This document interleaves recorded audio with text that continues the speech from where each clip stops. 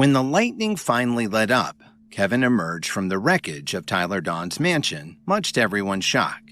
Troy Evans and the others were relieved to see him, but Archie Robbins was filled with trepidation. It was clear to Earl Mathis and Vincent Reeves that he had broken through to the next level.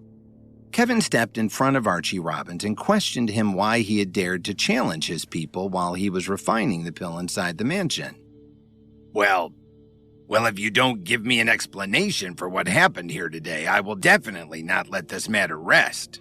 Archie Robbins clenched his fist tightly as he spoke furiously. An explanation? What kind of explanation do you want?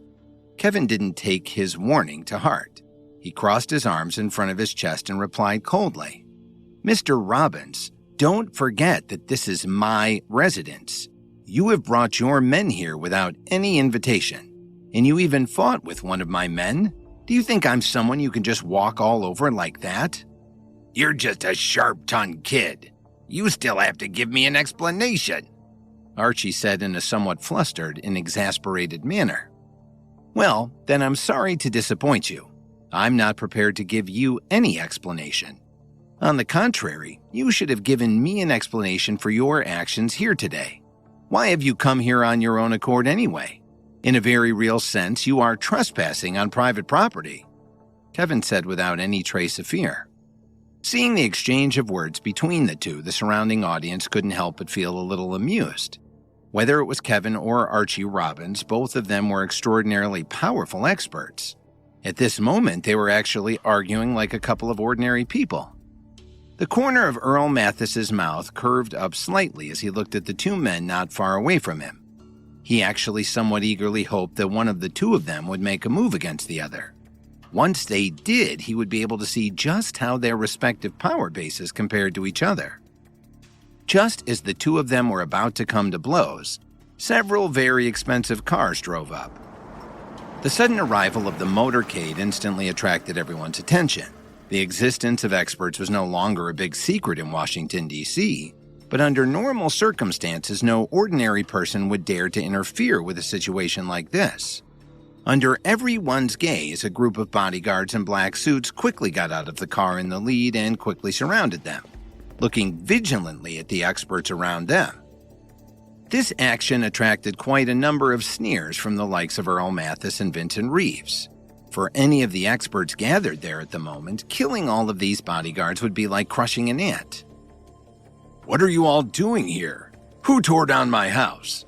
What the hell is going on here? Tyler Dawn, surrounded by bodyguards, demanded as he quickly walked toward the ruins of his mansion. Kevin's face changed immediately. He never thought that Tyler would actually come at a time like this. Mr. Dawn? Archie Robbins frowned and nodded slightly to greet him in surprise. Mr. Robbins, were you responsible for this? Tyler asked with a stern voice.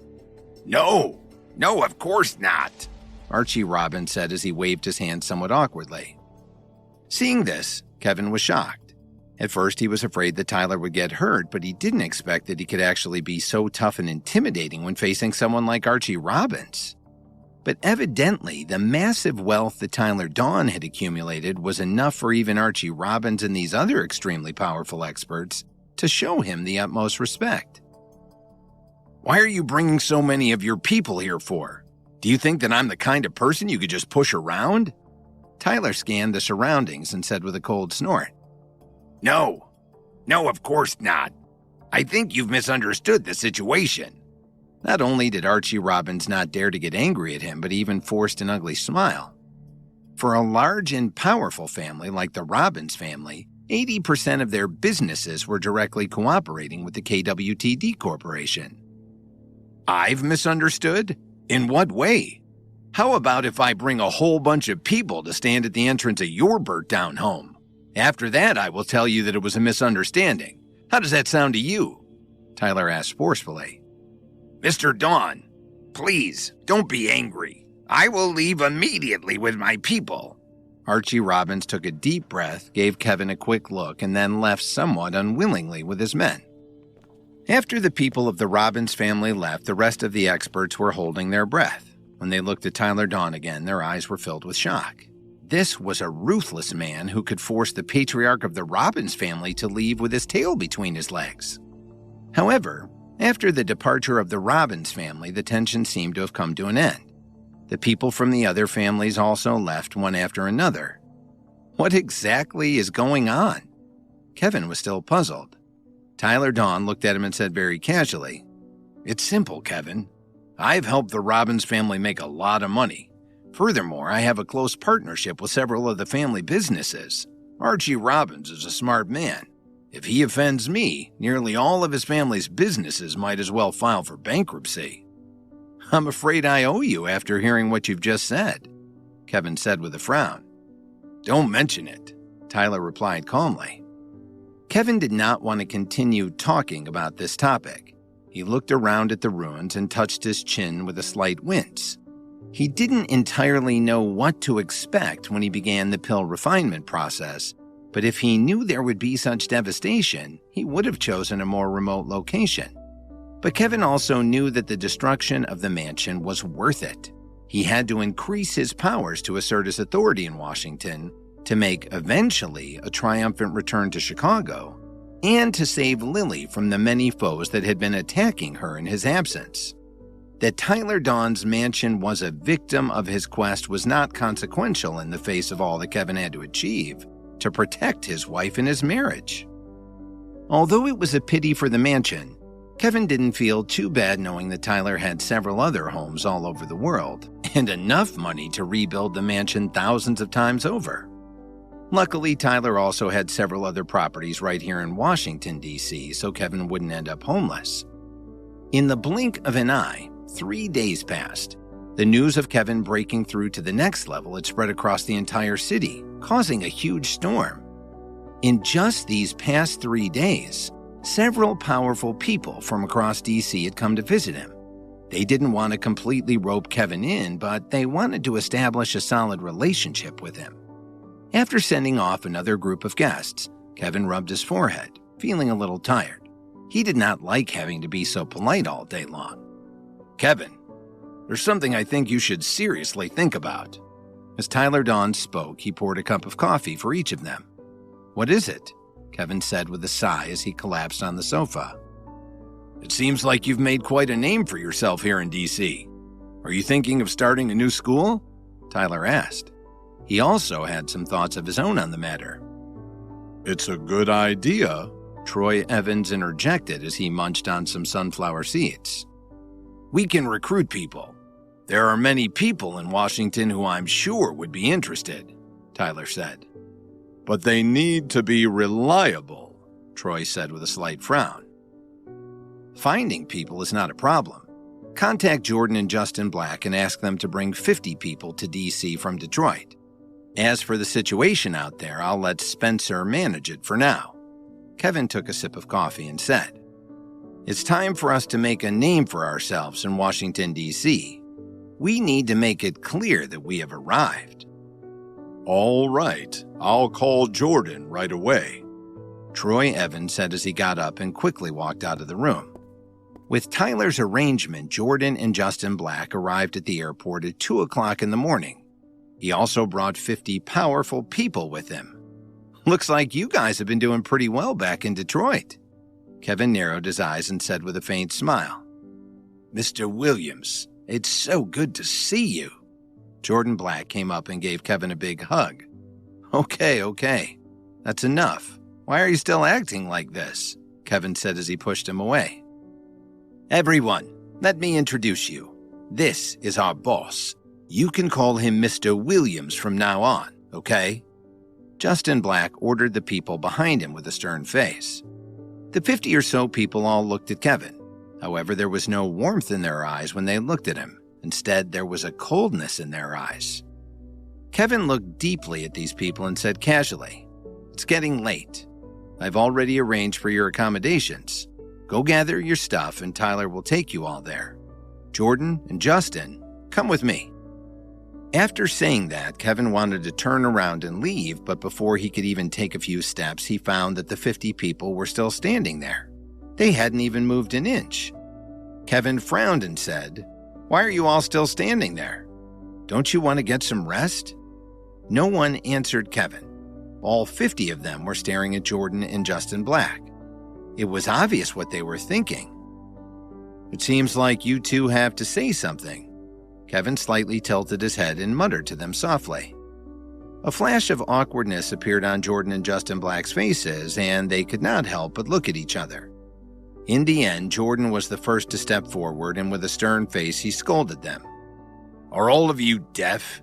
Didn't you hear what Mr. Williams just said? Gather your stuff and follow Mr. Dawn immediately." "Yes, sir," the 50 people answered in unison. Then they followed Tyler's men and left quickly. Looking in the direction where these people walked off, Kevin turned his head and gave Jordan and Justin Black a deep look. When Troy Evans noticed Kevin's gaze, he couldn't help but twitch. For some reason, he suddenly had a feeling of pity for Jordan and Justin Black. However, Kevin didn't say anything. He turned around and left the airport.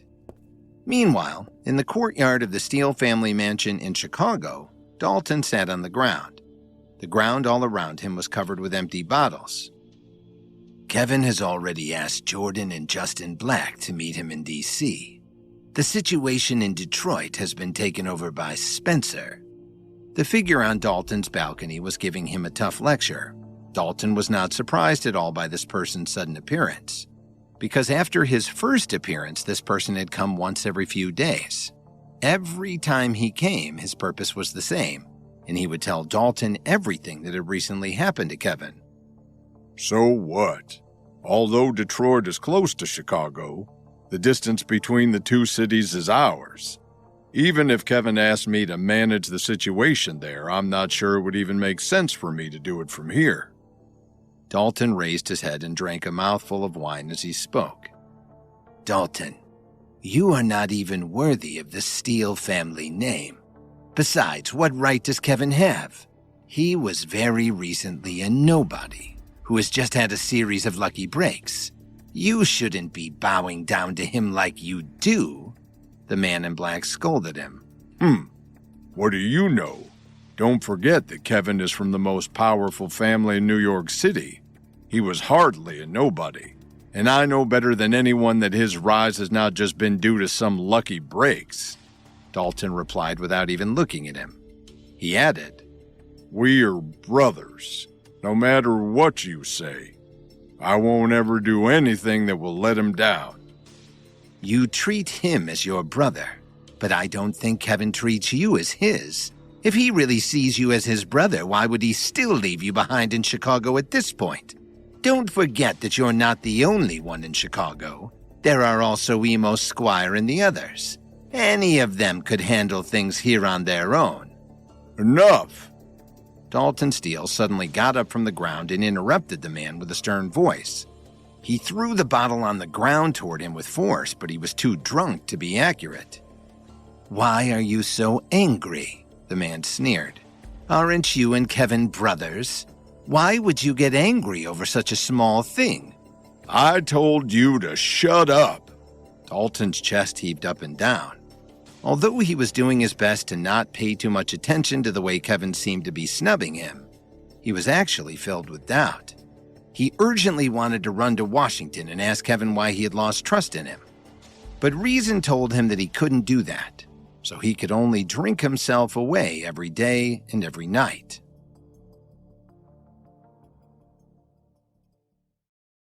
In the days since Kevin's power base had broken through to the next level, several powerful figures expressed their interest in establishing a relationship with him. Wanting to use this opportunity to make a clear statement, Kevin had Jordan and Justin Black bring 50 experts from the Radiance with them to Washington. However, Kevin was coldly received by these men upon their arrival, requiring Jordan and Justin to step in and ease the tension. When the mysterious figure informed Dalton about this, he initially appeared to remain unbothered by it and continued to defend Kevin's actions. Dalton Steele wanted to believe that his brotherhood with Kevin remained solid, and that nothing could take away from the fact that they would be willing to sacrifice their lives for each other. Thanks to Kevin, Miranda and Norman Steele could live in the Radiance's headquarters, and their safety could be ensured under its protection. However, The words of the man in black over the past couple of days seemed to have poisoned Dalton's mind as his anger and bitterness grew stronger. After all, Kevin's plans were too complex to stay within his own perspective. But with everyone having different opinions, it was all so easy to fall into the trap of adopting other people's understanding of things as his own, especially in his vulnerable state. Sensing that Dalton was close to his breaking point, the man in black wasn't afraid. Instead, he walked back into the room and said slowly, "Dalton, I'm doing this for your own good. Do you want to be Kevin's dog forever? A man should be able to hold his own. Since he was the one who heartlessly shunned you first, you can also get back at him for your own sake." The man in black looked at Dalton, who had his head buried deep in his knees. He then took out a dark purple bottle from his pocket. When he opened the bottle, dark purple smoke immediately drifted out and enveloped the entire room. As he inhaled the thick smoke, Dalton's eyes suddenly turned blood red at visible speed. Soon his whole body began to tremble. No, no! Dalton kept shaking his head as he tried to resist its effects. Amidst extreme pain, his face turned ugly, and his fists were tightly clenched together. Low roars then came out of his throat, sounding like a wild beast that was about to attack. The night passed quickly. In his office on the top floor of his private security company, Emo Squire was sitting at his desk reading through some documents. Suddenly, a loud noise came from outside. A second later, his office door was violently smashed open as a dozen bodyguards were sent flying inside. Stunned for a moment by this, Emo quickly regained his senses and stared at the scene in front of him. Amidst all of his bodyguards lying on the ground and struggling in pain, a figure slowly walked in from outside the door. Dalton, what the hell is going on here? Why did you do that to my men? Emo gasped as he looked at him in shock. However, Dalton did not answer his question immediately as he looked around the office. He then uttered lightly, "You have enjoyed enough wealth and glory after being in Chicago for so many years. It's time for you to give up your seat." "What do you mean?" Emo's face suddenly changed. He could tell that something about Dalton seemed different today. His body was emitting a cold aura, and he had a very strange look in his eyes. "Emo, you shouldn't have chosen to support Kevin over me in the past. As you know, Chicago was originally the territory of the Steele family. Starting today, I will take back what rightfully belongs to my family." Dalton's menacing words had undoubtedly determined Emo's final outcome. Although Emo Squire had been also developing his own strength these past few months, his power base remained far too weak compared to Dalton. In the next 2 hours, Gilbert Rhodes and Adriana Wright were also tracked down by Dalton. Even if both of them were surrounded by several bodyguards, they were merely ordinary people who were handily defeated by him. With 3 of the most influential people in Kevin's circle kidnapped by Dalton Steele using forceful means, these incidents stirred up countless waves of fear across Chicago. No one could understand what Dalton was trying to do. After all, weren't he and Kevin extraordinarily close? For a moment, everyone felt that their lives were in danger. Because of this, no one had the courage to stand up for Emo Squire and the other 2. With this, Dalton then barged into Kevin's office at the Williams Company and called him on the phone in front of Sandra Wilson. Back in Washington, D.C., it had been a few days since Kevin's power base had broken through all the way to level 7 thanks to the grade 9 pill that he had successfully refined. This made his understanding of the world completely different from before. Because his foundation was not yet stable, he still needed some time to consolidate it. Just as he was about to ask Troy Evans to spar with him, the phone inside his pocket rang. "Dalton, what's wrong? Did something happen?" Kevin asked. He had yet to receive any news. He thought that Dalton just had some problems that he needed his help with.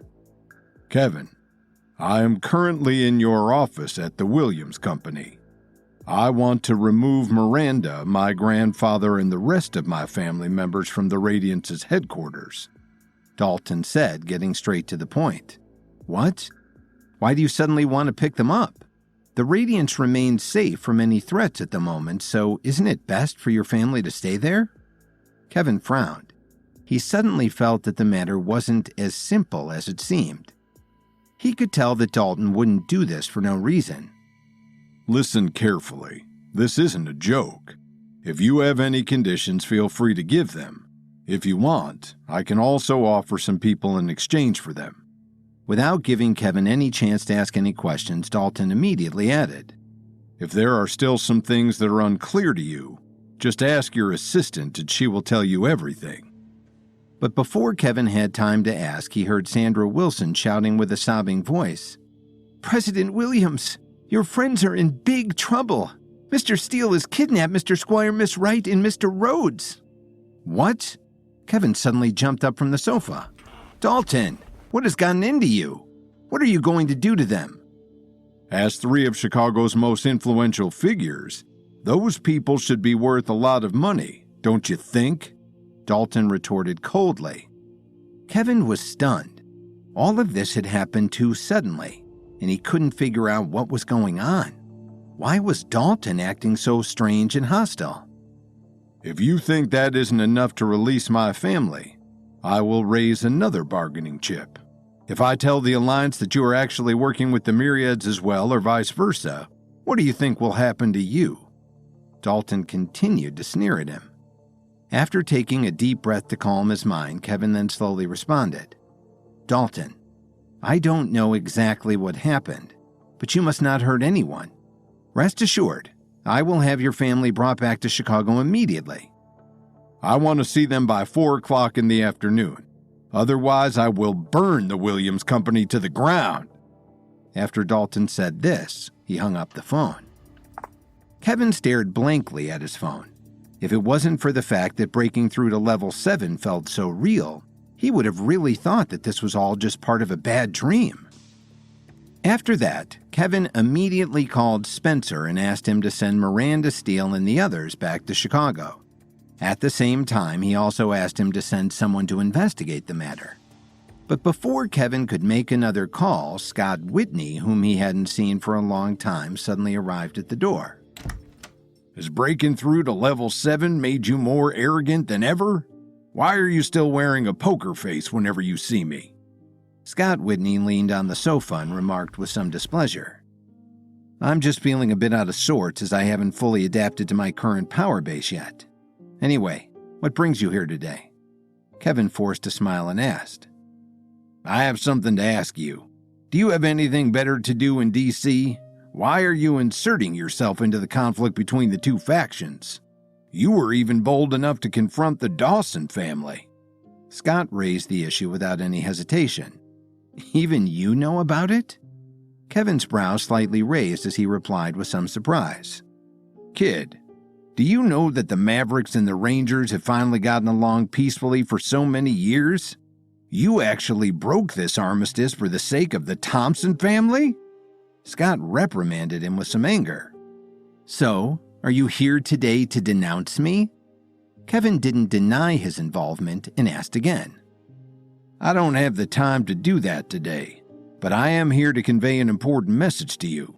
After being stirred up by your recent actions, the Mavericks are getting restless again, and the higher-ups in the government have received some news that those people are preparing to go to Eagle Crime Mountain to obtain the Eagle Heart Stone.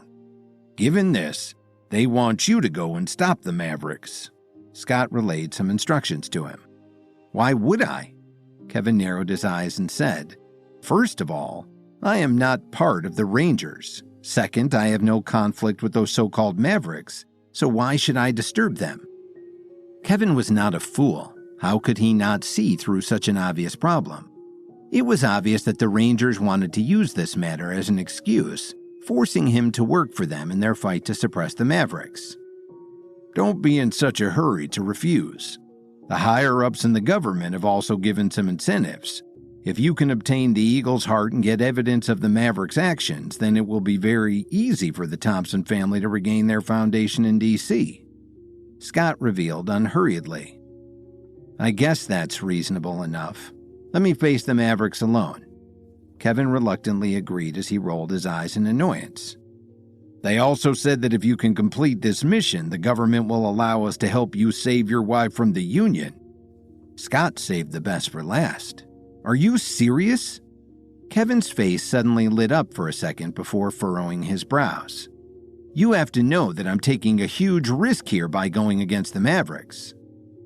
The moment you chose to help the Thompson family, you already declared which side you're on, Scott said firmly.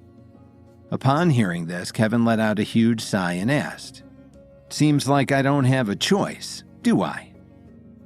What do you think? Besides, if you don't agree, what if the Thompson family is able to return to Washington under your protection? They are only an ordinary family, so without the government's support, they will eventually be eaten by other forces sooner or later. Scott explained the pros and cons in a few simple sentences. Then I will trust you to keep your word this time, Kevin nodded, then asked. When can I leave? I still have other things to take care of, so I'm hoping to settle this as soon as possible. The sooner the better, but there is one thing I need to remind you. No one can truly confirm the appearance of the Eagle's Heart, but according to the ancient books, it is likely a red stone with extremely rich spiritual energy. Scott cautioned with some difficulty. The Reaper Squad can't directly interfere in this matter, so you must find it on your own. You mean you want me to find a tiny rock on a huge mountain? Kevin's eyes narrowed and he immediately spat. Can you at least give me something more reliable? Although what I just told you can be a bit difficult to work with, I believe you will succeed. Scott patted Kevin's shoulder and comforted him before leaving. Suddenly, Kevin found that he seemed to have a lot on his plate right now, all of which was waiting to be settled. As for the matter of establishing a school, this was already in preparation. The renovation of the hotel that was left behind by the Kessler family was almost finished, and Tyler Dawn was also starting to help him recruit people. The reason why he didn't directly move the Radiants to Washington, D.C. was because he did not want to put all of his eggs in one basket. After all, Kevin couldn't guarantee that he would have a smooth journey here in the future, and he needed a backup plan in case he failed with this one. In line with this, Kevin decided to only bring Troy Evans to Eagle Cry Mountain with him this time and left Violet Sweeney in charge of the others. He had to keep them in D.C. to oversee matters while he was away. After giving the others some final instructions, Kevin and Troy immediately set off. Halfway there, they received a text message from Scott Whitney. Eagle Cry Mountain was about an hour and a half away from Washington, D.C. It was named after 6 large mountains that stood side by side. From high up in the sky, it looked like an eagle spreading its wings. Moreover, there were a total of 3 forces in this area. They were 2 organizations from the lower realm and 1 family from the middle realm. However, when Kevin arrived, he was immediately dumbfounded.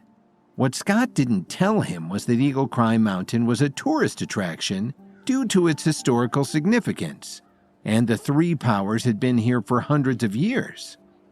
Troy looked at the ticket counter not far away, then turned to look at Kevin and asked, Mr. Williams, what's going on here? I don't know what's going on either, Kevin answered in disbelief with his hands on top of his head. At the moment, he wanted to scold Scott Whitney. Did the Reaper Squad make a mistake? How exactly was he supposed to carry out his mission in such a public place? This was a kind of danger Kevin had never faced before. Feeling blindsided and confused by Dalton Steele's kidnapping of Emo Squire and the others, Kevin called Spencer to send his family back to Chicago, as well as to have him investigated. Just then, Scott Whitney arrived to relay some news. After reigniting the conflict between the Mavericks and the Rangers, the government wanted Kevin to go to Eagle Cry Mountain, a tourist attraction, and stop the former from obtaining the Eagle's Heart. In exchange, the government promised to support the Thompson family's return to D.C. and help Kevin save Lily from the Union. Looking at the long line of tourists, Kevin's face turned darker and darker. Were they really supposed to fight with the Mavericks at Eagle Cry Mountain, where there were thousands of tourists? Kevin did not doubt that the headlines all over the internet tomorrow would definitely be about him, and not in a flattering way. With all of these tourists taking photos and videos, he didn't want to risk going viral on Instagram or TikTok for scaring off or accidentally injuring these people. Mr. Williams, what should we do? Troy Evans asked with a slight frown. Let's just wait in line first and discuss our plan later once we get inside. Kevin helplessly shook his head and replied. Because it was a seemingly popular tourist attraction, Kevin and Troy ended up waiting in line for more than an hour before they even managed to enter Eagle Cry Mountain. Looking for a tiny rock in such a massive mountain? Without a doubt, it's like finding a needle in a haystack, Troy expressed with a lack of confidence. Mr. Williams, do you have any ideas on where to start or what it looks like? We can't possibly check all of these rocks piece by piece, right? Don't worry. Kevin's eyes quickly scanned the surroundings as he explained. While the information provided by the Reaper Squad may not be completely accurate, we and the Mavericks are not the only ones who want to get our hands on the Eagle's Heart. It looks like this place is going to be very lively pretty soon. What do you mean? Troy asked, puzzled by his comment. Try to feel your surroundings carefully. Kevin pointed around. What can you sense?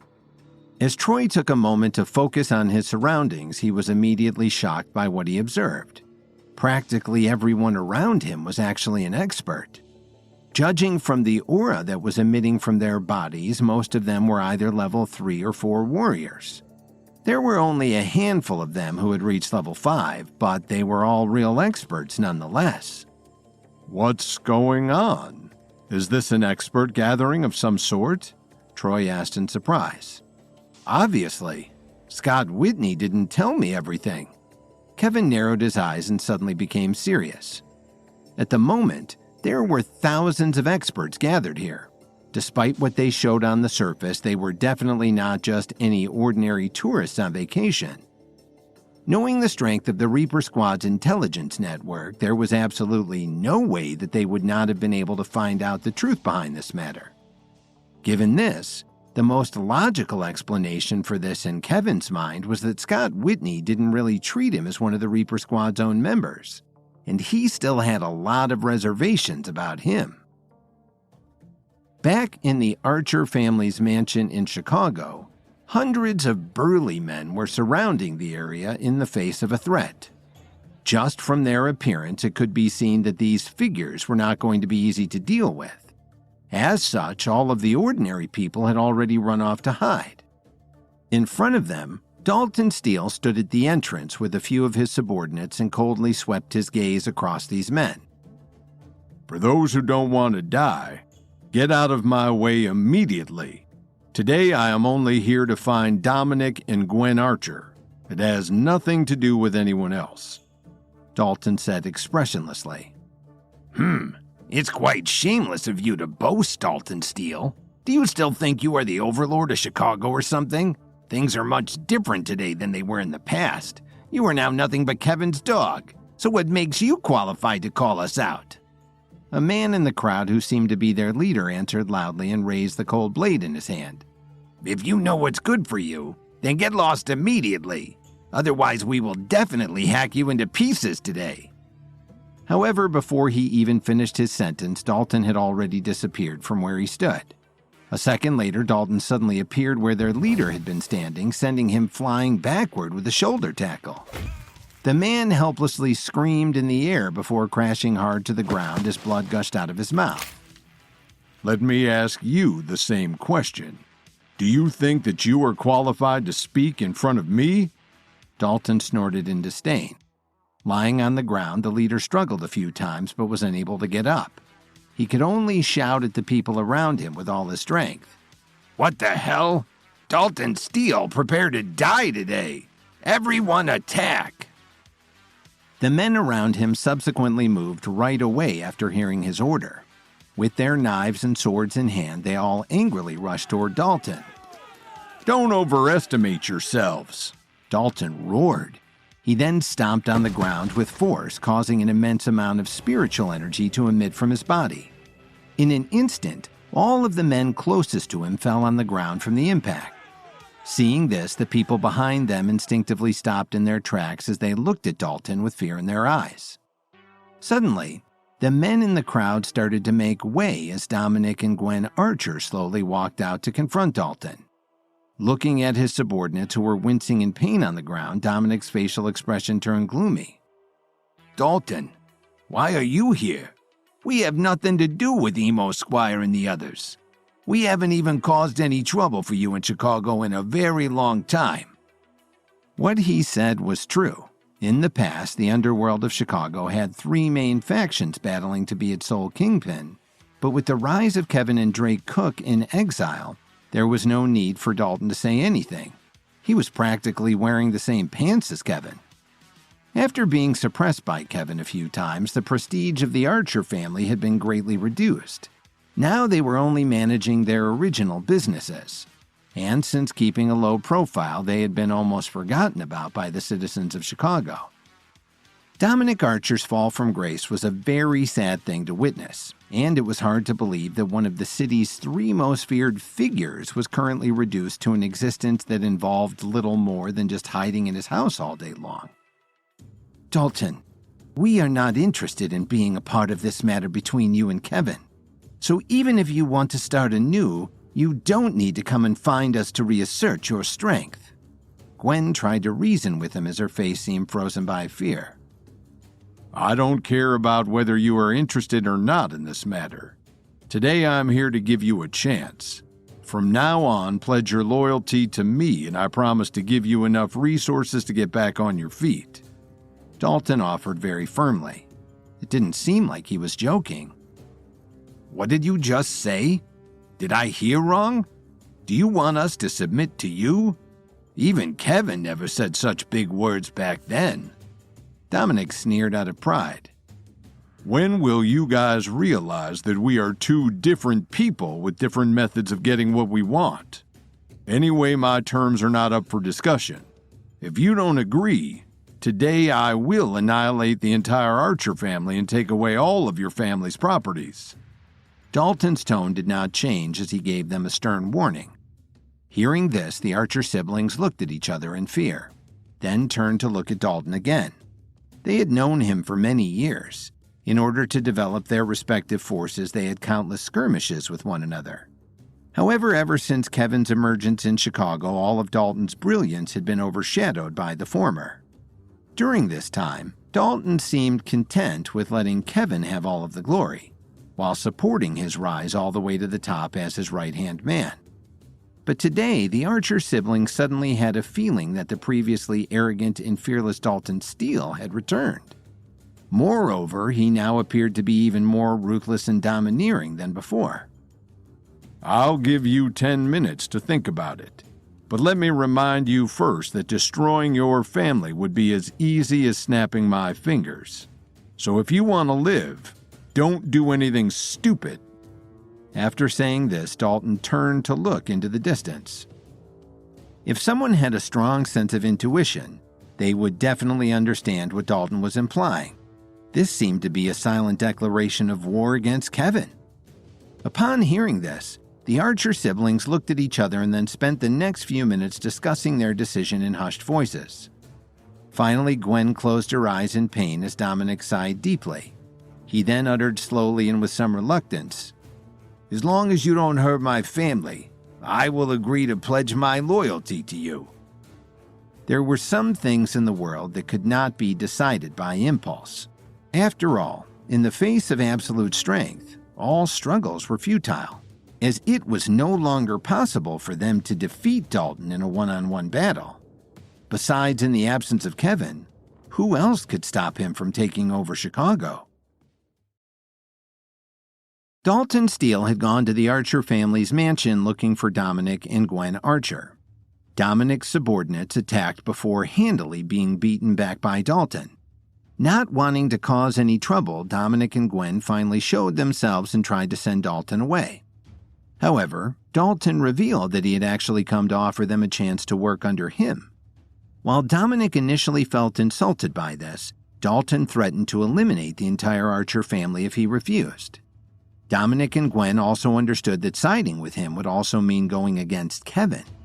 Left with an impossible choice, Dominic reluctantly agreed to pledge his loyalty to Dalton. You have made the right choice. Come to the Steele family's mansion tomorrow. I have something for you to do. Dalton Steele didn't even look at the two of them as he said this. Without waiting for anyone to react, he then left the Archer family's mansion along with his men. Boss, have you really agreed to follow him? Dalton has already apparently broken away from Kevin. Now that he is all on his own again, he is definitely not as formidable anymore. Someone was not convinced and suggested, as long as we attack together, we still have a fighting chance against him. There's no need to kid ourselves. Even without Kevin, we are no match for him. Dominic Archer responded plainly as he looked at his men. Now, I'll give everyone two choices. For those who are willing to follow me, there will be no more talk about fighting with Dalton Steele anymore in the future. As for those who wish to part ways with me, you shall receive some compensation nonetheless. I know it's been hard on you all these years, and I would like to thank you for your service. After saying this, Dominic seemed to have lost all feeling inside of him. Looking defeated, he returned to the mansion in a daze. Deep down, he had a lot of regret. Back then, he ultimately chose not to stand with Kevin and Dalton, which cost him so much of his status in Chicago. But now that he was forced to pick a side between the two of them, whether it was facing Kevin or Dalton, it seemed that either choice would ultimately result in his death. Time passed by in a flash. Back at Eagle Cry Mountain, it was already past 8 o'clock in the evening when Kevin and Troy Evans had just left a restaurant after having dinner. As they began to stroll around a scenic area, Troy couldn't help but ask in confusion, Mr. Williams, aren't we here to look for the Eagle's Heart? Why does it seem like we're here for a vacation? Earlier that afternoon, Troy felt that Kevin seemed to have forgotten his purpose for coming here. Instead of looking for the Eagle's Heart, he took Troy to one of the 6 mountains for some sightseeing.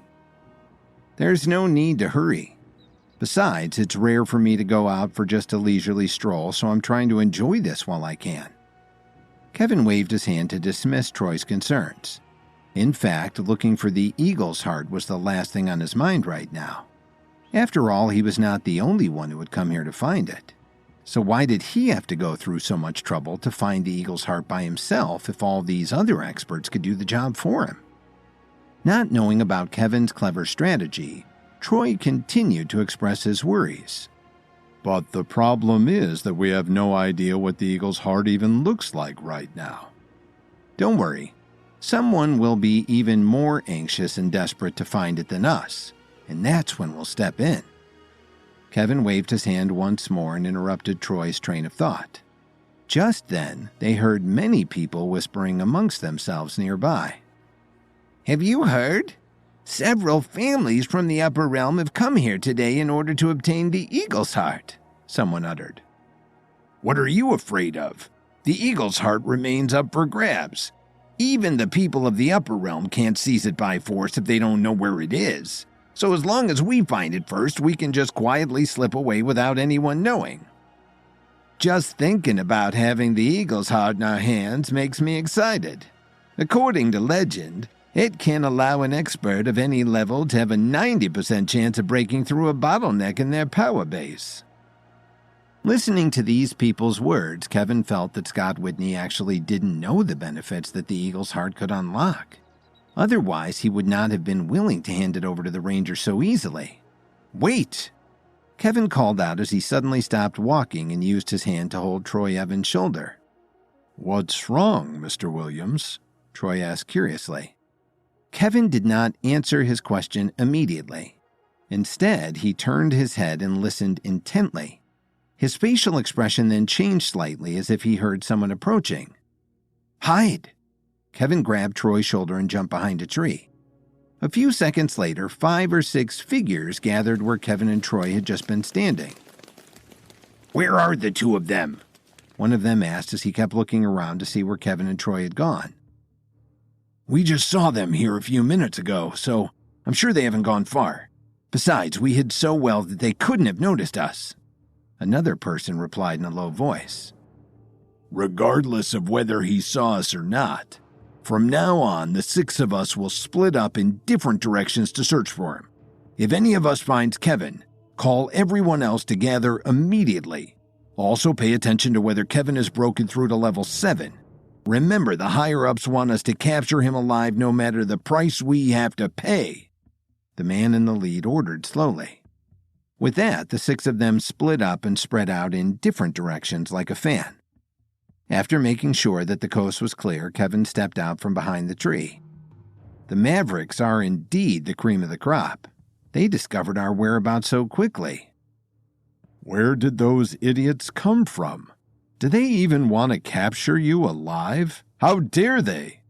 The corner of Troy's mouth twitched a few times as he said this with disdain.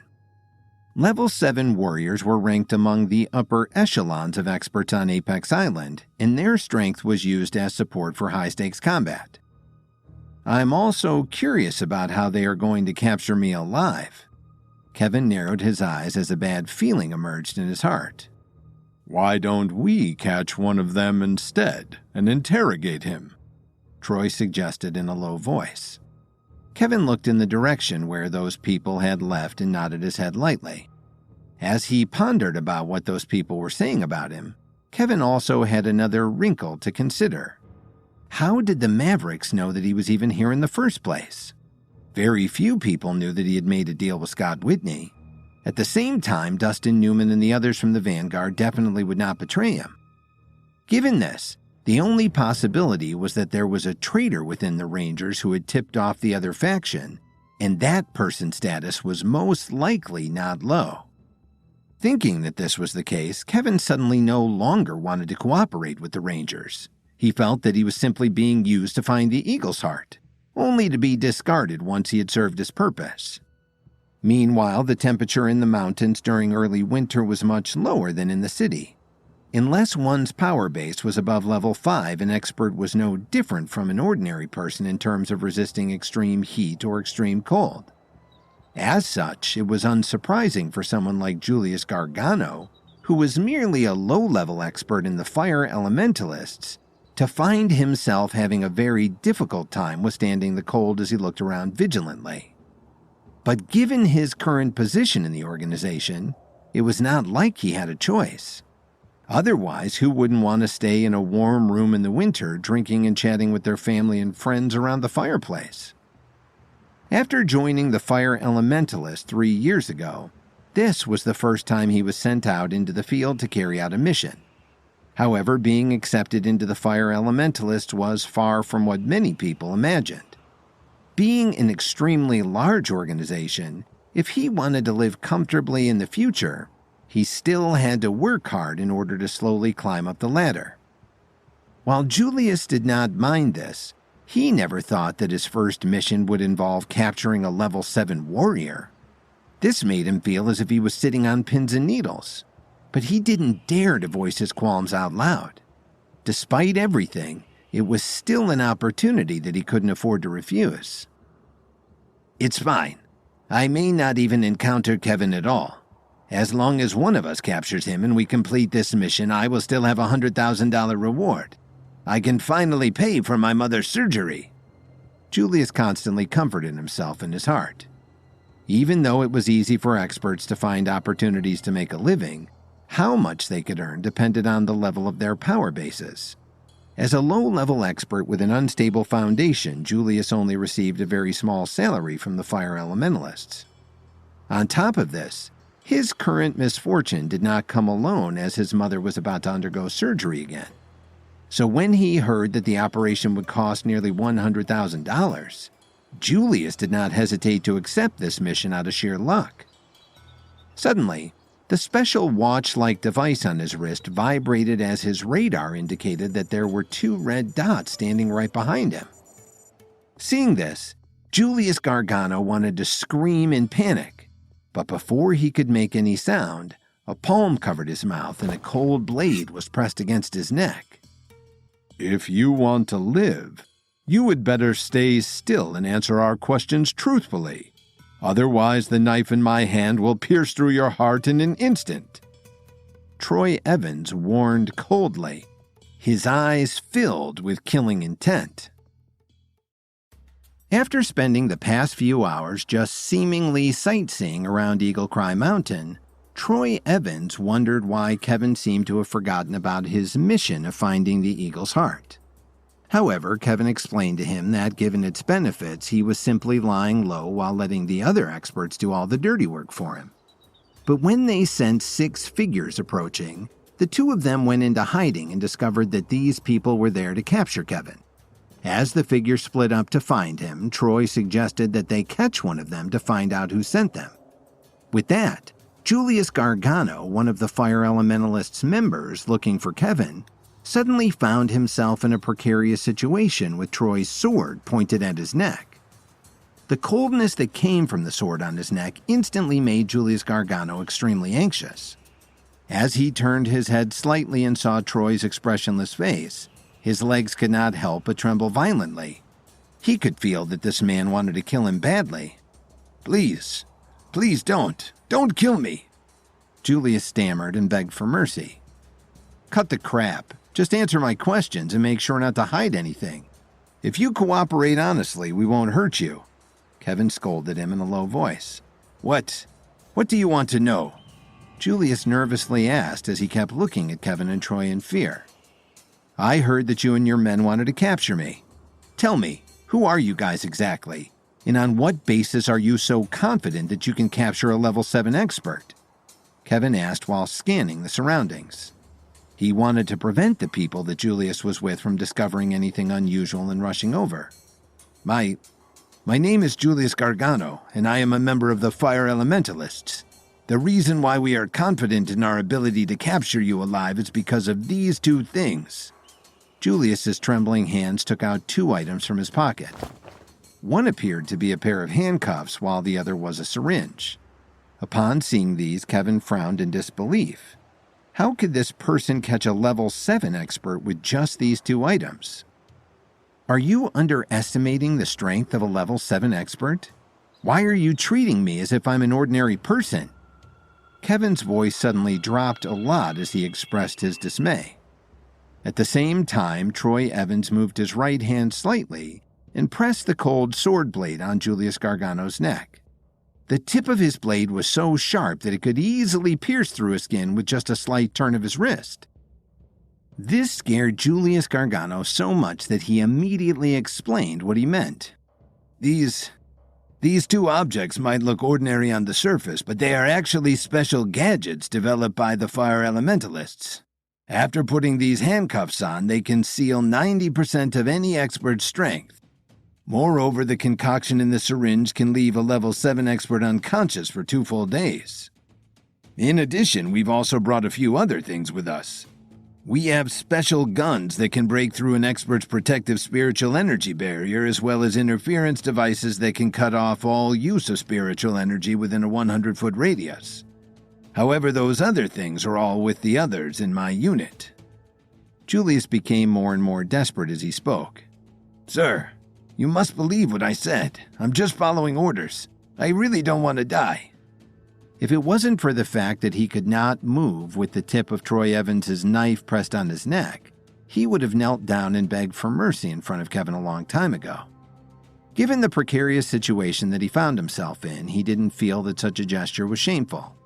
After all, what was wrong with a person not wanting to die? Beyond this, Julius Gargano still had to look after his mother, and he needed to do whatever he could to pay for her surgery. Without knowing any of this, Kevin stared at Julius for a long time.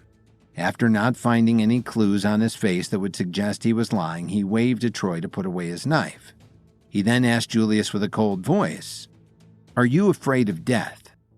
Without the threat of Troy's knife on his neck, Julius fell to his knees and faintly replied, "No, I'm not afraid of death.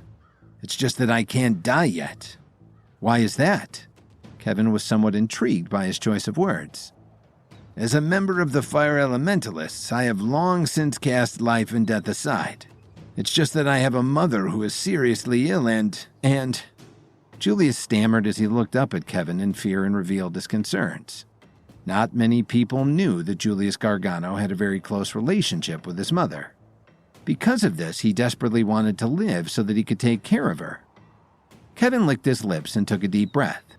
After a few seconds, he then took out a checkbook from his bag and wrote quickly in one of the checks before handing it over to Julius.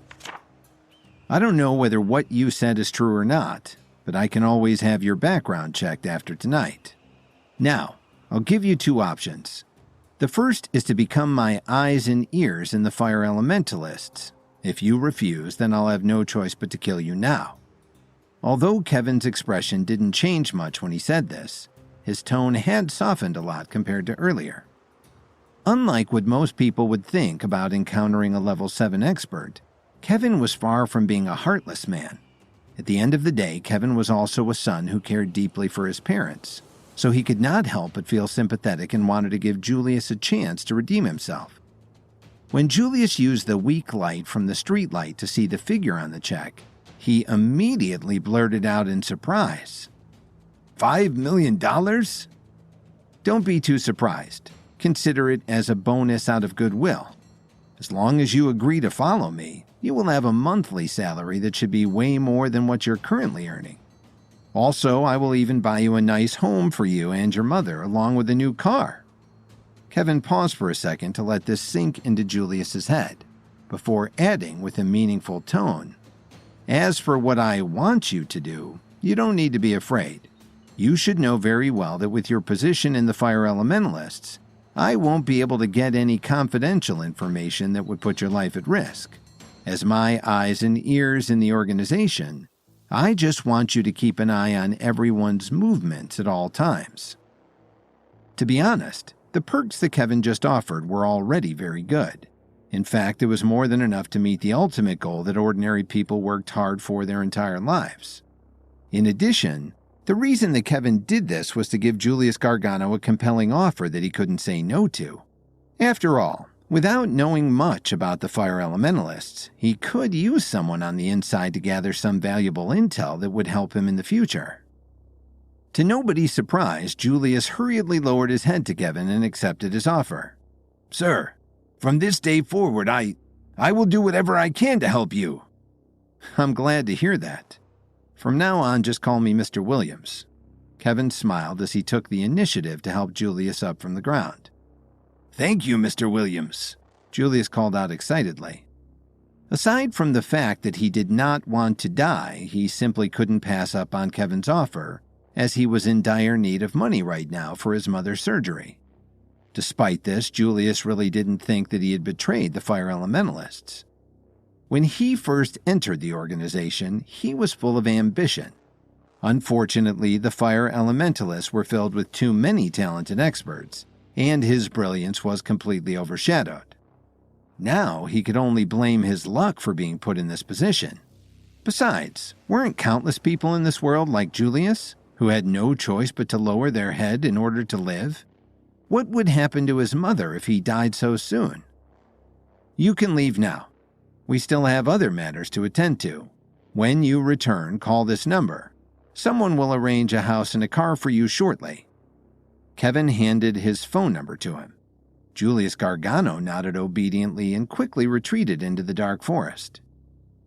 Mr. Williams, aren't you afraid that he will go back on his word?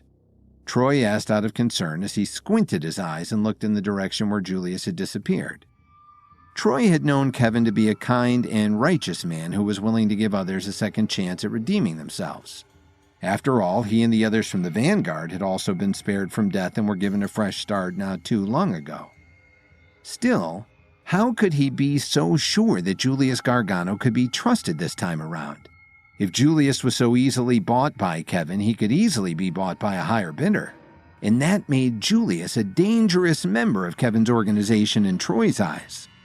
Troy would be keeping a close eye on Julius from here on out.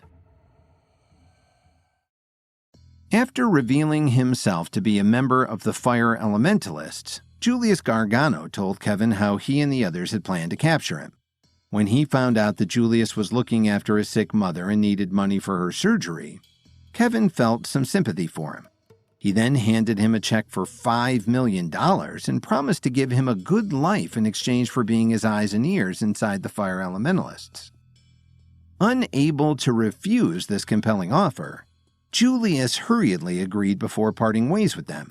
Despite being in a similar situation before, Troy couldn't help but wonder whether they could really trust Julius. What's there to be afraid of? Can the 6 of them really take the 2 of us down? Kevin slowly glanced at Troy and sighed. So what if he goes back on his word? It only cost me a few $1,000,000, that's all. Even if it doesn't work out, at least he can still use the money to pay for his mother's medical expenses. After that, the 2 of them didn't talk much. Instead, they found a place to stay for the night. As Kevin stood by the bed, he looked at the distant horizon. For some reason, he suddenly missed Lily and his parents deeply in his heart. Knowing that his goal of securing their financial futures was bringing them often into mortal danger caused him conflict. But he knew that the Radiants and other allies would help to keep those in Kevin's family safe. The night passed very quickly. The next day, Kevin and Troy strolled leisurely and admired the scenery again like a couple of tourists. Mr. Williams, look! Troy abruptly stopped and pointed his finger at some dense vines not far away from them. Those are just ordinary vines. What's there to see? Kevin asked with confusion. Mr. Williams, take a closer look. Troy insisted. When he glanced around and found that no one was paying attention to him, he stomped lightly on the ground with his right foot. Just then, a wave of spiritual energy instantly came out from under his feet, shaking the dense vines a few times. It was only then that Kevin clearly saw that behind the layer of vines there was actually a quiet path. It was precisely because the vines were so ordinary and dense that nobody would have guessed that there was actually something behind them. This included Troy, who just happened to be standing at the right angle when he noticed this. Why would someone deliberately hide this path? Kevin frowned slightly and murmured in a low voice. Should we go and take a look? Troy suggested. With that, the 2 of them made sure to avoid everyone's line of sight as they passed through the dense vines and entered into the depths of the secluded path. Both sides were lined with tall and thick trees, and their dense leaves completely covered the sky, making it impossible for anyone outside to detect what was going on inside this part of the forest. Something's not right. Mr. Williams! Troy couldn't help but remark with a cautious tone. You're right. This place is definitely suspicious. Kevin had a bad feeling as well from what he saw.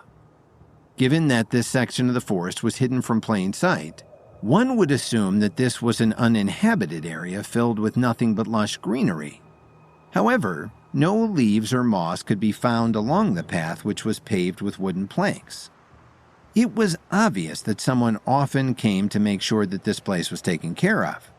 However, the surroundings were so quiet that it could easily give anyone chills.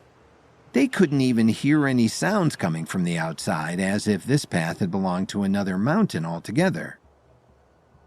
Who are you? A voice suddenly sounded. Upon hearing this, Kevin and Troy immediately turned their heads around at the same time, looking in the direction of the voice. A second later, a ghastly figure slowly came out from the woods.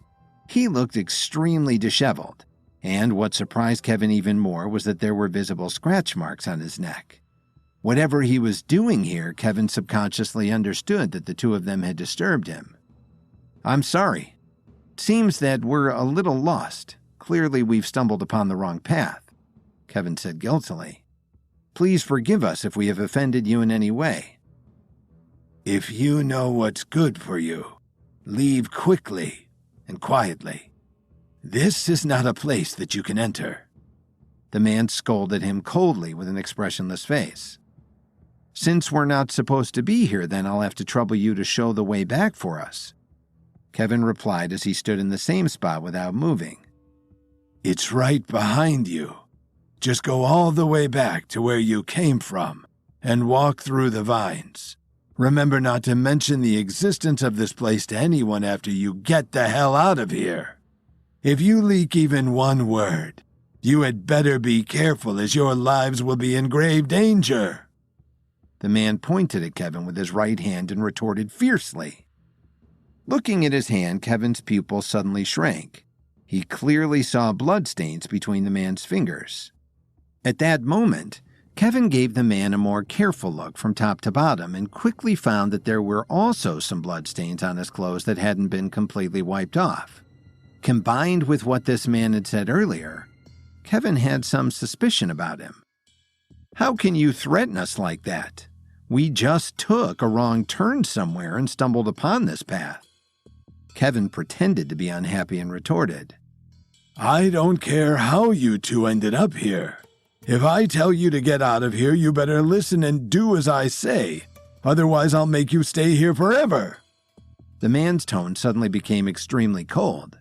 At the same time, a blood-red light suddenly began to emit from his body. "Something's not right with this man," Troy uttered as his brows instantly knitted together. Kevin nodded his head in agreement upon hearing this. They could both sense an evil aura from this man, along with a faint smell of blood. Seeing that the two of them had no intention of leaving, the man finally lost his patience and slowly walked toward them. "I already gave you two a way out, but you still won't listen to my warning. Since you stubbornly refuse to leave this place, then you must pay with your lives. In just a few moments, your blood shall be in my hands." An evil smile suddenly appeared on the man's face as he took 2 steps forward. A second later, a blood-red light flashed by as the man arrived in front of Kevin. As he forcefully sent a fist towards Kevin's chest, a muffled sound rang out in the forest. With waves of spiritual energy rippling in the air, this generated a strong wind that caused the surrounding trees to shake a few times and envelop them in a thick cloud of dust. However, when the dust finally cleared, Kevin was still standing in the same position, but the man who launched the attack had been forced to take a few steps back. Moreover, blood flowed out of the corner of his mouth and from his nose, as if the man was actually injured by his own strength.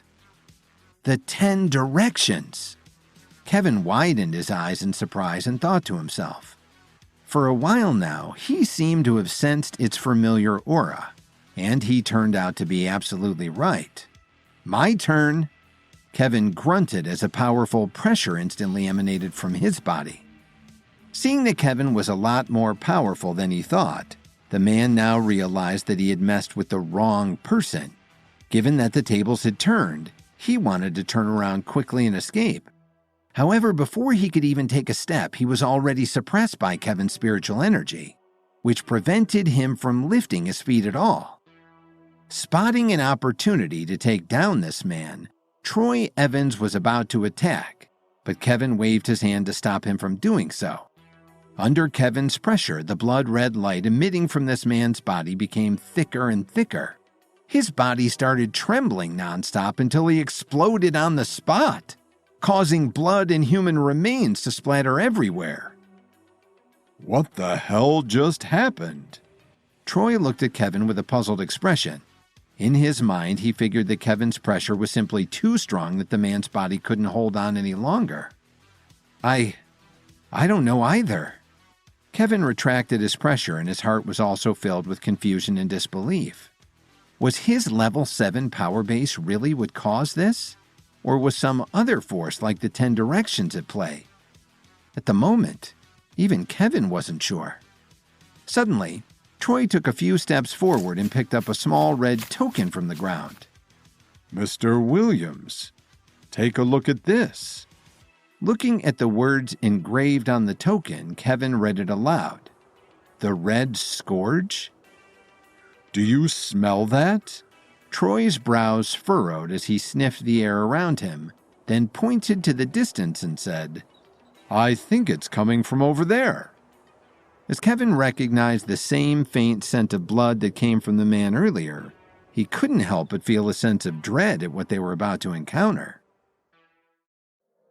While strolling leisurely around Eagle Cry Mountain, Troy Evans noticed a secluded path behind some dense vines where he and Kevin encountered a suspicious figure with bloodstains all over him. Despite the man's threats, Kevin refused to leave. This made the man lose his patience and attack him. Realizing that he had underestimated Kevin's strength, the man tried to escape. However, when Kevin tried to suppress him, the man seemed to suddenly explode into pieces. Amidst their confusion over what had happened, they found a token with the Red Scourge's name engraved on it as the smell of blood drifted in. Kevin and Troy followed the smell of blood as they went deeper into the dense forest. After passing over a small hill, what they saw at the end was a horrifying scene. Beneath the small hill was an open space that was artificially excavated and surrounded by thistles and thorns. In the middle, there were more than 10 corpses lying on the ground, yet the strong smell of blood indicated that there were even more victims. As they tried their best to keep their composure, they noticed these defenseless people were tortured before they died. What made Kevin and Troy furious was that all of these people seemed to have been branded with the same hexagonal symbol. From the looks of it, they must have been killed by that man from earlier. Troy slightly opened his mouth and said, I've seen a similar method used by the Pinnacle before, using innocent civilians as sparring partners to help experts improve their power bases. What the hell? They are really a bunch of heartless beasts. Kevin roared in anger as he held the token in his hand tightly. Although Kevin had never thought of himself as a perfect person, he would never do such a cruel thing. In his point of view, whoever could brutally murder innocent people without any hint of remorse had completely lost his humanity and deserved to die. The Red Scourge will pay for this. Kevin was furious. His entire body was trembling violently with rage. Mr. Williams, calm down first. Despite what we just saw, the Red Scourge clearly cannot be taken too lightly, so we have to be careful about our next move. Besides, we are not familiar with this place. We don't even know where to find them, Troy quickly advised. Kevin was so angry at the moment that the flames of fury in his heart were about to soar into the sky. He then coldly replied, "The Red Scourge must be eliminated for being such bastards. As for their whereabouts, don't worry about it." Before Troy Evans could say anything else, Kevin took out his phone and dialed Scott Whitney's number. "I don't care what method you use, but in 10 minutes, I want to know the exact location of the Red Scourge," Kevin yelled before hanging up the phone. On the third peak of Eagle Cry Mountain 6 Mountains, there was a famous structure that also served as the headquarters of the Red Scourge, which had been operating for over 100 years. On the surface, the Red Scourge was a charity that was focused on helping lower-income communities across the country. Because of this, the organization received a lot of praise and donations all year round. In the main hall, an old man who was around 60 years old shook hands with some guests who came by to hand over their donation checks. "Thank you for your donations, everyone. The money will definitely be put to good use and benefit a lot of people in need," the old man said graciously and modestly. "Thank you, Mr. Jenkins," a dozen or so ordinary people exclaimed as they lowered their heads gratefully. Just as the old man opened his mouth and was about to say something, a loud shout suddenly sounded. "Do you believe that a few good deeds can make up for all of your heinous crimes?" The guests in the hall were stunned and shaken by the thunderous voice. The expression of the old man standing in front of them, as well as those of his subordinates, suddenly turned sour. Unlike the guests who were ordinary people, everyone from the Red Scourge was an expert. They could tell that an extremely powerful figure was in their midst. "Who dares to spout all this nonsense? If you have the guts, show yourself," the old man shouted loudly as he took a step forward. He then enveloped himself with spiritual energy to withstand the pressure being released onto him. Seeing the faint golden light emitting from his body, these ordinary people who had never seen an expert in action before thought that he looked like a god who had descended to earth. Whether out of fear or respect, they all instinctively lowered their heads to him. Beneath all of your fame and your sparkling reputation, I know that you are truly a heartless person. Beyond that, you still have the nerve to show off your strength in front of all these people like some kind of a false god?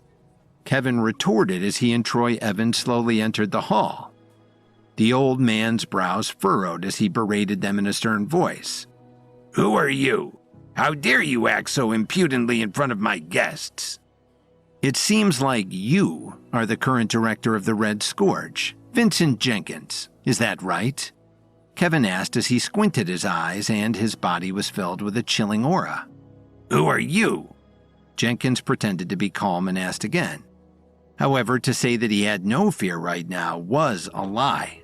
The cold pressure emitted by Kevin's body alone already made him feel as if needles were stabbing into his back. I'm the man who is going to take your life and slaughter every single member of the Red Scourge, Kevin replied with a blank expression. How shameless of you to make such a bold claim in front of everyone, Jenkins sneered. Kevin immediately fired back. Whether I'm merely boasting or not, you'll find out later when I... Young man, you're really arrogant. You don't even have the decency to respect your elders, one of the guests forcefully interrupted. Don't you know that Mr. Jenkins is a respected figure? How dare you speak so arrogantly in front of him? If you want to live, you had better apologize to him right now, another added. At the moment, each and every one of these guests had gloomy expressions on their faces, seemingly ready to defend Victor Jenkins's reputation at all costs. However, Kevin couldn't blame them. When it came to dealing with influential figures, ordinary people were often deceived by the surface and thus could not see what was really going on behind the scenes. Did you hear that? What are you waiting for? Do you want to go against everyone's wishes? Hurry up and apologize. Jenkins' eyes were filled with pride as he gloated. Although he couldn't see through Kevin, what was there to be afraid of? The Red Scourge had been in existence for over 100 years. Putting aside the fact that there were two other organizations close by that could help him, would two young men dare to cause a scene in front of these ordinary people and the entire organization? All of you shut up. Kevin's expression had turned extremely gloomy. A powerful aura then burst out from his body and swept across the entire hall in an instant. Still, although he was furious, he was still mindful enough to only exert a small amount of pressure on the guest in order to avoid causing any unnecessary harm to them. As such, they could only feel a force that was strong enough to keep their bodies still and prevent them from opening their mouths to speak. However, the members of the Red Scourge weren't so lucky. Under the pressure of his level 7 power base, some of the weaker ones were forced to their knees as they turned pale and spurted out blood. At the same time, Jenkins let out a muffled groan after crashing onto the table behind him. Upon regaining his senses, his face was visibly filled with fear as he stared at Kevin. How is this possible? Victor asked him in disbelief. Right now, his power base was at the 6th stage of level 4. Considered to be a rare genius during his younger days, Jenkins had always firmly believed that once he was able to break through to level 5, he could improve the Red Scourge's status enough to move up from the lower realm to the middle realm. As long as he succeeded, he would be remembered in history as the organization's greatest leader, and earn the respect of all of his successors for generations to come. However, at this moment, the aura that Kevin was emitting had already far surpassed that of a level 5 expert. In fact, Jenkins had never encountered a force this powerful before. For all of the guests present, I advise you to leave immediately for your own safety. However, no one from the Red Scourge is allowed to leave, Kevin said in a serious tone. After sensing the power that Kevin had just displayed, these guests finally realized that he wasn't toying with them. Even though they were only ordinary people, they knew very well that this young man in front of them was far more powerful than Jenkins. Because of this, all of them left the hall as soon as the pressure on their bodies diminished. So, tell me, who exactly are you? I hope you can forgive me for not welcoming you properly." Jenkins suddenly changed the topic, clearly admitting defeat. It wasn't that he didn't want to fight back, but in the face of such absolute strength, any form of resistance was futile. "There's no need to be polite. Now that your guests are gone, you don't have to hide what the Red Scourge has done," Kevin said stonily. Like a snake whose tail had been stepped on, a hint of evasion flashed in Jenkins' eyes as he tried to give an explanation. "Do you misunderstand the Red Scourge? We have been in existence for more than 100 years, and our mission has always been to help those in need. We have never done anything that is against the law, if that's what you mean." If that's the case, then how do you explain the matter on the hillside behind the secret path? Kevin asked sternly while stomping hard on the ground, causing the entire hall to shake violently a few times. Hearing this, the faces of everyone from the Red Scourge suddenly changed. This included Jenkins, whose hands couldn't help but tremble. The two main sources of income from the Red Scourge were the tickets to explore the scenic views of Eagle Cry Mountain, as well as direct donations to the charity that they operated.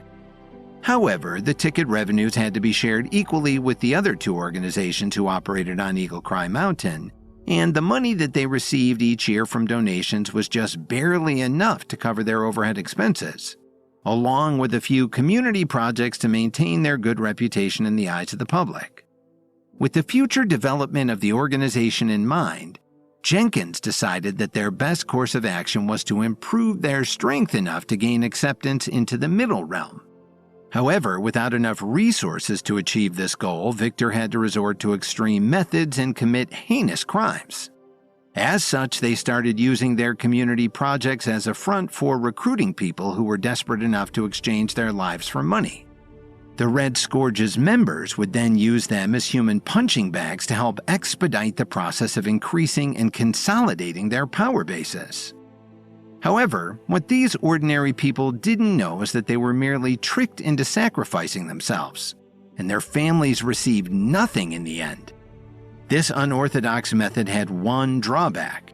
Given a more unstable foundation for developing one's power base, experts needed to be much more careful when harnessing their spiritual energy. If they didn't control their emotions, they could easily explode and die upon encountering a more powerful external force. Because of this, Jenkins took a deep breath to calm himself down as he looked at Kevin. Since it was well hidden, he never would have thought that such a secret place would be discovered by someone. Trying to brush off the tension, he casually replied, "It seems that you have found out about our activities on the hillside. I know that it's not the most ethical method, but as a fellow expert, I'm sure you understand that my only goal is to improve our members' power bases. So why don't you be merciful for once? In exchange, I can even share this with you." "Are you serious? When you harmed all of those innocent people, did you ever think of showing them any mercy?" Kevin was getting more and more agitated as he spoke. In his eyes, Jenkins was a crazed murderer. Do you think you're so righteous? Have you never taken anyone's life? Don't tell me that your own path to develop your strength isn't stained with blood. In that sense, what is wrong with us only wanting to pursue greater power?" At this moment, Jenkins did not feel ashamed. He even seemed proud of himself. "All right. Today I would like to see how strong this method has made you."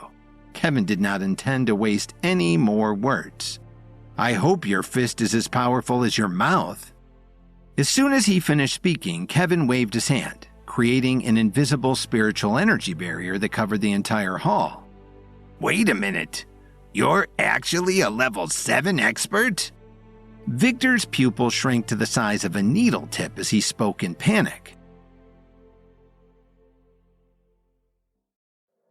Troy Evans realized that the Red Scourge was using ordinary people for training purposes to develop their members' power bases. As a charitable organization on the surface, the Red Scourge's leader, Jenkins, was entertaining some guests when Kevin and Troy confronted him. When Jenkins denied any wrongdoing and was defended by his guests, Kevin drove the ordinary people away with some light pressure and vowed to eliminate the entire Red Scourge. Despite Jenkins' efforts to beg for mercy and understanding, Kevin refused to let him go. He then unleashed his spiritual energy over the hall, shocking Jenkins with his strength as a level 7 expert. The biggest difference between experts and ordinary people was the former's use of spiritual energy. However, between experts, there were also different methods of developing one's power base. This resulted in their spiritual energies having different attributes, such as the colors of light that they emitted. Moreover, the higher the power base of an expert, the more important it was to learn how to store one's spiritual energy when not in use. In most people's minds, the ability to return to one's original state in a stable manner was the greatest sign that an expert had complete control over his power base. Given this, Jenkins never would have thought that this young man in front of him was not just a level 7 expert, but that he could harness and store his spiritual energy with such ease. Today, everyone from the Red Scourge will die for their unforgivable crimes. Kevin's expression had already turned completely gloomy. As soon as these words left his mouth, his body instantly emitted ripples of spiritual energy into the air. Please, spare my life, Jenkins desperately pleaded. Faced with someone as powerful as Kevin, he had no desire to fight back at all and only wanted to preserve his own life. Spare your life? After harming so many innocent lives, a man who is devoid of any conscience like you does not deserve to live. If you spare us, I'll do whatever you ask. The Red Scourge will be under your command from now on, Jenkins pleaded. Kevin ignored him as he and Troy left the main hall. Suddenly, everyone could clearly see Kevin's spiritual energy condensing into a huge ball in the sky, as if it were about to strike them at any moment. No, no, no! Jenkins roared frantically, knowing that his fate had been sealed. A second later, the ball of spiritual energy fell from the sky and crashed into the Red Scourge's headquarters. For a moment, rocks and dirt flew everywhere as a large cloud of dust rose up and enveloped the entire building. When the dust finally settled, the imposing structure on the mountain peak, which had been standing there for over 100 years, was completely gone. For the ordinary tourists along the mountain trail who caught sight of this, they all thought that this strange phenomenon was an act of God. However, all of the experts knew very well that a powerful figure had managed to slaughter the entire Red Scourge with a single strike. With this loud noise alarming many people, the first to arrive at the scene were members from the two other organizations who were also based on Eagle Cry Mountain, the Armory and the Phantom. After seeing no trace of the Red Scourge's headquarters or its members, the people from both organizations raised their heads and saw two figures standing about 50 feet away from them. The Armory's leader called out loudly to get their attention. "May I ask who you are? Can you come closer and tell us the whole story of what just happened here?" "Mr. Williams, should we go to them?" Troy asked faintly, as if what happened to the Red Scourge had nothing to do with him. "Why not? They have a right to know. Besides, there is another thing that we need to ask them." Seeing their appearances up close, everyone was stunned for a moment. The Armory's leader was the first to act as he respectfully lowered his head to acknowledge Kevin. The man could sense that Kevin's strength was much more powerful than his own. He then proceeded to introduce himself and the man beside him. "My name is Clay Snyder, and I am the leader of the Armory. This is Dwight Palmer, the Phantom's leader. If I may ask, what caused you to become so angry that you destroyed the Red Scourge?" "If you really want to know, go find a secluded path behind those dense vines and keep walking until you reach the hillside to have a look. You should find your answer there," Kevin replied casually. Snyder didn't dare to refute Kevin's words. He then turned around and arranged for some of his men to go there and report what they found. "While waiting for them, can you at least give us a brief explanation for today's matter? After all, there are so many tourists around. With a stunt like this, it is easy to cause sudden panic, especially to ordinary people." Dwight Palmer said to Kevin. There is no better explanation than seeing the truth for yourselves, but there's one thing that I need to make clear. What the Red Scourge did is unforgivable, so if you dare to speak highly of them or try to defend their actions in any way, I will seriously suspect that you are colluding with them, Kevin said as he crossed his arms in front of his chest. Not wanting to start any conflict with Kevin, Dwight calmly responded, Young man, your power base may be extraordinary, but you shouldn't have overstepped the law like this. If too many ordinary people saw you earlier, they will... Do you think that I didn't notice? How many of the tourists here are actually ordinary people?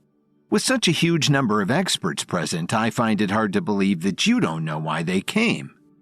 Kevin interrupted Dwight Palmer. Being told off in front of so many of his men shocked Palmer, but the most frustrating thing for him was that he couldn't act out in front of Kevin. After all, the difference in strength between the two of them was too vast.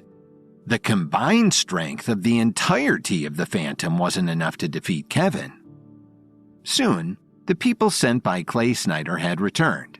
They quickly whispered something in his ear and took out their phones to show him some photos. Upon doing so, Clay's face darkened. He handed the phone to Dwight without saying a word. As he looked through the photos, Dwight's brows also furrowed, finally understanding the root cause of Kevin's anger. Now that you've seen the truth behind the matter, do you still want to defend the Red Scourge's actions? Kevin asked. Dwight let out a deep sigh and composed himself. He then lowered his head respectfully and apologized. I'm sorry I offended you earlier. Please forgive me. With rock-solid evidence of the Red Scourge's heinous crimes presented in front of them, no matter how close the relationship between the three forces was in the past, both Dwight Palmer and Clay Snyder agreed that Jenkins deserved to die. Oh, right. I have something to ask you. Since both of your organizations are based near Eagle Cry Mountain, do you know where the Eagle's Heart is located? Kevin asked. Upon hearing his question, the two of them looked at each other with some hesitation. Based on your reaction, it seems like you know the whereabouts of the Eagle's Heart, Kevin said. After a few seconds of silence, Clay finally replied, To tell you the truth, the Eagle's Heart is considered to be the most prized treasure of Eagle Cry Mountain. It can help us break through to a level 5 power base. What Kevin didn't know was that there was a very complex hierarchy between the forces of Washington, D.C. If someone broke through to level 5, then the organization or family they belonged to would be able to enter the middle realm. What if I told you that I need to obtain it? Please don't make things difficult for us. The Eagle's Heart is related to the hope of our two organizations' advancement, Clay replied.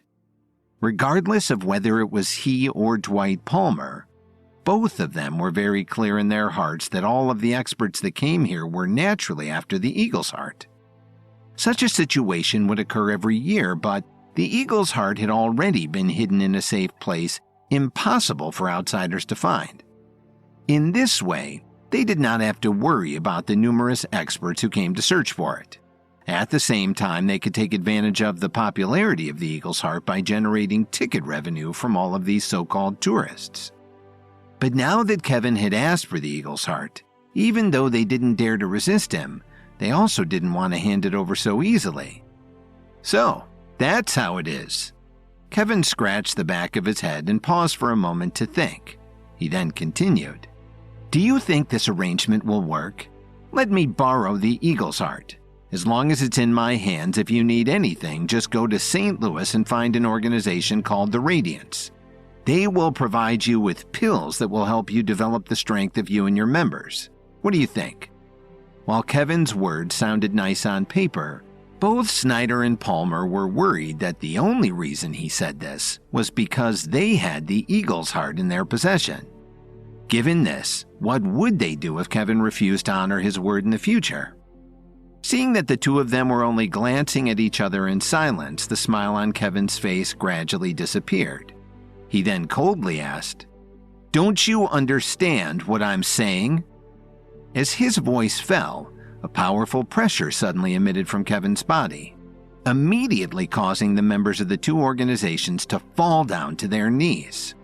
When this happened, Clay Snyder's and Dwight Palmer's expressions changed dramatically as they looked at Kevin in shock. "Please, stop. There's no need for you to attack," Clay pleaded as he waved his hands at Kevin. With great difficulty, he let out a long sigh and continued, "If what you said is true and you only plan to borrow the Eagle's heart for some time, then we'll just have to take your word for it." Although the two of them were reluctant to accept Kevin's arrangement, they didn't have any other choice. After all, while the Eagle's heart was a rare item with powerful capabilities, they had to first ensure that their organizations wouldn't be completely destroyed like the Red Scourge had been. As long as the Eagle's heart was in Kevin's possession, their generation might not be able to use it.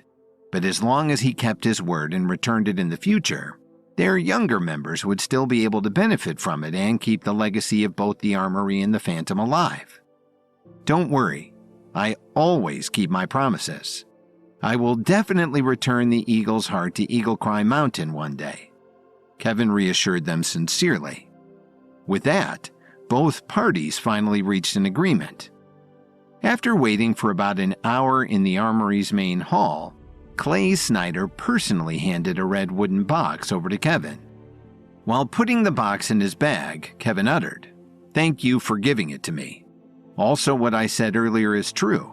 If you need anything, just find the Radiance in St. Louis and tell them that I sent you." He then took out his business card and gave it to Clay Snyder. When he saw Kevin's name on it, Clay seemed to have thought of something. But when he raised his head again, he was the only one left in the hall. Not long after that, Kevin and Troy returned to D.C. "Did anything happen while I was gone?" Kevin sat on the sofa and asked softly. "Jake Morris came by and said he wanted to see you, Mr. Williams. Aside from him, people from the Smart family also came here looking for you, but we told them that you weren't here and sent them away," Violet Sweeney reported respectfully. Kevin nodded his head lightly and thought to himself, the Smart family must have come to find him for the pill that they wanted him to refine for them. As for Jake Morris, it might have something to do with him breaking through to level 7. Putting these matters aside for now, Kevin took out the red box from his bag. He was curious to see what made the Eagle's heart so special.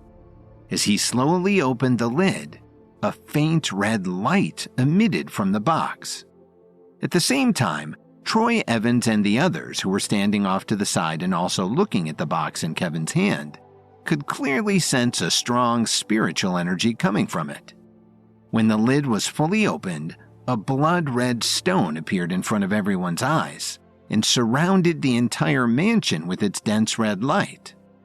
"Such spiritual energy," Troy muttered in surprise. Suddenly, Kevin quickly closed the lid and lightly tapped on it a few times with his left index finger. After a few minutes, Kevin broke the silence. "I can sense that you guys seem to have reached a wall in your training. Mr. Williams, please understand that we're not slacking off. It's just that, compared to Apex Island, the spiritual energy here is too scarce, making it harder for us to break through as our bodies have yet to adapt." Justin Newman was the first to react and explain their situation. "I understand," Kevin nodded. "How about this? Go and clean up the basement first. I will go down later and set up a course using this stone. It should be good for your development." "Mr. Williams, are you serious?" Dustin asked in surprise. "Weren't you planning on giving this stone to someone else?" Troy asked with a slight frown as he thought about Kevin's mission. "Don't worry about it. You guys can use it first. I will also refine some pills to help everyone break through their walls and reach the 5th stage of level 5 as soon as possible." Kevin reassured them with a smile. Just then, Barry Damon suddenly called out, "Mr. Williams, someone is coming." Who could it be?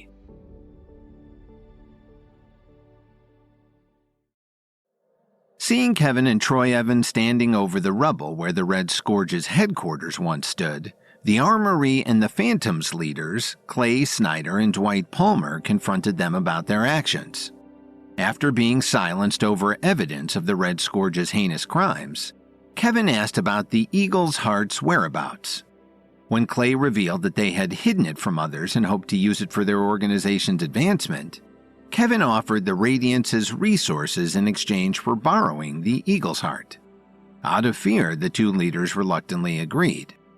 Upon returning to DC, Kevin promised to use the Eagle's Heart to help Troy Evans and the others break through to the 5th stage of Level 5.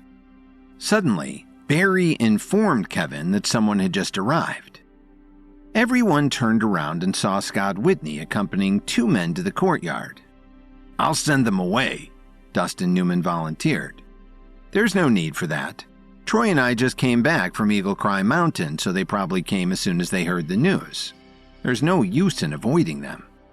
Kevin waved him off as he kept the box in his bag. While they were talking, Scott Whitney and the 2 men entered the room. "I really didn't expect you to come back so soon. I heard that there were over 1,000 experts at Eagle Cry Mountain," Scott remarked with a smile. In contrast, the 2 men who came with him had cold expressions on their faces. Their heads were raised high as they looked at Kevin with eyes full of disdain. Sometimes it's not necessarily a bad thing to have more people. Kevin casually responded as his eyes quickly swept across the 2 of them.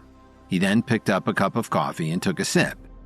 All this time, not to mention the fact that he never asked anyone to serve coffee to the 3 of them, he did not even seem to have any intention of letting them sit down. "Mr. Williams, is this how you treat your guests when they come to visit?" One of the men couldn't help but scold him with a stern voice, and the fury in his eyes could be seen clearly. Upon hearing this, Troy Evans and the other Vanguard members immediately fixed their eyes on this man, as if they were only waiting for Kevin's order to throw him out of the mansion. "If I don't know you and I didn't invite you over, then how can you be my guest?" Kevin didn't even look at him as he remarked indifferently. "Strictly speaking, you are technically trespassing on private property, so you should be grateful that I didn't call the police to have you arrested." Feeling insulted by this, the man's voice instantly became several times louder as he roared. "How dare you speak to me so arrogantly? Do you know who I am?" Kevin shook his head slightly and answered casually, "Whoever you are, I'm not interested in finding out." "You—" The man took a deep breath as he tried his best to suppress the anger in his heart and introduced himself. "My name is Jasper Hoffman, and I am a senior member of the Rangers. Given this, you should know that looking down on me is like sending an insult to the entire faction." Jasper then added, "Don't you know that a man in my position can make sure that the Thompson family never returns to Washington? On top of that, I can also pull some strings to make your foundation in Chicago go up in flames and turn into ashes." "I see." Kevin nodded his head and asked with a sarcastic tone, "So what?" This reaction almost made Jasper Hoffman completely lose his cool, as his face turned ugly while he tightly clenched his fists. Just then, the other man pressed down lightly on Jasper's shoulder. He then stared at Kevin and uttered, "I'm sorry, Mr. Williams. Jasper can be a little impulsive, so if he offended you in any way, please bear with him." "Why should I bear the responsibility of putting up with his attitude? Are most of your people like this?" Kevin sneered as he raised his eyebrows and gave the 2 of them a cold look. It was clear to him that these 2 men were playing good cop, bad cop with him. Jasper Hoffman wanted to suppress Kevin as soon as they met so that he could establish his authority over him. After that, the other one would try to ease the tension by pretending to act in Kevin's best interests. It was a pity that he was not fooled by this act that these 2 were putting on. "Before anything, let me introduce myself. My name is Bernard Fisher, and I am also a senior member of the Rangers. Anyway, I understand that you're upset, but I'm afraid we don't have much time for pleasantries today. So let's get straight to the point."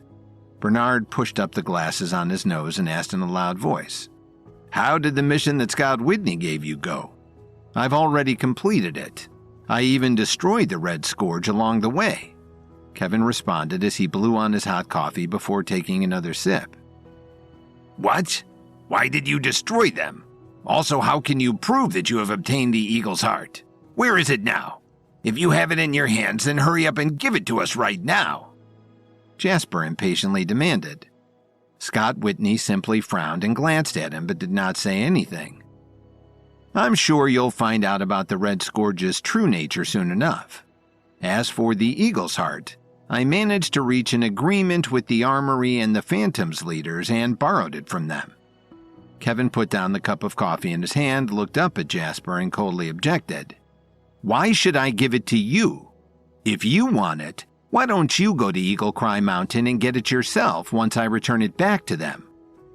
"It seems like you want to do this the hard way, don't you?" Jasper angrily grunted as he slowly released some pressure into the room. However, before he could do anything else, Dustin Newman and Barry Damon took a step forward at the same time. Staring at Jasper Hoffman with a stern expression, they both unleashed the pressure of their level 5 power bases at him. To Jasper's surprise, his spiritual energy was instantly suppressed. Seeing that the two of them were about to attack, Bernard Fisher quickly pulled Jasper aside. Before they came here, Bernard and Jasper had investigated everything about Kevin's background and recent activities. Aside from having level 5 experts by his side, Kevin's power base had already broken through to level 7. Because of this, Bernard knew that they could not do anything reckless. Otherwise, if either of them did something that provoked Kevin's wrath, would they still be able to leave this place alive today? "Mr. Williams is one of us. There's no need for any hostility," Bernard pointed out as he forced a smile to smooth things over. Kevin then waved his hand lightly, signaling Dustin Newman and Barry Damon to back down. "If you really think of me as one of your own, then why were you only willing to help the Thompson family and take care of my wife's matter if I agreed to make a deal and go on this mission?" Kevin rebutted. "That was something that the higher-ups had decided on. We have no way to change their directive," Bernard reasoned with a gentle smile. "Well, in that case, if you really want to get your hands on the Eagle's heart, then why don't you ask your superiors to come out here and negotiate with me themselves?" Kevin retorted without any trace of politeness. "Enough. We have already given you enough respect today. Don't try to bite off more than you can chew and just hand over the Eagle's heart without any more fuss. Otherwise, be careful what you wish for," Jasper scoffed fiercely. The atmosphere in the room instantly became tense as soon as he said that. Kevin snickered as he narrowed his eyes slightly at Jasper. A second later, Kevin's spiritual energy suddenly swept across the entire mansion like a tsunami. While Troy Evans and the other Vanguard members were strong enough to withstand the pressure, Scott Whitney and the other two men were visibly struggling to do the same. At the moment, Jasper Hoffman's face had turned completely pale. After being forced to take a dozen steps back, blood slowly flowed out from the corner of his nose and mouth as he gasped for air with some difficulty. Moreover, it seemed that he had begun to suffer from internal bleeding due to the intense pressure that was wrapped around him. "Kevin, don't be so reckless," Scott cautiously advised. He wanted to step in and act as a mediator between both sides, but even he was shocked by how much higher Kevin's power base was than before. Upon Scott Whitney's arrival, along with two men, they were coldly received by Kevin. Insulted by this, one of the two men, Jasper Hoffman, arrogantly introduced himself as a senior member of the Rangers. He then demanded that Kevin hand over the Eagle's heart. When Kevin refused, Jasper threatened him, only to be suppressed by Dustin Newman and Barry Damon. With tensions brewing, the other man, Bernard Fisher, stepped in to apologize on Jasper's behalf and ask for Kevin's patience, as a fellow member of the Rangers. However, Kevin took offense to this and argued that he had merely been used by the Rangers to obtain the Eagle's heart for them. He then unleashed his own spiritual energy, urging Scott to advise his men not to be so reckless. Although Scott Whitney wasn't weak compared to most experts, he was still a long way from becoming a level 7 expert. As such, even he seemed to be unable to protect himself for much longer under Kevin's powerful pressure. "Don't worry. I'm actually very calm right now. If I was truly impulsive, he would already be dead by now." Kevin quipped while directing his gaze at Jasper as if to single him out as the root cause of this confrontation. "Who do you think you are to talk down to me like that? And how dare you threaten me with your spiritual energy? Do you have a death wish or something?" Even though Jasper was afraid to die, the fury in his heart only seemed to fuel his arrogance. Hearing his bold words, Scott Whitney closed his eyes and shook his head in disappointment. He really could not understand what was going on in Jasper Hoffman's mind. Clearly, his strength was no match for Kevin. At a time like this, how could he still refuse to set his pride aside? Before Scott could speak up, Kevin had already walked towards Jasper and punched him in the stomach. However, Kevin made sure to use only enough strength to make Jasper think twice about his words as his face instantly turned red, and his whole body began to tremble. "I have always been very bold, especially in front of arrogant people like you who are up to no good. If you say one more word of nonsense about me, I will no longer be as forgiving," Kevin uttered as he narrowed his eyes and warned him. As he held his stomach tightly and gritted his teeth, Jasper Hoffman looked at Kevin with intense hatred in his eyes. No one had ever dared to treat him like this until today. Because of this, Jasper swore that once he found an opportunity in the future, he would have his revenge on Kevin. "Can we have a good talk now?" Kevin turned around and shifted his attention to Bernard Fisher. At the same time, with a wave of his hand, he instantly sent Jasper Hoffman flying out of the mansion as if he was trash that needed to be thrown out. Despite knowing that his actions had now caused Jasper to hold a grudge against him, Kevin was not worried at all. With a huge difference between their power bases, revenge was undoubtedly just a pipe dream for him. Seeing this, Bernard simply let out a deep sigh. His face then became serious as he slowly asked, "So, Mr. Williams, what do you want to talk about?" "Actually, I'm a very simple person. As long as you are sincere and polite toward me, then I will treat you with equal respect. But those who try to intimidate me into getting what they want will only provoke my anger. So please put away your high and mighty attitude in front of me," Kevin reiterated. "I understand, Mr. Williams. I apologize again for Jasper's actions earlier. He should have thought more carefully before confronting you the way that he did," Bernard then added. "If you have any conditions in exchange for the Eagle's Heart, just tell me your demands, and I will make sure to raise them with the higher-ups." In his mind, there was no point in hiding anything anymore. "I don't have any demands, because I don't intend to give you anything. Whether it's the Rangers or the Mavericks, I don't want to interfere in the conflict between the two of you."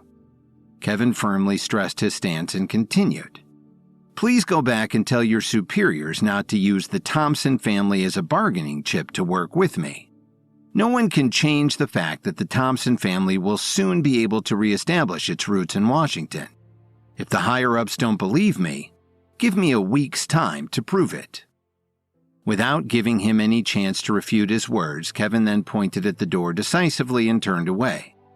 Not wanting to cause any further trouble, Bernard Fisher could only leave with his tail between his legs. At this moment, Kevin withdrew his pressure and sat back down on the sofa. "Why do you have to do this, Kevin?" Scott Whitney was puzzled. "While the Eagle Hearts is a rare item, doesn't mean anything to you." What he said was true. As a level 7 expert, the Eagle's Heart wouldn't be able to increase his strength any further. Just because it's useless to me, it doesn't mean that my people can't use it. Besides, I don't believe that the Reaper Squad has no interest in the Eagle's Heart for themselves, Kevin replied with a smile.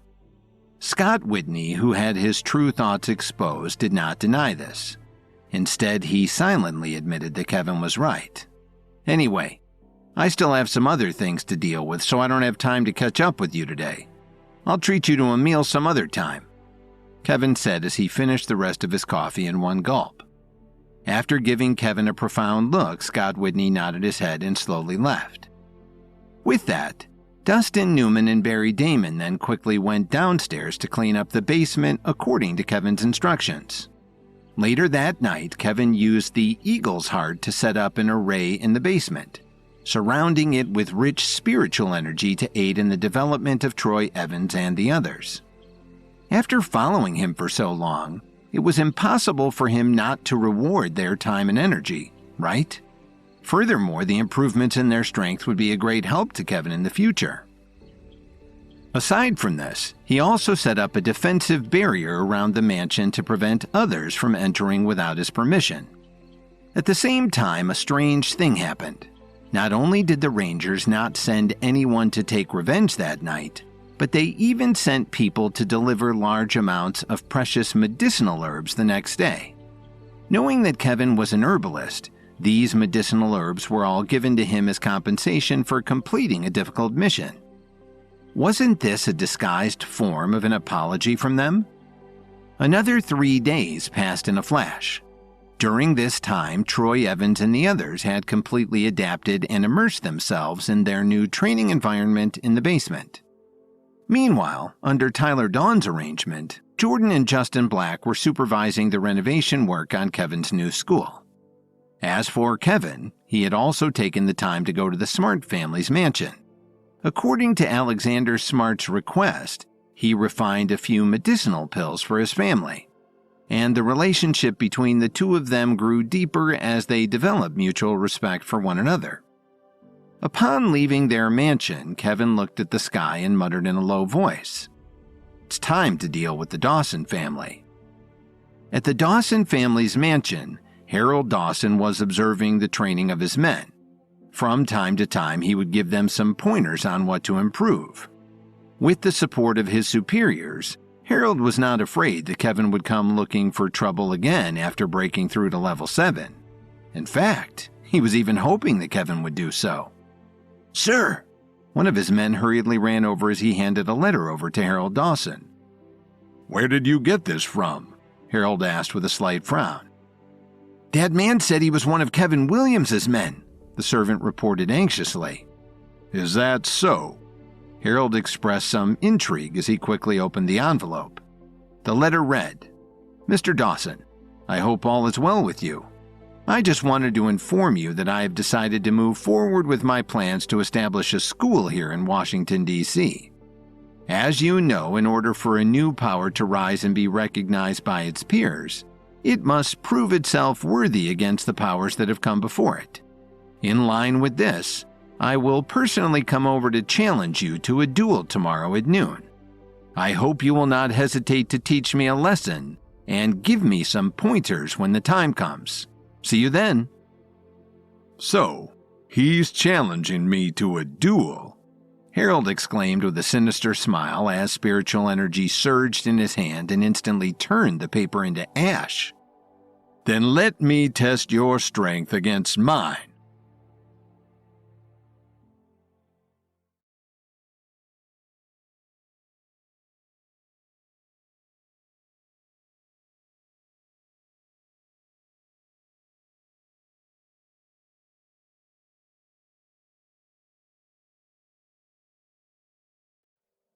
Having already dealt with Jasper Hoffman, Kevin then told Bernard Fisher to inform the higher-ups of the Rangers that he had no intentions of giving them the Eagle's Heart, and warned them against threatening him into taking part in their conflict with the Mavericks.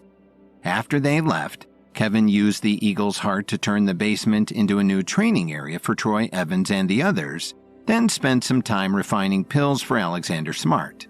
When these matters were settled, Kevin decided that it was time to deal with the Dawson family.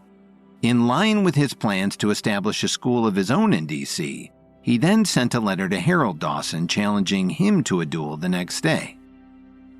At a luxurious wine bar in Chicago, about 60% of the city's wealthiest businessmen were currently gathered. The reason they came here was very simple. They had all received the same invitation last night from none other than Dalton Steele. Although it was common knowledge that the Steele family had risen to prominence by establishing themselves as a powerful force in Chicago's underworld, it was precisely because they mainly operated in the shadows that they were seen as a threat in people's eyes. However, those who were present this evening were all people of high status. As such, they were confident that Dalton Steele wouldn't dare to do anything to them in front of everyone. Soon, dozens of men in black suits quickly walked in. They divided themselves into two lines with one on each side of the door. When everyone stopped talking and looked at the door, Dalton Steele walked in accompanied by Dominic Archer. After sweeping his gaze across the room, Dalton headed straight to the seat in the front and sat down. "Mr. Steele, why have you invited us all here today?" a man asked with a smile. Can't wait to know out of excitement? Or are you saying that you don't want to waste your time here? Dalton coldly glanced at him. He was clear about this person's identity. As the chairman of the Sky Garden Realty Group, Rex Lawson was considered one of the top real estate figures in Chicago. Rex replied, "Mr. Steele, I just want to know the reason. However, your attitude toward me right now is quite off-putting. You should know that even your grandfather—" But before Rex Lawson could finish his sentence, Dalton gave Dominic Archer a look. A second later, Dominic came in front of Rex without saying a word. "What do you want?" Rex asked cautiously. "You talk too much nonsense," Dominic snarled. Without warning, he grabbed Rex's neck and twisted it mercilessly. A cracking sound echoed throughout the room as Rex Lawson's lifeless body fell to the ground. Upon seeing this, everyone stood up in shock, and their facial expressions changed drastically as they looked at Dominic Archer. No one had expected that Dalton would actually dare to kill someone today, but Rex's death just proved all of their assumptions wrong. Have all of his assets and properties transferred to my name within 10 minutes. Dalton ordered casually as Dominic nodded and took out his phone to give instructions. Dalton continued, I hope that this will serve as a lesson for everyone not to try to hold your status up in front of me. That being said, I won't waste too much of your time. The reason I called you here today is simple. I am preparing to establish my own business group. I hope everyone can participate. These words made everyone present whisper in shock. Mr. Steele, I have a question. Kerry Wallace, who was the president of the Aqua Seafood Export Company, forced himself to speak up. There is no harm in asking. Dalton didn't even look at him as he replied. Since you have a very close relationship with President Williams, you should know that the Williams Company is the strongest force in Chicago right now. So why do you want to work alone all of a sudden? Kerry asked carefully. Who told you that I have a close relationship with Kevin? Dalton roared as he furiously slapped the table in front of him, causing everyone to tremble in fear. Haven't you noticed? Everyone who came today has something in common. You all have nothing to do with the Williams Company. Hearing this, the group of people looked at each other and realized that what Dalton Steele had said was true. Aside from having no business partnerships with the Williams Company, they also had nothing to do with Emo Squire and the rest of Kevin's inner circle. The reason why I invited everyone to join my organization is because, unlike Kevin, I believe in all of your companies. But if you aren't willing to join me, then we have nothing more to talk about. Everyone looked at each other as they thought about Dalton's words. Rex Lawson's example clearly told them that anyone who dared to say no would not be able to leave this place alive today. Since you intend to make a big splash in Chicago, I will support you with all my strength. I only hope that you can treat my family well in the future. Kerry helplessly agreed. Dalton then turned his head and looked at the others to ask, What about the rest of you?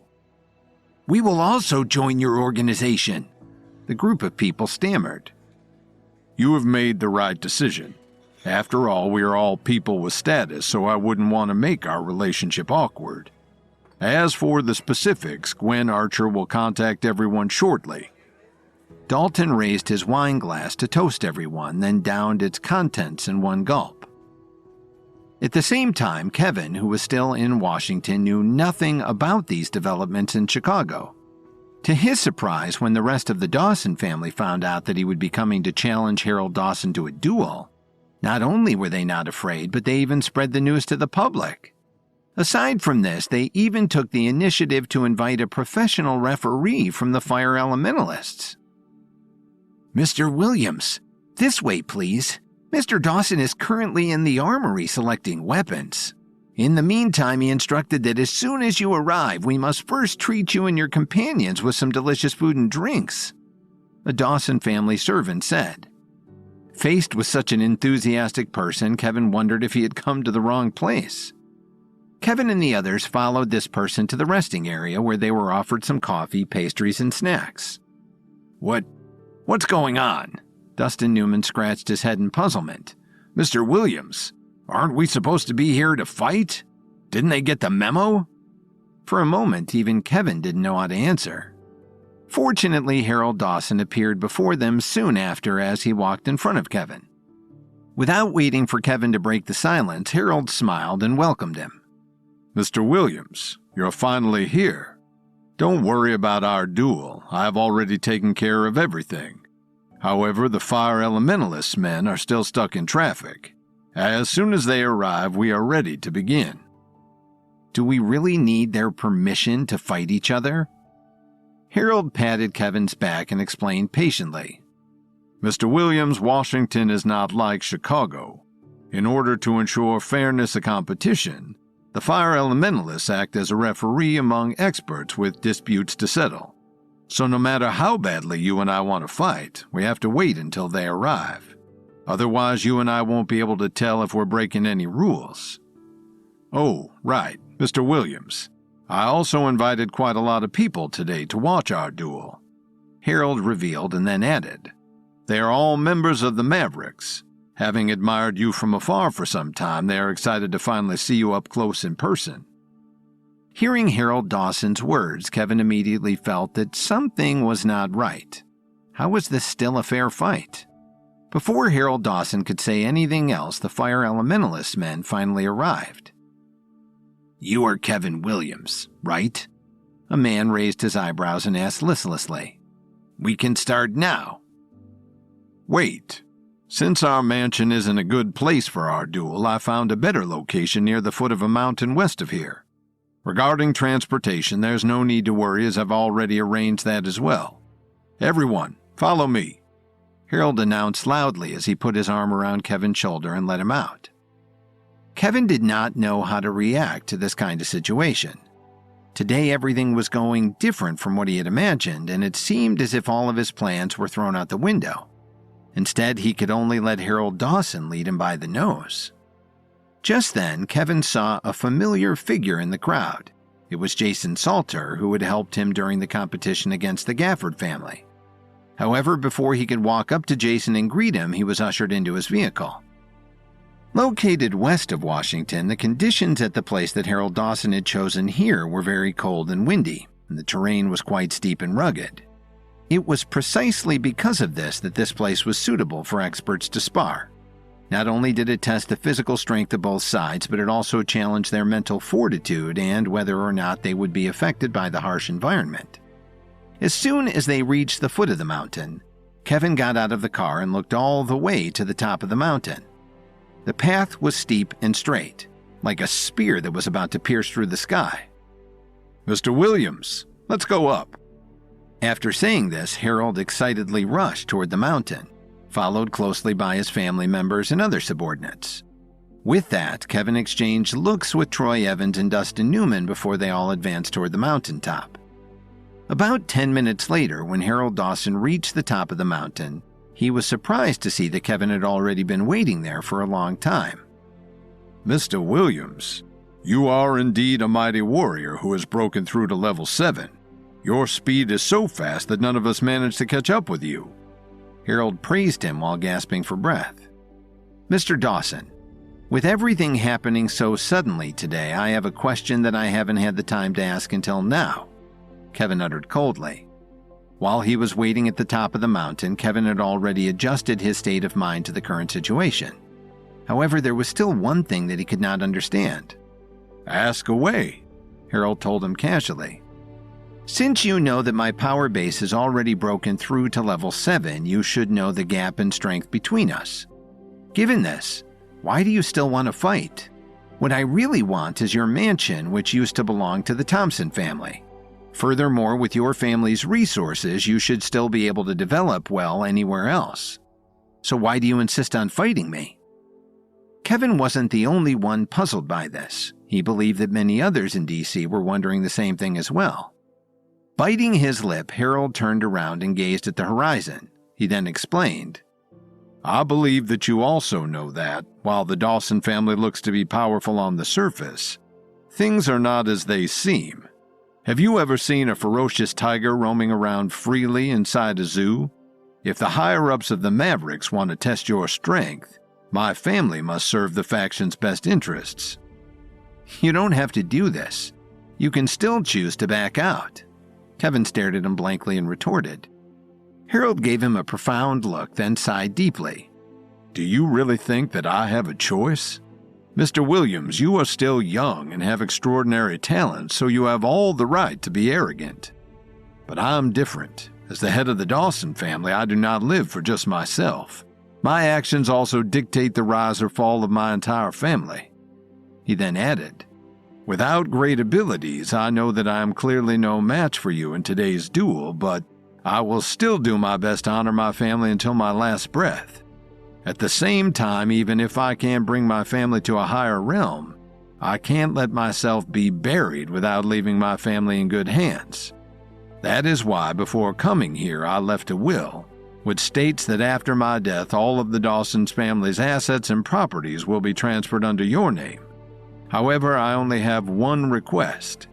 I hope that you can treat the rest of my family members well in the future." Upon hearing this, Kevin looked back at him deeply in silence. Knowing very well that Harold Dawson had come today expecting to die, the only way for him to show great respect for this man was to give it his all. After this brief exchange, the two of them slowly made their way to the area where their duel was going to be held. Surrounded by spectators and media reporters from all corners, Harold Dawson was the first to enter. He then announced loudly to everyone, "Today, I, Harold Dawson, will be going up against the strongest young expert of the Rangers. This will be a fight to the death." His words caused everyone to exclaim, "Don't tell me that that young man is the strongest expert that the Rangers have to offer.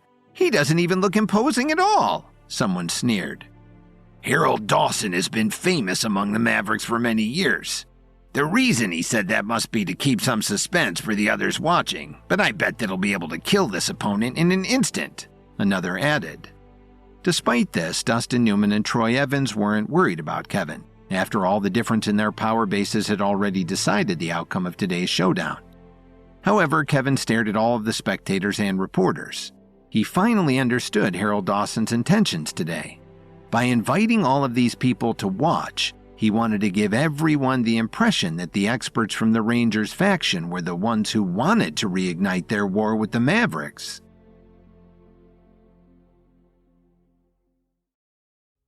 After suspiciously relocating to a mountain for their duel, Kevin asked Harold why he accepted his challenge despite their huge gap in strength.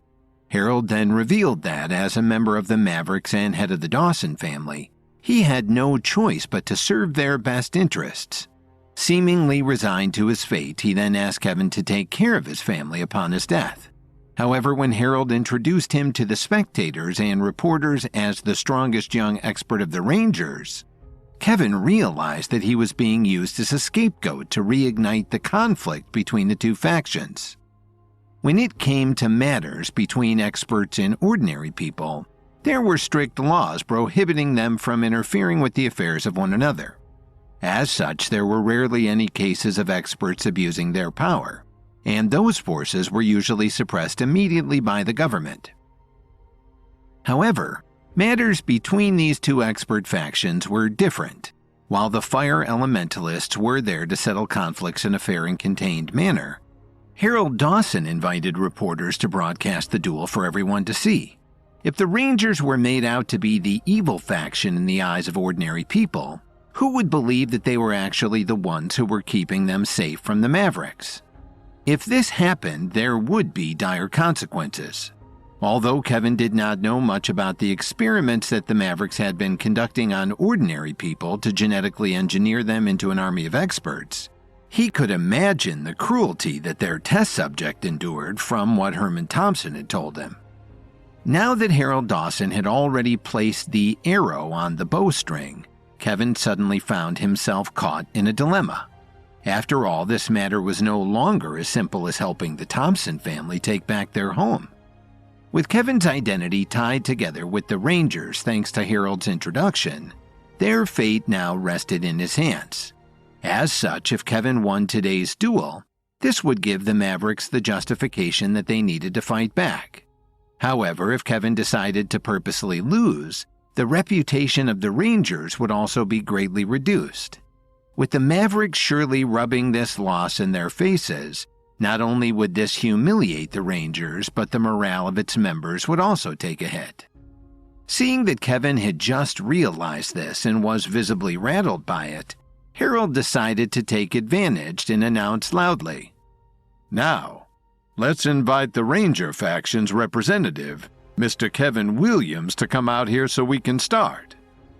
"Is that kid even worthy of sparring with the head of the Dawson family?" someone questioned. "Harold Dawson will kill him in an instant. Everyone will witness the strength of the Mavericks," another gloated. "Mr. Dawson, why are you doing this to me? In any case, I will use all my strength to win this duel," Kevin said as he prepared to fight. "You already know why. Shall we begin?" Harold retorted.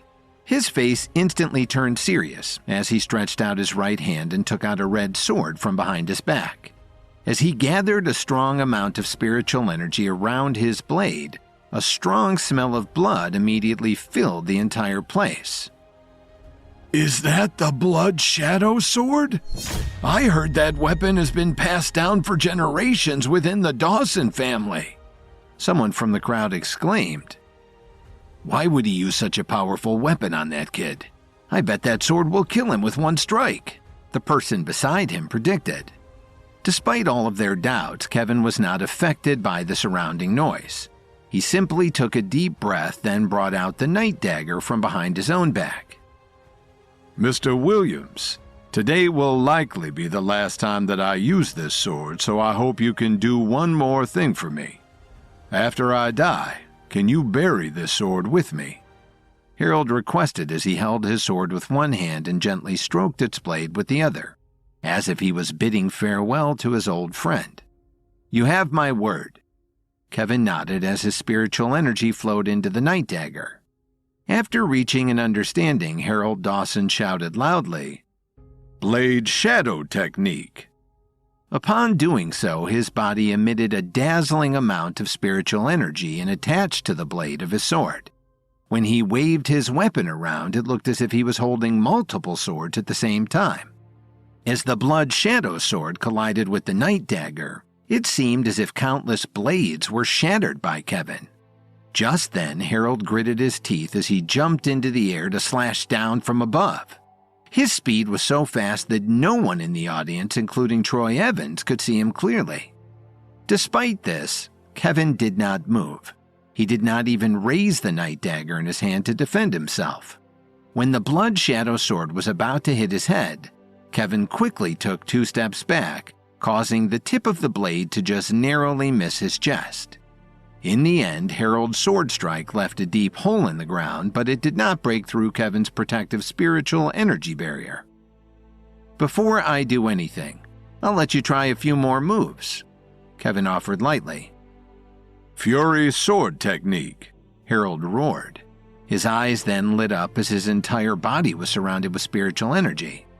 Holding the handle of the Blood Shadow Sword with both hands, he struck diagonally at Kevin this time.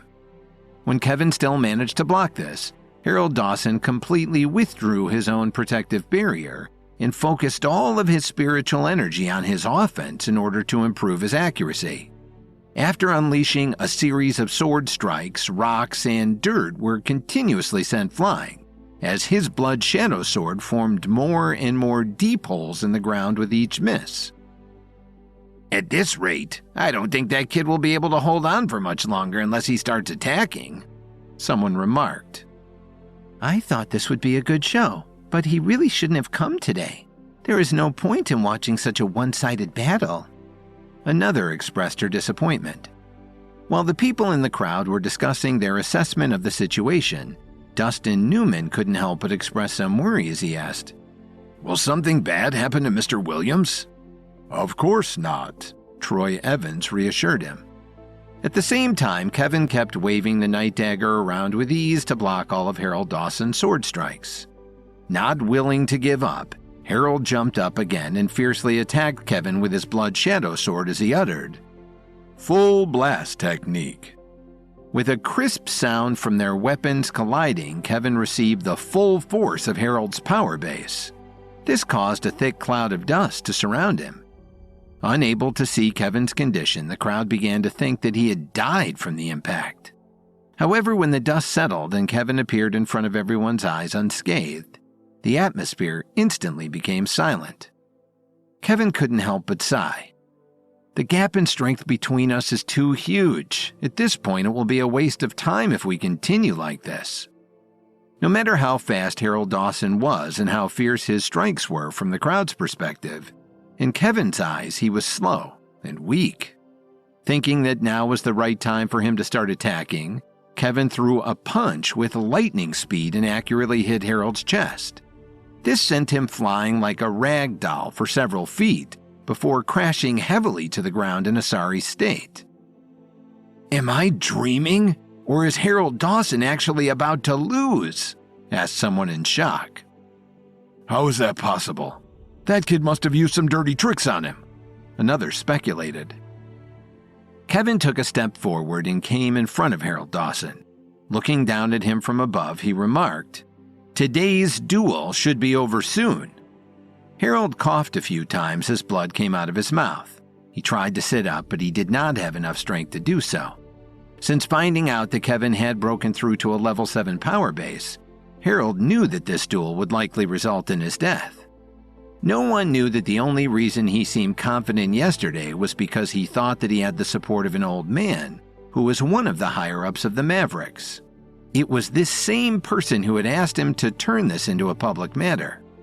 However, when he tried to meet the old man again last night, it seemed that this person refused to see him anymore, as he was not even allowed to enter through his door. At that time, Harold finally understood that he was just a pawn whose life could easily be sacrificed in the eyes of those in power. Despite his pitiful situation, Harold knew that he deserved every bit of it. After all, the Dawson family had received a lot of benefits over the past 20 years from siding with the Mavericks. Today, he would pay the price.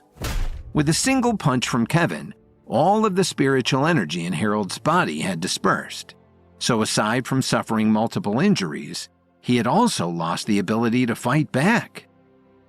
Treat the people of the Dawson family well, and bury me along with my ancestors, all right? Harold reminded him with a pleading tone. You have my word, Kevin replied without changing his expression. Upon hearing this, Harold Dawson simply nodded his head and revealed a miserable smile as Kevin pierced the night dagger through his heart. For a moment, the entire place was dead silent as everyone nervously stared at Kevin. However, despite winning the duel, Kevin did not look excited. In his heart, he felt that he was now stuck in the same position that Harold Dawson had been, only as a pawn for the Rangers this time. Without saying goodbye to anyone, Kevin asked Troy Evans and Dustin Newman to carry Harold Dawson's corpse before quietly slipping away. With footage of the entire duel being broadcast live, news of Kevin's victory over Harold Dawson spread like wildfire and caused a sensation in D.C. However, none of this mattered right now to Kevin. After asking the people of the Dawson family about the location of the ancestral gravesite, he went there to bury Harold Dawson as promised. Later that night, the first thing Kevin did after was go to find Herman Thompson. With Harold Dawson already dead, all of the Dawson's family assets and properties have been transferred under my name. Given this, in exchange for returning the mansion back to your family, there is one thing that I need from you in return, Kevin uttered. If there is anything that you need, just tell me, Herman Thompson replied respectfully. Kevin took a deep breath and revealed, "The people of the Dawson family need a new place to settle down." "Don't worry, Kevin.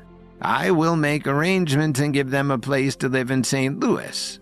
Herman didn't dare to be careless and refuse his request. Although they had a close relationship, Kevin always showed deep respect toward Herman Thompson.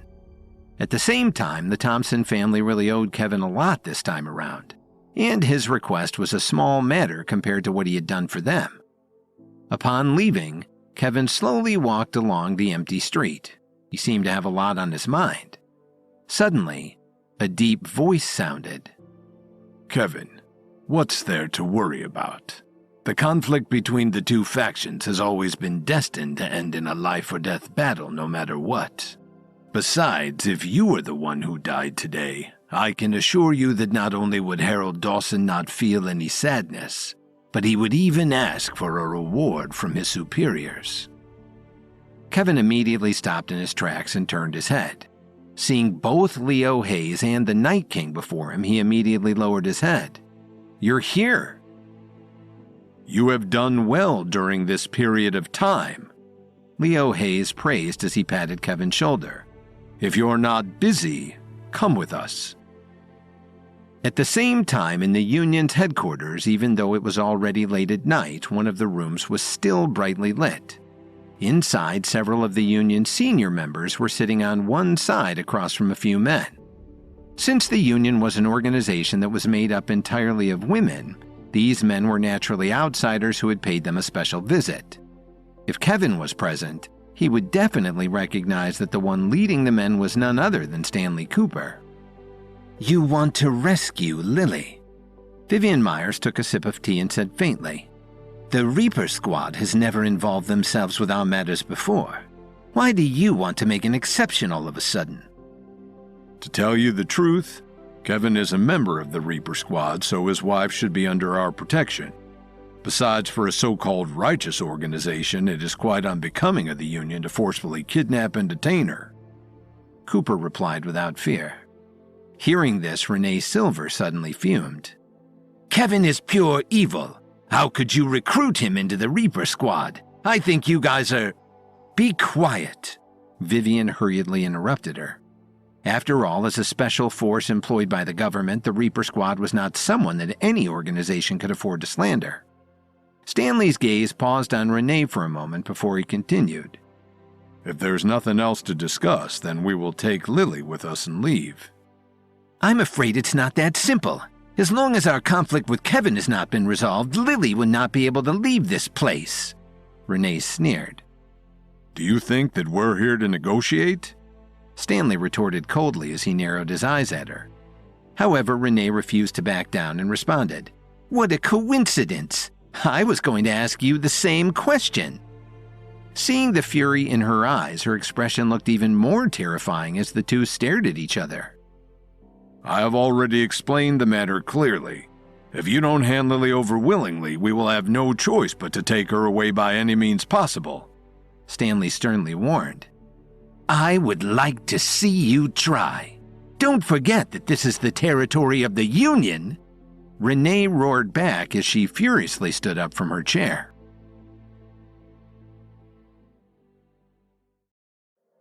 At the Union's headquarters, Stanley Cooper and a few others from the Reaper Squad confronted Vivian Myers, Renee Silver, and the other higher-ups from the Union. Scott and Renee got into a heated argument as Scott expressed his intention of taking Lily with him by any means necessary. When they heard the loud sound of the two of them shouting at each other, several more people from the Union rushed in from outside the door and surrounded Stanley Cooper and the others. The atmosphere instantly became tense. Due to the hostility in their eyes, they kept staring at the members of the Reaper Squad with intensity. It was among the greatest sources of shame in Renee Silver's life that she had been defeated by Kevin. If she didn't wash away this stain now, how could she move forward with the respect and admiration she felt she rightfully deserved? Furthermore, Lily was brought back from Chicago with great difficulty.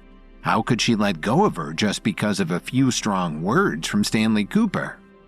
Sitting on the left side of the seat, she still lowered her head and kept thinking about the pros and cons of the situation.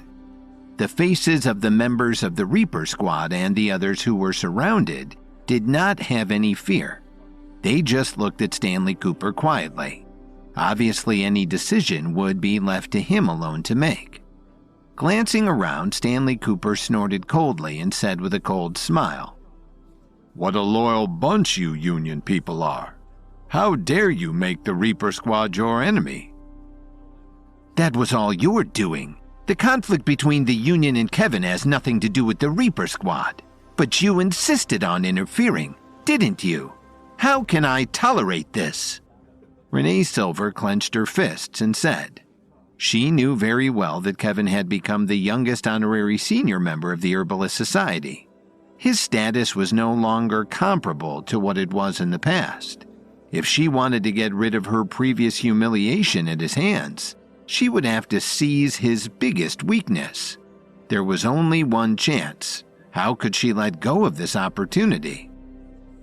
"She has a sharp tongue, but unfortunately her strength can't match up," Stanley Cooper said as he waved his hand gently. The three people beside him stood up at the same time.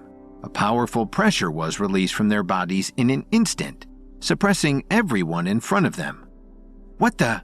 Renee said as her pupil suddenly contracted, and a look of shock appeared on her face. The Reaper Squad was an elite force, and it was known as an organization that had been powerful for many years. The three people who had come with Stanley Cooper were all powerful experts.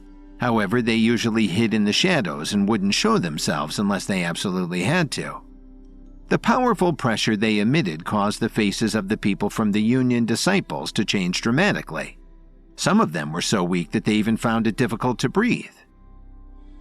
"Although the Union has been an established force for a long time, it's a pity that it has always been stunted.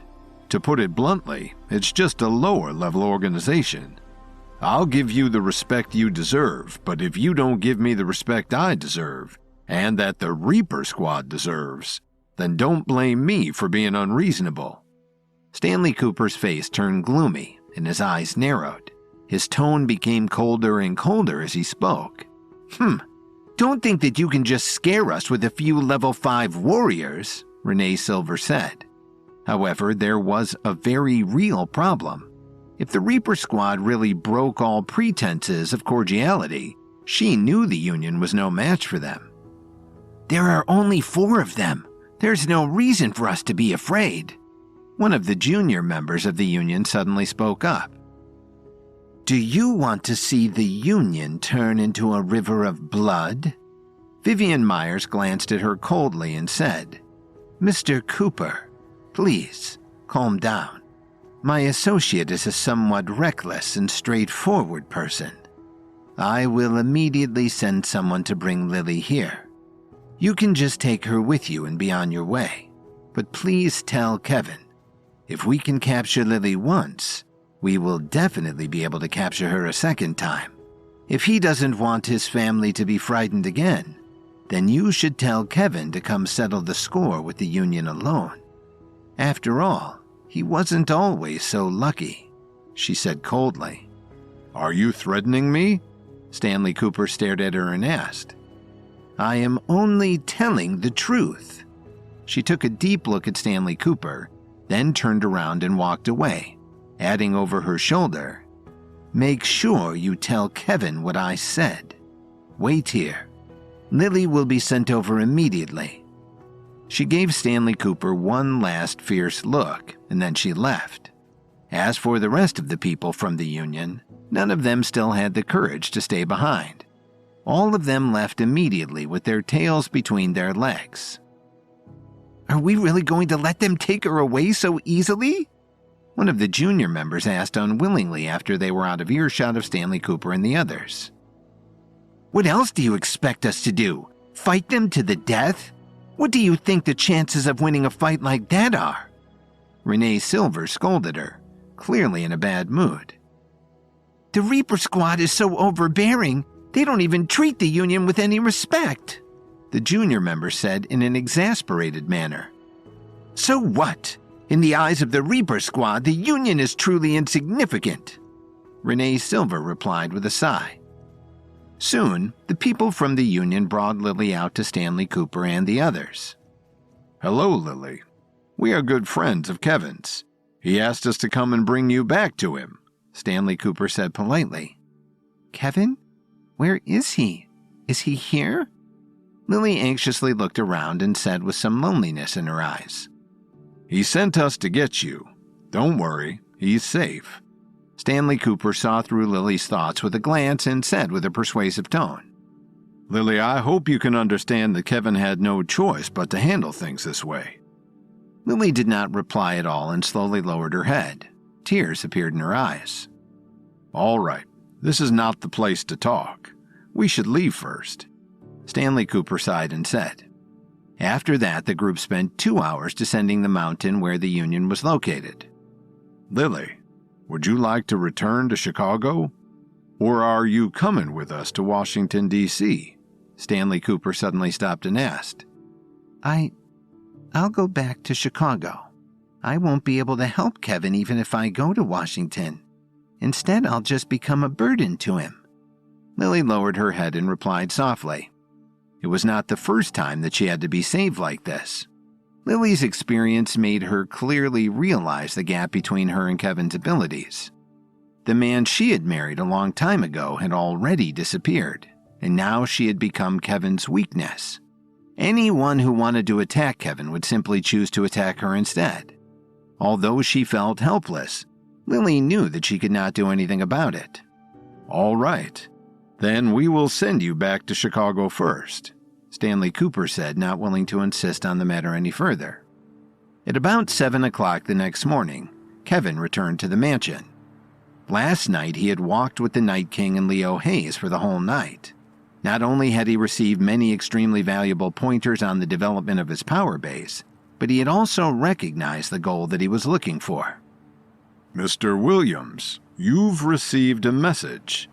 Lily has been rescued from the Union, but she chose to return to Chicago rather than to come here to Washington. Troy Evans put down the cup of coffee in his hands and reported to Kevin as soon as he saw him. Kevin smiled and nodded, but then he hesitated for a moment. He didn't understand. Was Lily rescued by the Rangers, or was it the Reaper Squad who had taken the initiative to save her? After thinking over it for a moment, Kevin took out his phone and typed out a few text messages. Before they finished breakfast, Tyler Dawn rushed in with Jordan Black. "Kevin, the school is ready," Tyler said excitedly. "You can keep up with my plan." Kevin ate the last bite of his omelet and said, "Next, you have to do something. In my name, send an invitation to all of the most powerful experts in Washington, D.C. Tell them that I want to establish my own Williams family school here in D.C. "Yes," Tyler said excitedly as he turned around and went to put the plans in motion. Tyler got to work immediately, relying on several of his most reliable employees to spread the word far and wide. Kevin had not even finished his coffee after breakfast, and Tyler had already managed to spread the news that he wanted to establish his own school. For a moment, Washington, D.C. was thrown into a huge state of commotion. In the courtyard of the Robbins family mansion, Archie Robbins looked at the news that flashed across his phone. His palm came crashing down on the heavy stone table in front of him. "Kevin, I would like to see how long your arrogance will last," he muttered under his breath. At the Herbalist Society's headquarters after Earl Mathis received the news, he sighed exasperatedly. "I gave you the identity of a senior member because I wanted you to stay loyal within the Herbalist Society. What a complete fool," Earl Mathis said coldly. "You can't blame me for what happens to you now," he said to himself. There were also people who were happy about this news, particularly the Thompson family, who were all very excited.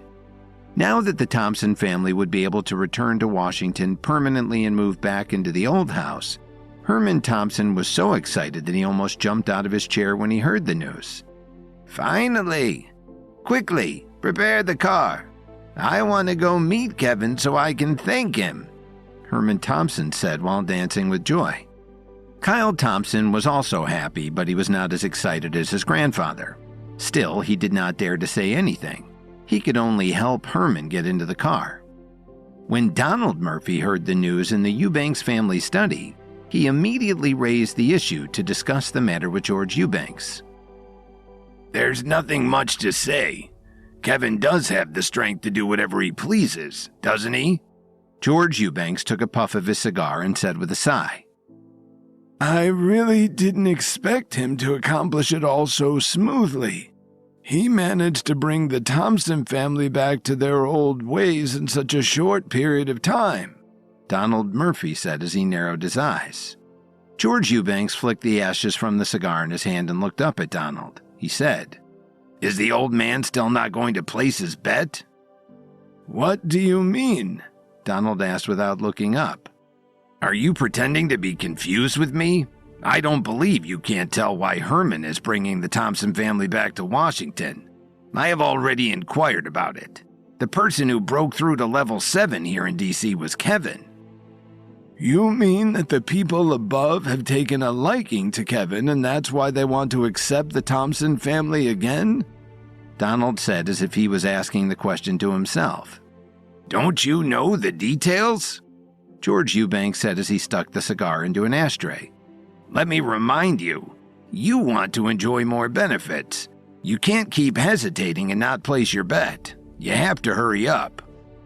These words entered Donald Murphy's heart, making him not know how to answer for a moment. Very soon, the people who found Kevin quickly filled the courtyard.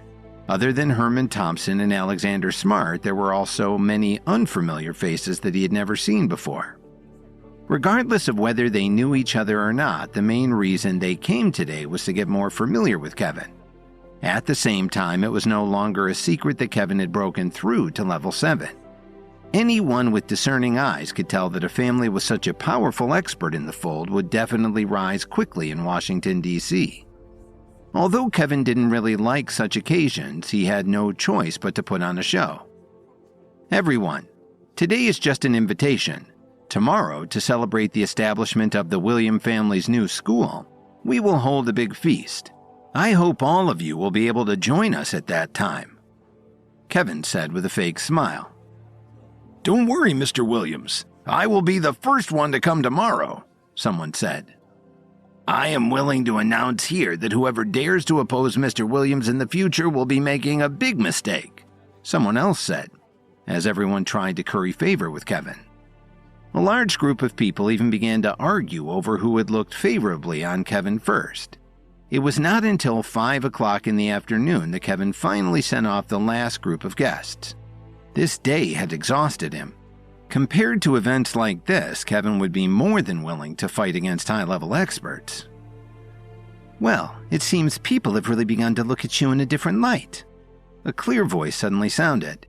Kevin turned around and looked at the door. He saw that Olivia Rafferty had arrived at some point. Why didn't you tell me you were coming? Kevin asked with a smile. I saw you were very busy, so I didn't want to disturb you. Do you have time for a chat now? Olivia asked with a smile on her face.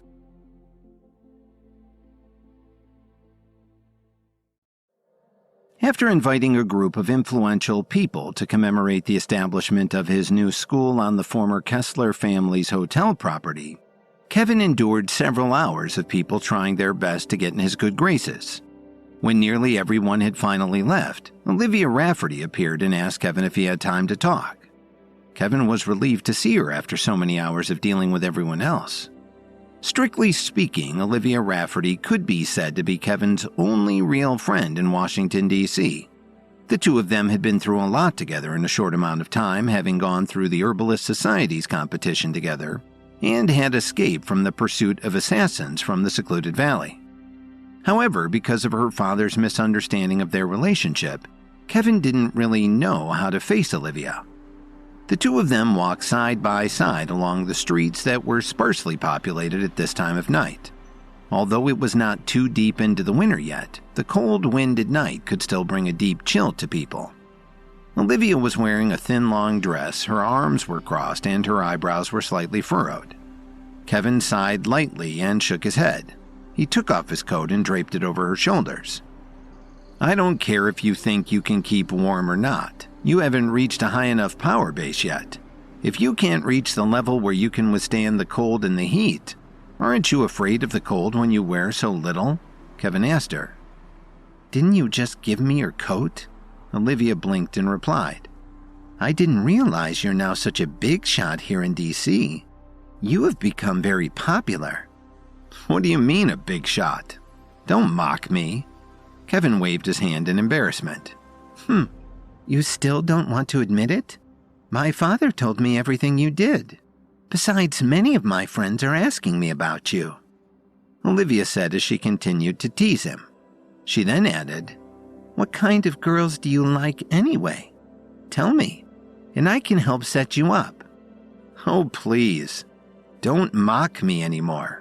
I'm already happily married, so you can tell your friends not to waste their time, Kevin said with a bitter smile. Why are all the good ones married?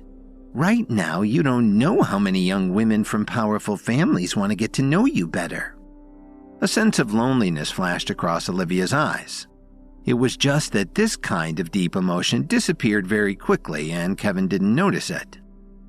I will never have another woman in my heart, Kevin said softly. However, he knew very well how Olivia felt about him. It was just that feelings could not be forced. Neither of them took the initiative to speak again. The two of them silently walked along the street and only reached the entrance of the Rafferty's family's courtyard at about 8 o'clock in the evening. Well, it was good to see you. Let's not wait so long to catch up next time, Olivia said as she took off the coat and returned it to Kevin. Okay, I'll treat you to dinner when I have time, Kevin said, not trying to persuade her to stay out longer. Olivia nodded with a smile and walked toward the front door. When Kevin was about to leave, Olivia asked loudly, Kevin, we are still friends, right? Of course. You are my only friend in the city, Kevin added. We will always be friends. Olivia revealed a bright smile when she heard him, but the moment she turned around, tears silently flowed out of her eyes and slid down her delicate face, dripping onto the ground. Kevin took a deep breath. He could see that Olivia's shoulders were trembling, but there were some things that he could not decide. I'm sorry, Kevin murmured softly as he looked at Olivia's back. The night passed in the blink of an eye. The next day, Kevin brought Troy Evans and the others to the school. The entire building had been renovated with extraordinary attention to detail. More than 10 fiery red banners were arranged in a row at the entrance of the building. There were dozens of reporters there. Putting aside Kevin, Tyler Dawn and Terry Watford were both famous big shots. They rarely showed their faces in public, so the news about them being there in person could definitely be counted as big news. Mr. Williams, after yesterday's situation, there are a lot of people who came to support you today. Tyler pushed up the glasses on his nose and said, You know I don't like this kind of occasion, Kevin said as he smiled helplessly. Just leave the reporters to me and Mr. Dawn to fight off. You handle the experts. After all, our lives are so different from theirs, so we wouldn't have much to talk about. Terry tidied his coat and said with a smile. As the three of them talked, more than 2 hours passed very quickly. Kevin looked at the time and frowned slightly. He asked Tyler, Are you sure the time on the invitation was correct? Yes, of course. How could I make a mistake like that? Tyler said affirmatively. Then why is there not a single person here yet? Yesterday at Kevin's house, the place was packed with people, Terry said, also starting to feel that something was not right. Logically speaking, it was indeed impossible for the guests to all arrive at the same time, and surely many people would prefer to come a bit later. However, the invitation clearly stated that it was to begin at 9 o'clock. It had already been half an hour. It was a little too strange that there was not even a single guest yet. If a few people were late, it could be understandable, but if everyone was late together, it could only mean one thing. There was a sudden change that Kevin did not know about from yesterday until now. The reporters also seemed to have thought of something as they whispered to each other.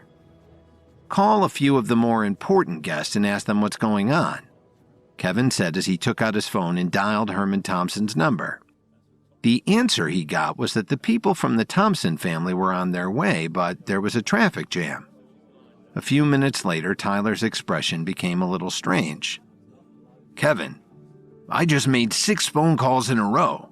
The strange thing is that none of them said that there was an emergency meeting or that they suddenly had something to deal with. They all just said that they might not be able to come today," Tyler said with a slightly gloomy expression. The situation on my side is similar.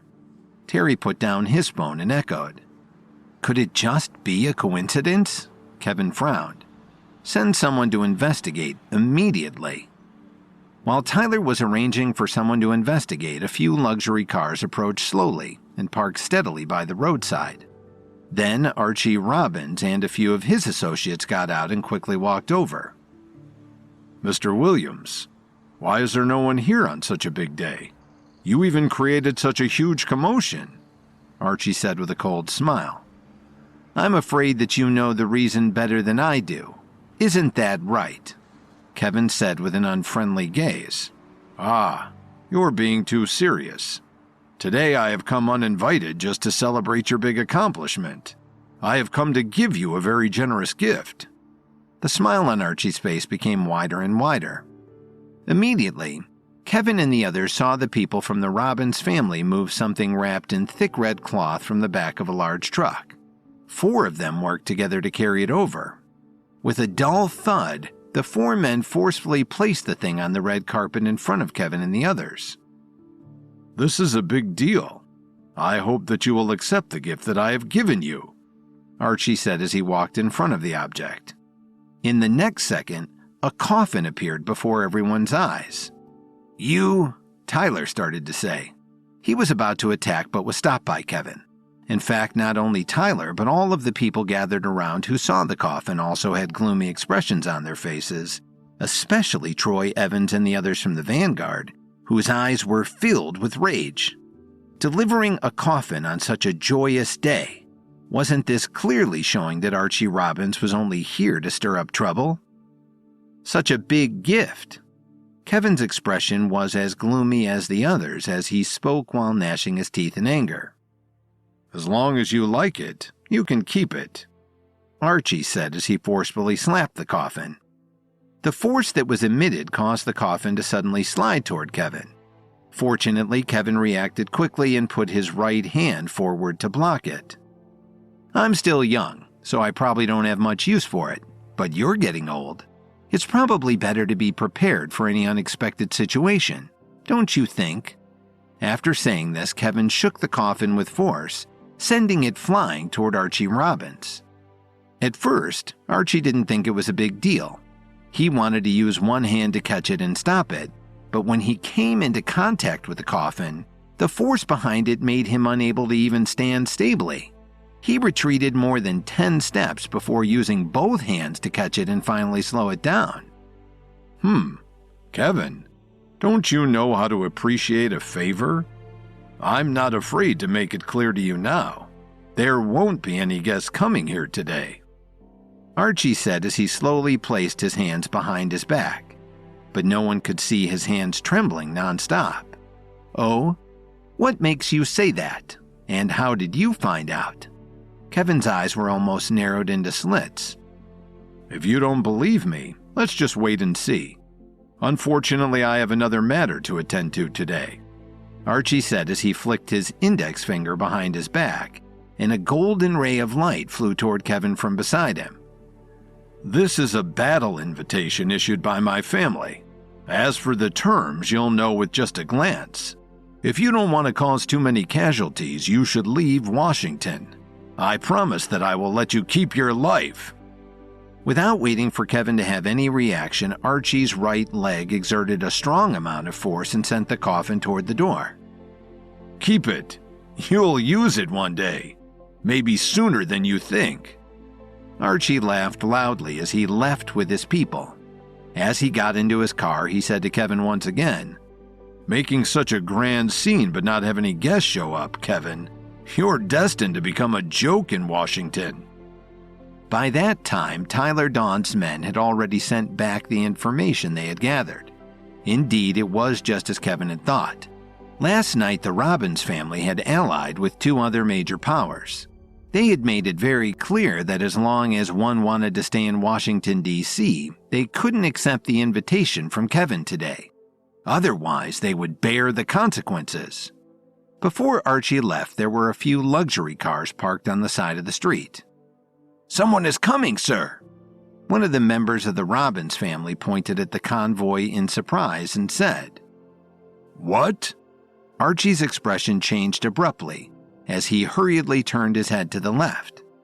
The reporters also quickly fiddled with the equipment in their hands as they pointed their cameras towards the approaching cars. At such an awkward moment, the Thompson family had finally rushed over to rescue them. Along with them were the vehicles of the Murphy family and the Eubanks family. "Who said Mr. Williams doesn't have guests?" Donald Murphy exclaimed, not wanting to be outdone. He glanced at Archie Robbins, then ignored the other members of the Murphy family and quickly walked over to the entrance. "What are you all standing there for? Move that ugly thing out of the way immediately." George Eubanks pointed at the coffin and ordered the people beside him sternly. Even though Archie Robbins had high status, he really couldn't do anything to refute them. "Mr. Williams, there was a traffic jam on the way over here. We're not too late now, are we?" Herman Thompson said with some guilt. "The three of you have come at just the right time. Please, come in." A smile finally appeared on Kevin's face. These three old men are really too greedy. Archie Robbins gnashed his teeth as he spoke. Mason Zimmerman took a puff of his cigarette and looked at the situation outside through the window. He said, "It's just three of them. They won't be able to cause much of a stir. It also can't resolve Kevin's predicament of having no one else. As long as there aren't too many people coming, the whole situation will turn him into a huge joke." Actually, he had been with Archie Robbins when he arrived today, but he had not gotten out of the car earlier than Archie did. "Someone else is coming!" someone exclaimed. As Mason Zimmerman and Archie Robbins looked over, Alexander Smart and Michael Rafferty got out of their cars almost at the same time. They quickly walked to the door and greeted Kevin warmly. Immediately after them, another dozen cars pulled up in rapid succession. They were all famous people in D.C.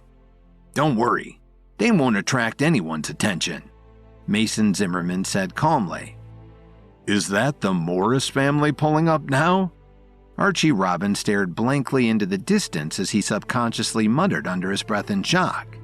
It was rare for Archie Robbins to look afraid, but knowing that the Morrises were in D.C. put fear into his heart.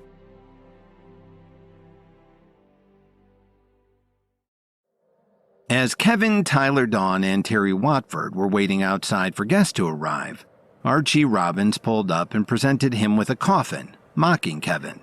Mason Zimmerman, who had arrived with Archie, stayed in the car and watched the scene unfold with glee.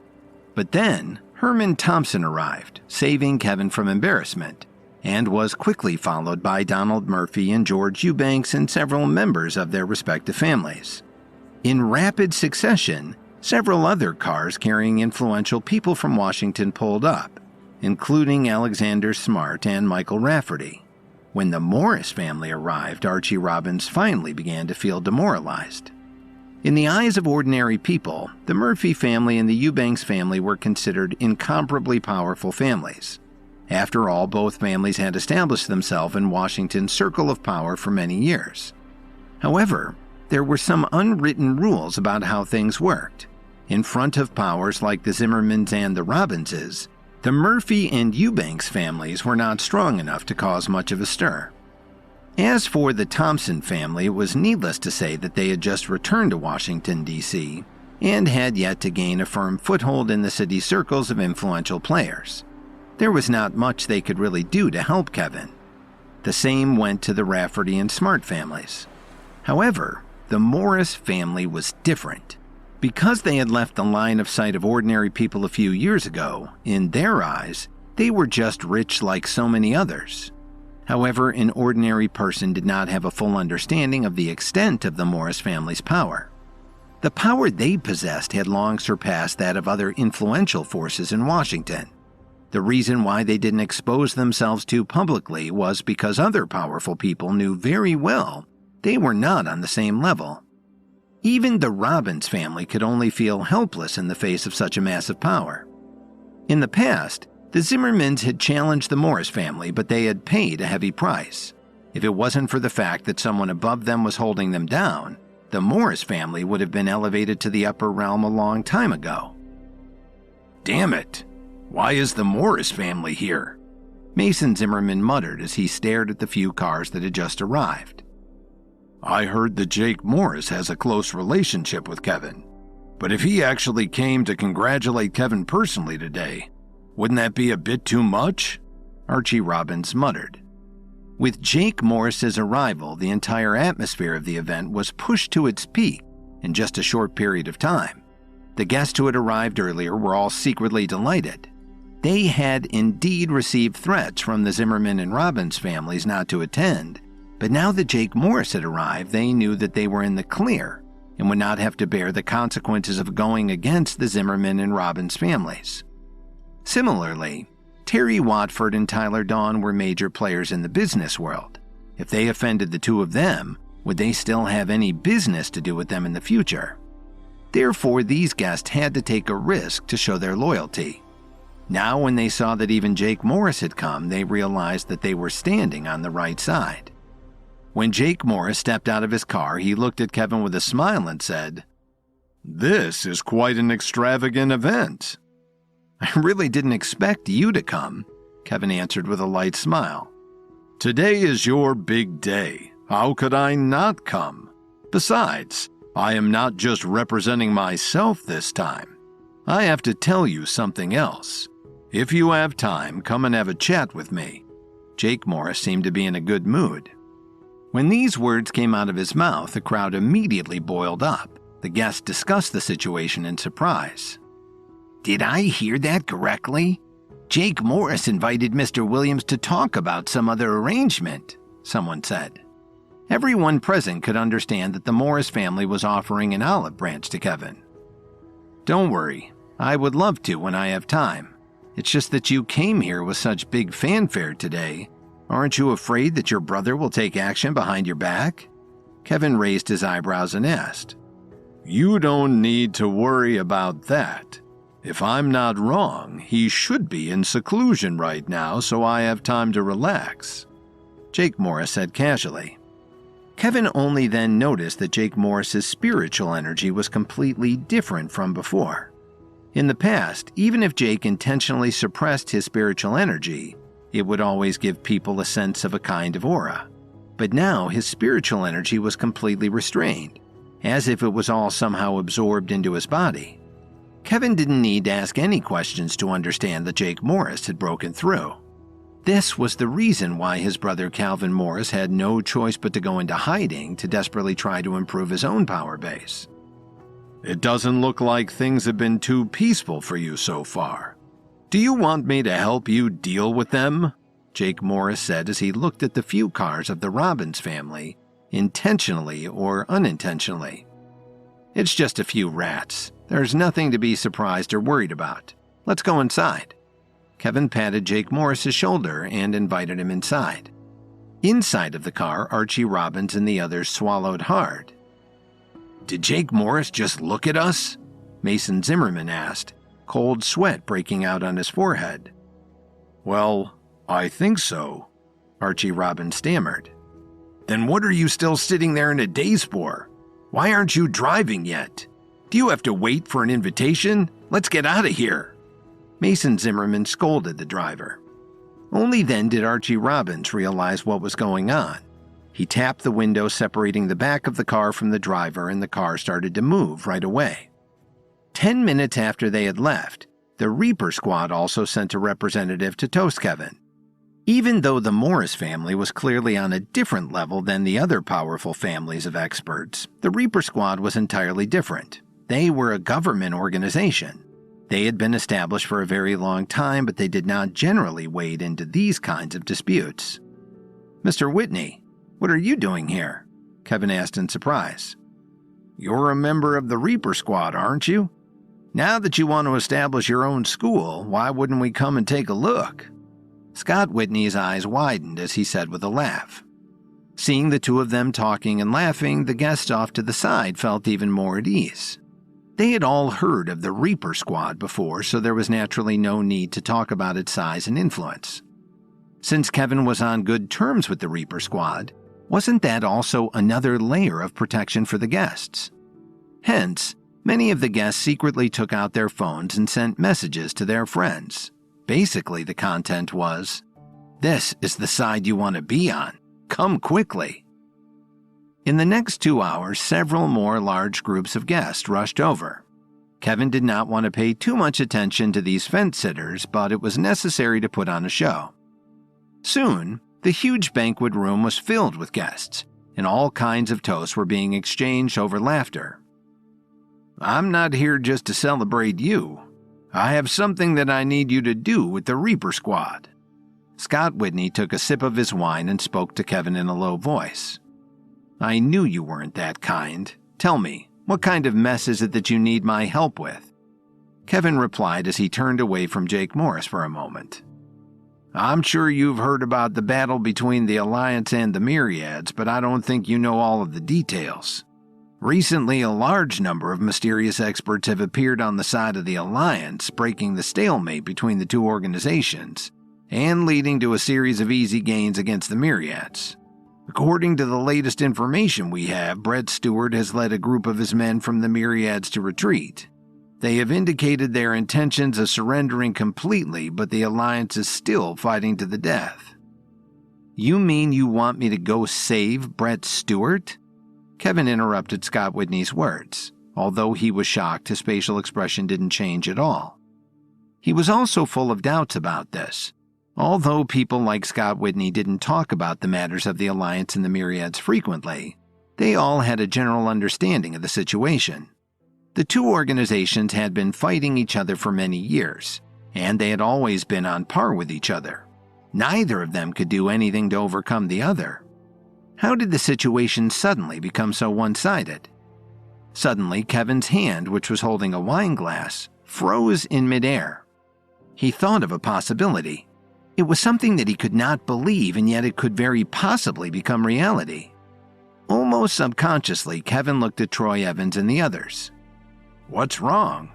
Are you surprised that we want to save Brett Stewart? Scott Whitney had obviously noticed the change in Kevin's facial expression and his demeanor. Scott added, To tell you the truth, the Reaper Squad has been investigating the two organizations quite thoroughly. Although Brett Stewart does not have an extraordinarily high power base, he is different from his predecessor Travis Adams. He is very smart. Furthermore, the Myriads are strongly against the Pinnacle. But still, the emergence of those experts on the side of the Alliance is very strange. And the Myriads have always been the main force fighting to suppress the Alliance. If they are defeated now, and especially if they are eliminated completely, it is very likely that the Pinnacle will start anew. There is no concrete evidence yet. We can't do anything to the Alliance. Therefore, the Reaper Squad can't interfere too openly. Only you have the ability to resolve this matter at this time. Scott Whitney spoke very earnestly. Listening to Scott's words, Kevin became even more certain of his guess. A long time ago, he had learned that the Alliance had secretly joined forces with the Pinnacle. Now it seemed like both of them had reached some sort of a deeper agreement. When are we leaving? Kevin asked hurriedly. Of course, the sooner the better. We are afraid that the Myriads won't be able to hold on for too much longer, Scott Whitney said in a heavy tone. The situation has already reached such an urgent stage? Kevin asked in surprise. Yes, it's definitely urgent. Scott Whitney sighed slightly, hesitated for a moment, and then said to Kevin softly, There's one more thing I want to tell you in advance. This operation is top secret. Only the higher-ups of the Reaper Squad know about it. In order to prevent anyone from falling into their hands, they will not provide you with any help. So you can only rely on yourself. Kevin curled his lips helplessly as if he hadn't said anything. Or it could be said that Kevin also wished that no one would follow him. As an official of both the Alliance and the Myriads, how could he allow anyone to find out about these two identities? Got it. I've accepted this mission, but after I leave Washington, D.C., Kevin started to say. Don't worry about that. We will help you keep an eye on the situation here in Washington. We will definitely not let anyone shake the foundation that you have built with great difficulty in such a short amount of time. Scott Whitney replied firmly. Only after getting a satisfactory answer did Kevin feel relieved. After the banquet ended, Kevin chatted with Jake Morris for a bit more before returning home with his people. As for the 50 people that Jordan and Justin Black had brought with them, they all stayed. Kevin stepped forward and said with a serious expression, Let me tell you all something. All of you know that I have just broken through to level 7, so I plan to find a place to go into seclusion for a period of time. During this period of time, I will leave everything I have built in Washington to all of you to take care of. I only have one rule for all of you. Don't cause any trouble. You absolutely don't have to be afraid of anything. Even if matters get out of hand, there will naturally be someone to cover it up for all of you. Yes, sir, they all answered at the same time. Before Kevin left, he found there were many eyes watching him. I'll deal with you guys when I come back, Kevin thought to himself. He easily avoided the attention of these people and left the city overnight. As for the location of the ancient battlefield, Scott Whitney had already sent it to his phone. The reason Kevin did not bring anyone along on this trip was not because he was worried about Troy Evans and the others. It was just that what he had built in Washington, D.C. couldn't be left unguarded. Besides, he was going to save people, not help in the actual war. It wouldn't be right for him to go there with too many people.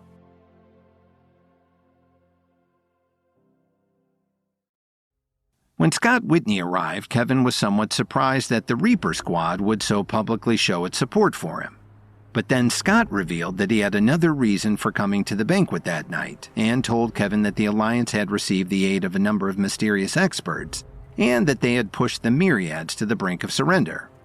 Knowing that the Alliance had established a partnership with the Pinnacle, Kevin had a strong sense of foreboding when he heard this news. Scott asked Kevin to go rescue Brett Stewart, and Kevin left almost immediately. According to what Scott Whitney had said, the ancient battlefield was a mysterious place where experts would dispatch their troops whenever there was a true fight to the death on the horizon.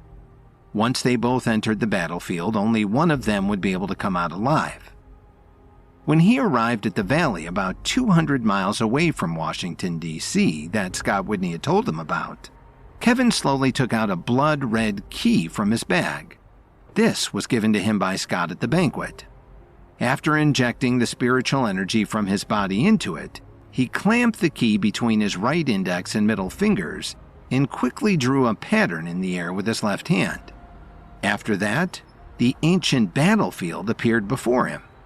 When the glaring blood-red color bloomed in the valley, the mountain wind suddenly became violent. The massive trees in Kevin's surroundings began to sway unsteadily. Finally, a crisp sound like that of a glass breaking rang out all around him. The mountain wind became even stronger. Kevin took a deep breath and slowly walked forward into the pale yellow light. When he stepped forward, the pale yellow light slowly disappeared. What entered Kevin's line of sight was a barren land. He could not see the end of the vast tract of land, but there was not even a single weed anywhere to be seen, let alone trees. The howling wind swept up the dust that covered the sky and covered the earth like ghosts. There was no sun in the sky, but it was covered by a mysterious yellow light that was mixed with a thick blood-red color. Apart from the suffocating dust in the air, there was also a thick smell of blood, as if it was announcing that the war that had been happening on this land had not yet ended, and that the blood of the deceased was still flowing across the ground. It was not easy for Kevin to calm his mind. Due to the high temperature, he had to adjust the spiritual energy in his body to protect himself. At the same time, he took out the night dagger from behind his back. On this strange battlefield, anything could happen, so he had to raise his guard to the highest possible level. As his spiritual energy spread out, he became aware of what was happening in every direction around him, within a few hundred feet. Meanwhile, in Chicago's Salix Leaf Complex, Rachel, who was sitting on the sofa, hugged Lily tightly. She sobbed as she asked her best friend if she was okay. She also told her about what had happened recently. "Lily, I really tried my best, but Dalton seemed to have changed into a different person. He had a strange and evil look in his eyes, and he wouldn't even listen to anything I said." Rachel stuttered as she spoke. In just 2 or 3 days, the entirety of Chicago had undergone a drastic change. Dalton Steele's rise had broken the business monopoly that Kevin had built with great difficulty. Furthermore, the Steele family business partnership that Dalton Steele had created in short order had absorbed many powerful companies under it. Now almost everyone in Chicago was in danger. Although Emo Squire and the others had been released by Dalton, their properties had been affected to different degrees. Everyone knew that Dominic Archer had become the #1 fighter under Dalton. Who would dare to go against them now? The only one who could dare to remain independent was probably the Williams Company. "Isn't he a good friend of Kevin's? Why would Dalton do this? What could make him do any of this? It's so unlike him. There must be some other forces at play here," Lily said with a frown. "I don't know either. It's just that there are rumors that Dalton and Kevin had some sort of falling out. That's apparently why he wanted to build something of his own to challenge Kevin." Rachel replied while sobbing, "How is that possible? Rachel, tell me honestly, what happened while I was away?" Lily's face was filled with anxiety. She already knew that there wasn't much she could do to help Kevin, and her heart was filled with guilt. She even had to trouble Kevin to come to save her time and time again. If the good situation at the Williams Company and across Chicago that Kevin had left behind collapsed in her hands, Lily had no idea how she would face him in the future. "I have asked Dalton. He said that he wouldn't lay a finger on the Williams Company, but as long as the other major powers want to develop in Chicago, they have to submit to him," Rachel said while sobbing. Her words were very obvious. The reason why Dalton Steele didn't touch the Williams Company was because he wanted to give Kevin a bit of room. Thinking of this, Lily quickly took out her phone and called Sandra Wilson's number. "What is it?" Sandra asked tiredly without even looking at who was calling. "How is the company doing?" Lily asked, getting straight to the point. She could hear Sandra making a lot of noise on the other end of the phone. There were all kinds of sounds of flipping pages and typing on the keyboard. "You still have the nerve to ask about my company situation? All right, let me ask you, where are you right now?" Sandra said coldly. "President Williams left the company in your hands and you just decided to disappear. You are not even here now at such a critical moment. What right do you have to ask about the company's situation?" Facing Sandra's questioning, Lily was unable to refute even half a word. Sandra didn't know about what had happened to her with the union, but she had already been back for a few days. During this period of time, she just stayed at home and did not ask about anything to do with the company. If Rachel hadn't found time to visit her today, Lily would not have received any news at all. Now Sandra's reaction was making her feel guilty about the situation. "Miss Wilson, I apologize to you, but I really did not do any of this on purpose," Lily said weakly. Before Sandra could continue to scold her, Emo Squire took the phone from her. "Lily, don't worry about the company. Leave the matter to us and rest up at home. You have just been rescued from the union. Although I don't know what kind of price Mr. Williams paid for this, as long as you are safe, it will be the greatest help to him if you just get some rest. As for the other matters, you don't have to worry about them. Besides, you won't be able to do much for the company right now anyway." Emo Squire sighed slightly and said, although his words were unpleasant to her, he was telling the truth. Facing the aggressive tactics of Dalton Steele, even those of them who had been with the Williams Company for years would struggle to handle him, let alone Lily. "Mr. Squire, I really want to help the company. Although I am new at this, I can still do something within my ability," Lily said. "Forget it, Lily. The best thing for you to do is relax and recuperate. You do not need to be involved in this, at least not yet. In fact, it may be best for you to leave Chicago altogether for the time being. Dalton also didn't know about your situation, but if he wants to threaten you then, none of our men can protect you," Emo said truthfully. Lily had just opened her mouth when she heard a busy voice coming from the other end of the phone. I... Lily was not even able to speak when she bit her lip hard. She didn't want to let the tears in her eyes begin to fall down her cheeks. "Lily, Emo and the others just want what's best for you. Chicago is indeed too dangerous now. Why don't you leave for a while and treat it as going on vacation to relax?" Rachel held Lily's hand and comforted her softly. "No, I will definitely not leave Chicago," Lily said in between some sobs, but her tone was exceptionally firm. At the same time, in the mansion of the Steele family, Norman Steele sat quietly in a chair, staring at his grandson whom he had spent so much effort nurturing for so many years. "I have already heard about what happened. Do you really want to go up against Kevin?" Norman said calmly. "Grandpa, it's not that I want to go up against him. It's that Kevin doesn't have the confidence in me that he should," Dalton Steele replied expressionlessly. "You don't know what he has done, but he has many people under his command. All of them have been called to Washington, D.C., except for me."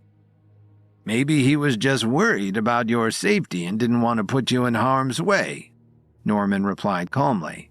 He did not get angry because of his grandson's tone. "Grandpa, I don't want to say anything, but I can tell you with certainty, I am absolutely right about this matter. At the same time, I have to thank Kevin. If he hadn't called all of his other people to Washington, I wouldn't have had the chance to make so many advances in such a short amount of time here in Chicago. Grandpa, you can just wait and see. Soon, I will definitely make our family the most feared and respected family in all of Chicago." Dalton's eyes were wide open as he spoke resolutely. At that moment, Dominic Archer hurriedly walked into the room from outside. After greeting Norman Steele, he whispered a few words into Dalton's ear. "Really?" Dalton asked in a combination of surprise and excitement.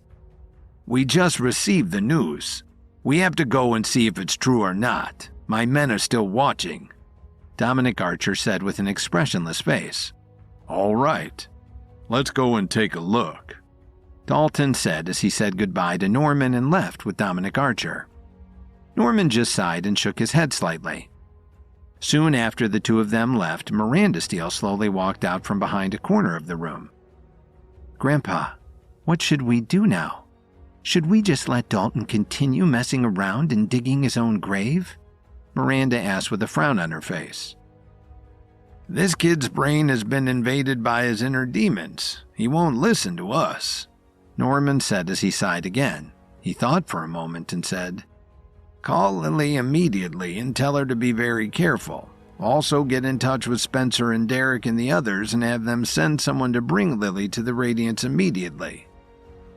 "Okay, I will contact them immediately," Miranda replied as she walked to the corner and made a call.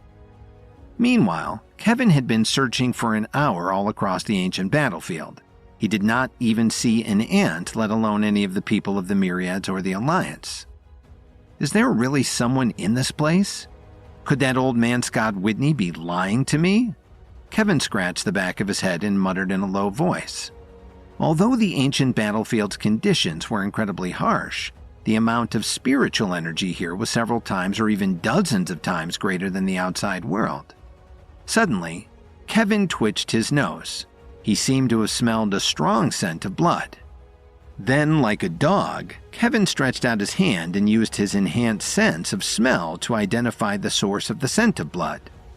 That's right. The smell of blood is much stronger than before. Someone is fighting over there, Kevin suddenly realized. He immediately began heading in that direction.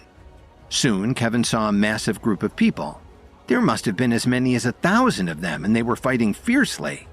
Blood splashed everywhere, and Kevin heard the sound of screams one after another. Almost every second it seemed that someone else died right in front of his eyes. In the chaotic crowd, Kevin saw a few familiar figures. They were Roger Knott, Penny Sutherland, and even Brett Stewart. At this moment, they were completely surrounded by the enemy.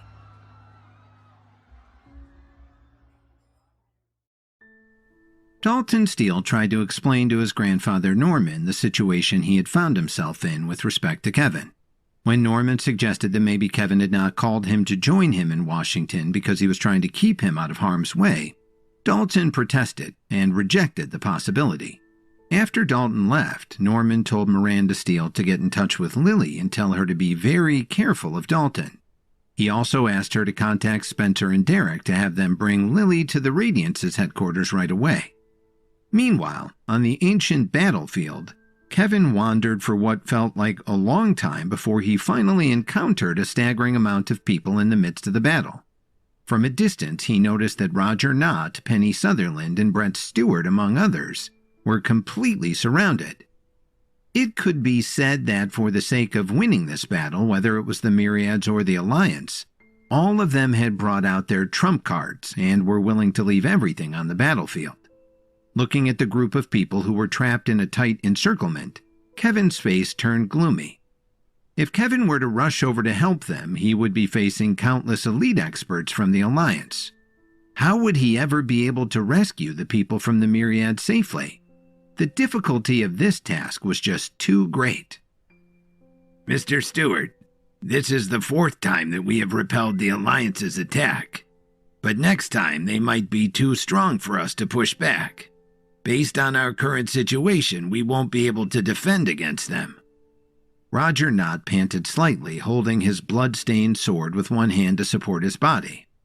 There were no fewer than 10 wounds on his body. Moreover, every part of his body was covered with fresh blood. There were also several parts of his body that were wrapped in thick gauze. However, the blood had long since soaked through the gauze. He had not fallen yet only because he was relying heavily on his strong power base to support himself. But more importantly, at least in his mind, he had a firm belief in his heart. What do you really want to say? Brett Stewart narrowed his eyes and looked around, carefully observing the situation of the enemy. As an intelligent person, Brett Stewart could naturally hear the hidden meaning behind Roger Knott's words.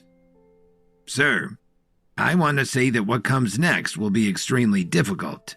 It can be said that the battle is reaching its end.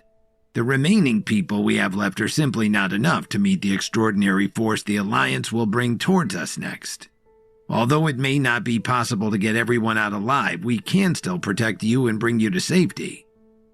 Roger took a deep breath and said slowly, You want me to abandon my brothers and sisters? Brett Stewart suddenly turned around and stared at him as he questioned. Sir, you're not abandoning anyone. Ever since the day I joined the Myriads, all of us have done whatever was best for the organization. You should know the current situation very well. No matter what, we can't get all of us out of here safely, but we can't let anything happen to you. I am willing to personally lead a force to protect you. Before Brett Stewart could say anything, Roger Knott waved his hand and continued. Sir, this is our last chance. We have no other choice. No matter what, we can't let the Myriads perish today. All of us can die, but you are the only one who can't. As long as you are here, the flag of the Myriads will still fly. The most important thing is that the Myriads live to see another day. Roger, Brett started to say as his entire body trembled violently. He, who was usually so eloquent, was actually unable to say anything to refute Roger. Sir, we don't have much time left. You should rest first. I will immediately arrange for people to lead an evacuation. Roger did not give Brett the chance to refuse. He endured the intense pain in his body and turned around to start working on his plan. Looking at Roger's back, Brett couldn't come back to his senses for a long time. Hot tears welled up in his eyes and began to roll down his cheeks. Brett tried his best not to let his emotions show, but he was overcome with grief. He always felt that a man should shed blood, but never tears. Brett Stewart had only cried in public twice in his life. The first time was in front of Travis Adams's grave, and the second time was here today. However, as Supreme Commander of the Myriads, he knew the situation of the organization better than anyone else. The sudden appearance of those mysterious experts from the Alliance had completely broken the balance of the battle. After a few rounds of fighting, the Myriads were forced to retreat. Even their logistical support had been scattered. Very quickly, Roger Nott had a group of elite experts to lead the evacuation. Those who had been chosen did not have any complaints. They all knew that it would be too difficult for them to survive today, so they might as well be loyal to the Supreme Commander and lead him to safety for the good of the Myriads. As long as Brett Stewart could survive, they wouldn't have to worry about not having a chance to take their revenge at some point in the future. "Mackenzie, come here." Roger Nott turned around and looked at his beloved granddaughter. "Yes, Grandpa?" Mackenzie Nott said as she fought back tears. Penny Sutherland cried out with light sobs as she stood next to her best friend. Roger Nott struggled to sit on a large rock. His injuries were severe. Some of his wounds that had been wrapped in gauze had even started to bleed again. "Today is the time for the Myriads to choose to live to fight another day. The two of you are still young. You shouldn't have to die here," he said softly. "I'm going to organize an evacuation. The two of you must follow the Supreme Commander and get out of here together. Remember to do everything you need to do to survive at all costs. After leaving the ancient battlefield, assist the Supreme Commander in rebuilding the Myriads and in bringing glory to us in the end," he added. "Grandpa," Mackenzie sobbed as she could no longer hold herself back. She knelt in front of Roger Nott and hugged his arm tightly. She sobbed and said, "I don't want to leave you. Even if I have to die, I want to stay by your side." "Nonsense." Roger Nott's face darkened as he spoke in a stern voice. "Remember this. You and Penny are the last descendants of the Nott and Sutherland families. You can't die here. The opportunity to escape has already been arranged. Do as I say and act according to the plan. Please, do as I ask." "Grandpa," Mackenzie cried out. She was sobbing nonstop. Roger gritted his teeth and pushed his granddaughter away. He got up and walked to the side to discuss with the other higher-ups about the plan to break out of the encirclement. Penny Sutherland sighed deeply and bent down to hug Mackenzie tightly. Soon, the Alliance's army started to move, suppressing the area where the Myriad members were standing. Suddenly, the army started to stir and a small path appeared on the left and right of them. "People of the Myriads on the mountain, listen up. Today, all of you will be defeated. There is no longer any doubt about the outcome. Today, I will give all of you a chance to live. As long as you hand over Brett Stewart, the rest of you will be treated with leniency," a member of the Alliance said loudly. "No way! I would rather die than betray the Supreme Commander," someone shouted back. "You want to capture our Supreme Commander? Sure. Come and take him right after you step over my dead body," someone else retorted. "If you have the guts, then come and try me," another member of the Myriads responded fearlessly. One by one, the members of the Myriads answered loudly as they all affirmed that they would rather die than submit. "All right. Since that's the case, there's no need to say anything else. Everyone listen up. Charge up the mountain and annihilate all the people of the Myriads. And anyone who captures Brett Stewart, rest assured that you will be rewarded handsomely." The man roared as he pointed at the top of the mountain. When these words came out of his mouth, the people of the Alliance became excited. They held their weapons in their hands and rushed upward without a care for their lives. "Boys, today is the day you pledge your loyalty to the Supreme Commander. Follow me." Roger Nott ignored the injuries on his body and roared while waving the large sword in his hand. "I pledge my loyalty to the Supreme Commander," a group of people replied fearlessly. Dust rose into the sky, and the battle instantly broke out. Shouts and cries of battle rang out. Both sides were enemies that would never rest until one of them was eliminated. Once they attacked, they did not hold back. Although the people of the Myriads tried their best to resist, the difference in numbers between the two sides was simply too great. The more the people of the Alliance fought, the more courageous they were. All of them had the same source of excitement in their hearts. It wasn't because of the tempting rewards, but because they all truly wanted to capture Brett Stewart, dead or alive. Still, if they could take the life of the Myriad Supreme Commander, they would certainly become famous. They would be remembered in the history of the Alliance forever. Supreme Commander, you need to get out of here, Roger shouted as he waved the blade in his hand and unleashed a powerful burst of spiritual energy, killing 5 or 6 Alliance members in front of him in an instant. Roger, let's go together. Brett Stewart wiped the blood off his face and said while grabbing Roger Knott's arm. Sir, now is not the time to hesitate. Roger leaned against Brett Stewart with his back facing him. He gripped the long blade in his hand tightly and looked at the enemies all around him. Ah, the Supreme Commander of the Myriads? Your life is mine today, a member of the Alliance said with a loud laugh. Upon hearing the commotion, the members of the Alliance who were fighting with the members of the Myriads quickly surrounded Brett Stewart. In an instant, Brett was surrounded by countless members of the Alliance. Even if the members of the Myriads wanted to save their Supreme Commander, they couldn't escape the encirclement. It was too late. Well, it seems like none of us will be able to escape today. Brett Stewart was breathing heavily as he looked at the enemies as they surrounded him and moved closer. I'm sorry, Supreme Commander. I have failed you. Roger Knott's face was filled with determination to die courageously. There he is. Kill him! A member of the Alliance shouted. At that moment, all those who had slightly higher power bases followed Roger Knott's and Brett Stewart's line of sight and looked up.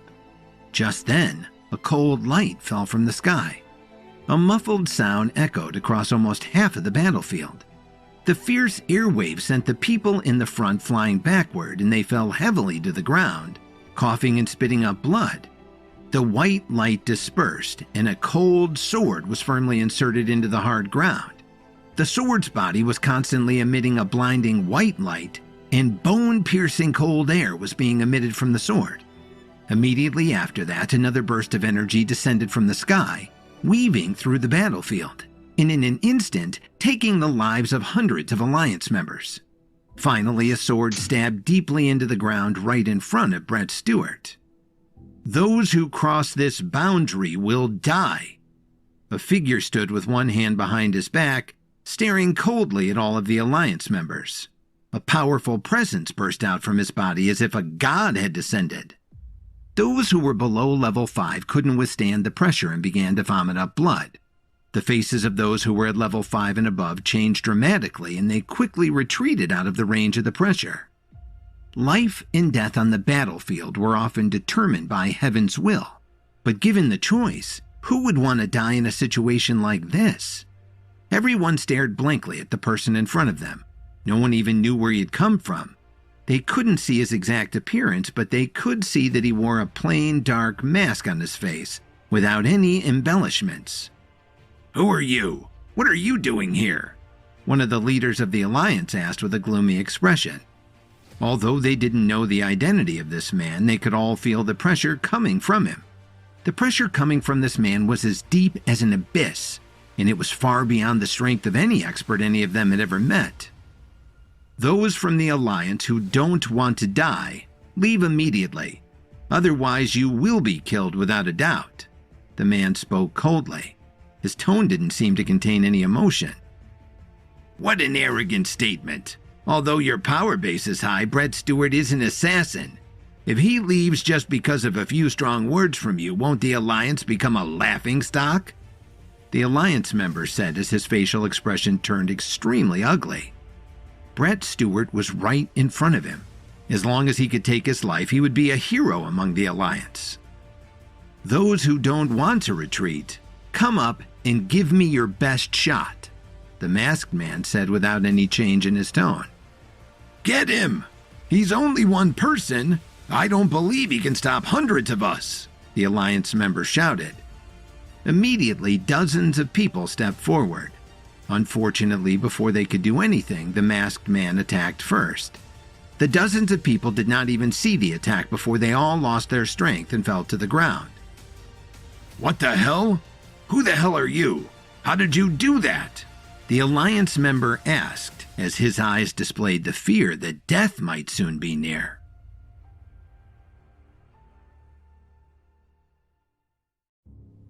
On the ancient battlefield, it was clear that defeat for the Myriads was inevitable. Roger Knott began to make arrangements to evacuate Brett Stewart and urged his granddaughter Mackenzie Knott and Penny Sutherland to go with him. As he was formulating a plan for them to escape, the Alliance descended, surrounding them and unleashing a brutal attack. As the Alliance members closed in, a mysterious figure wearing a dark mask suddenly appeared, killing several members of the Alliance in an instant and warning them to retreat. "Who is the Alliance leader?" the masked man suddenly said with disdain. The expressions of all the people from both the Myriads and the Alliance changed when they heard this. They all knew that the leader of the Alliance was a top expert, although it had been many years since any of them had last seen him. However, according to some of the people who knew about him in the past, the leader of the Alliance had yet to reach the peak of his power. At this moment, was this masked man actually suggesting that the Alliance leader was not all that he seemed? For a moment, some people hesitated at the thought of this. You are insulting the Alliance leader?" One of the Alliance members clenched his fist tightly, and his voice became several times louder. The masked man only glanced at him and stopped on the ground. A wave of spiritual energy was released from his foot, and in an instant it arrived in front of the man. Even though he had reacted quickly and used all of his spiritual energy to defend himself, he was still sent flying backward. It was not until 5 or 6 seconds later that he finally landed on the ground in a heap. A large amount of blood gushed out of his mouth and nose. "Anyone who dares to go against me will have to face the consequences," the masked man shouted as he waved his arm forcefully. Another wave of energy was unleashed, forcefully creating a path through the crowd. "Follow me," the masked man said as he walked in front with his head held high.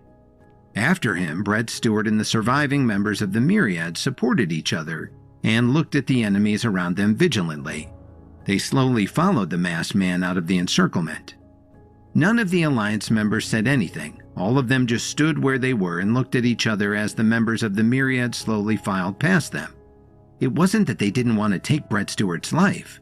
It's just that the masked man was so overwhelmingly powerful that they couldn't do anything about the current situation.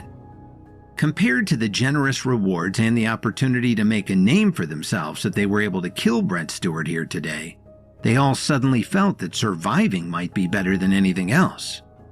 After walking out of the encirclement, the masked man suddenly stopped in his tracks. He turned to the side and said coldly to the people of the Alliance, "If you want to take revenge for what has happened here today, come to Washington, D.C. and look for me. I am the father of Archie Robbins." After saying this, he led the people of the Myriads and left. The remaining people of the Alliance were in a mess in the wild sand, but they remembered one thing. The man was the father of Archie Robbins. After leaving the encirclement, the group of people from the Myriads walked for nearly an hour before they found a place to safely hide. "May I know your real name? You have saved our lives today. Can you tell me who you are so that we can find a way to repay you in the future?" Brett Stewart brought Roger Knott and the other higher-ups with him before he came to the masked man and asked to know his identity. As Brett Stewart knelt down on one knee, the other Myriad members all knelt down on the ground. Normally, they were arrogant people, but today was different. Not only was the masked man powerful, but he had also saved all of their lives, and he had given a last spark of hope for the Myriads, when it seemed as though all hope was lost. The masked man carefully surveyed his surroundings. After making sure that the people of the Alliance had not followed them, he turned around and held Brett Stewart up to his feet. "There's no need to be like this," the masked man said in a serious manner. Brett Stewart frowned when he heard such a familiar voice.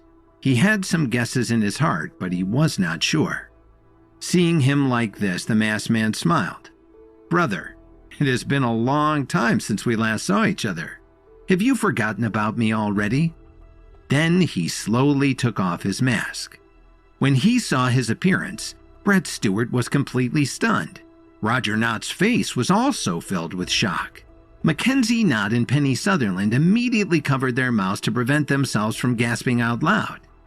The rest of the Myriads higher-ups were also shocked. Some of them also revealed a thoughtful expression on their faces when they realized who had rescued them today. Kevin? Is it really you? Brett Stewart asked in disbelief. It is really me. Kevin held his right hand tightly and answered firmly. I can't believe this, Brett Stewart said as he hugged Kevin tightly. The excitement in his heart was obvious.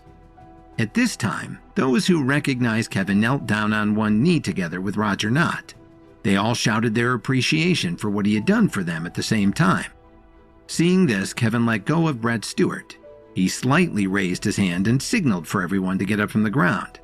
Brothers, you don't have to be so polite. The fear and anxiety in everyone's hearts were swept away at that moment. Given the sudden change in their fortunes, everyone couldn't help but feel a strong sense of hope rising in their hearts. Kevin, how did you come to the ancient battlefield? I didn't receive any news of your whereabouts before this. After Brett Stewart calmed himself down, he gradually regained his senses. He wanted to find out where Kevin had come from. He also wanted to ask him in front of everyone. This is a really long story, Kevin slowly explained. However, he omitted the fact that he was a member of the Reaper Squad. He only said that everything he did in Washington had something to do with the Reaper Squad. He merely explained that the Reaper Squad was supportive of him intervening and had aided in his coming to the ancient battlefield to save the people of the Myriads. So that's how it is. Looks like the Reaper Squad has also discovered how awful the Alliance is. Brett Stewart lowered his gaze slightly and said with some profound meaning, Could it be that there really are people from the Pinnacle colluding with the Alliance? Kevin's expression turned ugly as he asked. If that wasn't the case, then why did the tide turn so quickly? Brett Stewart smiled bitterly and said, Fortunately, I made preparations in advance. After discovering that something was wrong with the Alliance, I transferred a large number of elites out of the ancient battlefield, leaving seeds of hope for the revenge of the Myriads in the future. However, it seems like it will really be too difficult to defeat the Alliance now. Kevin wasn't in the mood to talk about the Myriads and the Alliance. His mind was filled with thoughts about the Pinnacle. He had witnessed the strength of the Pinnacle before. Last time when he had faced just the Vanguard, there weren't even any real experts from the Pinnacle. Still, they were almost more than the Foundation could withstand. Taking a deep breath, Kevin pulled his thoughts back to reality. He looked at Brett Stewart and said, Supreme Commander, what do you plan to do next? Now that the Alliance has the help of the Pinnacle, their strength has increased tremendously. Why don't you bring your men and leave the ancient battlefield with me? The Myriad strength has been greatly damaged. It's better to get some rest for a period of time. We can't fight them head on. Hearing this, Brett Stewart lightly nodded his head and replied, You're right. Why don't you come back with me to Washington, D.C.? It just so happens that I will be developing a force of my own in Washington, D.C. next. The two of us can join forces. Kevin invited him sincerely. No, Kevin, you should know about the situation in the Myriads. In the eyes of those self-righteous people, we have always been evil and crooked. Besides, Washington, D.C. is full of snakes. It's not a suitable place for us to rest and rebuild. I have decided to bring my people to the Midwest. After all, most of our strength is there. Brett Stewart analyzed and replied seriously. You're right. That makes sense. Kevin said as he immediately realized the inadequacies of his suggestion. Brett Stewart turned his head to look at the many members of the Myriads resting around him, and then he turned his head to look at Kevin. After thinking seriously for a moment, he said, Kevin, I have a favor. You can treat it as your friend's request, but you can also treat it as a request from the Supreme Commander of the Myriads if you wish. Mr. Stewart, you can just say whatever you want. We will be brothers for the rest of our lives. As long as I can do it, I won't hesitate to help.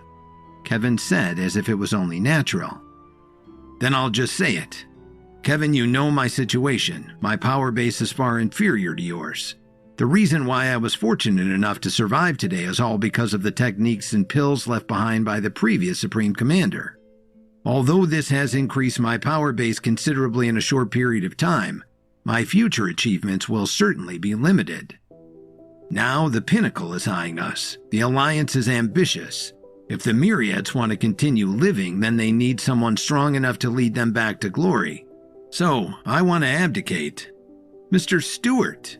Kevin reached out his hand and grabbed Brett Stewart's shoulder. He forcefully interrupted him and said, I will always support you, no matter what happens. I will support you as the Supreme Commander of the Myriads. As for the idea of abdication, I don't even want to hear you mention it ever again. Do you understand me? Looking at Kevin's firm gaze, Brett Stewart suddenly felt a long sigh of relief in his heart for some reason. The near destruction of the Myriads this time was actually the result of his poor judgment and his mistakes in commanding his people. But still, no one stood up to question him now, and everyone was willing to sacrifice their lives for him. However, as the saying goes, the emergence of Kevin had broken the balance in a sense. It had given many people of the Myriads another choice aside from Brett Stewart. Brett was not worried that his position as the Supreme Commander would be affected, but he was afraid that his power would cause a rift among his people. That was why he had the idea of abdicating his position. Kevin not only saved his life, but they were also life and death brothers. There was not much of a practical difference between the two of them being the Supreme Commander. After a short while, Kevin scratched his head and broke the silence. He said, My friend, there is something I need your help with. Just say it. I'll do whatever I can to help you. Brett Stewart looked at him curiously. Logically speaking, with Kevin's current power base, there were very few things that he could realistically need to ask Brett Stewart for help with. Something seems to be wrong with Dalton Steele recently. He has been making some small moves in Chicago, but I think he may be planning something bigger. I think it would be good if you could help me keep an eye on him while you're recuperating back in the Midwest. Besides, my wife is still in Chicago, Kevin said with some embarrassment. You mean Dalton might make a move on your wife? How is that possible? He's always been like a brother to you, Brett Stewart said in disbelief. I don't know what has gotten into him. Maybe there was a misunderstanding between me and Dalton, but I suspect there's some larger factor at play. Kevin replied with a bitter smile. In fact, he also had a guess. It was just that the situation in Washington was still so in flux that he did not have the time to confirm it. All right, I'll find time to chat with him when I get back. We are all brothers. If there are any misunderstandings, we can settle it over some wine. Brett Stewart agreed without saying anything else. After resting for about 2 hours, Brett finally left the ancient battlefield with his men. Kevin had only just returned to Washington, but he was looking forward to seeing if the Robbins family would like his gift. On the other side of the ancient battlefield, in the Alliance's camp, the Alliance leader was sitting on a high seat with a gloomy expression on his face. The rest of his people were all sitting on the ground, not daring to breathe. The battle had been a failure because of the mysterious and powerful man in the mask.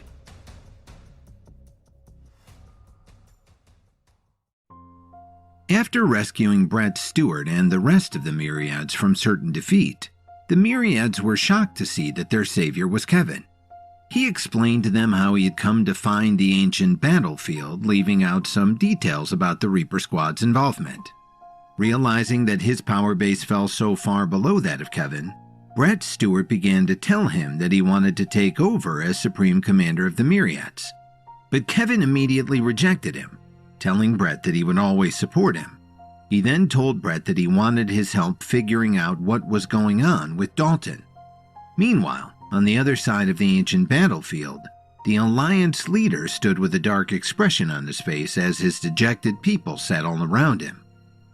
Looking at the gloomy expression on the face of the Alliance leader, the members of the Alliance who were prostrating on the ground felt more and more uneasy. No one dared to make a sound. Perhaps the Alliance leader needed them to charge and break through the enemy lines during the battle. But the current situation was different. All of them knew that they were expendable. If there were any outsiders present, they would definitely notice a problem. It turned out that almost all of the members of the Alliance were standing on the left side of the tent, but on the right side of the tent stood a group of black-robed men. They were all wrapped in large black robes, and all of them had their heads lowered. A bone-chilling aura was emitted from their bodies, but no one spoke. These people were just standing there like wooden stakes, and no one could tell that they were even alive. However, it was precisely because of their existence that the Alliance was able to defeat the Myriads in such a short period of time. However, even these old men who had been in the Alliance for many years didn't know about their origins. They only knew that they were loyal to the Alliance leader, and that they only listened to his orders. The Alliance leader looked around the tent. His gaze only stopped at the group of black-robed men for a short time. Then he turned his head and fixed his eyes on Lee Tichenor and the others. Can anyone explain what happened? The Myriads were at the end of the road. How can you let a cooked duck fly away? Lee Tichenor and the other higher-ups looked at each other. In the end, none of them dared to stand up and answer because they knew that if they stood up now, they would lose their lives if they were careless. No one has anything to say? Then you are all guilty. The Alliance leader raised his eyebrows and asked again. This time, no one answered again. However, the higher-ups were trembling even more violently. A few seconds later, when the Alliance leader opened his mouth to say something, Lee Tichenor hurriedly spoke up before he could speak. Sir, the Myriads escape. He hesitated, then continued. Originally, Brett Stewart and the other higher-ups of the Myriads were surrounded by us, but a mysterious expert suddenly appeared. Lee Tichenor said in a panic, beads of sweat forming on his forehead. As he spoke, his hands visibly trembled. A mysterious expert? Why don't you tell me how strong this person is? How could he be able to bring all of the surviving members of the Myriads out of your encirclement? The Alliance leader asked. That man was at least at level 7. As for his exact power base, I can't tell for sure. Lee Tichenor answered with a stutter. A level 7 warrior? The Alliance leader frowned. Seeing this, Lee Tichenor quickly said, It's absolutely true, sir.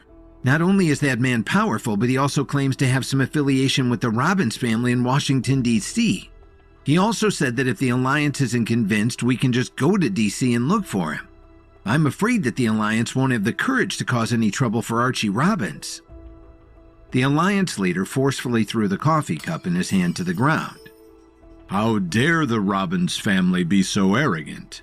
They don't even show the slightest bit of respect toward the Alliance. Pass on my order. Send 2,000 men to Washington, D.C. to eliminate the Robbins family. The Alliance leader said firmly. Today was the day when the Alliance should have defeated the Myriads. Their prestige should have spread across the entire world of experts. Instead, they had been suppressed by a small family. Wouldn't that mean that the Alliance's strength wasn't really that great? The Alliance leader would never allow such a thing to happen. Sir, there's something else worth considering. Shannon Tate also stood out from the crowd and spoke up. What is it? The Alliance leader said as he glanced at her indifferently.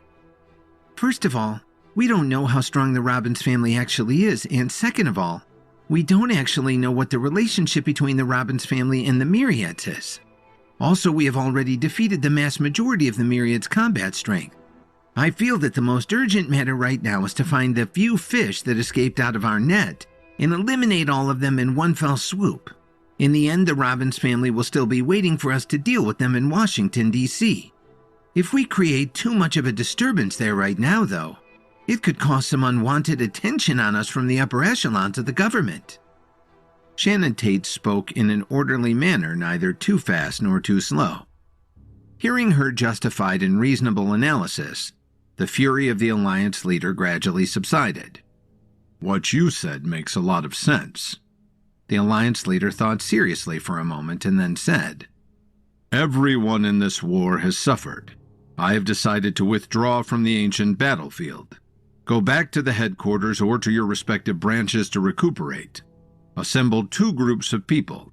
One of them will go to Washington, D.C. to find out more about the Robbins family, and the other will go look for traces of the Myriads.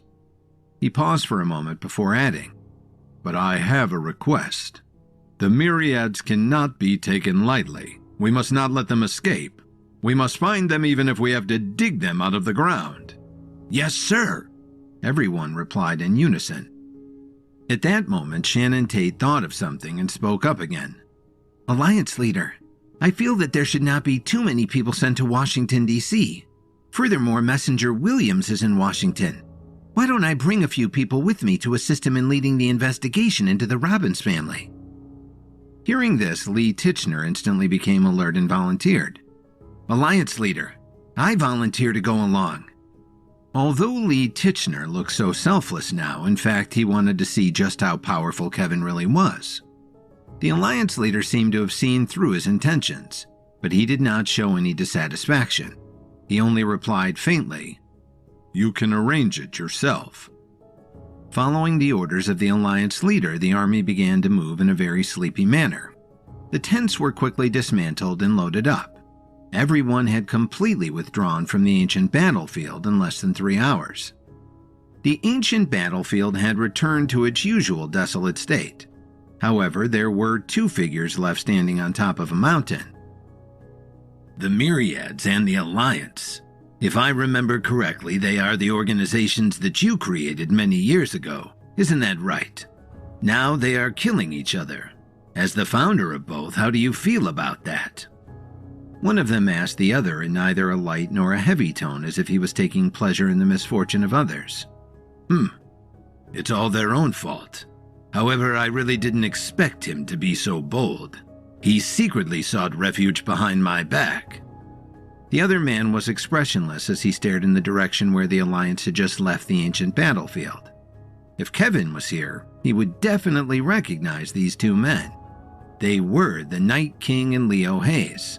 The man they were talking about was the Alliance leader. Ha! Isn't this just so perfect? The organization you created has joined the Pinnacle. It can be used as a good whetstone for your precious protege to clean up. A profound smile emerged on Leo Hayes' face. Meanwhile, in a luxurious mansion in Washington, Kevin walked downstairs. At this moment, Troy Evans was discussing something with Tyler Dawn. After seeing Kevin, the 2 of them immediately stood up from the sofa. Mr. Williams, everyone is here. They are all waiting for you on the first floor, Tyler said with a smile. Kevin nodded and led the 2 downstairs. At that moment, Dustin Newman, Barry Damon, and the other 3 were sitting by the window on the first floor whispering about something.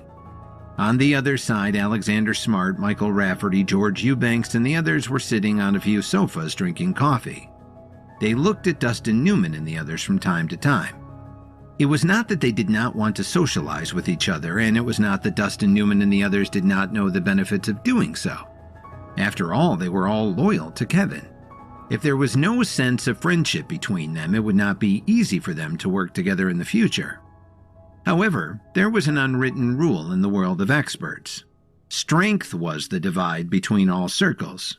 Dustin Newman and the others were all level 5 experts. Even though Michael Rafferty and the others wanted to befriend them, the position they were in was just too different. Soon, Kevin came down the stairs. His eyes stayed on each of the 2 distinct groups for a few seconds each. He frowned slightly. Mr. Williams, what did you call us all here for? Michael Rafferty was the first to speak. Everyone, please be patient. I will tell you soon enough. Kevin smiled and turned to look at Troy Evans. Why didn't Jordan and Justin Black come? He asked. They are currently training their men at the school. They said they're slightly worried that the people Director Dawn recruited will cause problems for them. Troy Evans said with some difficulty. I remember I set a rule that no conflict will happen on my watch. It seems that the 2 of them are good at training their men. I would assume that they can get that point across as well, don't you think? Kevin said with profound meaning. Troy Evans lowered his eyes slightly and did not answer Kevin's question. Mr. Williams, why don't you tell everyone about your plan? Tyler asked. He was very perceptive and tried to smooth things over. Kevin sat down on the sofa and said, Actually, the reason I called you all here today is very simple. The news about my self-established Williams family school should have spread throughout the entire city. So if we want to develop it, there must be a tangible product that can be produced. Mr. Williams, you must be joking. You already have 2 huge corporations underneath you. Alexander Smart said half-jokingly. Mr. Smart is mistaken. My plan is not only to look out for the interests of my own family, but also for all of your families as well. I have decided to set up something of a business club. All of you will be the core members of the club in the future. With Mr. Dawn as the leader, I want to recruit top talents from all walks of life. I can promise them, in the future they will be able to obtain all of the pills they desire according to their own strength. Of course, there are some pills that can help with the development of one's power base. There are also pills that can prolong one's life or cure injuries. Kevin spoke out his thoughts without stopping. He added, in addition, I plan to set up a medicinal factory that specializes in refining high-grade medicinal pills. As long as everyone here is interested, we, the Williams family, can invest in it. In the future, we, the Williams family, will also start selling medicinal pills for tremendous profit. Listening to Kevin's plan, everyone present, including Tyler Dawn, did not reveal the slightest bit of joy. Instead, they deeply furrowed their brows. What's wrong? Is there a problem? Kevin noticed the change in everyone's expressions. They looked at each other and did not know where to start. Finally, Tyler bit the bullet and said, Mr. Williams, we can understand your feelings. If you want to build a club, President Watford and I can indeed recruit a lot of people. It's not an exaggeration to say that we can invite more than half of the most powerful people in the business world from here in Washington. Let's not even talk about whether those people are on the same side as us. Just the medicinal pills alone present a significant challenge. We all know that your skill in herbalism is extraordinary, but Washington, D.C. is really not comparable to Chicago. The headquarters of the Herbalist Society is located right here. Do you want to try to go head-to-head against them on their own turf? I'm afraid that it's going to be quite difficult. Michael Rafferty and the others nodded in agreement as Tyler finished his sentence. I know what all of you are thinking, but I would like to ask if all of you remember what happened before Jake Morris arrived. Kevin squinted his eyes and asked. Of course I remember. Before that, we were under heavy threat by the Robbins family. George Eubanks followed up and said, Do you think the Robbins family alone has that much power? Kevin crossed his arms in front of his chest and asked, Do you mean to suggest that there is someone else standing behind Archie Robbins? Tyler asked, seeming to have realized the key point, and his eyes were filled with disbelief. The Robbins family is far from being able to command all of the families in Washington, D.C. to bend to its wishes. The Herbalist Society is the only force who is capable of doing this. Kevin's eyes flashed with a look of murderous intent, but it disappeared in a flash. He just didn't let anyone else notice it. Everyone was stunned when they heard this. Kevin was about to stir up chaos if he pitted the Herbalist Society against the Robbins family.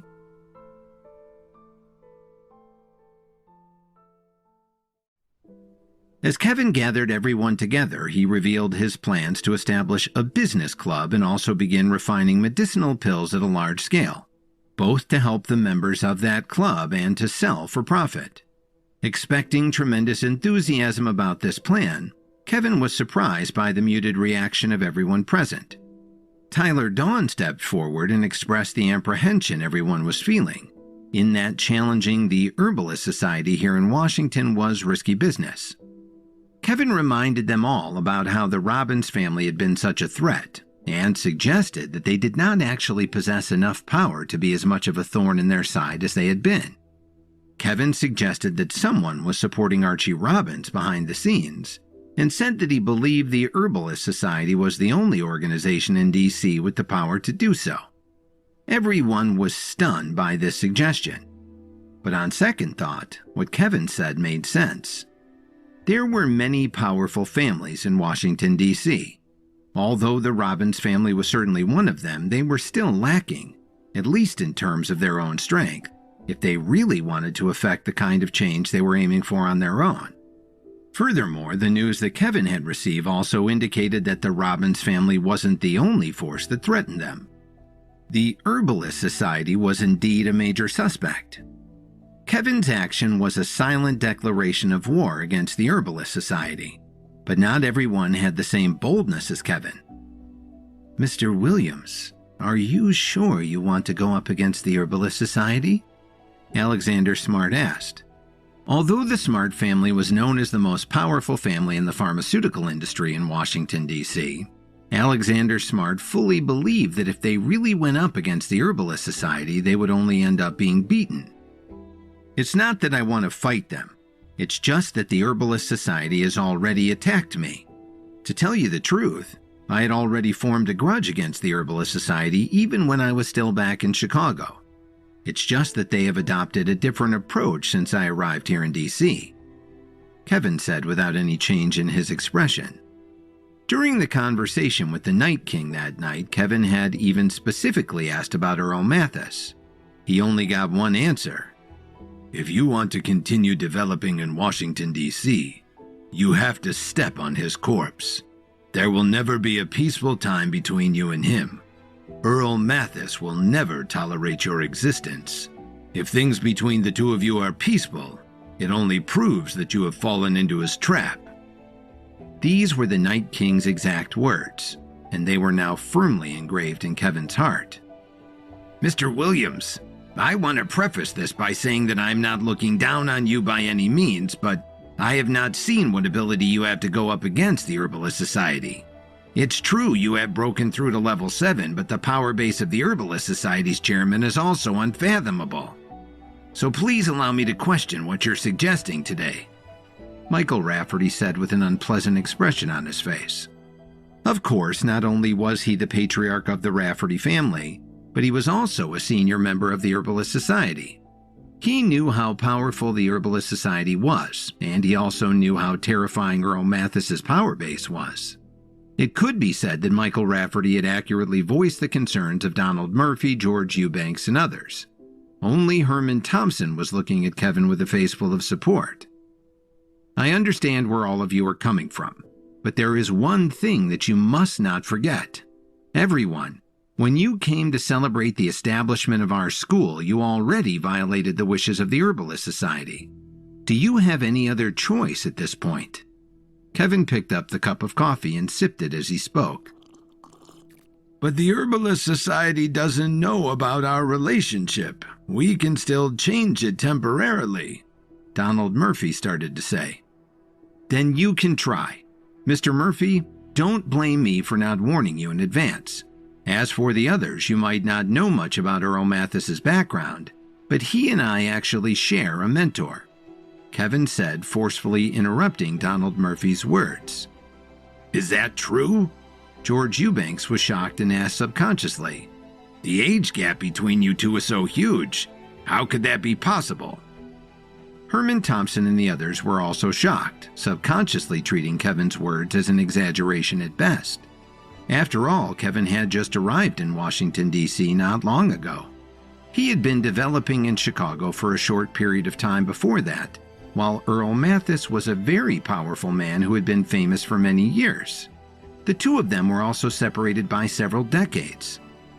"There are some things that you can't say casually, and you shouldn't treat us like idiots either," Michael Rafferty said with an unfriendly expression on his face. He had been in the Herbalist Society for more than 10 years, but he had never heard of Earl Mathis's mentor, let alone the fact that he shared his mentor with someone. "I know it's hard to believe, but it's the truth. I can also tell you all very clearly that Earl Mathis is not as powerful as he appears. It was precisely because my mentor saw through him that he took me under his wing," Kevin said. Kevin suddenly stopped speaking and gave everyone a deep look. He licked his lips and continued. "You also don't want to know where Earl Mathis came from. If he didn't have his inheritance..." Kevin trailed off. Hearing this, Alexander Smart and the others started to think seriously again. Thinking back on the information they knew about Earl Mathis, it was indeed somewhat unusual. He had suddenly appeared in Washington, D.C. a few decades ago. It could be said that he had reached the peak of his career. Like Kevin, he had defeated everyone who stood in his way and won the competition held by the Herbalist Society that year. After that, he joined the Herbalist Society and started to show off his outstanding talent, becoming the chairman of the Herbalist Society before he even reached the age of 30. Everyone can speak their mind, no matter what decision you make. I won't mind, Kevin said with a faint smile. Mr. Williams, you want us to use the power of our families to participate in this battle between mentees? Donald Murphy asked without showing any fear. They hadn't done anything yet. Even if Earl Mathis wanted to deal with them, he wouldn't be able to find a suitable reason to do so. A duel between fellow disciples? It seems reasonable enough, Kevin said with a self-deprecating smile. He understood what Donald Murphy and the others were thinking. However, sometimes people are like this. If they wanted to obtain more, they would have to bear the corresponding risks. Right now, they only had two choices in front of them. They had to follow Kevin to the end of the road. No matter what kind of difficulties they encountered during this period of time, they had to grit their teeth and persevere without even considering the possibility of turning back. As long as Kevin succeeded, they would also rise to the top. However, the danger involved was much greater than anyone could imagine. For a moment, no one said anything. This was a decision that could very well cost them their lives. It was not something Kevin could expect to be decided with just a few words. I am not in a hurry to force any of you to state your position out loud today. You can go back and think about it. 3 days from now, I will set up a banquet and invite you all to have a meal. We can discuss your reservations then. He could only give the families 3 days. After all, since the Robbins family and the others had already made their move, he couldn't afford to sit back passively. After Herman Thompson and the others left, Kevin returned to the top floor. He spent the whole afternoon poring over the secret book. Since he had established the Williams family school, he had to bring out some real skills if he wanted to challenge the Herbalist Society. Grade 6 pill. It can calm one's mind and assist in the development of one's power base. It can also act as an antidote for a lot of different types of poisons. Grade 7 pill. Can heal all external injuries as well as increase speed and strength. These aren't bad choices, and the medicinal herbs to refine them aren't that difficult to find. Kevin spoke aloud to himself as he read. He finally found 3 types of pills that could be used to fight the Herbalist Society. Just as he was thinking about whether he should call some people from the Radiance over, Violet Sweeney knocked on the door. "Someone is looking for you downstairs, Mr. Williams," Violet Sweeney said respectfully. "Okay, I'll go down in a moment," Kevin said as he took one last glance at the book, closed it, and got up to walk downstairs. Scott Whitney was sitting on the sofa drinking coffee. Jasper Hoffman and Bernard Fisher had also come. An old man with a deep aura was also with them, but his eyes were closed as he was seemingly resting. Kevin's gaze lingered on this old man for a few seconds. The first impression he got from this old man was that he was stronger than Scott, but judging from his aura, he hadn't reached his level yet. Seeing that Scott Whitney had no intention of speaking, Bernard Fisher took the initiative to greet him warmly. "Mr. Williams, I'm sorry it's been a few days and I'm sorry to bother you again," Bernard said with a faint smile. Kevin didn't want to drive him out right away. The smile on Bernard's face only froze for a moment, and then he quickly recovered to say, "Mr. Williams, please don't misunderstand. I heard that you were entrusted to go to the ancient battlefield. I wonder how the situation there was. Can you explain it to us?" "If you Rangers want to know about the ancient battlefield, you can investigate it yourself. Why do you need to ask me?" Kevin said, clearly not intending to give these people any respect. To be honest, he did not want to get too close to the Rangers, nor did he want to get involved in the conflict between the two factions. "To tell you the truth, whether it is us or the Mavericks, we cannot enter the ancient battlefield. The reason can't be explained in a few words, so I was really just hoping you could tell us about the situation." Bernard's smile faded a little. At this time, Jasper Hoffman suddenly interrupted and said, "Kid, you're not competing with us right now. Hurry up and tell us the answers to our questions." Kevin raised his eyebrows and glanced at him, then turned to look at the older man. "It just so happens that I don't want to tell you," Kevin said indifferently.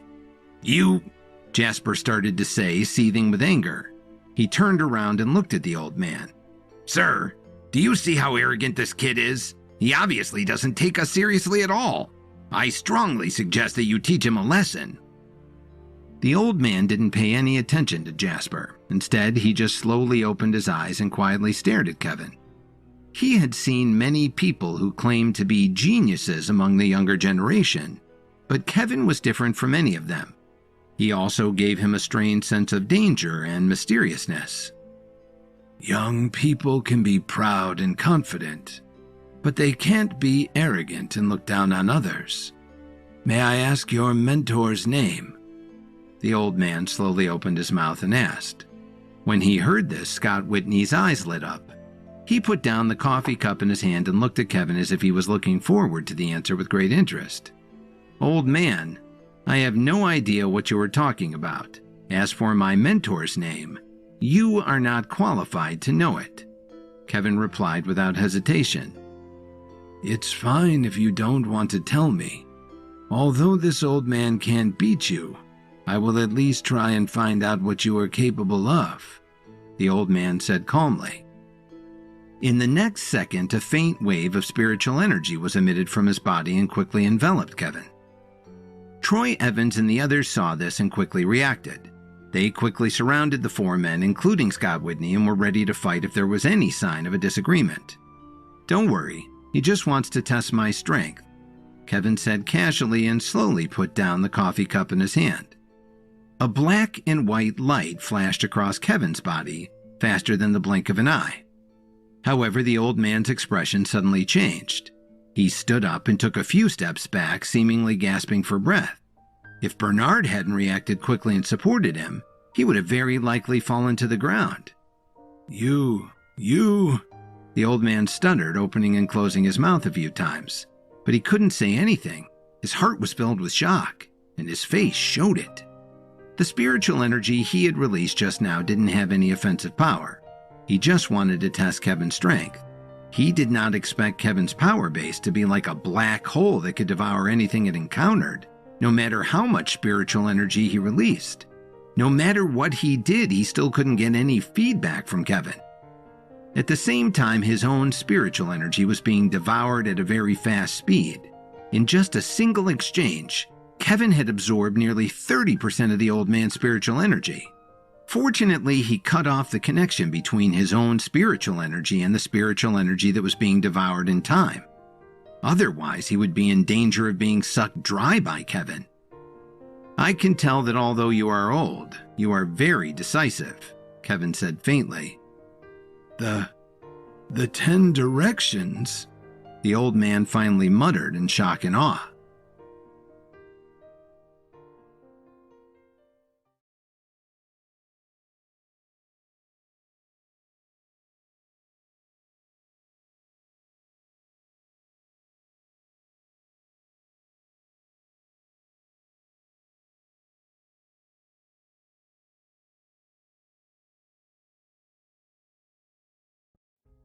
Given their reservations to support his plans to challenge Earl Mathis and the Herbalist Society, Kevin gave Michael Rafferty and the others 3 days to decide their positions on the matter.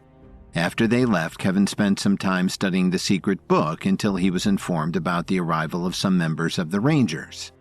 When Kevin refused to tell Bernard Fisher and the others about the situation at the ancient battlefield and the identity of his mentor, the old man who accompanied them decided to test his strength by enveloping him with his spiritual energy. However, when Kevin calmly countered with his own power base, the old man was shocked to discover that he possessed the spiritual energy-devouring aura of the 10 directions. As a high-ranking officer of the Rangers, Emissar Holland had been fortunate enough to come into contact with a 10-direction fragment in the past, so he was very familiar with its aura. Upon hearing the old man mention this, Kevin pretended to be confused and asked, "The 10 directions? What is that?" However, his heart was as clear as a mirror. Ever since he broke through to level 7, Kevin could clearly feel that he had fully absorbed the power of the 10 Directions, which gave him special abilities that he had hidden. When Emerson Holland stared at Kevin, he didn't see any obvious clues from his expression to indicate that he was lying. This made him think that perhaps Kevin really didn't know about the existence of the 10 Directions.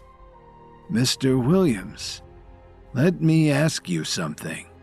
Have you come into contact with some kind of extremely cold and dark entity? Emerson paused for a moment, then added, Please, think about it carefully. It is a matter of great importance. I don't understand, but there is nothing left to discuss. Kevin narrowed his eyes and uttered in an unfriendly tone. Emerson took a deep breath and nodded. Sorry to have bothered you.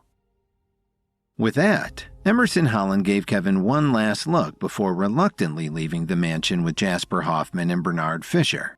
Looking at their departing figures, Kevin felt uneasy. The matter of the 10 Directions was too tricky to discuss openly with just anyone. At the same time, Kevin didn't want to risk becoming enemies with the Rangers. I should have known that you were on the path to becoming a top expert. Perhaps I am really old and blind not to have realized it until now, Scott Whitney said with a sigh. Upon hearing this, Kevin squeezed out a curious smile and asked, Mr. Whitney, if I told you that today is the first time I have heard of such a thing, would you believe me? Scott was slightly stunned when he heard that, and then he shook his head lightly. Whatever you want to say is up to you, Scott replied in disbelief. Mr. Whitney, I'm not lying to you. Why don't you tell me more about what a mage is, exactly? Kevin asked again while raising his eyebrows. You really don't know? Mages are known to be rare and elusive figures, but their talents are outstanding and they have mastered special abilities, such as herbalism and extraordinary strength. Moreover, as they travel around the world, they do not seek fame or fortune. At the end of the day, they only want to find a suitable successor to mentor and pass down all their abilities to them. It doesn't sound like much. They really don't deserve such a legendary-sounding title, Kevin said. Be careful with your words. Mages are not to be trifled with. With their abilities, they are definitely the most powerful beings in the world. You will understand how powerful they are when you encounter one in the future, Scott warned. He then added, Anyway, it's getting late. I will not disturb you any longer. I should head back as well. After Scott Whitney left, Kevin continued to think about things for a few minutes before getting up from the sofa and moving to the courtyard. Suddenly, Kevin put his hands behind his back and said faintly, No one else is around. As soon as he finished speaking, 2 figures quickly moved across the roof and arrived in front of Kevin in the blink of an eye. Greetings, Messenger Williams, a woman uttered as she respectfully went down on one knee and lowered her head before him. At the same time, the man standing beside her simply gave Kevin a disdainful look. These 2 people were none other than the Alliance's Shannon Tate and Lee Tichenor. As soon as they left the ancient battlefield, they hurried over to Washington, D.C. to find Kevin. Who was he? Kevin asked while pointing to him. As far as Lee Tichenor was concerned, the one who had injured him and saved the people of the Myriads was Archie Robin's father. Sir, he is Lee Tichenor, the newly promoted Sergeant-at-Arms. Shannon then turned her head and scolded him discontentedly. What are you doing? Get down on your knees and apologize immediately. Huh. Why should I? Looking at him from head to toe, he doesn't look like much. How can you convince me that he should be respected? Lee complained. If it wasn't for the Alliance leader and the Director's high regard for him, he would only be worthy of licking my shoes as a lowly subordinate. How dare you speak to Messenger Williams like that? Shannon Tate knew how powerful Kevin was. Back in the ancient tomb, she had seen the strength that he displayed and even saved her life. She had told Lee many things about him on the way to Washington, so she never thought that he would act so rudely in front of Kevin. So what? I still won't acknowledge him. Lee sneered with contempt. Only those who are stronger can make me yield before them. How much talent does he have compared to me? Shannon fumed upon hearing this. You... Just then, Kevin raised his hand and interrupted her. He then looked at Lee without changing his expression and asked, "It seems that you have a very strong opinion of me. Have we met before?" "Of course not. I have always worked for the Alliance at our headquarters. Meanwhile, you only know how to sit and enjoy the fruits of others' labor. Your fancy title as messenger is nothing more than a reward given to you by the Alliance leader for the Night King's sake." Lee grimly retorted, "Whether or not I have earned the right to be messenger, my position was still given to me by the Alliance leader. In that case, don't you deserve to be punished for offending your superior?" Kevin threatened in a somber tone. Although he didn't know why the two of them had come to DC, Kevin felt that if he didn't teach this man a lesson now and put him in his place, he would definitely be a thorn in his side in the future. "What crime would I be guilty of? Do you think that you have the ability to punish me?" Lee continued to mock him. "All right, then let me try to show you what I'm capable of. If I still don't convince you to respect me today, my position as messenger will be yours moving forward." As Kevin said this, his expression had become completely serious. A smile instantly appeared on Lee's face as he quickly agreed. "Deal." Shannon had already reminded Lee not to mess with Kevin countless times. Was he really that blinded by power to let his greed and pride get in the way? Before she could react and say something, Kevin suddenly kicked Lee's chest. The force was so great that it made him slide backward, forming 2 deep holes in the ground. Despite this, Lee did not seem to be that affected. After he pulled himself up, he simply brushed off the dust on his chest. "Your speed is not bad, but unfortunately your strength is too weak to deal any real damage," Lee said in disdain. "You want more? Then let me see how tough your skin is." A cold light flashed across Kevin's eyes. A second later, he arrived in front of Lee Tichenor and quickly struck him in the stomach. But before Kevin's punch could land, Lee suddenly roared as a golden light emitted from his body, which immediately caused a strong wind to blow against his face. Fortunately, just as Lee swung his fist, Kevin had already retreated more than a dozen steps. "No wonder you're so arrogant. You know a fierce body transformation technique that can harden your bones like iron," Kevin observed thoughtfully. "So what if you have already guessed it? Not many people in the Alliance can break through my elite defense," Lee boasted in an extremely haughty manner. Let me give it a try," Kevin responded as he took a deep breath and lunged forward once again. Of course, Lee did not want to let Kevin attack unopposed. He then stomped hard on the ground with his right foot and rushed forward. Seeing the ferocious look in Lee's eyes, it was obvious that he wanted to kill Kevin. At the same time, Kevin seemed to be interested in testing his strength. To start, he excitedly fought Lee with the strength equivalent to a 4th stage level 5 warrior. Although Kevin's true power base was much stronger and improving very quickly, he knew very well what was lacking in him. Whether it was compared to Lee Tichenor or someone like Archie Robbins and Earl Mathis, he was not only young, but he also had very little combat experience. Because of this, Kevin had usually been forced to defend and attack using the full force of his spiritual energy to crush his opponents decisively every time. With Lee being too arrogant for his own good, Kevin figured that now would be the perfect opportunity to do so. Besides, since Lee's power base was at the 3rd stage of level 5, no one below the 5th stage could break through his defensive technique. With that, a muffled sound was heard as Kevin punched Lee's abdomen, forcing him to take a few steps back. As their battle progressed, Lee became more shocked. He found that although Kevin's strength still seemed a little lacking to defeat him, his own power base had been completely suppressed by Kevin with relative ease. Still, not willing to admit that Kevin was stronger, Lee snickered. It's just a waste of time to show off your moves. No matter how much strength you have, you can't break through my defense."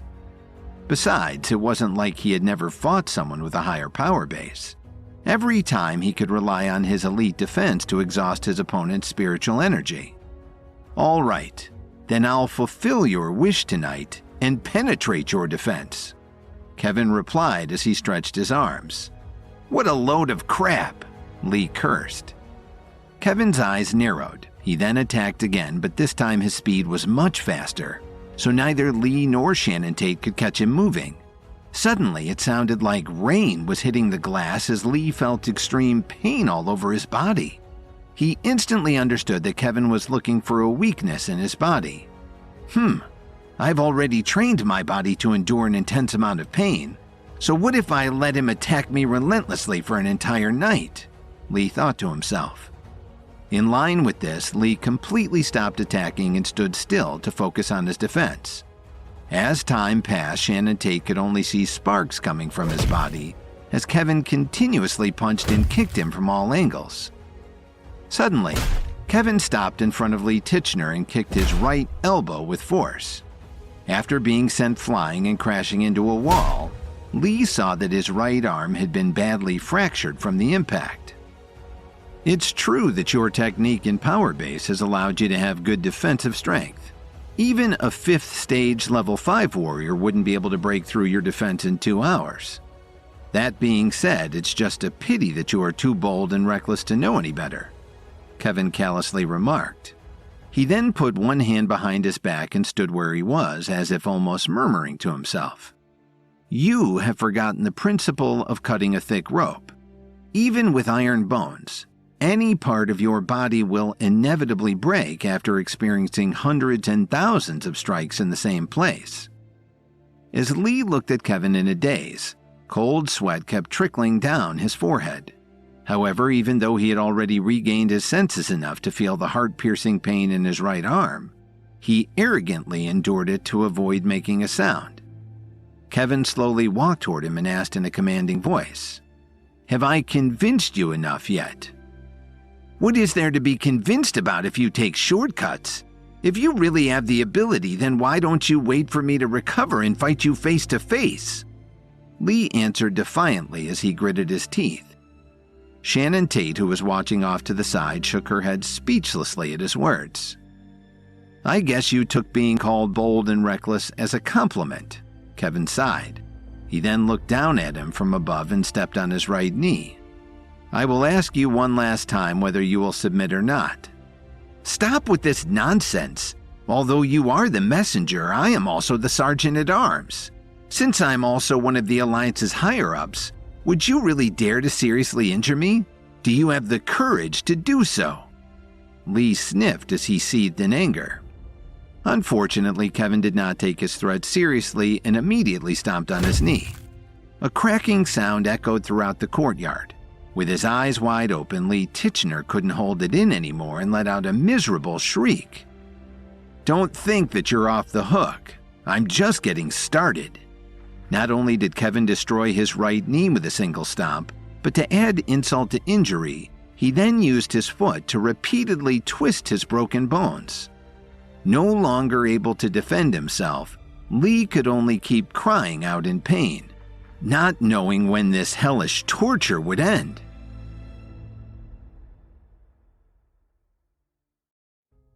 Kevin was accosted by an old Alliance peer and friend, Shannon Tate, who was with a new Alliance officer, Lee Tichenor, who surprised both Shannon and Kevin by not showing Kevin suitable respect and challenging him to a fight. Kevin took on the fight while knowing he had far greater powers than Lee, but he saw it as a practice battle in which he would not use his full powers. Lee natively thought he had a chance in the battle, but was soon defeated, though he assumed Kevin would not dare to kill him, despite the battle being a to-the-death match. As soon as they heard a commotion, Troy Evans and the others from the Vanguard immediately went to the window to see what was going on outside. However, when they saw that Kevin was personally the one handling the matter, none of them felt the need to help. Putting aside the fact that Lee Tichenor did not look like a powerful person, they knew that they weren't needed by Kevin at the moment. Shannon Tate was also not worried for Kevin's safety. She could only blame Lee for what happened tonight. Despite all of her warnings, he foolishly brought this situation upon himself. As messenger of the Alliance, Kevin's position was only outranked by the Alliance leader and his wife. However, Lee stubbornly refused to acknowledge him and provoked his wrath. With Kevin seemingly having no intention of stopping anytime soon, she helplessly lowered her head, as if to pretend that she did not see nor hear anything. Just then, Kevin looked at Lee coldly and asked, "Are you finally convinced of my strength?" However, Lee would rather die than submit. "Never! If you really have the guts, why don't you kill me tonight? I don't believe that you have the guts to do it. Otherwise, the Alliance leader will definitely seek justice for me." While Kevin admired people with integrity, he also liked to remove arrogance from people like Lee Tichenor by teaching them a lesson. "All right. I would like to see how long you can remain so tough." Kevin scoffed as he stepped forcefully on Lee's other foot. "Screw you!" Lee retorted as he gritted his teeth and ignored the pain in his legs. He then clenched his fist tightly and punched Kevin. You don't know what death is," Kevin cackled as he slightly bent his waist and easily caught Lee's fist with his left hand. Refusing to let him go, Kevin suddenly twisted Lee's fists with a backhand force. With this, 2 cracking sounds were heard as both of his wrists were instantly broken. The intense pain made Lee's head feel like it was going to explode. "Kevin, even if I die today, I will make sure to drag you down with me," Lee roared. Staring madly at Kevin with bloodshot eyes, a dazzling golden light once again emitted from his body. At this moment, Lee Tichenor no longer wished to beg for mercy. Instead, he wanted to die together with Kevin. Not knowing what he was thinking, Kevin slightly rotated his right hand. This unleashed a black and white light that entered Lee's body and suppressed his golden light. When Kevin's spiritual energy pierced through Lee's chest, blood started gushing out of his mouth. At this moment, the golden light coming from Lee's body had already disappeared. Moreover, his originally clear eyes had also quickly dimmed as the spiritual energy in his body was dissipated. Lee couldn't believe that Kevin had not only broken his right leg and both of his wrists, but also devoured his power base. "Did you think you could just self-destruct without my permission? You're not getting away that easily. Instead, I will slowly torture you until you give in and submit to me." As his voice fell, Kevin's right hand slid down Lee Tichenor's chest and forcefully pulled one of his ribs out. A miserable scream came out of Lee's mouth again, but this time he could no longer resist the pain and only hoped to die right that instant. "Kevin, I cannot live under the same sky as you," Lee shouted in pain. It wasn't that he was being tough. By now, the disdain in Lee's heart had been replaced by feelings of intense hatred. So what if we can't live under the same sky? If you want to take revenge on me, you will have to find an opportunity in your next life." Kevin bellowed as he broke another one of Lee's ribs. Seeing this, Shannon Tate could not bear it any longer. She slowly walked over to Kevin, knelt on the ground, and pleaded, "Messenger Williams, please show mercy." Kevin glanced at her coldly and asked, "You dare to speak for him?" While she had seen countless life-or-death situations, killing people was usually nothing more than a quick wave of the hand. She had never seen someone as ferocious as Kevin. "Sir, Lee Tichenor is the Alliance's Sergeant-at-Arms. If he dies in your hands tonight, you will not be able to absolve yourself of the blame when the Alliance leader finds out about this," Shannon yelled. She knew that if Lee died, the Alliance leader would definitely punish her as well. After all, she was the one who volunteered to speak with Kevin in Washington, and Lee had merely decided to come with her. Compared to offending Kevin, Shannon did not want to face the fury of the Alliance leader. Just then, Kevin turned his head and asked again, "Are you threatening me?"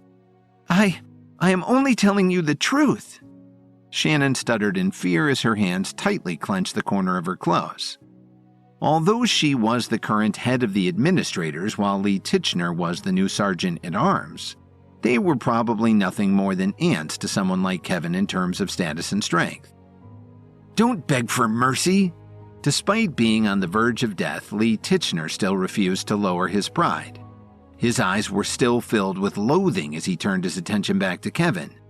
"As long as I don't die tonight, you can forget about having a good life in the future. I may indeed not be on your level, but you still have family and friends, right? You can't possibly stay by their side 24 hours a day." He then added, "As long as I find a chance, I'll torture them to death with the cruelest methods imaginable." After he said this, Shannon Tate almost couldn't help but think of killing Lee Tichenor herself. What was he thinking? Did he really not want to save his own life? "Did you hear what he said?" Kevin told Shannon as he turned his head and looked back at Lee with his eyes lowered. "Sir, he probably just blurted it out on impulse and didn't mean it. Besides, you have already crippled his power base and broken several bones in his body. From now on, he will not be a threat to you." Shannon implored, but her entire body was trembling slightly. She could already feel the strong killing intent from Kevin's aura. Ignoring her plea, Kevin stared at Lee and sneered. "You want to go after the people close to me? That's right. I want to make them suffer several times worse than what you've done to me," Lee retorted as the corner of his mouth flashed a crazed smile. "It's a pity that you won't have the chance," Kevin condemned as he shook his head with finality. When Shannon realized this, she immediately tried to stop him. "Messenger Williams, don't!" He then struck Lee's head with powerful force, causing his body to tremble a few times before he finally stopped moving. As if he had just done something casual, Kevin instructed without any emotion, "Get rid of him. Make sure to leave no trace." "Yes, Mr. Williams," Dustin Newman and Barry Damon said as they rushed to the courtyard. Unbeknownst to everyone, the real reason why Kevin wanted to kill Lee Tichenor was not merely because of a few provocative words. Back in the ancient battlefield, when Kevin overheard that Lee wanted to use Brett Stewart's head in exchange for a chance to make a name for himself, he was already destined not to live for very long in his mind. Without even turning his head, Kevin asked Shannon Tate with his back facing her, "Tell me, why did you come back here all of a sudden?" "The Alliance leader has ordered us to work with you to investigate the Robbins family here in D.C., Shannon answered in a low voice. Her heart was filled with fear. How could he kill the Alliance's sergeant-at-arms so easily? The Robbins family? What's going on? Kevin asked as he slowly turned around and frowned, pretending not to know anything about this. However, his heart was actually filled with joy. After the stunt he pulled at the ancient battlefield, he figured that the Alliance would launch an attack on the Robbins family at some point, but he didn't expect them to act so quickly. To tell you the truth, we had the battle won quite easily against the Myriads thanks to the brilliance of the Alliance leader, but just as we were about to finish off their remaining forces and finally capture Brett Stewart, someone from the Robbins family suddenly came out of nowhere and helped them escape from our encirclement. Shannon recounted concisely. How could the Myriad still be rescued when they were surrounded and outnumbered? Who was the one commanding at that time? It can't be that piece of trash I just dealt with, right? Kevin pointed at Lee Tichenor's corpse and asked, even though he already knew the answer. Sir, please help us look into this. Shannon persuaded him without mentioning Lee's name. After all, he was already dead, so there was no need for her to bring it up and upset Kevin again. You mentioned that the Robbins family was behind this? I have indeed dealt with them several times as of late, but as far as I know, they are only a regular expert family. What did they have to do with the Myriads? Kevin pretended to be lost in thought as he crossed one arm in front of his chest and stroked his chin with his other hand. The Alliance leader also doesn't understand, but since you are currently based in Washington, he is asking for your help to investigate the Robbins family. Shannon explained honestly. It seems like the Robbins family is not as simple as it seems. Kevin continued to feign a puzzled expression and slowly turned to look at Shannon. Seeing that she was still kneeling on the ground, he calmly remarked, Get up first. After returning from the ancient battlefield, you immediately rushed to Washington and informed me about this. I know you must be tired, so I will arrange for someone to find a place for you to rest. Thank you, sir, Shannon replied gratefully. Suddenly, Shannon Tate felt her vision blur and she fell to the ground softly. Without her knowledge, Troy Evans had quietly snuck up behind her at some point and blew some sleeping powder in her direction. This was because while Kevin and Shannon were talking earlier, he had secretly given Troy a hand signal to do so. After all, Shannon Tate was one of the higher-ups of the Alliance. If Kevin wasn't careful, she could easily find out about the newly established Williams family school and inform the Alliance leader about it.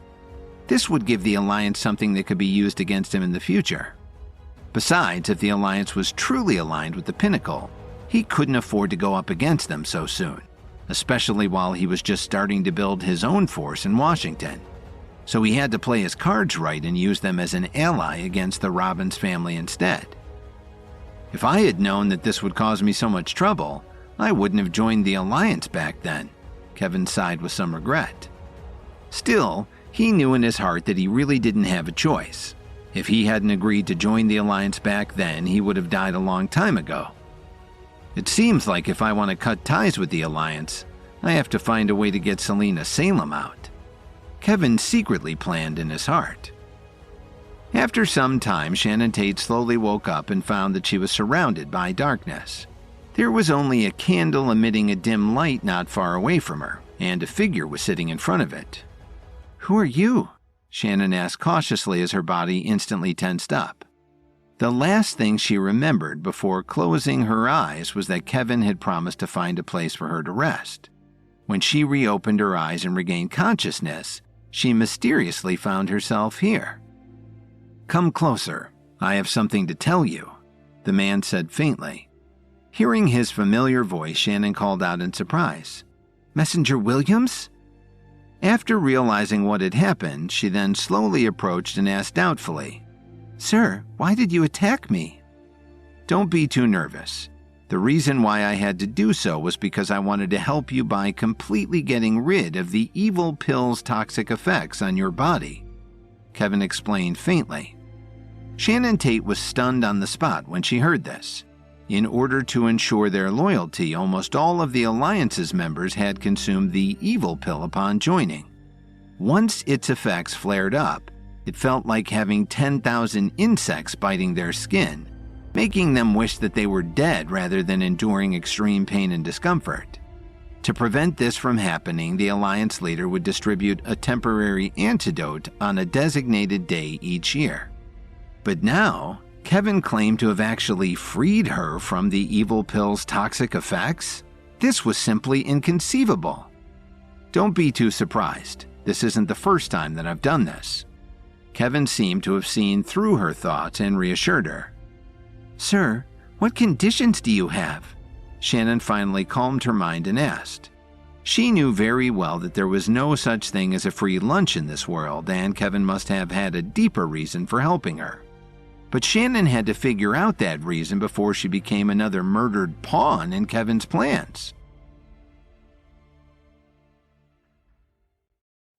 Kevin's battle with Lee Tichenor ended with Tichenor's death after he threatened to cause trouble to Kevin's family. Kevin now had to figure out how to handle the Alliance, which he knew was in a pact with the Pinnacle, but which Kevin also wanted to use to undermine the Robbins family.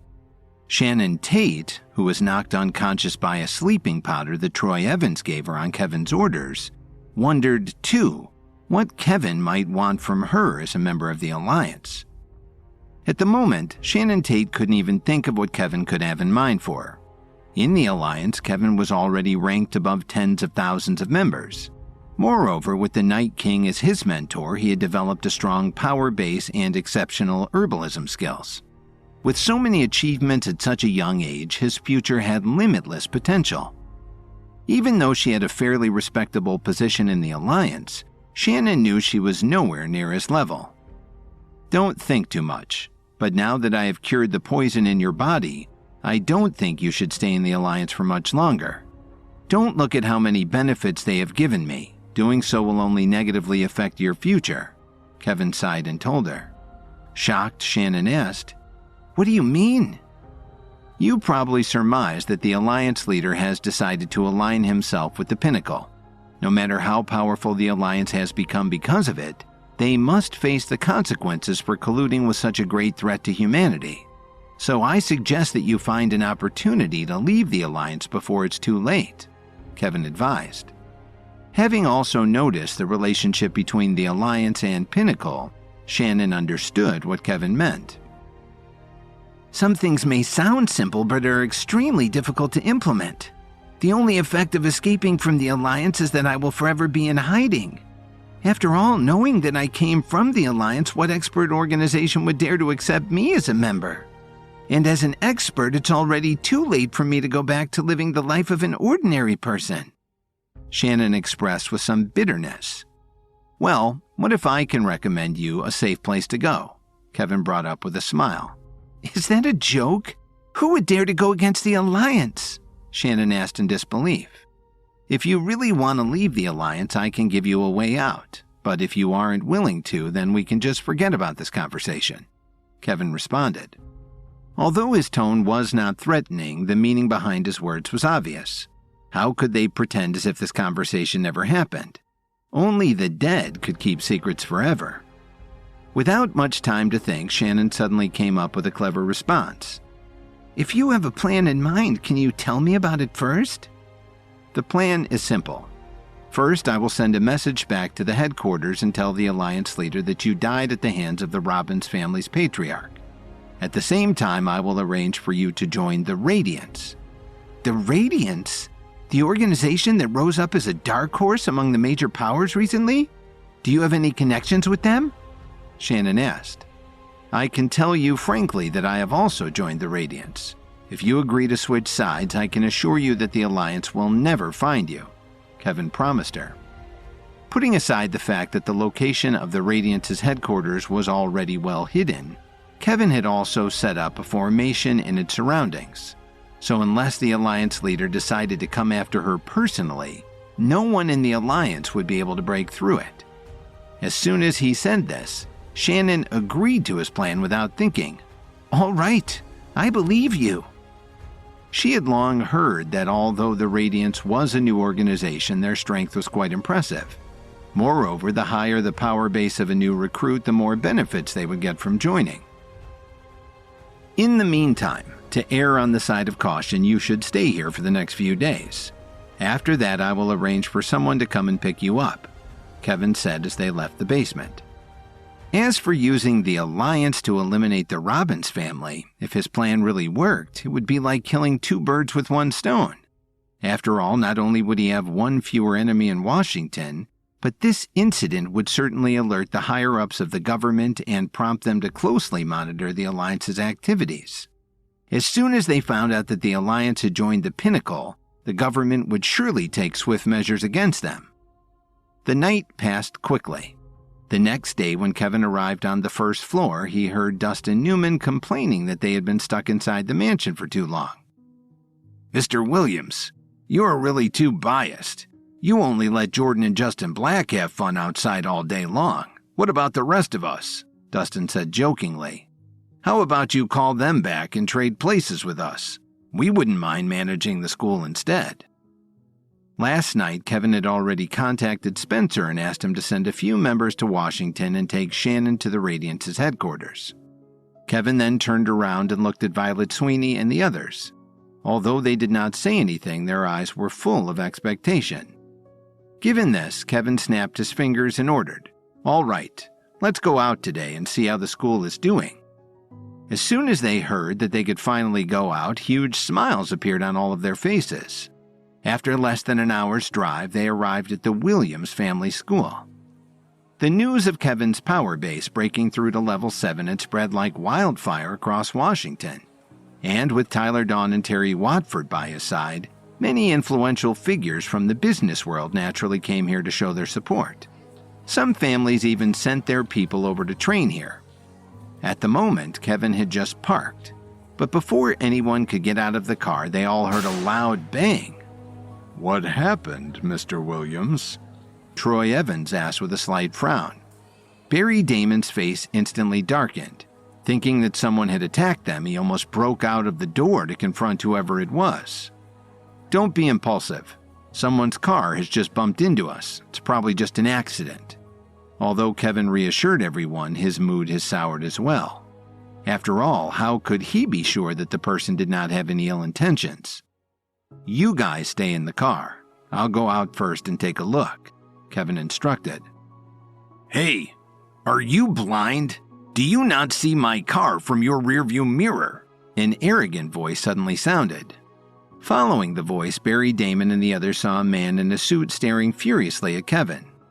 "If I'm not mistaken, you seem to be the one who bumped into my parked car," Kevin pointed out with a scowl on his face. While it was just a small matter that he didn't really want to waste too much energy on, Kevin couldn't afford to let this man's arrogance slide. "What the hell? What do you mean I hit your car? You were the one who drove too fast and stole my parking spot," the man snarled. "What are you talking about?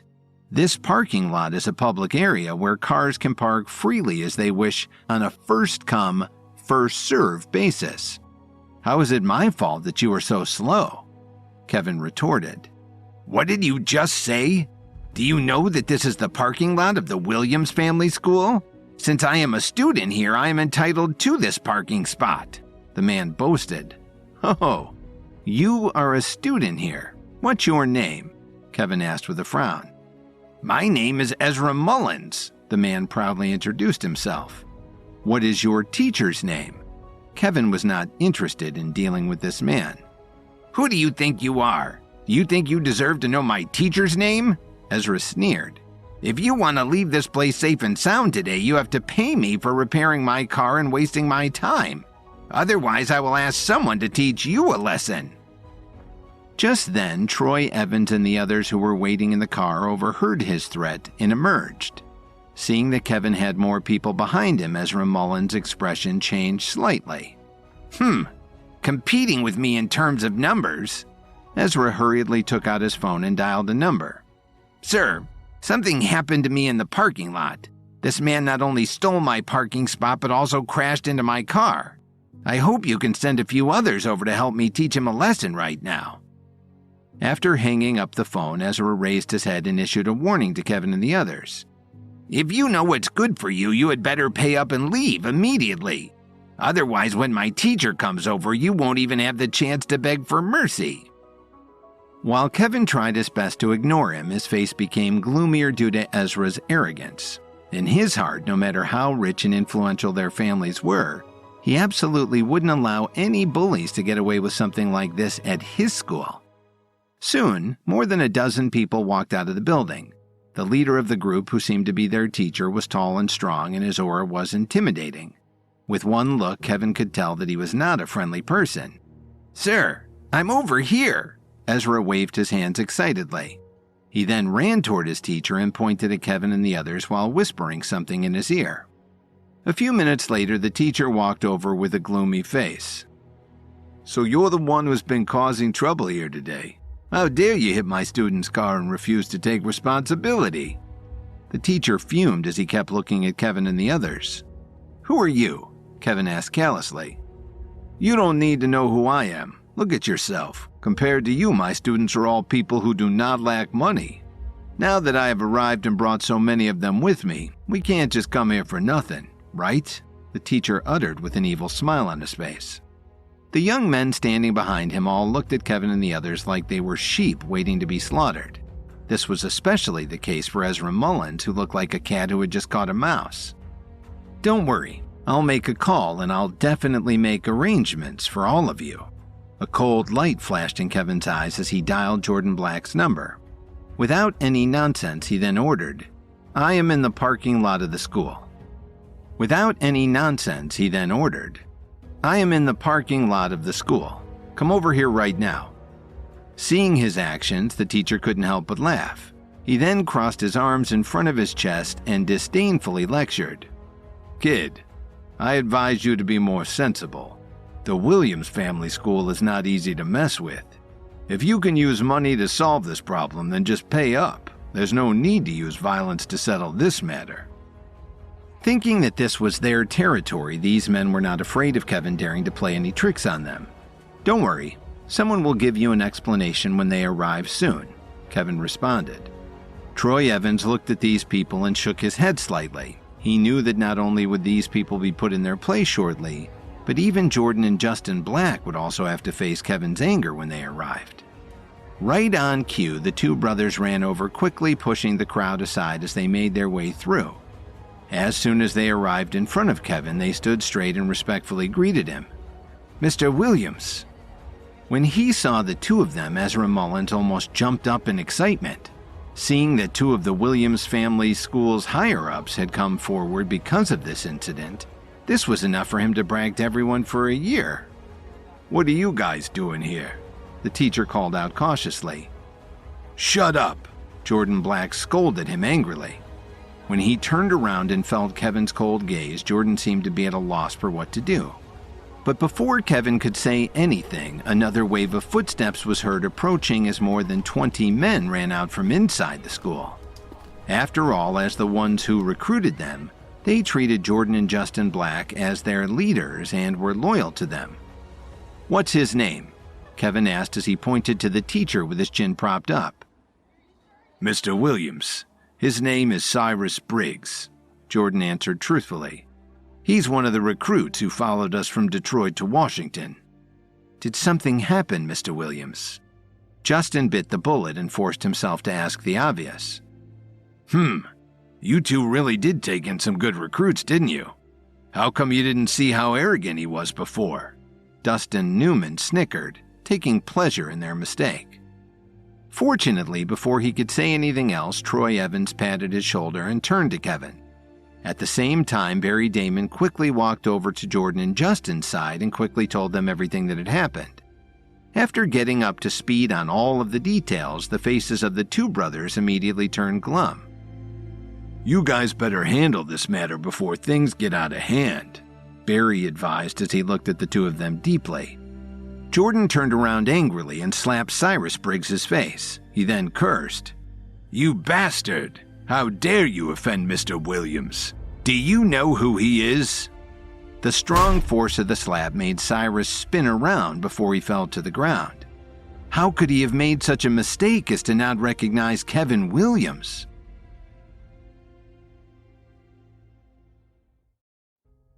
With his Vanguard followers eager to explore D.C., Kevin took them to his newly formed school, where he butted heads with the brash student Ezra Mullins and his equally arrogant teacher Cyrus Briggs, neither of whom recognized this man who they deemed to be low class and ordinary to be the founder of the Williams School.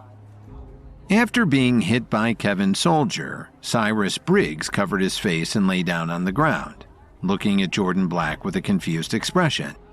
Aside from him, all of the people in the surrounding crowd were stunned, and the smile on Ezra Mullins' face instantly froze. "I heard that you guys were trying to extort a large sum of money from Mr. Williams.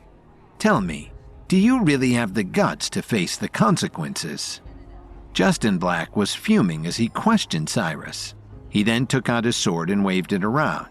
Seeing this, the people in the crowd started to discuss amongst themselves in low voices. "What the hell? Who is this guy? Why do our leaders think so highly of him?" someone asked in disbelief. Amidst their discussion, some people couldn't bear it any longer and stepped forward to plead on Cyrus Briggs' behalf. "Mr. Black, in my opinion, this is all just a small misunderstanding. There's no need for violence. Besides, we're all family. We can't ruin our brotherhood just because of some outsiders," someone begged. "Mr. Black, we can't blame all of this on Mr. Briggs. It's that man's fault for not saying that he knew the two of you in advance. I think these outsiders were just purposely looking to cause some trouble today," one of Cyrus's students added.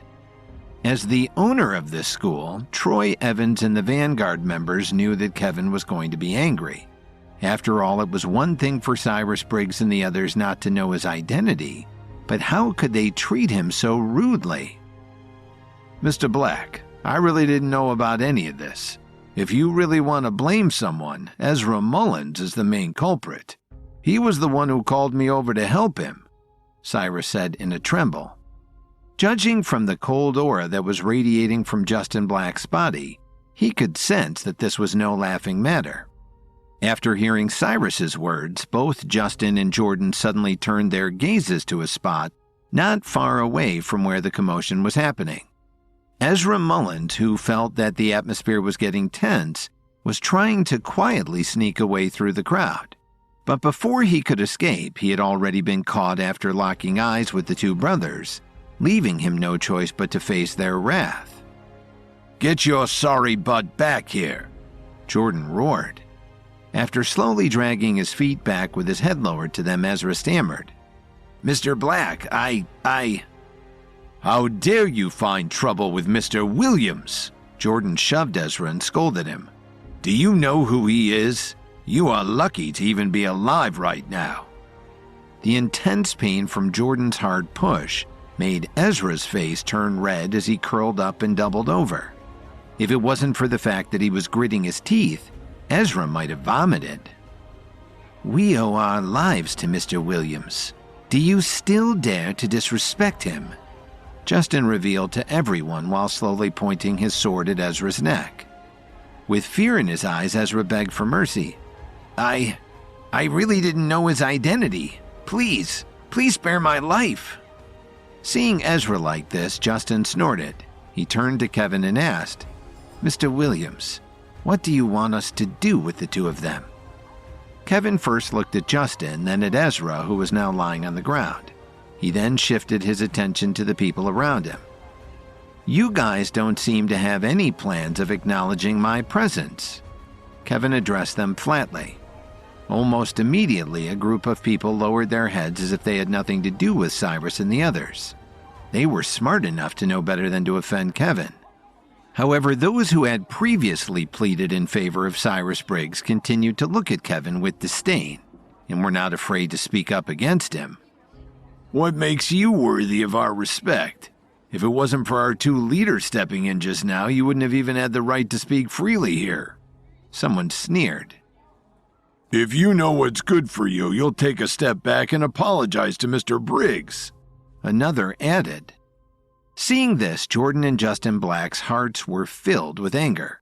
If it wasn't for the fact that they were under the watchful eyes of the government in Washington, they would have already been pressed to the ground and dealt with accordingly for offending Kevin. Just as Jordan was about to reprimand them, Kevin slowly raised his right hand and waved him off. He then declared, "Since you guys seem to have such a good relationship, then get the hell out of this school. I don't care about arrogant lowlifes." When he finished speaking, these people couldn't help but snicker and looked at Kevin as if he was a fool.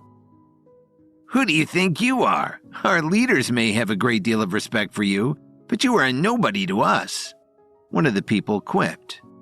"We are loyal only to the Black brothers. You can't order us around like dogs." Another jeered. Hearing such words, Jordan and Justin's faces froze. Even though what happened today had nothing to do with them, they were suddenly dragged into a precarious situation. At the same time, Kevin furrowed his brows and remarked, "Does this mean that your loyalty lies with Jordan and Justin Black alone?" "Were our words not clear enough for a dimwit like you?" a man retorted impatiently.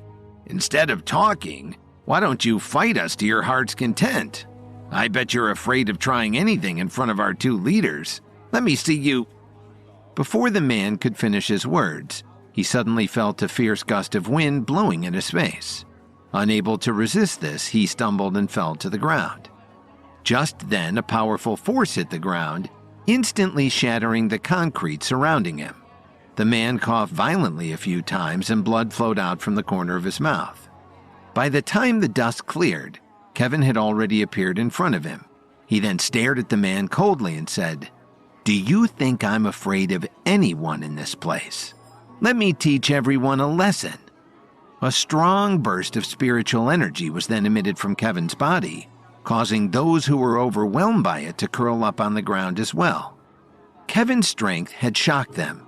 They subconsciously felt as if they were not facing a human, but a mighty god who had descended upon them. "Go and call everyone inside the school over," Kevin instructed.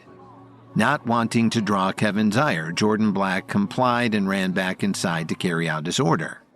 At the same time, Troy Evans sighed upon hearing this. As a smart man, he could already tell what Kevin was thinking. He wanted to establish his authority in front of the entire school. Before long, everyone had gathered. When they saw Kevin surrounded by a group of people who were struggling to breathe and wincing in pain on the ground, They started to discuss amongst themselves. "Quiet," Kevin announced. "Some of you know me while others don't. Either way, I have something important to tell you all today. Starting today, everyone must submit to me as your leader. For those who dare to challenge my authority, please step forward. Whoever can withstand one of my attacks will be named as the new head of the entire school." These ominous words immediately caused a huge commotion. "Who the hell do you think you are? How dare you act so arrogantly in front of everyone?" someone yelled. "Let me teach this guy a lesson today. Watch how I deal with him," another volunteered. It seemed that there was a group of people who were eager to give it a try. Now that the situation had developed, it was too late for Jordan and Justin Black to stop Kevin, even if they wanted to. But even if they could, who would dare to speak up against him? "Kid, why don't you stand firm and take a punch from an old man?" Suddenly, a figure shot out from the crowd, bringing along a strong gust of wind as he threw a punch toward Kevin's head. Seeing this, a mischievous smile flashed across Kevin's face. He then replied, "You overestimate yourself." Using his left hand, he casually shoved his opponent's arm, changing the direction of his punch. He then struck the old man's chest with his right hand, sending him flying like a kite before crashing into the windshield of a car. "Looks like you have some skills after all, but let's see if you can beat me," another challenger shouted as he quickly rushed toward Kevin. This person was clearly much stronger than the previous one, as he attempted a vicious sidekick aimed at Kevin's chest. Despite this, Kevin simply stood still. He didn't even bother to turn around and anticipate his opponent's attack. Just as the man's foot was about to land on his chest, Kevin shocked everyone by beating him to it with a kick of his own. As the man fell to the ground, he spat out a mouthful of blood. With that, more and more people attacked in quick succession. However, no matter how many tricks and techniques were used against him, they could not shake him at all as Kevin calmly sent everyone flying in all directions.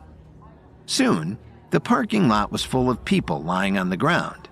Except for Troy Evans and the few others who knew better, everyone else was wincing and wailing in pain. "Your mouths were very powerful, but your truth strength is so weak that you can't even withstand a single blow," Kevin noted with disdain and sarcasm. Although these people were upset with what he said, none of them could refute the fact that he was right. One by one, they all slowly looked at Kevin with fear. "You should all thank yourselves for being so weak that I decided to let you off this time with just a warning," Kevin then reprimanded in a stern voice. "But if you dare to bully others and abuse your power in the future, you will definitely face more severe consequences." He added, "Also, remember this. I am the owner and head of this school. If anyone dares to so much as speak rudely in front of me again, I will not hesitate to punish you for it." After dealing with these people, Kevin slowly turned around and looked at Jordan and Justin Black. "Mr. Williams, we are deeply sorry. Clearly, we have not done our jobs well in managing this school. Please, if you are going to punish anyone, it should be us." Jordan knelt on one knee and uttered, "Jordan is right. We should have disciplined our recruits better and taught everyone to acknowledge you as their leader from day one," Justin added as he knelt down before him as well. Just then, Troy Evans stepped in and tried to smooth things over. "Mr. Williams, this cannot be blamed completely on the two brothers. After all, no matter how much they train these recruits, people are still unpredictable at the end of the day." Kevin turned to Troy and the others from the Vanguard with a smile and instructed, "You guys have been quite bored lately, haven't you? From now on, you don't have to stay at the mansion anymore. Instead, I'm assigning you all to the school to help keep an eye on these recruits. Don't let them cause any trouble in the future." After saying this, Kevin turned around and helped Jordan and Justin up from the ground. He then told them, "As for the two of you, I will forgive you for what happened this time. But if a similar situation arises in the future, you won't get off so easily." Jordan and Justin were overjoyed when they heard this and exclaimed in unison, "Thank you, Mr. Williams. We won't let you down ever again." Now that this matter had been settled, Kevin did not want to waste any more time and asked the two of them to show him around. Under their lead, Kevin spent the next 2 hours being escorted around every section of the school. Currently, many influential families in Washington have sent their people here to study. The ones teaching them are all previous recruits whom we brought in from Detroit, Jordan explained. From recruiting people in Detroit to managing my school here, I can see that things have been hard on the two of you as of late. Kevin observed as he took out 2 green pills. He then continued, I can tell that you've reached a bottleneck at the 3rd stage of level 5. Am I right? These pills should be useful for you in breaking through to the next stage. Also, I have set up a formation in the basement of the mansion. Now filled with rich spiritual energy, feel free to go there for training to increase your chances of advancing even further. Thank you, Mr. Williams. Both of them were grateful for the pills in their hands. Suddenly, Kevin's phone rang. When he checked who was calling, Spencer's name was displayed on his phone screen. Wondering what had happened, Kevin answered the phone and asked faintly, What's wrong? Mr. Williams, we noticed that a lot of people with mysterious backgrounds have suddenly appeared in the Midwest. Some of them even have considerable strength, Spencer reported. Kevin thought for a moment and ordered, They should be people from the Myriads. Don't worry, they are just recuperating after battling the Alliance on the ancient battlefield. In the meantime, don't become enemies with them. They might provide some help to us in the future. Yes, Mr. Williams. Spencer hesitated for a moment and asked, By the way, I have something else to discuss with you. What could this be about? Kevin wondered to himself, as he feared that his absence from Chicago and Lily's side could bring her into ever greater danger, even as all he did in life was to protect her from his enemies.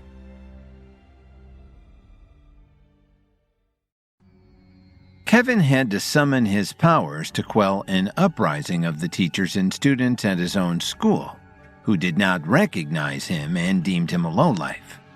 Meanwhile, Spencer had alerted Kevin to an uprising in the Midwest, who were surely Myriad members as confirmed by Kevin, as well as another important matter that needed to be discussed.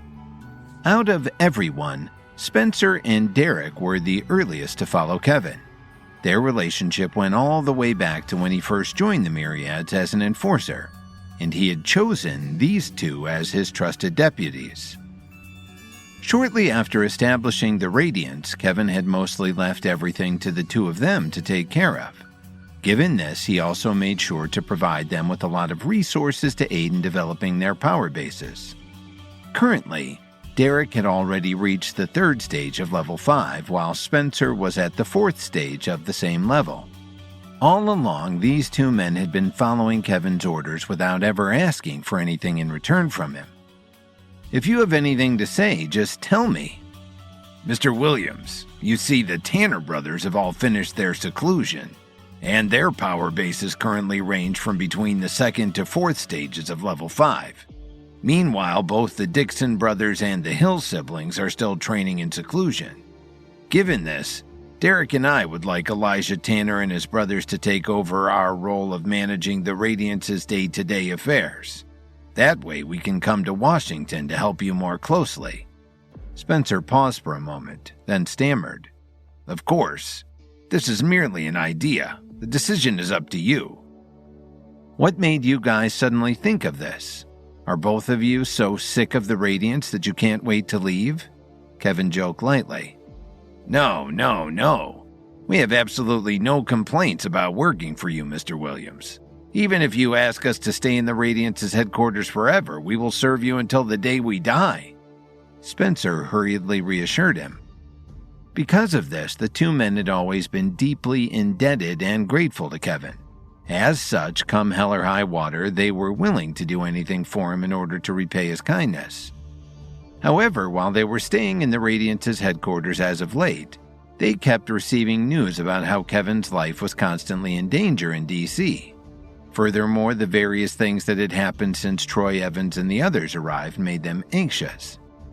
Sensing the eagerness and sincerity in Spencer's tone, Kevin smiled and sighed. After thinking for a while, he then decided, I understand what you're thinking. Hand over everything related to the Radiants to Elijah Tanner and his brothers. Once you have settled that, bring 10 people with you to Washington. I'll send you guys the address later." "Thank you, Mr. Williams," Spencer replied excitedly. "Don't celebrate too early. Let me warn you.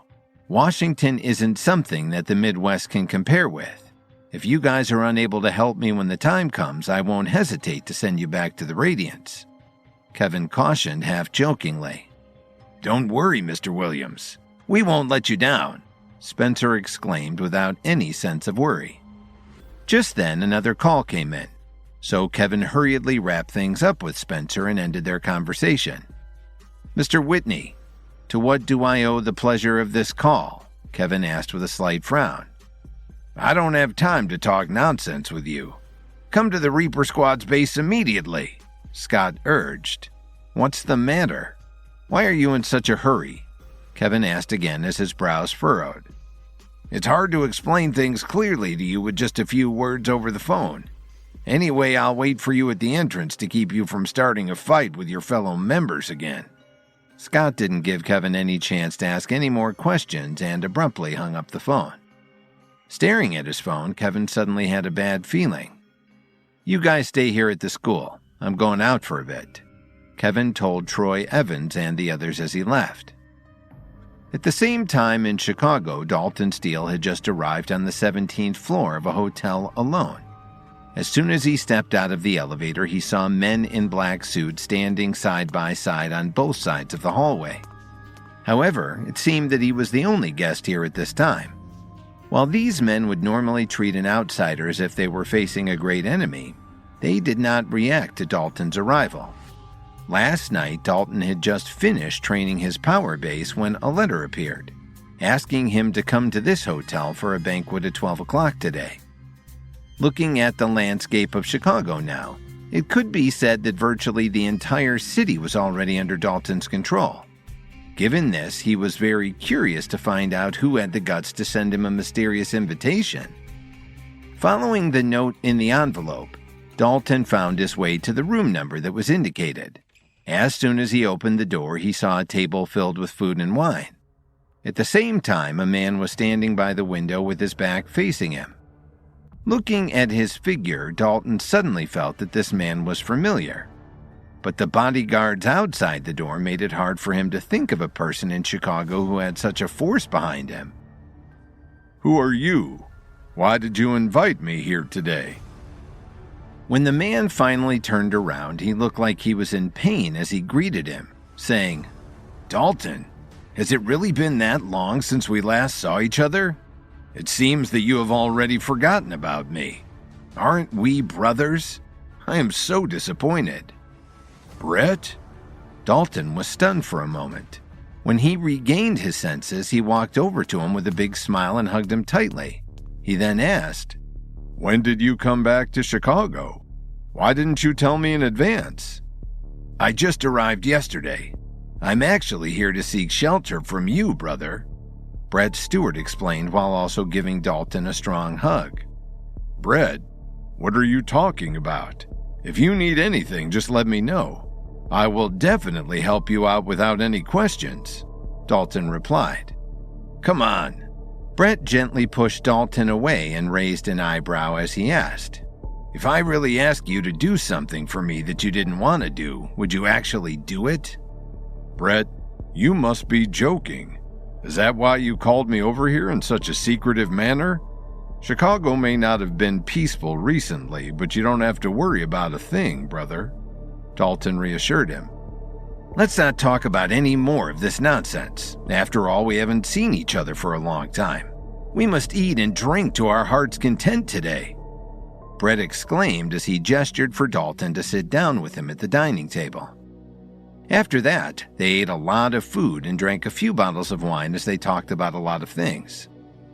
"I heard that you have been having some sort of conflict with Kevin recently. Why didn't you tell me earlier? If Kevin really did do something wrong, I would have immediately sent some of my men to deal with him," Brett casually brought up as he stared intently at Dalton. When Dalton heard his words, the smile on his face instantly disappeared. Slowly putting down the wine glass in his hand, Dalton sighed deeply, lowered his head, and asked, "Did Kevin tell you these things?" "Is there really a need for him to tell me to find out? Kevin is not the kind of person who would hurt people behind their backs. Anyway, once I arrived in Chicago, someone reported that you two had already caused a ruckus all across the city. I was told that you were going to set up your own business consortium," Brett replied tersely. "Well, your information is not wrong, but I'm not really fighting with Kevin. We just have different views, so I decided to cut ties and forge my own path," Dalton uttered while biting his lip. "What exactly happened? Don't tell me that you're still going to hide it from me." Brett raised his voice and prodded while forcefully slapping the table. Hearing the sound, the doors of the private room were immediately opened from the outside, and a dozen men rushed in with fierce looks on their faces. Seeing this, Brett turned to them and scolded angrily. "What the hell are you guys doing here? Get out of here!" These people did not dare to disobey Brett's orders and hurriedly left the private room. "Are you really not going to tell me what happened? At least let me know who's right and who's wrong so I won't be stuck between the two of you," Brett begged. Hearing this, Dalton grabbed a bottle of wine, raised his head, and drank half of it. He then responded, "Brett, like I said, you don't have to worry about this. I only want to get back to the things that rightfully belong to the Steele family. I didn't touch any of Kevin's properties." "It seems that you have really made up your mind," Brett observed with some concern. Dalton did not respond as he only looked down at the bottle in his hand. Knowing that he couldn't easily persuade Dalton Steele, Brett decided to stress one thing to him. "Dalton, I just have one request to ask of you, and I will also tell Kevin the same thing. No matter what you two do, you can't kill each other. Otherwise, no matter who breaks this rule, I'll avenge the other." Dalton leaned back in his chair and said, "According to the information I received, Kevin has been doing very well in Washington. Not only has he established his own school, but he has also broken through to level 7. I don't mind if he decides to stay there for good in the future." "Do you really think that he will stay in Washington forever? Chicago was the foundation that he had built with great difficulty. How could he allow you to snatch it all away from him just like that? Do you think he is that easy to deal with?" Brett cautioned. He then stared into Dalton's eyes as if he was trying to see through him. Unfortunately, he still couldn't figure out what was running through his mind at the moment. Since Dalton knew that Kevin wouldn't let this matter rest, and given the huge gap between their relative strengths, he was undoubtedly courting his own death with his actions. "Brett, I can already tell that you are destined to avenge me if it comes down to that," Dalton laughed nervously. Refusing to give up, Brett decided to try and convince him to reconsider one last time. "If you already know how this will end, then why are you still being so persistent?" "Everyone has irrational pursuits in life, don't you agree? Like a moth to a flame.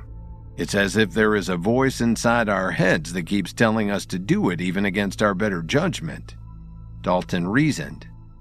After all, there were some things that he needed to do no matter what. So what if he died in the end? At the same time, Kevin did not know anything about the two of them meeting up. After leaving the Williams family school, he went to the Reaper Squad's base. Upon arriving, it seemed that Scott Whitney had been waiting outside for a long time. But what surprised Kevin was that Matthew Thames was also standing there with him. "Mr. Thames, Mr. Whitney," Kevin politely called out. "Looks like you've really broken through to level 7. Not bad, kid. Your mentor really didn't misjudge your talent. To be able to reach this level at your age, you have the right to be proud of yourself." Matthew praised Kevin and nodded approvingly with a smile on his face. It was as if he had suddenly taken a liking to him. "Mr. Thames, time is of the essence. Now is not the time for small talk." The corner of Scott's mouth twitched a few times as he cautiously spoke. "Are you lecturing me?" Matthew asked as he glanced at him and raised an eyebrow. "Not at all, sir," Scott anxiously replied and immediately lowered his head.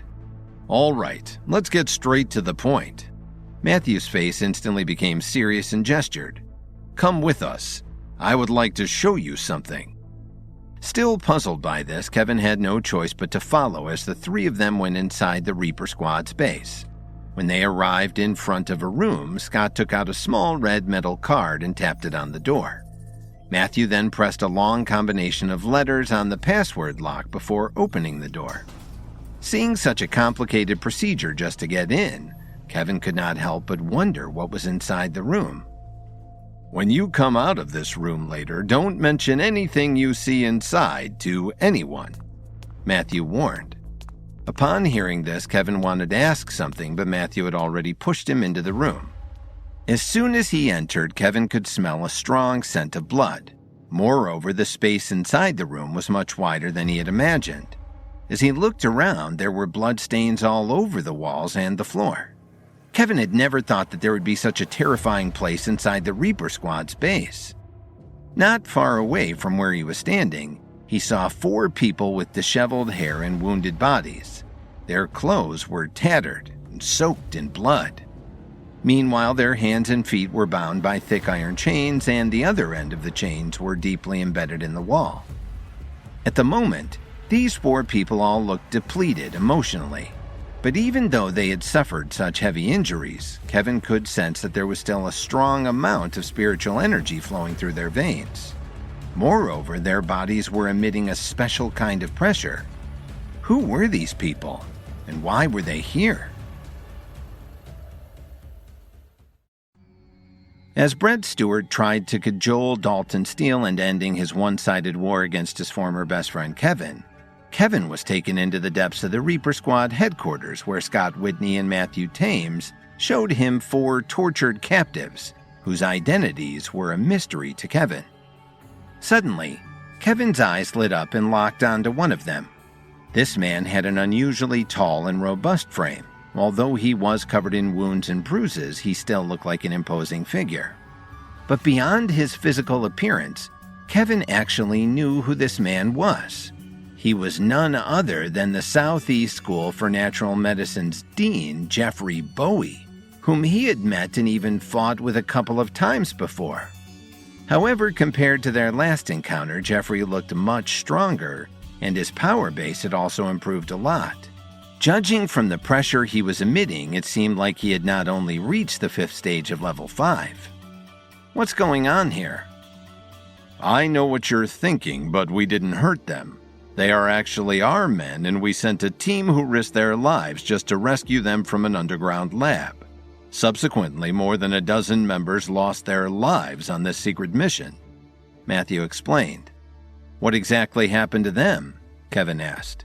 The last time he saw Jeffrey Bowie, his power base was only at the 1st stage of level 5, but now he had already broken through to the 5th stage.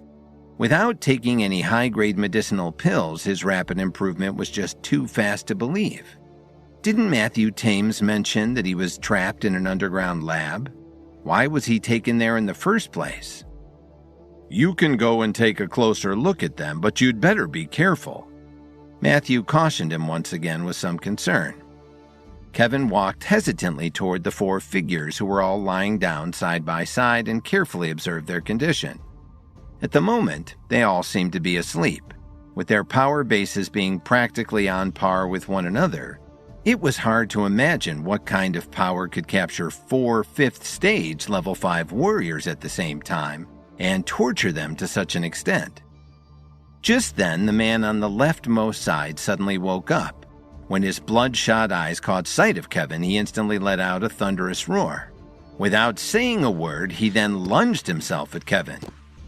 Due to being shackled, this man's range of movement was restricted.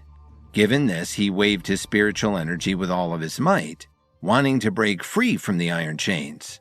While doing so, he continued to roar like a mad beast. This eventually woke the other people up. Provoked by the man's actions, the other 3 started doing the same thing as well. Seeing that they could not attack Kevin and the other 2, the 4 shackled men started beating each other up instead. Not only did they fight with their fists and legs, but they even bit each other with their mouths. As Kevin watched this terrifying scene unfold, it gave him the impression that there was no longer any trace of humanity in them. It all felt so surreal to him, as if he was in a horror movie. Before things could escalate any further, 4 silver needles shot out from Matthew Thames's hands and accurately struck the necks of the 4 people. The needles seemed to contain some kind of special medicine that put them all into a deep sleep once again. Kevin didn't know how to react. Do you now see what the Mavericks are capable of doing? This is all their fault. Matthew interrupted Kevin's words and described the situation. Are you saying that they became like this because they were experimented on by the Mavericks? Kevin asked with some shock. That's right. What's worse is that they have completely lost themselves. Apart from killing without mercy, they know nothing about pain. Matthew uttered slowly. If this was true, then the Mavericks had somehow turned all of these people into the perfect killing machine. The biggest problem is that we don't know how many secret labs the Mavericks have, and how many experts they have captured. Scott interrupted and then continued. And it's not just experts that they target. The first person who attacked you just now was actually just a random beggar on the street 2 months ago. What? How is it possible to become a 5th stage level 5 warrior in just 2 months? None of this made sense to Kevin. Unfortunately, he is just one of many ordinary people who have been subjected to their cruel experiments over the years. So we really don't know how far they have truly progressed with their plans. We've also tried to conduct some tests and analyze the blood samples of these 4 people, but we haven't been able to find a way to cure them so far. Scott shook his head as he spoke.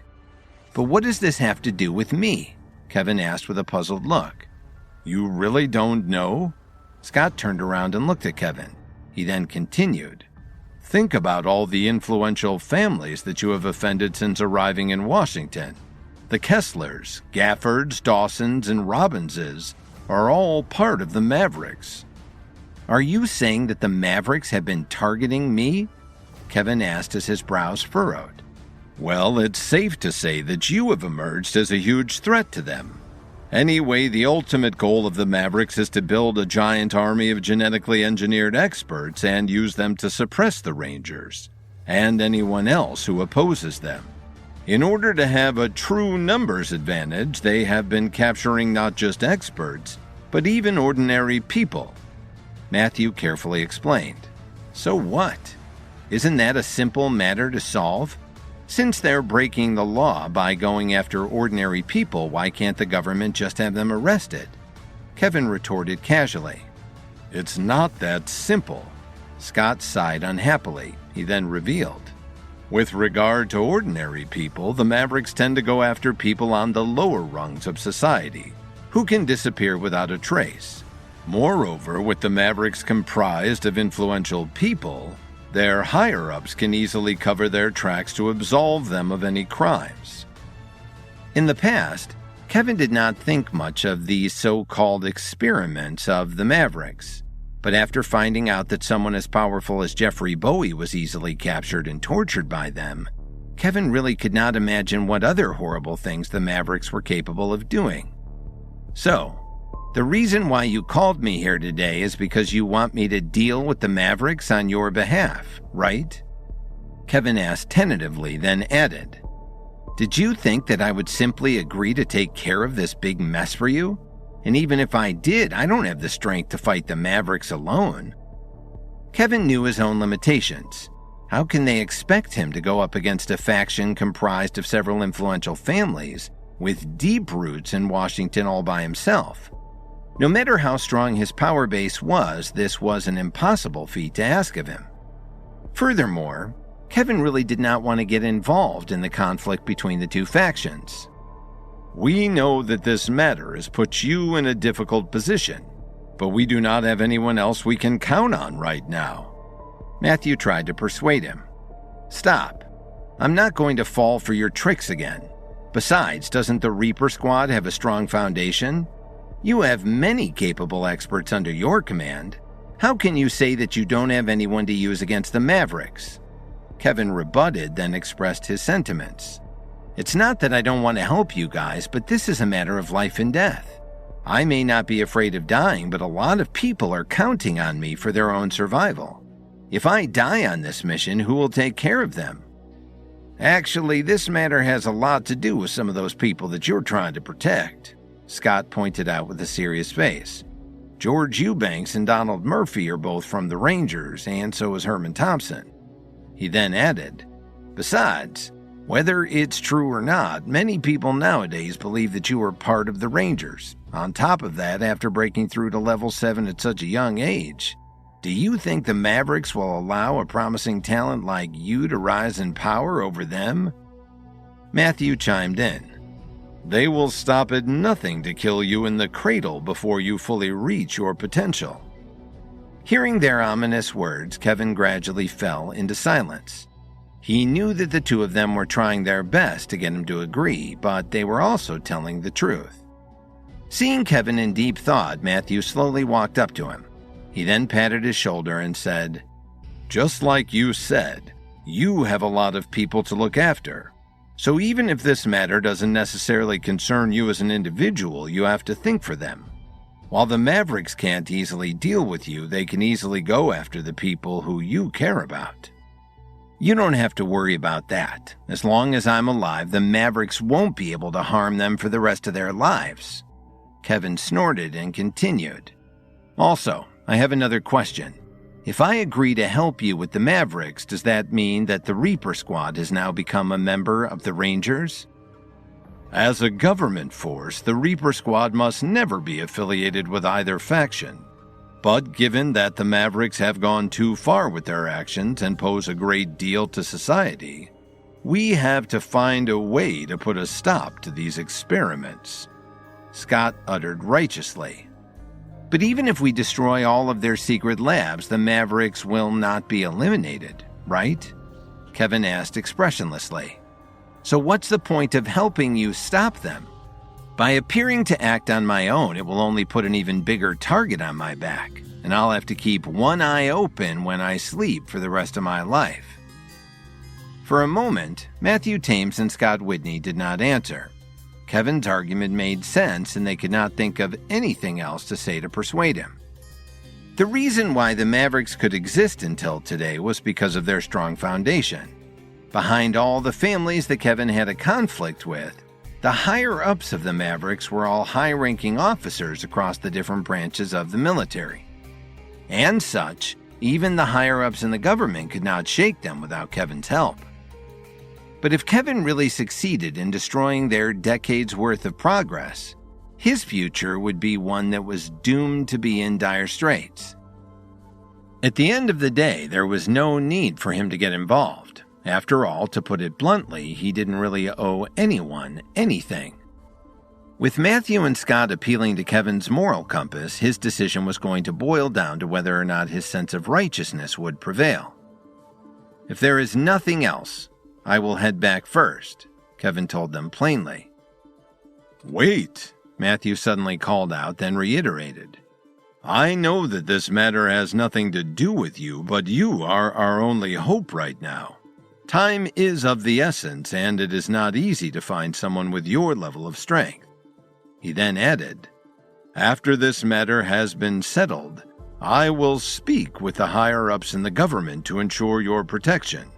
We will definitely not let the Mavericks cause trouble for you. Mr. Thames, I'm not a child who can easily be tricked by your words. Kevin shook his head lightly and replied. He then turned around and started walking toward the door. What if your mentor was the one who asked you to carry out this mission? Matthew asked with a slight frown. But despite his and Scott's best efforts to reason with him, Kevin still seemed non-committal about helping them. Hearing this, Kevin briefly stopped his footsteps and replied without turning his head.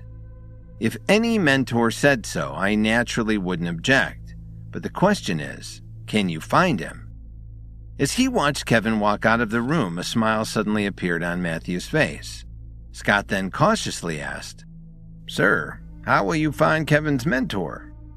With a profound look in his eyes, Matthew slowly responded, Don't worry. There's no need for that. I strongly believe that Kevin will make the right choice and agree to help us with this matter.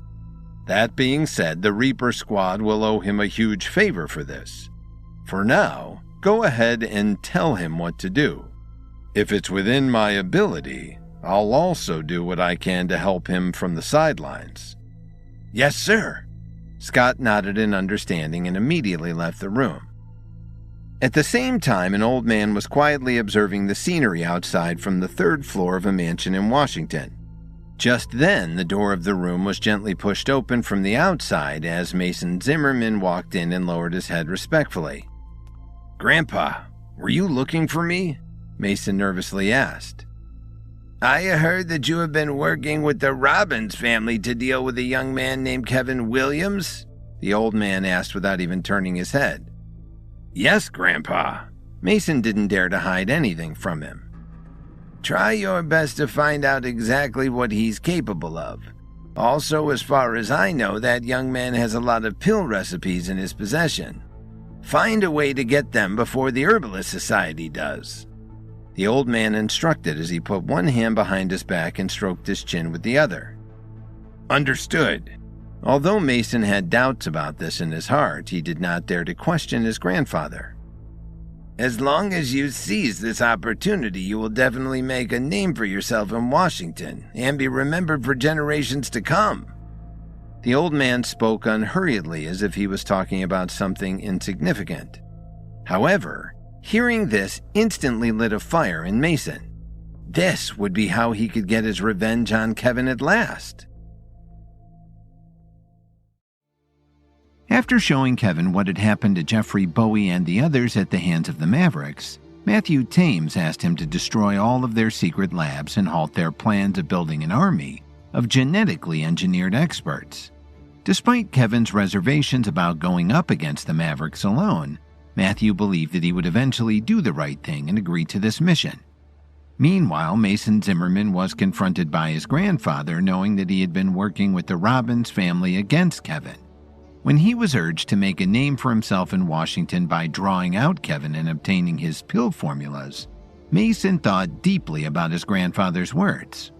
After all, who didn't want to be immortalized in history and be remembered as one of the great figures of his generation? At the same time, wasn't it easier said than done to achieve this? During his grandfather's time, it was common for men to enlist in the military and fight for their country. As long as they came back alive, these decorated war veterans could use their status as stepping stones for their future rise in Washington. Nowadays, the landscape was much different. Although there were still some small conflicts from time to time, various systems had been set in place to avoid another catastrophic war of such magnitude, making it difficult for the current generation to make contributions that would change the course of history through the same path as the ones before them. Because of this, while Mason Zimmerman was intrigued by his grandfather's words, he also couldn't help but wonder about the golden opportunity that he was referring to. Was stopping Kevin really that big of a deal? However, even though he had questions, Mason knew better than to doubt his grandfather's wisdom. After all, as the one who built their empire, all of the Zimmerman family's members could only lower their heads before him. "If you have nothing else to tell me, you can leave first." The old man waved his hand without turning his back, then added, "As for how to force Kevin into handling over his pill formulas, I'm sure you can come up with a way yourself. I won't interfere in this matter." "Yes, Grandpa." Mason lowered his head again before slowly leaving the room. After he left, the old man suddenly let out a long sigh. "My family has been patiently waiting for this moment for many years. It's time for us to spread our wings and show everyone who should be on top." The old man's eyes shone with a brilliant light as a terrifying aura burst out from his body. Half a day passed very quickly. After Kevin returned to the Williams family school, he sat alone on the sofa and lowered his head. While staring intently at the glass of wine in his hand, no one knew what he was thinking. Just then, Jordan Black suddenly walked over slowly and politely informed Kevin, "Mr. Williams, someone outside is looking for you." Kevin only reacted after a while and raised his head to ask in puzzlement, "Who is it?" "Her name is Olivia Rafferty," Jordan answered respectfully. "Let her in," Kevin nodded. Kevin hurried to greet Olivia, but he seemed to have forgotten that the door was made of transparent glass. With a loud bang, he hit his head on the door. Surprised by this, Jordan immediately checked on him. "Mr. Williams, are you—" Before he could finish his words, Kevin covered his forehead and waved him off. "Don't worry, I'm fine." After that, he left the room.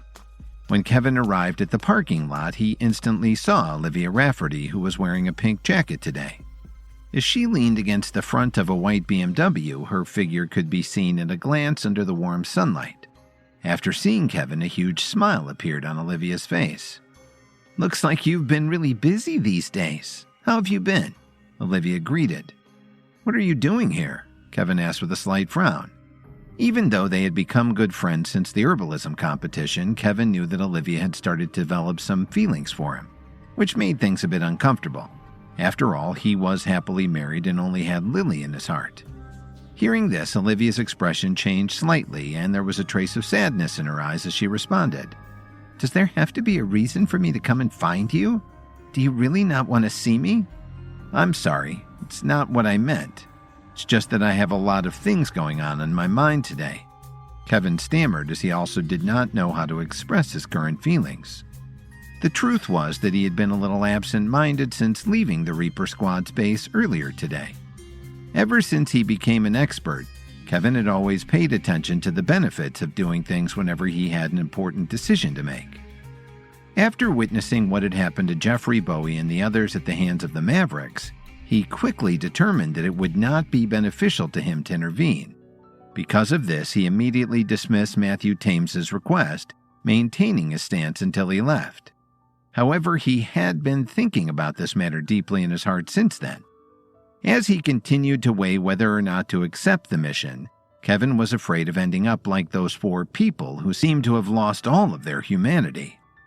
Seeing Kevin lower his head with a bothered expression on his face, Olivia could not help but ask with concern, "Kevin, why do you look so troubled? Did something bad happen earlier today?" After a few minutes, Kevin finally let out a heavy sigh and shook his head.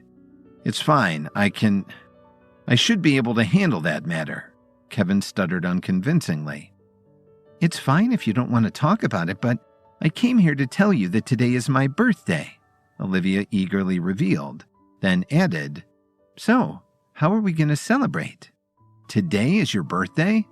Kevin looked up at her in surprise and said awkwardly, "Happy birthday. I'm sorry I didn't know about it in advance. Why don't I treat you to a meal right now?" A smile appeared on Olivia's face as she playfully chortled. "Okay, but wherever you're taking me, the food better be good. Otherwise, you won't hear the end of it today." Kevin snorted. With billions of dollars to his name, did she think that he couldn't afford to treat her to an expensive meal with such a fortune?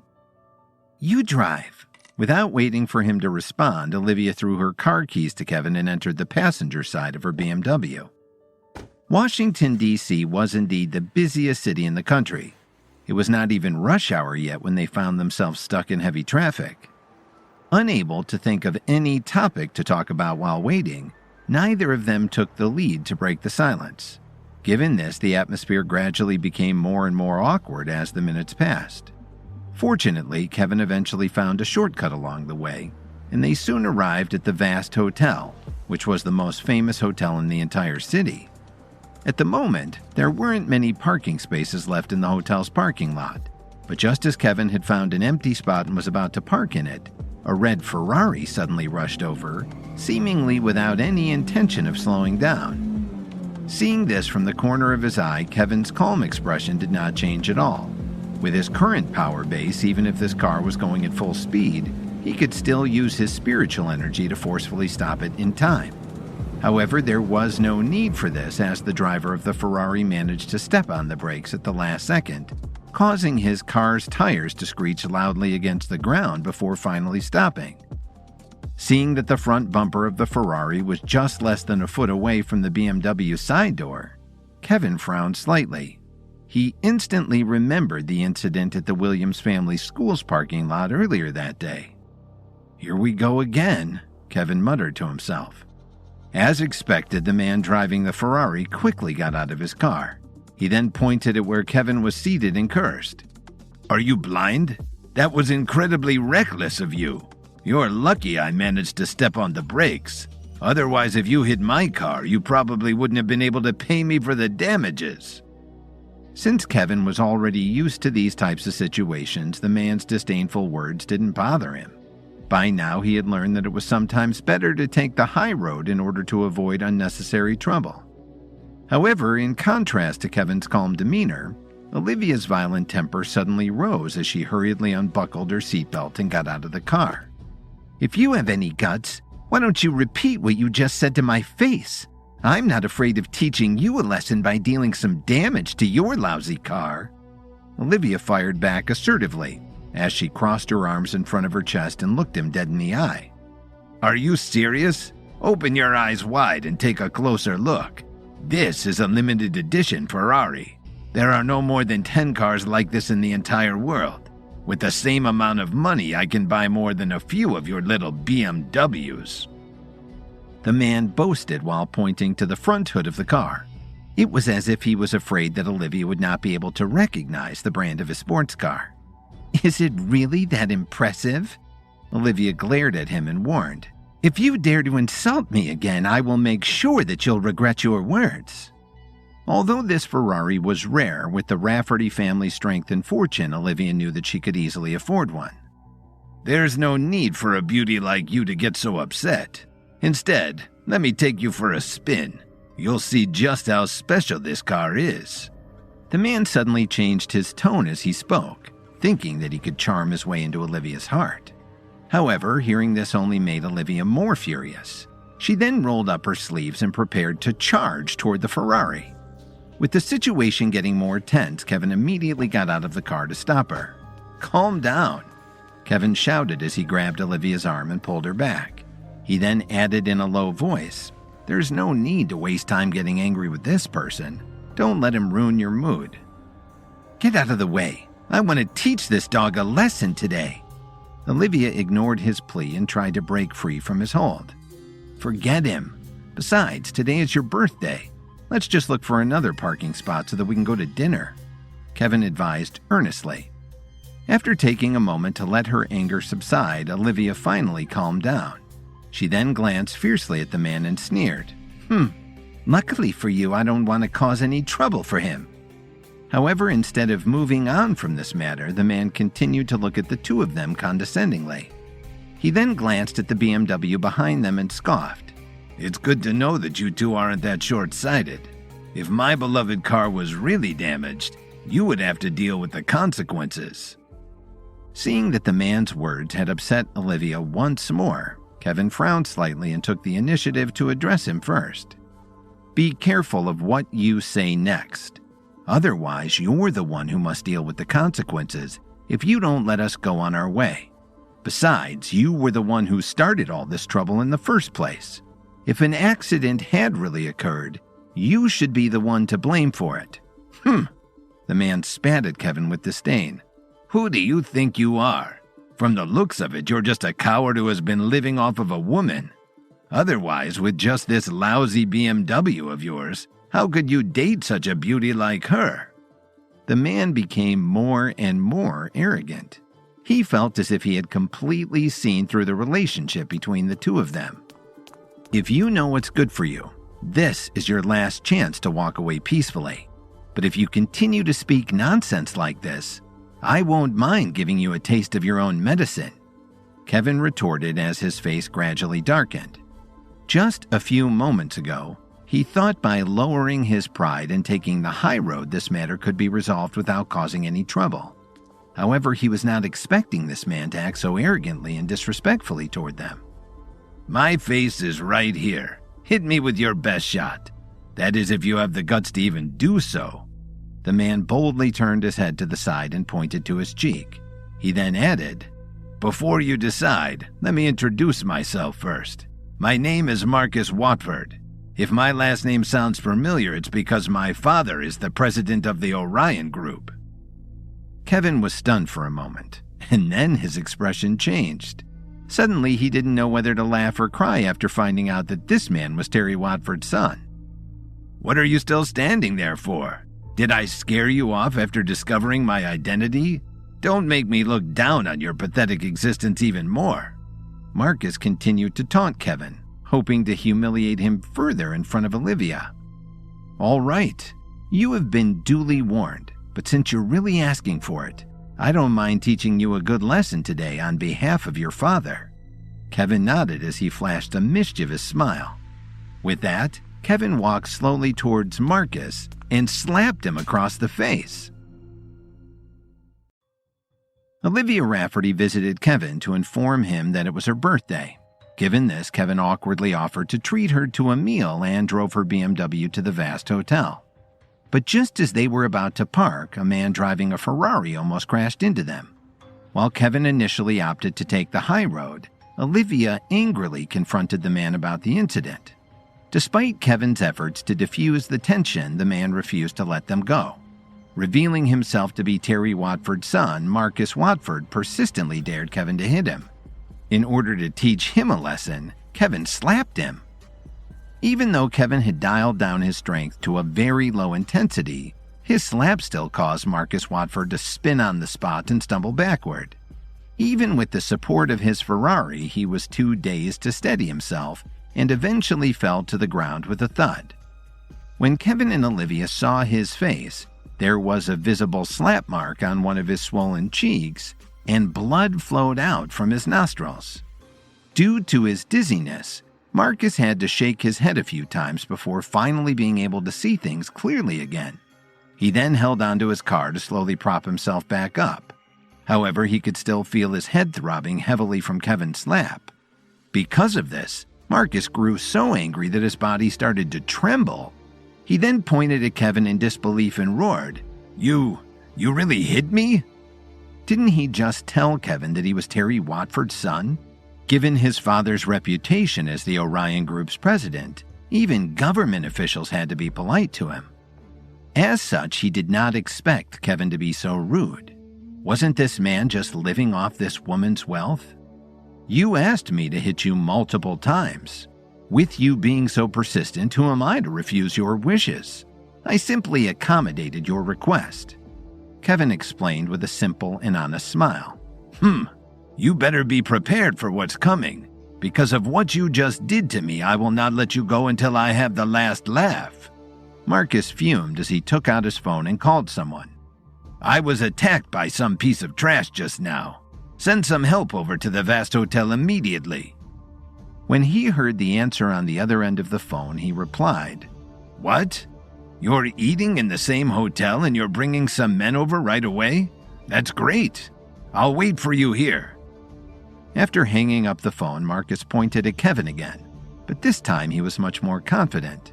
He then sneered, "If you have the guts, just wait here. Someone will come and deal with you shortly." "Okay, no problem."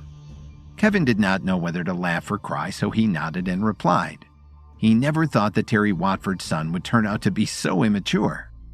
However, after thinking about it carefully, it made sense.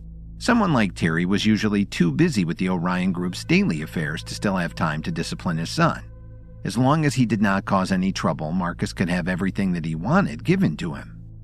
Thinking of this, Kevin promised himself that when he and Lily were ready to have kids in the future, their children would definitely not be raised in such a way. Not knowing what Kevin was thinking, Marcus interrupted his train of thought. "What the hell are you thinking about? Don't tell me you're trying to find a way out of this. You should have thought about that before slapping me earlier." Kevin shook his head helplessly. He didn't really want to get into a conflict with Marcus at the moment. At most, he could just call his father over and say a few polite words to settle this matter. However, seeing that Kevin was still silent, Marcus thought he was afraid of what was about to happen. Just as he wanted to laugh about this, he felt a sharp pain coming from the corner of his mouth. It hurt so much that he grimaced in pain. "You should rest first," Kevin remarked as he looked at him with some concern. However, Marcus didn't take too kindly to this. When he heard Kevin lecturing him like an older brother, the anger in his heart instantly rose as he scoffed. "Why do you care about me all of a sudden?" Before Kevin could respond, he heard a burst of hurried footsteps. He then looked over and saw a group of young men in suits quickly walking toward them. The person in the lead was none other than Kyle Thompson. Beside him was his fiancée, Anastasia Owens, whom Kevin had also met before. Kyle, please help me, Marcus uttered faintly. By now, his cheek was completely swollen, so he could not speak clearly. What's going on here? Kyle asked in surprise. Well, Marcus suddenly found himself at a loss for words and simply pointed at Kevin. Although the Thompson family's business was not as big compared to the Orion Group, Herman Thompson was a prominent figure in Washington who still had many connections with key positions in the government. Aside from this, Marcus Watford had heard that the Thompson family was being supported by a powerful expert, who also happened to work closely with his father and the Orion Group. Therefore, their families could be said to be allies under the same umbrella. More importantly, since the same expert had taken Kyle Thompson under his wing, Terry Watford urged his son to train under him. Don't worry, this matter will be settled soon, Kyle reassured Marcus and patted his shoulder. Hearing this, Marcus calmed down a little and gave Kevin a spiteful look. Meanwhile, Kyle Thompson sighed slightly and slowly turned his head around with a heart filled with helplessness. Knowing that Marcus was too self-absorbed for his own good and relied on his father for everything, Kyle was not surprised to find out that he had stirred up some trouble again. Despite this, he had no choice but to stick up for him. After all, since the Thompson family's business in Washington had to rely on the support of the Orion Group, Herman asked him to treat Marcus like his little brother. But when Kyle saw Kevin and realized who Marcus had just offended, he was petrified, and his eyes widened in horror, as if he had just seen a ghost. At that moment, Kevin was also staring at him with a smile on his face. He was the first to speak. "Kyle, it's good to know that you're doing pretty well these days. Looks like you've also started to take some men under your wing. Am I right?" Hearing the dissatisfaction in Kevin's tone, Kyle's hands began to tremble.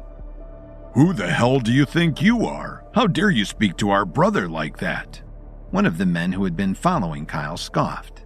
However, Kevin did not seem to hear or care about what this man had said and simply kept his gaze fixed on Kyle. As for Olivia Rafferty, she didn't think much of these young men either. Not to mention the fact that Kevin could crush them all with one finger, but she could also bring in her own backup to scare them off with just a phone call.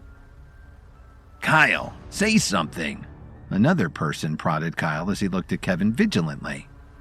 At the same time, Anastasia Owens had also noticed that her fiancé was acting strange, so she tugged the corner of his shirt to call his attention. Only then did Kyle come back to his senses. After taking a deep breath, he slowly walked over to Kevin, knelt on the ground, and lowered his head before him. He then uttered earnestly, "Mr. Williams, I'm sorry for all of this. It's not what you think it is." However, Kevin only lowered his eyes and snorted coldly at him. Watching this scene unfold before their eyes, Marcus Watford and the others were all stunned. A few of them even subconsciously rubbed their eyes, thinking that they were seeing things. The only one who could remain calm was Anastasia Owens. Although they had only met briefly once, it was enough for her to get a vague sense of the relationship between Kyle and Kevin. Despite this, she also felt a strong sense of anger in her heart. How could someone of Kyle's status kneel down before Kevin in front of everyone like this? Weren't all of these young men supposed to look up to him? "Kyle, what are you doing? Get up right now," Anastasia scolded. "I know what I'm doing." Kyle did not even turn back his head to her and shouted, "Marcus, get over here and kneel down to beg for Mr. Williams' forgiveness." When these words came out of his mouth, all of the young men who came with him were at a loss for words. What was going on? Seeing their brother kneeling down before this man was already shocking enough, and now he wanted Marcus to do the same thing. Why was Kyle begging this ordinary-looking guy to forgive them in the first place? Who exactly was this man? "Marcus, don't blame me for not warning you. If you don't ask for his forgiveness today, you will surely face your father's wrath when you go home," Kyle ordered with a stern tone. However, Anastasia wasn't having any of this as she stared at Kevin with some hostility. "Marcus, don't listen to him." Anastasia took charge of the situation and then said, "Kyle, show some spine and get up from the ground. Stop embarrassing me." Kyle usually listened to her words very attentively, but today he completely ignored her. In his mind, he had to make an exception. After all, this was a matter of life and death. As Marcus stood and listened to what the two of them were advising him to do, he believed Kyle's words more. After all, his father had been mentioned, and Kyle was not a person who spoke without reason. Meanwhile, Anastasia took a deep breath to suppress her fury. She quickly walked over to Kyle and tried to pull him up from the ground. "Why are you being such a coward? What is there to be afraid of? He's not even from here," Anastasia seethed. Her chest kept rising and falling violently as if she was about to lose her composure. "Anastasia, you... let go of me!" Kyle replied weakly as he brushed her off. He did not even have the courage to raise his head to look at Kevin. "All right, since you are so afraid of him, then I will go and see what's so amazing about him today." Anastasia's tone had become completely glum. A cold chill emitted from her body, seemingly turning the surrounding air into a mist that wrapped around Kevin. Seeing this, Olivia Rafferty looked at her in disbelief and exclaimed, "The Blood Shadow Force? Are you a member of the Owens family? You have some discerning eyes. How do you know about my family?" Anastasia retorted as she glanced at Olivia with some surprise. Olivia remarked, "Ever since your previous family had went missing, it has been several decades since the Blood Shadow Force was last seen among the talents of the Owens family. Looking at your power base, you must be at the initial stage of level 5. What a pity." "Why is that a pity?" Anastasia could not help but ask curiously. She did not understand why this woman was so familiar with the matters of her family. "The Blood Shadow Force will inevitably cause your hands to be stained with blood. If you can't control its power, you will become like a wild beast that only knows how to kill, just like the previous head of your family. When that time comes, you will completely lose your sense of humanity," Olivia explained. When he heard this, Kevin immediately thought of Jeffrey Bowie and the others he had encountered at the Reaper Squad's base. Could it be that the experiments of the Mavericks are closely related to the Blood Shadow Force that the Owens family is known for?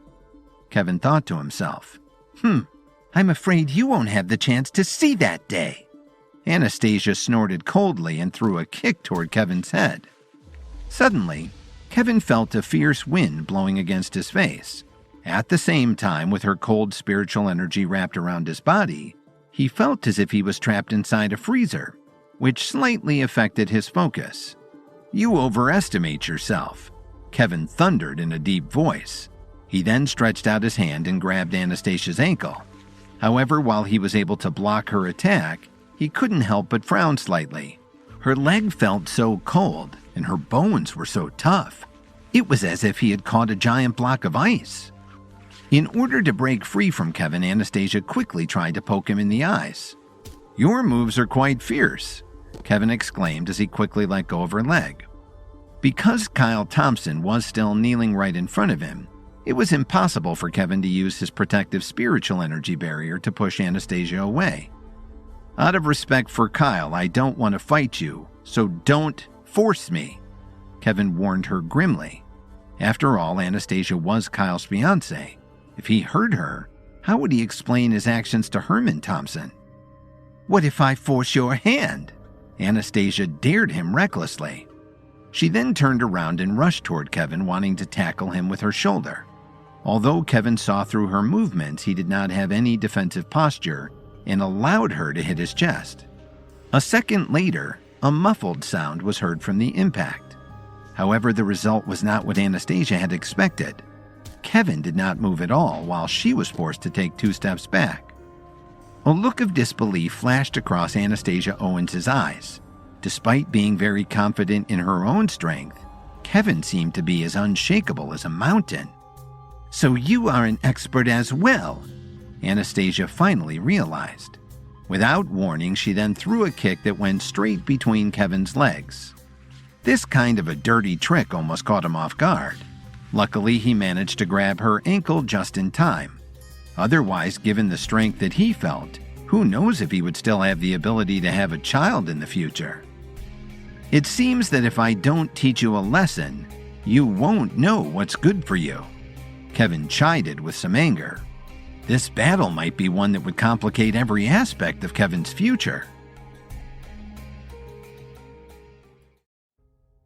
Kevin's parking lot fight with Marcus Watford had him beckoning his protector and friend Kyle Thompson, who defended Kevin rather than Marcus, much to Kyle's fiancée Anastasia Owens' annoyance. It was she who started to battle Kevin and was shocked at his powers. While Kevin tried to take the high road by merely blocking or resisting all of her strikes, Anastasia Owens had simply gone too far this time. "Teach me a lesson? I admit you have some strength, but with your performance so far, aren't you afraid of losing your tongue by saying such big words?" Anastasia sneered with a sour expression on her face. As soon as she finished speaking, Anastasia jumped up high into the air and then shot toward Kevin with a biting cold wind. But before her kick landed, Kevin was already one step ahead as he narrowed his eyes and casually struck her knee with his right hand. With a flick of his finger, Kevin then released a wave of spiritual energy that pierced through Anastasia's shoulder. Suddenly, Anastasia's expression changed drastically as her pupils shrank to the size of a needle tip. Even though there were no visible wounds or bleeding, both of her arms had seemingly been immobilized. Seeing this display of strength stunned Marcus Watford and the others. How did Kevin manage to suppress Anastasia so easily? "Anastasia, please stop. You are no match for Mr. Williams," Kyle Thompson advised his fiancée with concern. "Let this serve as a stern warning. Don't think that reaching level 5 makes you unbeatable. There is always someone stronger than you, so being arrogant and impulsive will only hurt you in the end." Kevin slowly lectured her. "Today I did not even care about this small matter. You were the one who made an issue out of it and stubbornly insisted on intervening. For the sake of Kyle, I will just treat this as a small lesson for you. But if you offend me again, don't blame me for not showing mercy." "My fiancé knelt down in front of you in public, while you only looked at him with your ugly face. How could I just stand by and allow him to be humiliated like that?" Anastasia retorted. "I was the one apologizing to Mr. Williams. I know that you only did it because you care about me, but you didn't have to attack him," Kyle uttered with a pained expression. Just then, Olivia Rafferty sighed faintly. "Can we all just move on now? It's my birthday after all." But before Kevin could respond, a familiar voice sounded. "What are you doing here?" Everyone looked over and saw Tyler Dawn walking over casually. He had been observing Marcus Watford from afar for some time. "What happened to your face? It took me a long time before I even recognized you," Tyler said. The KWTD Corporation and the Orion Group were currently two of the biggest companies in the country. Thanks to Kevin, Tyler Dawn and Terry Watford not only knew each other professionally but also developed a very deep friendship. Given this, Tyler Dawn had a business meeting to attend at the Vast Hotel earlier. Once it was over, he just happened to pass by the parking lot to get to his car when he overheard the commotion. Since Marcus Watford's face had swollen to the point that he was no longer able to speak clearly, he could only point helplessly at Kevin. Tyler looked in the direction where his finger was pointing and his face changed dramatically when he saw Kevin. He quickly walked up to him with a smile on his face.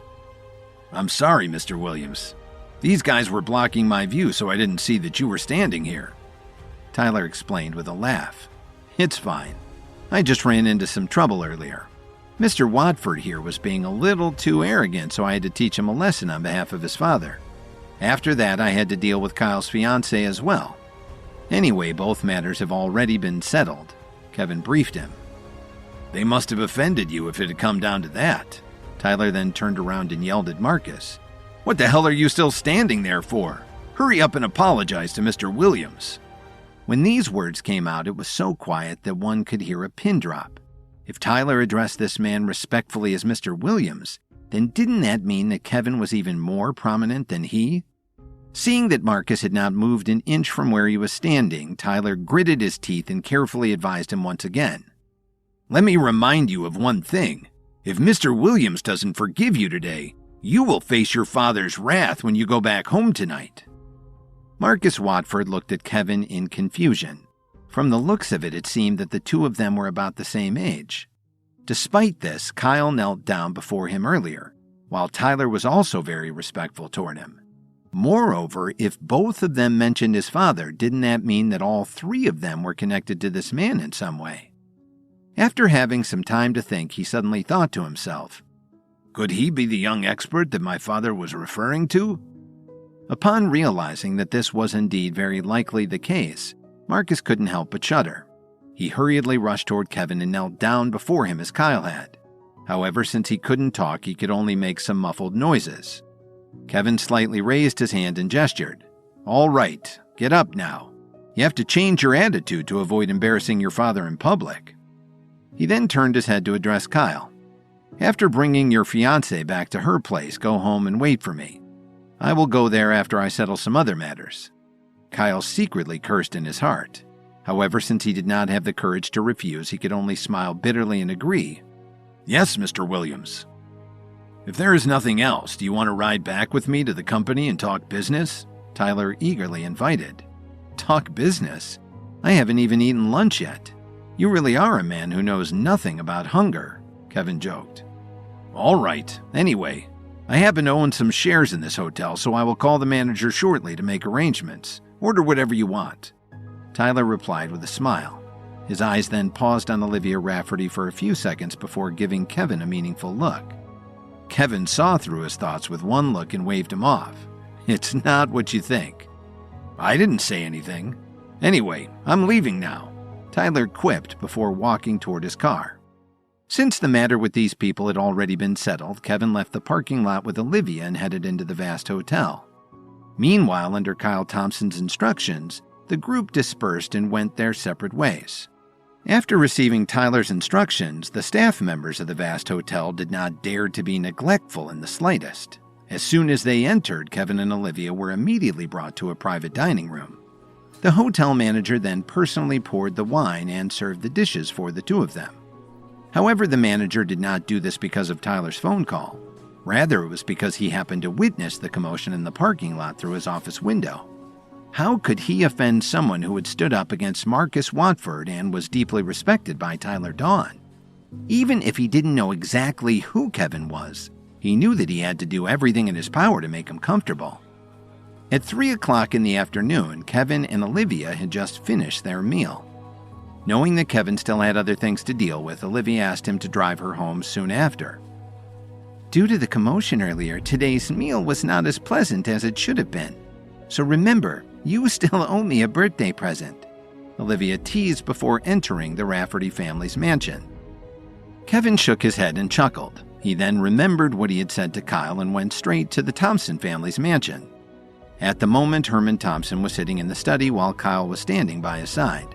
It seemed like the two of them were waiting for Kevin to arrive. When he finally did, Kevin entered the room without any hesitation, as Herman had already instructed his men to let him in when he arrived. The moment Herman saw Kevin, he immediately stood up from his chair and apologized. Kevin, I'm so sorry about what happened today. I know that Anastasia was way out of line, but I hope you don't take it to heart.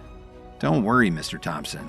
I know that she was just trying to defend Kyle, so I don't hold any grudge against her or your family. Anyway, the main reason why I came here this time is because of Kyle. Upon hearing this, Herman's heart tightened slightly. He then asked, Did my grandson do something to offend you as well? It's not that. Rather, I feel that he is currently facing too many distractions. If he continues like this, I'm afraid that he will easily lose sight of the bigger picture. Kevin expressed his thoughts with some concern. Herman Thompson looked at his grandson silently. Since returning to Washington, he had been busy dealing with several matters to reestablish his family's foundation in the city. But at the same time, this had indeed come at the expense of neglecting Kyle's situation. It's all my fault, Kevin. Please don't punish my grandson for my negligence, Herman pleaded while placing all of the blame on himself. Mr. Thompson, don't be so nervous. I was just concerned that if I didn't say anything, he might end up wasting his potential in the future, Kevin slowly explained. He then turned to Kyle again and asked, Anyway, didn't you guys always want him to follow me? Kyle, let me ask you now, are you still willing to take me as your mentor? Turning their gazes to one another, Herman and Kyle were both completely stunned by the turn of events. They initially thought that Kevin had come here to denounce them. After they regained their senses, the two of them were immediately filled with excitement. The truth was that Kevin had been wanting to ask Kyle to join his side for a while now, especially since he knew that, as an ordinary person, his strength was far from where it needed to be. After all, the Thompson family was one of his most trusted allies in Washington. Given this, Herman Thompson was already very old. Even though Kevin could refine various pills to prolong his life, he couldn't escape Father Time forever. This meant that Kyle would have to take over as head of the Thompson family sooner or later. As such, Kevin needed to train him to become a worthy successor that he could rely on in the future. Furthermore, there were so many combat techniques, pill formulas, and other things that were recorded in the secret book. But while learning should ideally be an endless pursuit, Kevin felt that he had already gotten everything that he needed from the secret book. Still, Kevin could not bear to let such a precious item be covered in dust, so he figured that it was time for him to find someone to pass it on to. "What are you still standing there for? Hurry up and thank Kevin!" Herman was the first to react and immediately called out to his grandson. When Kyle finally came back to his senses, he excitedly stepped forward to shake Kevin's hand and respectfully uttered, "Mr. Williams, please accept me as your student." Kevin took a deep breath and said seriously, "I accept. As your mentor, I hope to guide you back to the right path and help you reach your potential." "As your student, I will remember every one of your teachings and take them to heart," Kyle promised wholeheartedly. "Pack your bags. You will stay with me from now on," Kevin instructed earnestly. "Yes, Mr. Williams." Kyle nodded in understanding. He had no qualms about this arrangement. Kevin then took out 2 pills and turned around and handed them over to Herman. "Mr. Thompson, consume these 2 pills 15 days from now. They can extend your life by 10 years, Kevin told him kindly. "Thank you, Kevin," Herman exclaimed as he took the pills and held them close to his heart like a precious gift. Seeing this, Kyle was also very happy. As long as his grandfather lived, the Thompson family would continue to exist in peace. After this, Kevin didn't stay at the Thompson family's mansion for too long. He then took Kyle with him as they left. As Herman stroked his long beard, he couldn't wipe the smile off his face. Since meeting Kevin in St. Louis, he had always wanted Kyle to be mentored by him. It was a pity that Kevin rejected his request at that time. So now that his wish had finally been fulfilled, how could he not be overjoyed at this moment? Besides, he knew that his grandson would definitely learn a lot from Kevin. In the future, he wouldn't have to worry about having a worthy successor in his family. On the way back to his mansion, Kevin had been thinking about the best approach to start teaching Kyle. After all, the things recorded in the secret book were a lot to take in, especially for someone like Kyle, who was just an ordinary person without any foundation for developing his power base yet. Given this, Kevin knew that he had to be patient and take things slow with him.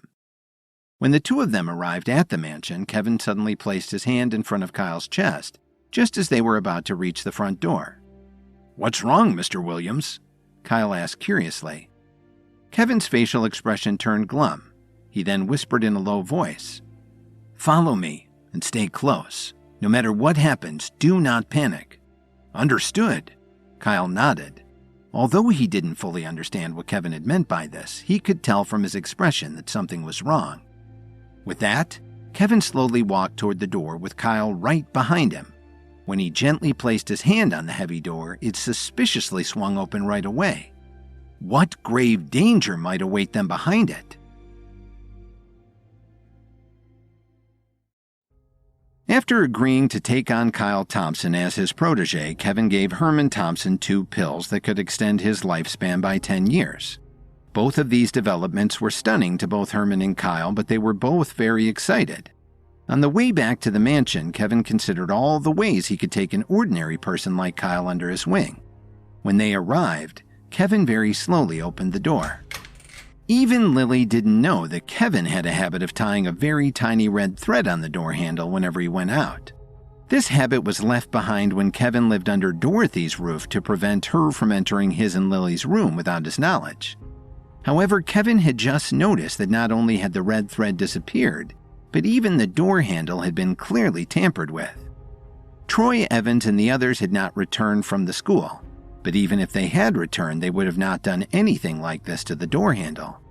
The only explanation was that someone had come here uninvited. The mansion that Tyler Dawn had found for him had a very strong security system.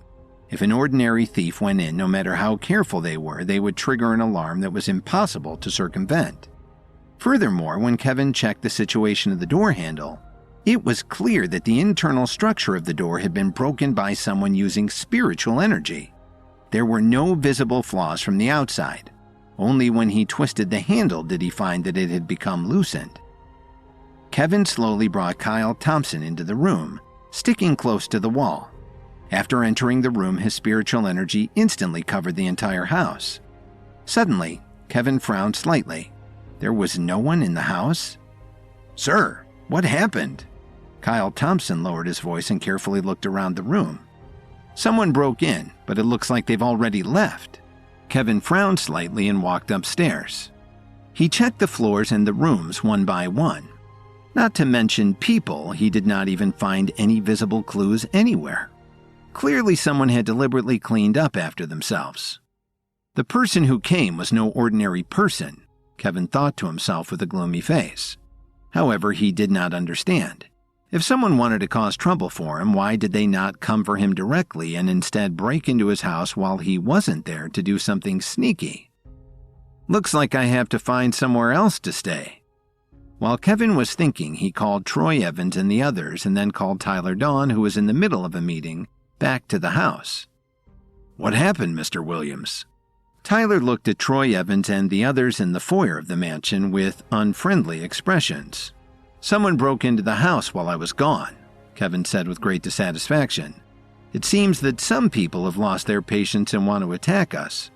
Tyler, do you have another house where we can stay, somewhere more secure, like in the mountains or on a lake?" Hearing this, Tyler thought for a moment. As the CEO of the KWTD Corporation, his assets were beyond an ordinary person's imagination. However, there were too many properties in his name to think of one right away, so he had to think. "I remember that a few years ago I worked with Big Mountain Real Estate on the construction of some new developments.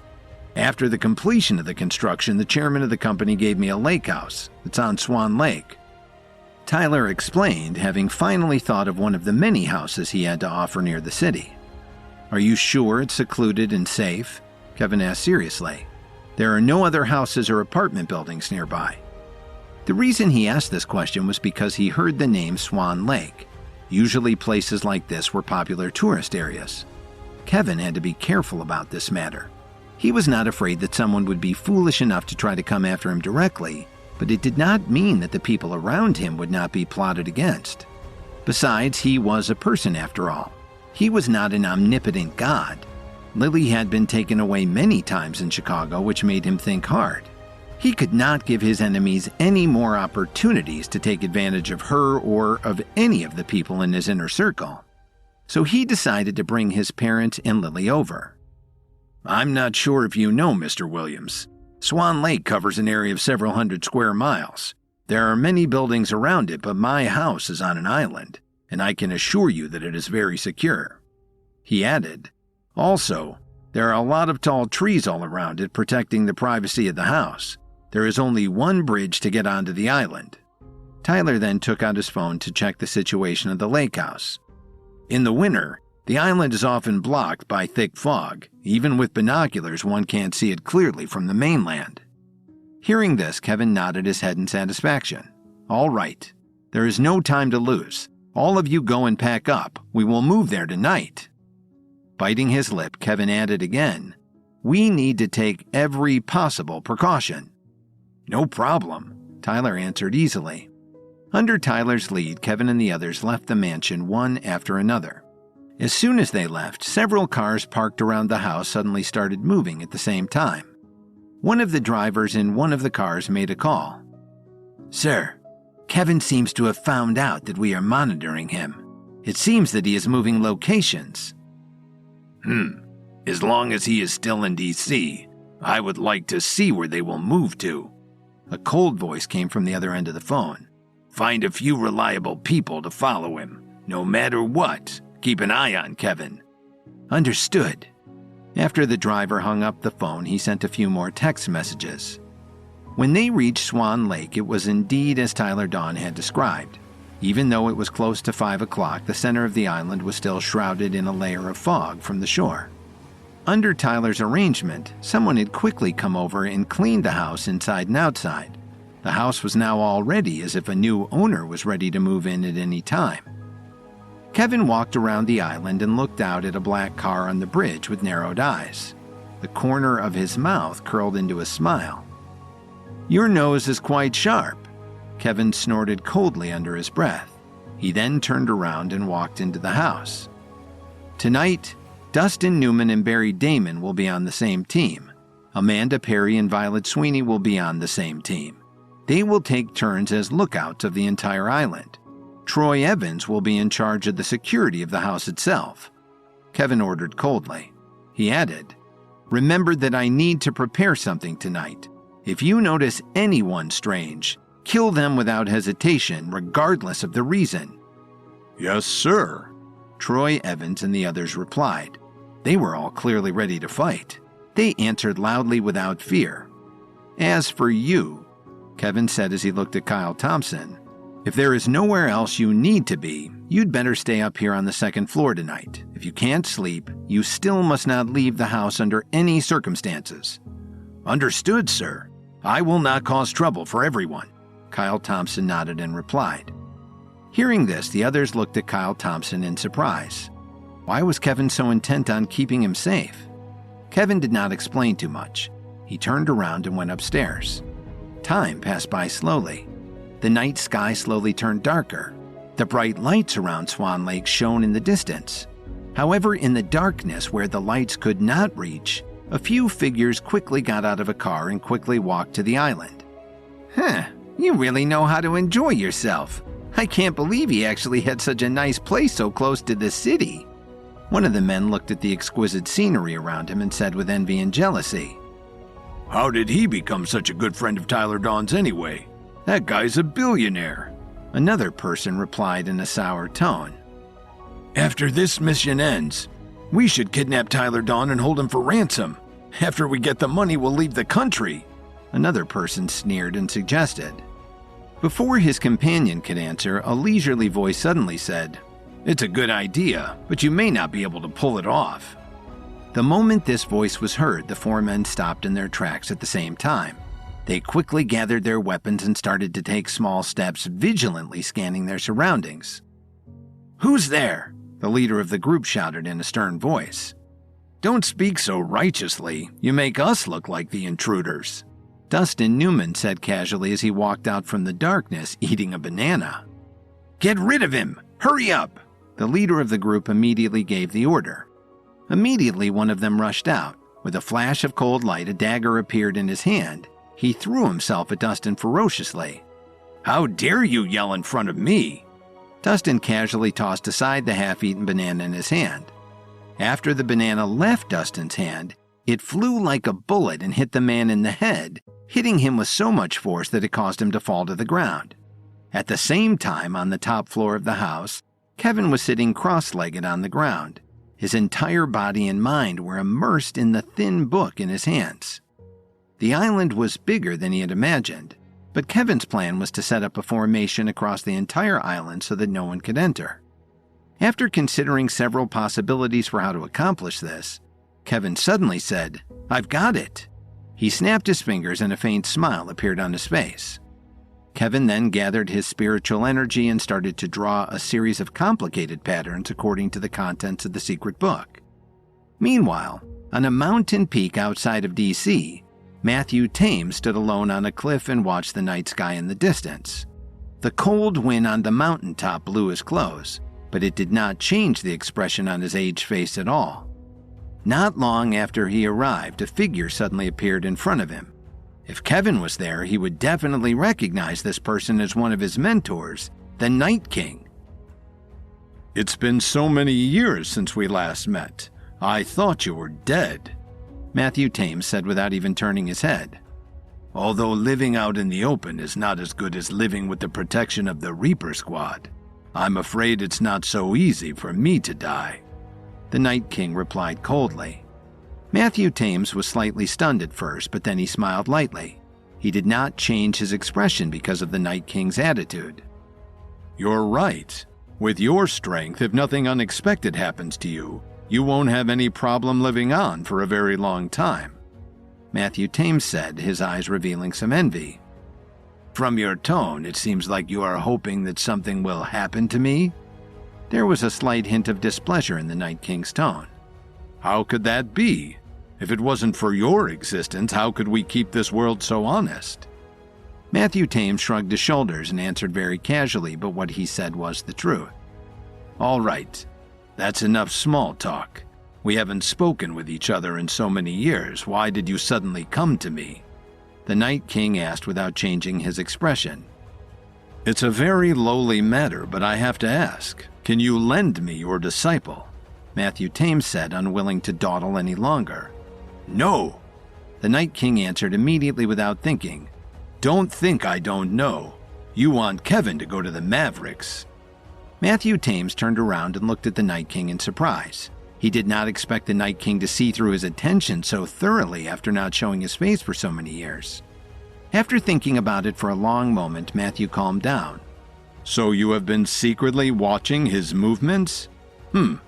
If I wasn't here, he would have died many times already. The Night King snorted and replied, But I won't let him get involved in the war among the factions. He has much more important things to do. Like what? Entering the upper realm? Fighting his way all the way to the top and taking over your own position eventually? Matthew Thames asked before answering his own question. The Night King did not answer but looked silently at the scenery in the distance.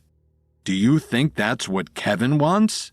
Matthew asked with a hint of excitement in his voice. I am his mentor. He can only take what I give. He must not take what I don't allow, the Night King said in a domineering manner. Upon hearing this, Matthew Thames almost cursed out loud. It had been many years since he was this angry, but he knew anger wasn't enough to beat the Night King in a war for control of Kevin.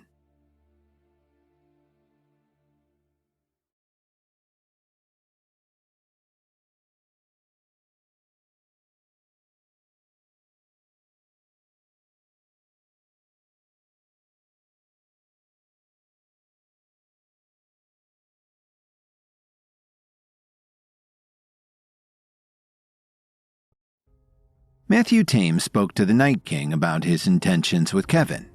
Matthew wanted to convince him to let Kevin join forces with him, but the Night King flatly rejected him, telling him that Kevin had far more important matters to deal with. It is often the case that not everyone is in a position to rule over all of their own choices in life. Only those who possessed great strength had the qualifications to preside over every aspect of their own life, let alone the lives of others. Most ordinary people spend their entire lives just trying to earn enough money to buy a new car, buy a new house, and do just enough to give their family the things they need. However, such people might never understand that in the eyes of the great figures who were at the peak of their status, their lives were just a joke. It was not just a saying that there was always someone better than you.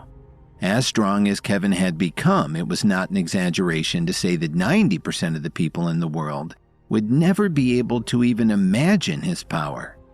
However, how could he truly take control of his own life? A few years ago, he was chased out of his own family. Little did he know that the path he took was basically all planned out in advance by the Night King. He had never deviated from it at all. Matthew Thames knew this all very well, and that was why he was especially angry. Although he and the Night King were fellow disciples at the same school, their ideologies, personalities, and worldviews were completely different from each other. Do you really know what you are doing with Kevin? Does he know? Matthew Thames looked at the Night King and couldn't help raising his voice. He does not need to know. In my plan, he only needs to follow the steps I have planned out for him. No matter how much trouble he causes, I will cover it up for him, the Night King said. He was still looking out at the horizon. Your bad temper hasn't changed even after so many years, the Night King added bitterly. This isn't a bad temper, but the personality I chose. Do you need a reminder about what happened back then?" The more Matthew Thames spoke, the more excited he became. "That's enough. I didn't come to see you tonight just so we could get into a fight. We don't have much to talk about anyway. Different ideologies lead to different understandings of the world. Even if we argue until the end of time, we still won't be able to convince each other. So what's the point?" the Night King said, his tone suddenly becoming cold. It was as if Matthew's words had stirred his nerves. Even Kevin did not know that the Night King had taken on 3 disciples, including him. The oldest disciple was a rare genius. The Night King was so pleased that he had taught him everything he knew. Unfortunately, as time went on, the Night King began to worry that he had become too immersed in the joy of his own power. Time had proven this point. The Night King's oldest disciple eventually wholeheartedly wanted to help the Pinnacle rule over humanity once again. It could be said that this was the darkest period of time in the world of experts. In the end, the Night King had no choice but to personally take action. In order to restore the balance, he personally went to Apex Island to massacre the Pinnacle's experts before he drifted away. It could be said that his oldest disciple was the greatest source of pain in the Night King's life, because his beloved protege's path was all carefully planned out by him. However, he had neglected his influence from the very beginning. "Different ideologies are not a problem. I just really can't bear to see you repeat the same mistake," Matthew Thames said earnestly. "You don't need to worry about that. I will control myself. I will definitely not let the previous incident repeat itself." The Night King closed his eyes slowly and said in pain, "I don't deny that Kevin is a good person, but that is also why he needs to plan his own life. The reason why I asked him to help is to help increase his understanding of the world. I want him to have a good heart and take on the safety of the whole world as his personal responsibility in the future. This is the bare minimum qualification for him if he is to someday inherit your position." Matthew Thames tried his best to persuade him. The Night King did not answer immediately. He was silent for 2 full minutes with his eyes closed, as if he was seriously thinking about what Matthew Thames had said. After a long time, the Night King slowly opened his eyes again. He turned around and looked at Matthew Thames deeply. "I can promise to ask Kevin to help you, but I will also give up the favor I owe you from back then," the Night King said with a deeper meaning. Matthew Thames was stunned for a moment, then quickly reacted. He looked like he did not know whether to laugh or cry. He pointed at the Night King with his finger and said, "You are trying to skirt karma. You did not hesitate to use your own disciple to exchange for it. You're the one who said that you want him to make the world his responsibility," the Night King said in a serious manner. Matthew Thames curled his lips speechlessly when he heard this. Meanwhile, on the island in the center of Swan Lake, Dustin Newman looked around and revealed a proud smile. From the first wave of people who set foot on the island, he had handled them all with ease. This was the 3rd wave of people he had taken care of. "With so little strength, you still dare to challenge us?" Dustin Newman said disdainfully. Barry Damon slowly walked out of the forest and tossed the bodies of 5 or 6 unconscious people on the ground in front of him. "Mr. Williams was right. Tonight was never going to be a peaceful night," Barry said with a straight face. "What are you doing here? Shouldn't you be guarding the north side of the island?" Dustin asked curiously. "Amanda is handling the north side. Violet is looking after the east and south by herself. Given the geography of the island, I was afraid something would happen to you, so I came to make sure everything was okay." Barry Damon walked over to a tree and leaned against it with his arms crossed in front of his chest. "What are you afraid of? What makes you think that I wouldn't be able to handle such an easy task?" Dustin said, clearly a little angry. "If that's not the case, then why did these few people get past you?" Barry glanced at him and said in a flat tone. "Fortunately, I rushed over and took care of these guys on my way here. Why don't you just head back to the house and wait for Mr. Williams to punish you?" Just as the 2 of them were talking, Kevin appeared with Violet Sweeney and Amanda Perry. Mr. Williams. The two of them greeted him at the same time. Kevin nodded slightly and looked at the people lying on the ground. He asked, "How is the situation?" "It's all under control, Mr. Williams. None of them were able to get past us," Dustin Newman answered first. Barry Damon glanced at him and did not say anything more. "It's good that no one got by." Kevin took a deep breath and said, "You two head back first." The two of them looked at each other in surprise. Then they came to Amanda Perry's side. Kevin stretched out his hands and circulated his spirit energy to draw a dozen complicated and gorgeous patterns in the air. When he finished drawing, the marks slowly disappeared into the air. Dustin and Barry frowned because they could clearly feel that the space around them had changed somehow, but they weren't sure how. They didn't have a deep understanding of spatial zones, so they could only feel that some slight changes had taken place. Soon they saw a large amount of dense white fog coming out of the forest. In less than a minute, it had completely filled up everywhere they could see across the entire island. Out of curiosity, Dustin Newman focused his spiritual energy on his eyes and looked toward the outside of the dense fog. "How could this be?" he muttered in surprise. No matter how hard he focused his own spiritual energy, he couldn't see anything beyond the whiteness. He couldn't even hear anything. "How is it?" "After that, we'll be living here on this island for a while. This can protect our privacy very well." Kevin smiled proudly. He snapped his fingers and took out 2 red stones from his pocket. "Take this. You can enter and exit the island freely. With these, you won't get lost in the thick fog," he said. Sure enough, the moment the stones were in their hands, the white fog disappeared from Dustin and Barry's sight. "This is incredible," Dustin Newman muttered. "Don't be alarmed. It's just a formation. This formation will also silently absorb all of the surrounding spiritual energy. In the future, everyone's power base will be more relaxed here," Kevin said as he held up his hand to keep Dustin from becoming alarmed. After that, they all went back to the house to get some rest. However, while they were all very happy with these recent developments, others were worried. In a house in Washington, after listening to the reports from his subordinates, Mason Zimmerman's face became dark. With a bang, Mason Zimmerman smashed the coffee table in front of him to pieces.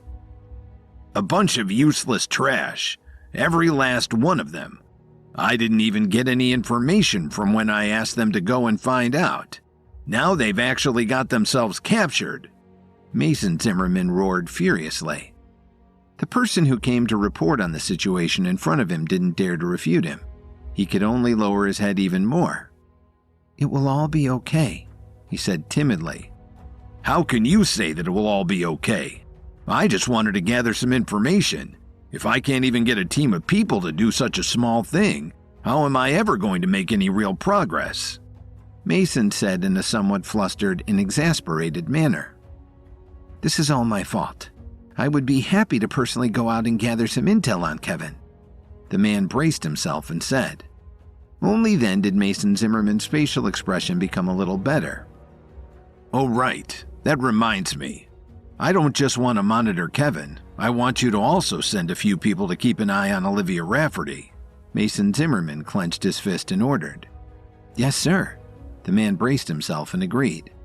He knew very well how difficult and dangerous it was to monitor a level 7 expert. However, he could not refute Mason Zimmerman at this moment, so he could only clench his teeth and prepare to take on the challenge personally. Half the night passed very quickly.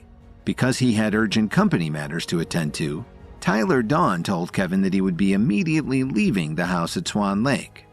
Kevin, who had finished up his training, saw that it was almost 9 o'clock. He thought that Lily should be getting up soon, so he took out his phone and hesitated a few times before calling her. After a few rings, the call was answered. "Hello, Kevin?" Lily asked, sounding a little haggard. These past few days had been difficult for her. After being told off by Sandra Wilson the last time, Lily resolutely went to the Williams Company anyway. Almost every night she was the last to leave the company. She had been doing everything in her power to stabilize the overall situation, along with Emo Squire and the others, to resist Dalton Steele's business conglomerate. In these past few days, Lily had witnessed several assassinations and assassination attempts on powerful people, involving everything from car accidents to trespassing. Fortunately, all of these were only ordinary people. With the bodyguards that had been arranged by Emo Squire, she was safely able to avoid any serious danger, at least so far. "It's me. How have you been, my love?" Kevin bit his lip and asked with some difficulty. "I'm all right. You must have been having a hard time in D.C., Lily asked with a tired tone. "Fortunately, I've made some recent breakthroughs," Kevin answered. As soon as he finished speaking, neither of them took the initiative to say anything else. The atmosphere suddenly became heavy. There was never any doubt in Kevin's mind that he loved Lily more than anything else in the world. After all, everything he was doing in Washington now was for her. In the end, Lily was the first to speak. "You make sure to take care of yourself in Washington. If it is really too dangerous, come back to Chicago. Promise me, okay?" "I know the situation in Chicago," Kevin sighed slightly and said. "Dalton apparently has some misunderstanding about me. Let him cause trouble in Chicago. I will arrange for someone to bring you to D.C. so we can be together. That way I'll know that you're safe." "What did you say?" Lily was stunned. "Don't you want me to look after the Williams Company? You built so much here in Chicago. Are you afraid of Dalton?" "Listen to me. The situation between Dalton and me is a little complicated. I didn't say that I don't want to continue taking care of things in Chicago. I just want you to let Sandra handle the company for now. I can protect you better if you're here in D.C. with me," Kevin said as he licked his lips, unsure of exactly how to express what he wanted to say. Was he really afraid of Dalton Steele? The answer was, of course, no. "No, I can't leave. Could it be that in your heart I am inferior to Sandra? I am confident that I can handle things at the Williams Company better than anyone else," Lily said. Tears were already welling up in her eyes, and she could feel that she was about to start crying at any moment. She never thought that Kevin would think that she was not up to the job of overseeing Williams Media.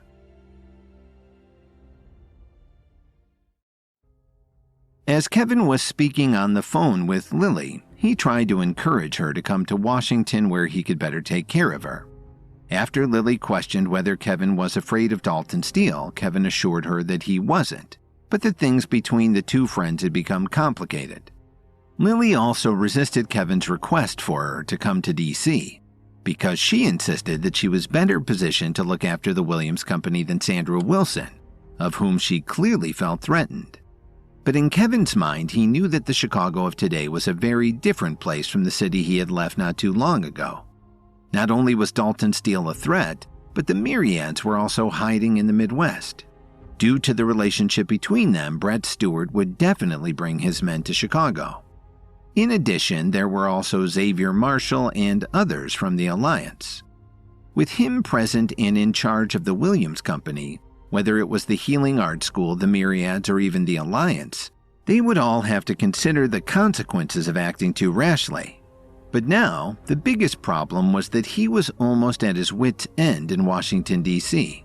He might even need to transfer some men from the Radiants. He had no time to even ask about Chicago unless the Williams Company was truly on the verge of being destroyed. He would have no choice but to rush back. "Lily, please listen to me. The situation isn't anything like what you stepped into at first. It's not that I don't trust you to handle things. I'm just worried about you. I can't bear to see you in danger." "If you really believe in me, then let me stay in Chicago." Lily used her hands to cover her mouth, not letting her crying sound so obvious. After saying that, Lily hung up the phone. Hearing the beeping sound, Kevin's heart was filled with worry. After not seeing each other for a while, Lily had become more and more stubborn. However, Kevin had never thought that his desire to keep her safe would actually hurt Lily's self-esteem to such a great extent. After the call ended, Kevin texted his parents, wanting them to come with Richard Swinton to Washington. Regarding Alan and Susan Williams, Kevin had always felt that he owed the two of them a lot. His father had been implicated by him and almost lost his life to the rest of the Williams family. Very quickly, Alan replied, Because of the rest of the Swinton family, it was impossible for Richard Swinton to leave St. Louis, so he could not come to Washington, D.C. But Alan and Susan could come at any time. Kevin immediately arranged for some people from the Radiance's branch in St. Louis to send someone to escort the two of them to Washington, D.C. as soon as possible. Just as Kevin was planning out how to make suitable longevity-extending medicinal pills for the two of them, he suddenly received a call from Jordan Black. "What's wrong?" Kevin asked doubtfully. Jordan and Justin Black would not take the initiative to come to him for just any small matter. If there was anything wrong, the two brothers would think of a way to solve it if at all possible. "Mr. Williams, can you come to the school? Something happened," Jordan Black said in a hurry. "I'm on my way," Kevin said decisively. An hour later, when Kevin and Troy Evans arrived at the school, they saw two groups of people standing in the hall ready to fight. "What's going on here? Who are you?" Kevin said as he walked straight up to Jordan and Justin Black. "Mr. Williams, they say that they want the building," Justin Black replied. "They want the building? What are you talking about? What exactly is going on?" Kevin frowned and asked. Before Justin could answer, a man walked up to Kevin and slapped him on the back of his head. He raised his head and asked, "You are their leader? You opened this school?" "Yes." Kevin was shocked by the slap. "Who do you think you are? What do you want?" "Let me introduce myself." The man smiled and snapped his fingers. Immediately, someone rushed over, bringing him a chair and a table. The man sat down in the chair and raised his hand. Another person quickly brought a cigar over and lit it for him. Seeing him treated so extravagantly, Kevin was surprised no one had brought him a glass of wine. Almost before he could finish his thought, another person immediately approached and opened a bottle of wine for the man. The person took out a large wine glass and poured a third of the bottle for the man. The man took a puff of smoke and blew it out at Kevin. He crossed his legs and said casually, "Let me introduce myself. My name is Doug Harrison. This shouldn't take too long. The main reason for coming here today is that I want the land on which the school of yours sits. You'll need to move immediately." Kevin finally understood that this guy was here to buy his building. "I'm sorry, but I haven't decided to sell it. Please leave immediately and don't disturb the operations of my school any more than you already have," Kevin said politely. "What are you talking about? I don't intend to buy this place. I just want you to move out immediately. Do you not understand? This is not a transaction, this is an order." Doug Harrison flicked the ashes of his cigar and didn't even look at Kevin. "I think you are deliberately stirring up trouble," Jordan Black said, unable to hold back his temper any longer. Luckily, Troy Evans stopped him. "Don't be impulsive. Let Mr. Williams handle it," he said to him softly. Kevin looked at Jordan Black, then turned his head and looked at Doug Harrison again. "May I ask why you want us to move?" Although Kevin knew that this man did not come with good intentions, he did not plan to give him a hard time unless it was absolutely necessary. After all, it was always best to first show courtesy and then attack. "It's very simple. This piece of land originally belonged to us." Doug Harrison waved his hands and said arrogantly, "Back then, the Kessler family rented this piece of land under our name for their businesses. Now that the Kessler family is gone, we naturally have come to take it back," Doug Harrison said impatiently. Upon hearing this, Kevin furrowed his brows. He really had no idea about this matter. "I'm sorry. When the Kessler family disappeared, all of the properties under their name were transferred to me." Kevin didn't give in and said, "If you still don't want to leave and continue to cause trouble, don't blame us for being impolite." "Huh. Impolite?" Doug Harrison held the smoke from the cigar in his mouth for a moment before exhaling slowly and saying disdainfully, "I know you are an expert, but the Harrison family runs ordinary businesses, and we've never interfered with the world of the experts, and we're in no mood now to care about your stupid school. You have to be reasonable. It's only right that you pay back what you owe. When the Kessler family built this place, they borrowed money from us. So to be precise, this place belongs to the Harrison family and it always has. Am I making myself clear? It was clear that Kevin wouldn't be able to win if they went to court. Kevin sighed and said, "Sorry, I didn't know anything about what you've just said, but we really can't give in. I would be happy to pay for this piece of property. You can name any price you want." In fact, Kevin could only admit that he was in the wrong even if he was not aware of the situation, so he was happy to oblige by paying more than the fair market price for the property. Buy the property? Do you know how much it costs? Why don't you go out and inquire about the price of real estate here in Washington? Do you think you can afford to buy it just because you want to? Does someone like you have that much money? Doug Harrison mocked him with disdain. Jordan and Justin Black couldn't bear it anymore. If it wasn't for Troy Evans, the two of them would have rushed forward and pressed Doug Harrison to the ground a long time ago. Did I not treat you with respect when you barged in here? Even Mr. Williams is being more than respectful toward you. Yet you still dare to be so aggressive? Jordan Black roared in anger. Justin Black was also extremely agitated. He stepped forward and said, "What the hell are you saying? Do you believe that I won't make you regret ever showing up here? Do you even know who you're looking down on right now?" "All of you, quiet down." Kevin's voice gradually became cold. "You mean to tell me you're not willing to sell this property to me?" "What do you think?"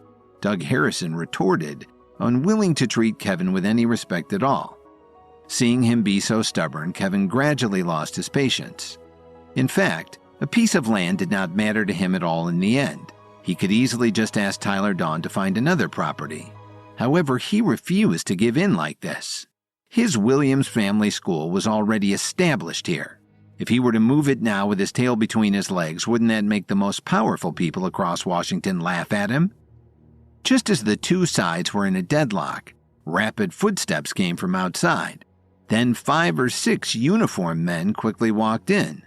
The men in the lead were all about 40 years old.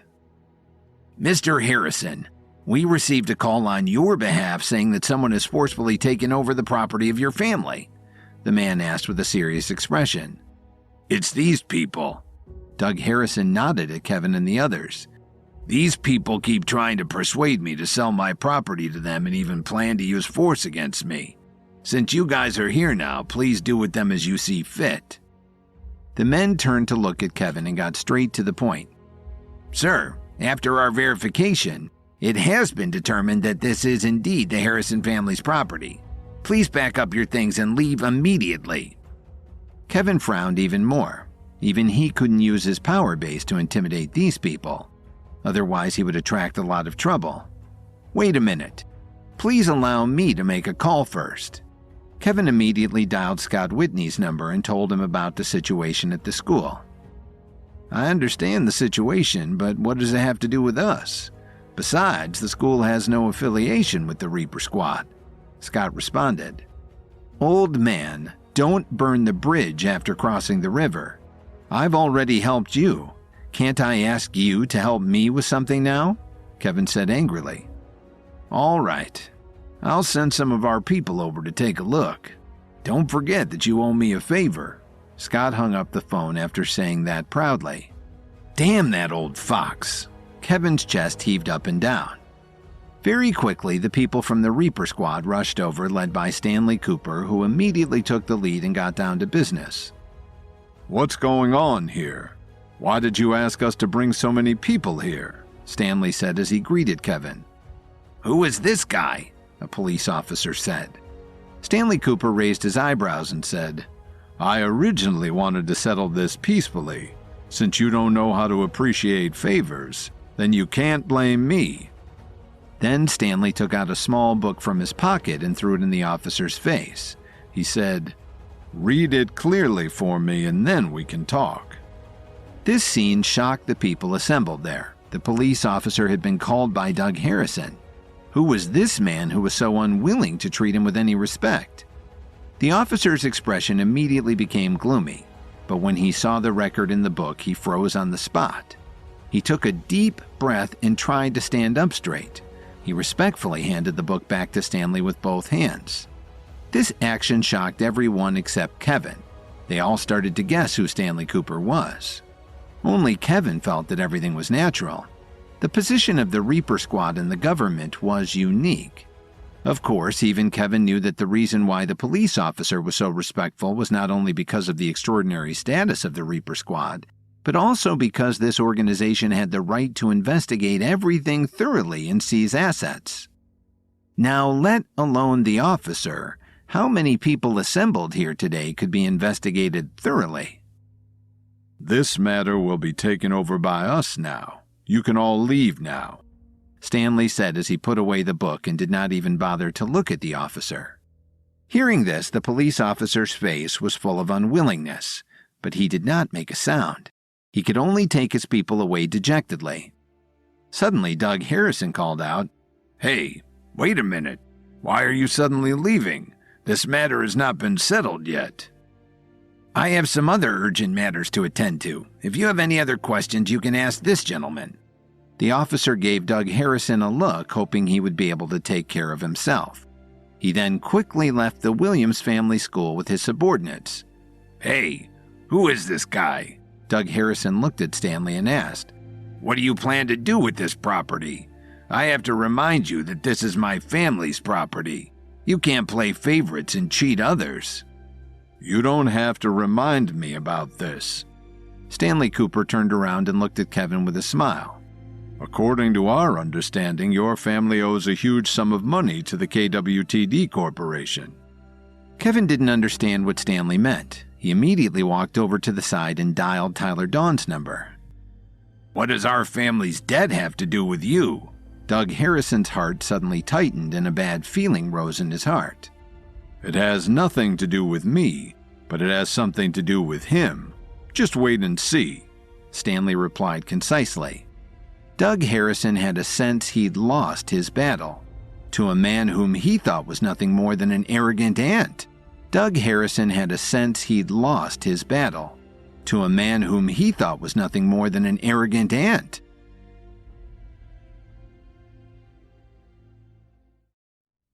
Doug Harrison's attempt to reclaim the property on which Kevin's school was being built failed when Kevin called in a favor from his Reaper Squad bosses, who pointed out to Harrison that their vast government connections had revealed Harrison owed money to the KWTD, which was Kevin's own corporation. People generally don't fight with government officials. Even a rich young man like Doug Harrison understood this. Doug Harrison did not expect that the methods he had used in the past would be completely useless after meeting Kevin. Furthermore, the reinforcements that he had brought over with him were obviously thwarted by someone from a higher position in the government. "There's something happening that I need to go take care of. I think I should," Doug Harrison started to say, clearly trying to retreat. Don't be in such a hurry to leave. This matter hasn't been settled yet. You won't be able to leave until I tell you that you can, Stanley Cooper said without even raising his head. "But I have to leave. Could it be that you can really force me to stay here?" Doug Harrison's heart skipped a beat. He was not stupid. He could totally imagine what would happen if he continued to stay here and insisted on having the property returned to him. It would definitely not end well for him. It would be better for him to leave now and find an opportunity to come back with more people. In the future, he would find an opportunity to come back. He didn't believe that the Reaper Squad would be able to rush over in time to protect Kevin every time. You can try, Stanley raised his eyebrows and said. Immediately, a powerful pressure was emitted from his body and instantly covered the entire hallway. In Troy Evans' eyes, the pressure was easy for them to handle.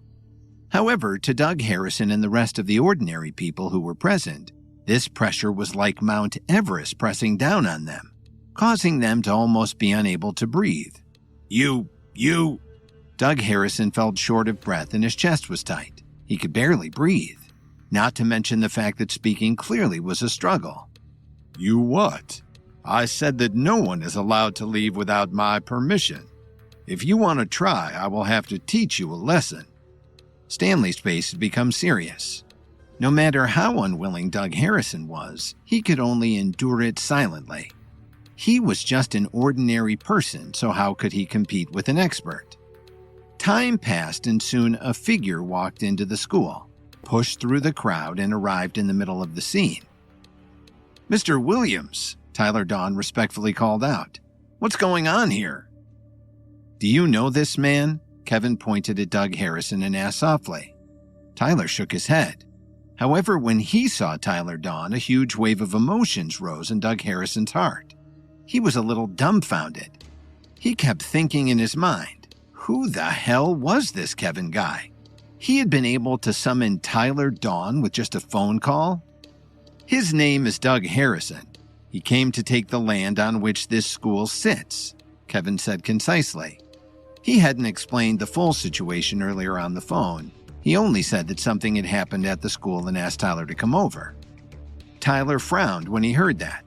He looked at Doug Harrison and thought for a while. Then he asked tentatively, "Is Damon Harrison your father?"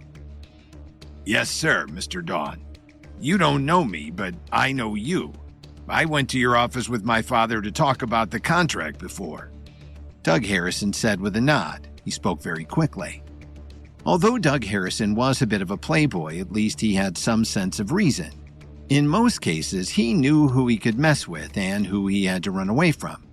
Now, Tyler Dawn was standing right in front of him. Not to mention someone like him, but even if his father was here personally, even he could only grovel at the feet of someone like Tyler Dawn. "All right. Talking to you is a waste of my time."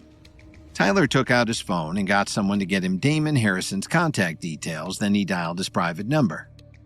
"Hello? Who is this? How did you get this number?" It was a low voice that came from the other end of the phone. "Ah, Mr. Harrison, you have such a big presence," Tyler said before getting straight to the point, saying, "This is Tyler Dawn. I'd like you to come to the Williams family school in half an hour. Otherwise, your precious son will suffer greatly." After saying this, Tyler hung up the phone. He didn't even look at Doug Harrison. He turned around and walked over to Kevin once again. "I'm sorry, Mr. Williams. I really didn't know about anything to do with the Harrisons in this piece of property," Tyler Dawn said apologetically. "I don't blame you, but I have a request. I am happy to settle this matter today, but I don't want anything similar to happen in the future." Kevin replied seriously. In fact, he really didn't have any intention of blaming Tyler Dawn. "I guarantee that nothing like this will happen again," Tyler replied loudly. After waiting for a while, Kevin leisurely asked some people to bring over some tables and chairs and sat with Tyler Dawn to have some coffee. However, Doug Harrison could only stand off to the side and wait obediently. He didn't even dare to breathe too loudly. As for those who had followed Doug Harrison, under Stanley Cooper's pressure, they all squatted down on the ground. Very soon, Damon Harrison rushed over. From the moment he got out of the car, he could feel the pressure in the building and he knew that he was walking into a dangerous situation. As soon as he came through the door, he saw Doug Harrison calling out to him in a weak voice, "Dad!" When Damon's gaze passed his son and landed on Tyler Dawn, he was so frightened that he almost fell to his knees. At the same time, his anger flamed in his heart. He came in front of Doug Harrison and slapped him to the ground, then followed it up with a series of punches and kicks. Damon did not hold back. In just a few moments, Doug Harrison, who was screaming, was beaten black and blue. Blood flowed out from his nose and mouth. While hitting his son, he shouted, "I told you not to show off. You only know how to cause trouble for me. Do you really think Tyler Dawn is someone you can mess with? What the hell is the matter with you?"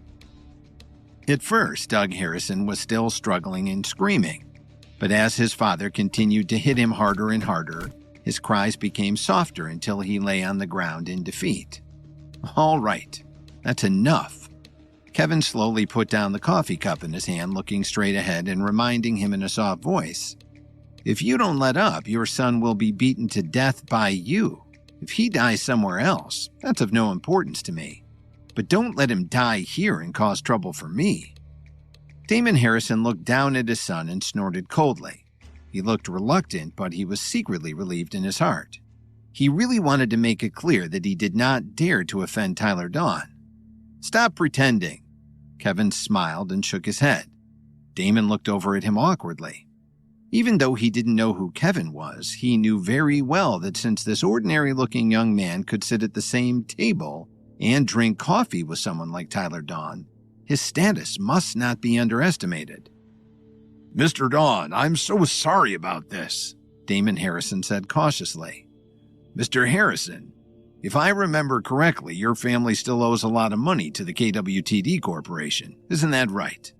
Tyler Dawn took a whiff of the coffee in his cup, then glanced at him and asked in a cold voice before taking another sip. Yes, sir, Damon stammered as he wiped the cold sweat off his forehead. The Harrison family was not that well known in Washington, D.C. In recent years, they had just started to get into real estate. After borrowing some money from the KWTD Corporation, they built this place to improve their relationship with the Kessler family. During this time, Damon Harrison had built a strong relationship and had obtained a lot of benefits from the Kessler family. However, he knew very well that if he wanted to fight Tyler Dawn head-on, it would be no different from sending himself to his own death. Mr. Harrison, I haven't asked you to begin repaying your debt because I feel that we're all business people. But today your son brought his men here and said that he wanted us to leave immediately. That's why I asked you to come here. I wanted to ask you if your family is still so arrogant right now. Tyler Dawn slightly pressed the coffee cup in his hand against the table.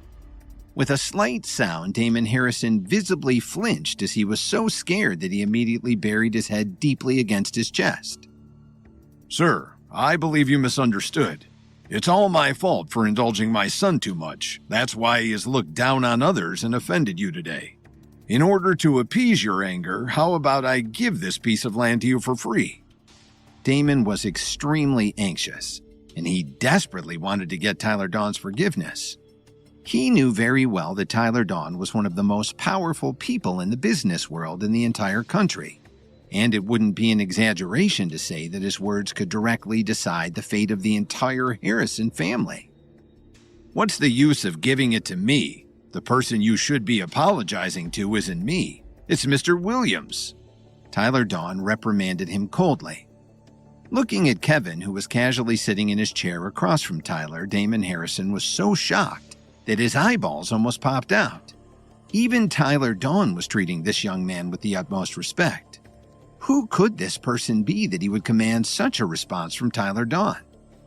Damon Harrison was guessing all kinds of possibilities in his heart. But since Tyler Dawn had already said so, how could he not do as he was told? Mr.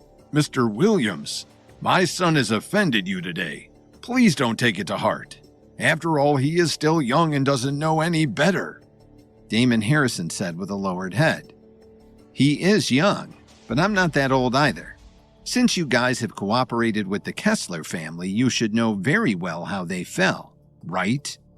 Kevin rotated the coffee cup on the table slowly between his fingers and asked in a soft voice. Damon Harrison suddenly thought of a possibility. He raised his head in shock and looked at Kevin with a face full of disbelief. Your guess is right. I was the one who destroyed the Kessler family. Kevin slowly turned his head and stared into Damon Harrison's eyes, trying his best to see something. Mr. Williams, I'm so sorry. If I had known, Damon stammered, trying to explain himself in desperation. The reason why the Kessler family had been destroyed had already been made public in Washington, D.C. Faced with a man who could destroy the Kessler family with such ease, Damon Harrison couldn't imagine how many days his own family would have to live if Kevin really wanted to make them suffer the same fate. For a moment, Damon was so scared that his tongue was tied, and he couldn't even speak clearly. Faced with an embarrassed Damon Harrison, who was sweating profusely, Kevin frowned slightly and looked at him quietly.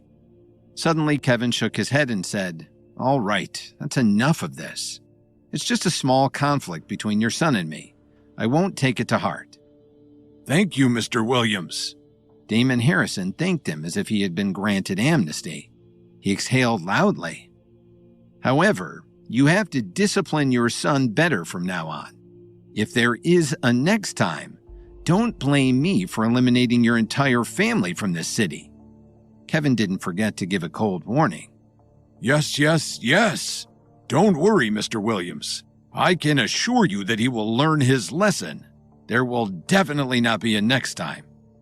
Damon didn't even dare to raise his head as he apologized. Tyler Dawn, who was watching Kevin, had some doubts. At that moment, Kevin stood up and came in front of Doug Harrison. He looked down at him as he writhed on the floor in pain and said, "Tell me who asked you to come here."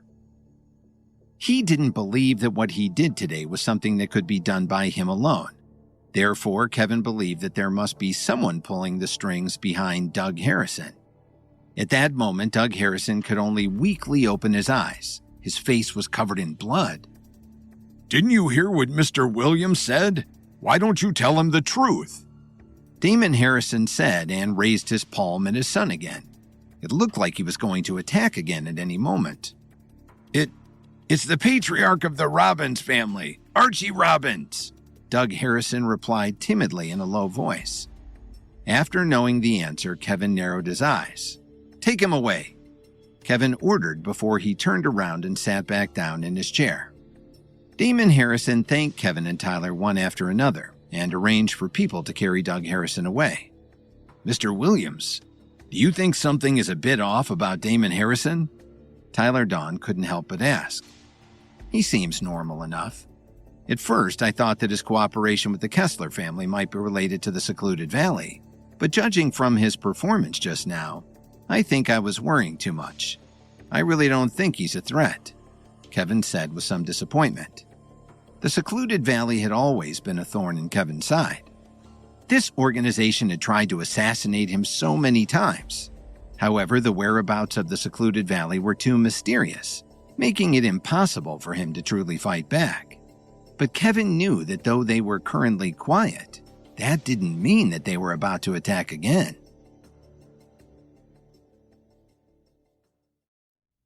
With Tyler Dawn arriving at Kevin's school and then calling Damon Harrison to the scene, the situation ended. Damon beat his son, Doug, badly, to make it clear that the Harrisons would honor their debts to Tyler and his superiority as well as that of Kevin Williams. Kevin learned from Doug that it was Archie Robbins who sent him to the school to demand the property back. Kevin had heard from Earl Mathis that the headquarters of the secluded valley was located in the upper realm. That was one of the main reasons why Kevin wanted to get there so that he could destroy the secluded valley. How do you plan to resolve the matter of the Robbins family? Tyler Dawn asked him. Kevin didn't answer immediately, but he didn't intend to give up. After thinking for a few minutes, Kevin decided to return the favor. "Does Archie Robbins have a son or daughter?" Kevin asked as a smile appeared on his face. For some reason, when Tyler Dawn saw this smile, he suddenly felt worried for the entire Robbins family. Stanley Cooper took a step forward and answered, As far as I know, Archie Robbins has a son, Quincy. However, that kid's talent is average at best. Still, Archie Robbins really loves him, and he has indulged him too much for his own good. This has caused Quincy to spend all his time drinking, and he even got involved in gambling. Every day he would go to a casino to gamble away his father's money. What a good son," Kevin sneered and commented, and then he looked at Tyler Dawn. "Are you free later?" he asked. "I don't have anything important to do. I can leave it to my people at the company," Tyler replied. He immediately understood what Kevin meant. I have to go now. I will send you Quincy Robbins' photo later, Stanley said as he waved in the direction of his subordinates and quickly left the school. The reason Kevin asked what Tyler was doing later was because he wanted to take advantage of Tyler's identity to set a trap. When it was almost 8 o'clock, Kevin picked up Tyler Dawn and they headed to the casino. At first, the two of them were just playing a few hands of blackjack. Tyler was not good at gambling, and to make matters worse, his luck was bad tonight. In less than 10 minutes, he lost a significant amount of money at one of the high-stakes tables, although it was just pocket change to him. But Kevin was different. He had long had a knack for numbers and for analyzing the movements and behaviors of others. Gambling for him was like walking for most people, second nature. The moment he sat down, Kevin was like a crazy money-sucking machine. winning hand after hand at one high-stakes table after another. In the end, Tyler Dawn had no choice but to just stand back and watch Kevin. In just half an hour, he had made millions. He was like a god of gambling. The dealers and pit bosses in the casino had long noticed the two of them, but they could not discover any sign of foul play, so they could only bear with it. It was impossible for them to chase away their customers just because they won too much, right?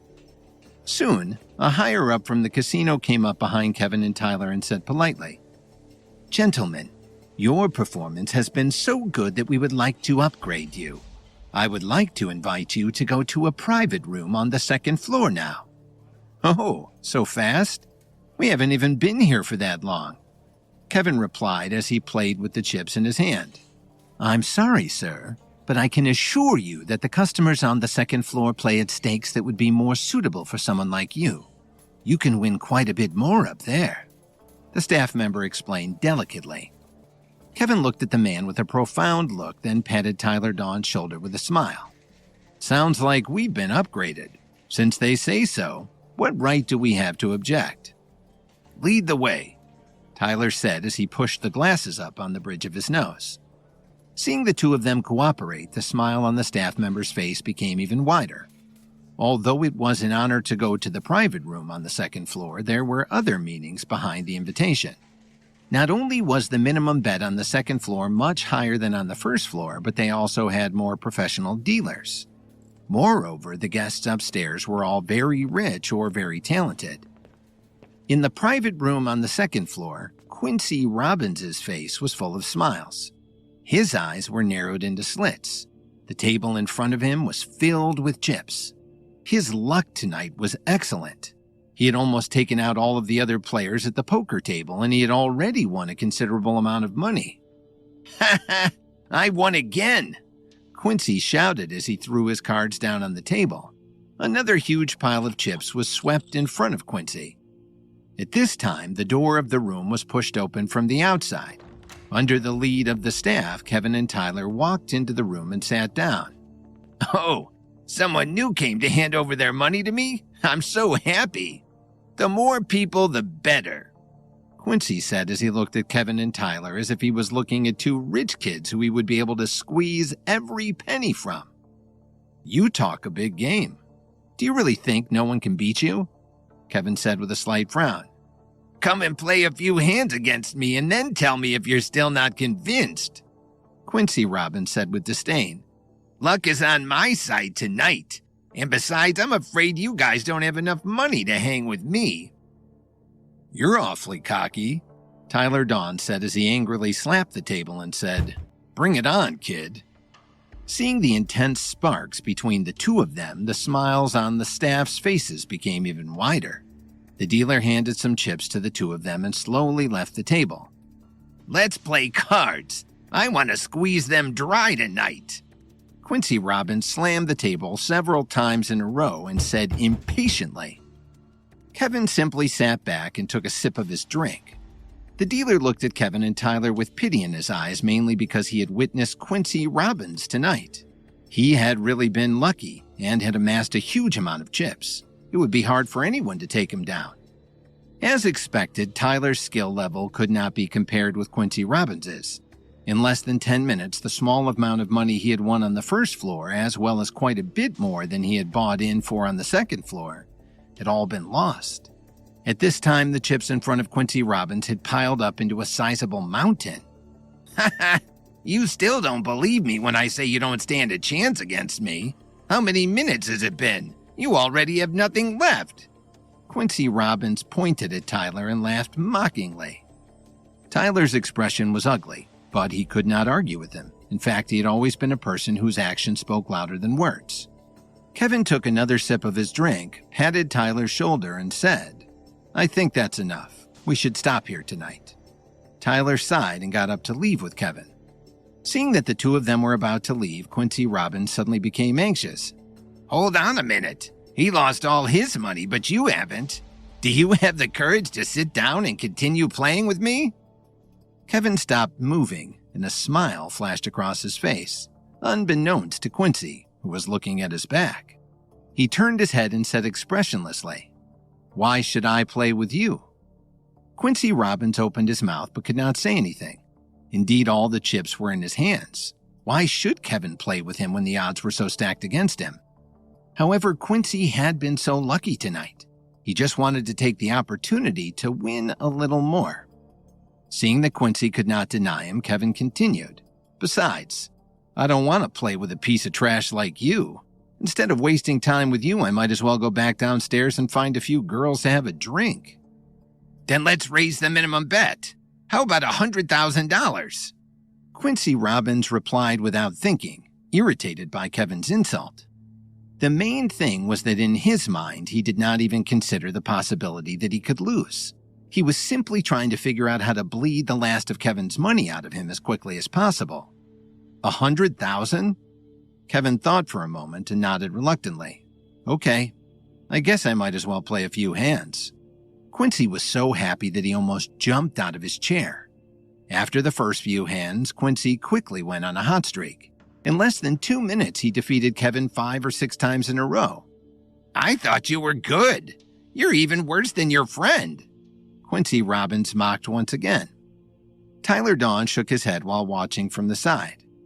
100,000 per hand is still too little. Why don't we raise the stakes? Kevin said as he impatiently took another sip of his drink. I originally wanted to play with you slowly. Since you insist on suffering more quickly, then I'll be merciful and grant you your wish. Quincy said as he pushed a large stack of chips to the center of the table. However, when he looked at his cards this time, Quincy Robbins became nervous. Kevin coldly snorted. Without saying anything, he peered at the cards in front of him. A few moments later, Quincy was forced to fold his hand. I'm sorry. Looks like I won. Kevin stood up and swept over all the chips in the center of the table toward him. Although Quincy's heart ached to lose such a huge hand, he still firmly believed in himself. You only won one hand. Let's deal the cards again to see if you have the ability to do it again. He firmly believed that he could win the next several hands. Give me the cards. Kevin pushed all of his chips to the center of the table this time, apparently not caring about the gap between him and Quincy at all. Quincy followed suit, not willing to be outdone. But when the cards were dealt, Kevin's 3 of a kind beat Quincy's pair. No, this is impossible. Quincy Robbins kept shaking his head and said, You must have cheated. Who said that luck can only be on your side? Kevin ignored him and said to the dealer beside him, I'd like to exchange all of my chips. Seeing that Kevin was about to leave, Quincy grabbed his shoulder and shouted, Stop right there. I want to play one last hand. Quincy was clearly not willing to give up just yet. He really could not understand how he could lose 2 hands to Kevin in a row. He was certain that it wouldn't happen a third time. As long as he was given another chance, he would definitely be able to turn the tables. How much are you willing to bet? Kevin glanced at him and asked disdainfully. I am the heir of the Robbins family. I can bet any amount you're willing to match. Quincy said. He had no time to care about anything else except regaining his pride. Oh, so it's Mr. Robbins, is it? My apologies. Kevin smiled and said, Okay then. This time I will bet all of my assets. Kevin took out 2 debit cards as he spoke. The total amount of money in these 2 card accounts is about $300 million. If you don't believe me, you can ask the staff of the casino to check. I just don't think you can match it, can you? I can match it. Let's play. Quincy Robbins said as he stared at the cards with his eyes almost shining. Are you joking with me? I'm not insane. Who would ever risk that much money on a hand of cards? Then what do you want? Quincy demanded as he ran around the table and held his arm, not wanting Kevin to leave. Kevin had $300 million in his hands. If Quincy could win, he knew that his father would look at him in a whole new light. I heard that your family's mansion is quite nice. If you can present the deed of the property, I'll bet with you. It's not worth nearly as much as I'm willing to bet, but why not? Kevin saw that Quincy Robbins had already fallen into the trap, so he told him his real purpose. No, I can't do that. When Quincy Robbins heard that, he shook his head like a rattling drum. Although he wanted to win, he still had some bit of rationality. He added, Besides, my father's name is the one on the property deed. Without his permission, I won't be able to change it over to your name," Quincy explained. "Yeah, you're right," Kevin snorted. Tyler Dawn suddenly stepped forward and suggested, "I think I have an idea. Ask someone to get a piece of white paper. Mr. Robbins, sign your name on it and make it an IOU. After that, if you lose, you can pay it back slowly." Kevin laughed in his heart, knowing that he was about to ruin yet another family of enemies.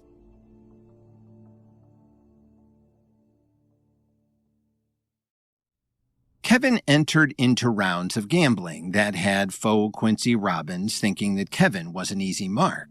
Until the tables turned, and Quincy suddenly was ready to sign over his family's estate in order to win an easy $300 million from Kevin.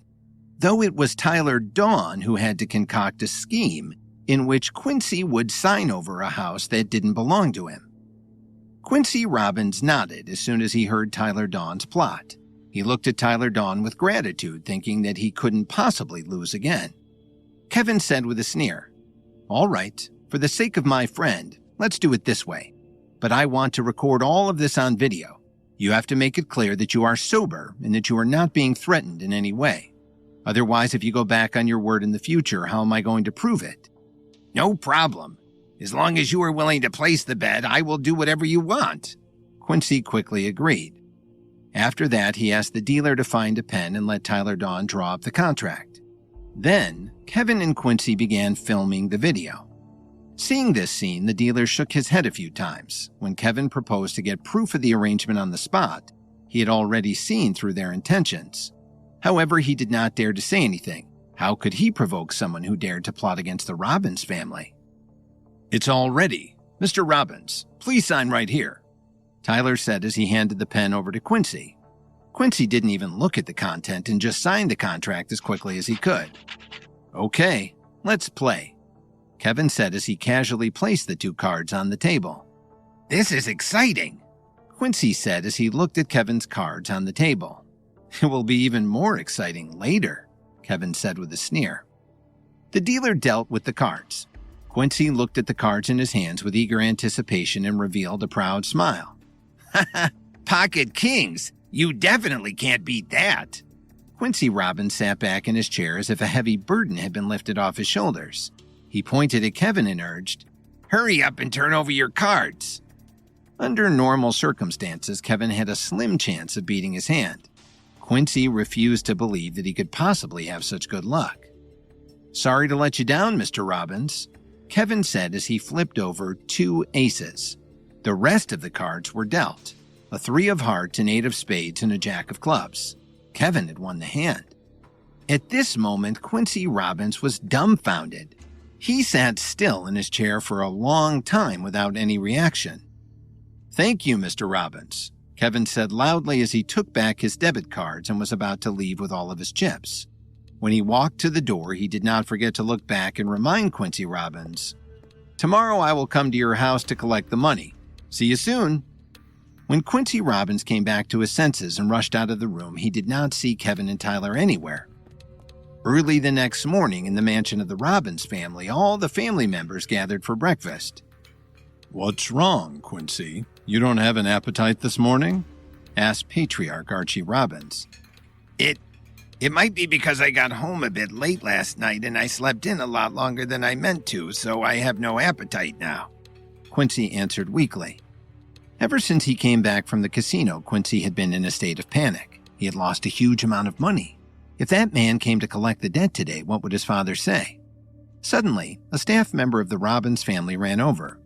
"Mr. Robbins, Kevin Williams is at the front door requesting an audience," he said to Archie Robbins. The room fell silent. "What is he doing here?" Archie Robbins said as he finished chewing. "Kevin said he has something to discuss with you, sir," the man said respectfully.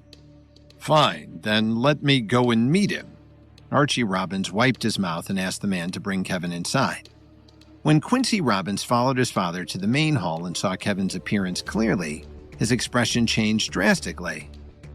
"I haven't seen you in a few days. How have you been recently?" Kevin said to Archie Robbins as he drank a mouthful of coffee and asked with a fake smile on his face. Thank you for asking. I've been well. May I ask what brings you here today? Archie Robbins questioned coldly. Facing Archie Robbins' attitude, Kevin did not show any reaction. Instead, he looked around the hall, especially at the faces of the other members of his family. What are you looking at? Archie Robbins asked with a slight frown. Could it be that your son still hasn't told you? Kevin pretended to be puzzled as he asked. What do you mean? What the hell are you talking about? A bad premonition suddenly arose in Archie Robbins' heart. Last night, when I met your son at the casino, we hit it off like old friends and played a few hands of poker together. However, young Quincy's luck ran out at just the wrong time, and he now owes me quite a substantial amount of money, Kevin said. So you are here to collect the debt? How much is it? I'll get someone to write you a check and then you can be on your way. Archie Robbins glanced at his son before raising his coffee cup without batting an eye. He knew that his son had always liked to gamble a bit. Furthermore, Archie believed that gambling itself had its pros and cons and that it taught the importance of risk-taking. The Robbins family had plenty of assets, so he was more than confident that he could allow his son to gamble a bit. Not much, just $300 million, Kevin said with a proud smile. The moment Kevin finished his sentence, Archie Robbins spat out the coffee in his mouth in an instant. The other members of the Robbins family who were standing beside him also revealed shocked expressions on their faces. What? How much did you say? Archie wiped away the coffee from his mouth, his eyes wide open. Mr. Robbins, why are you so surprised? It's only $300 million. It's not a lot. Certainly not for someone like you. The Robbins family is a very prestigious family in Washington, D.C. I'm sure that such an amount of money is like pocket change to someone like you, Kevin said casually.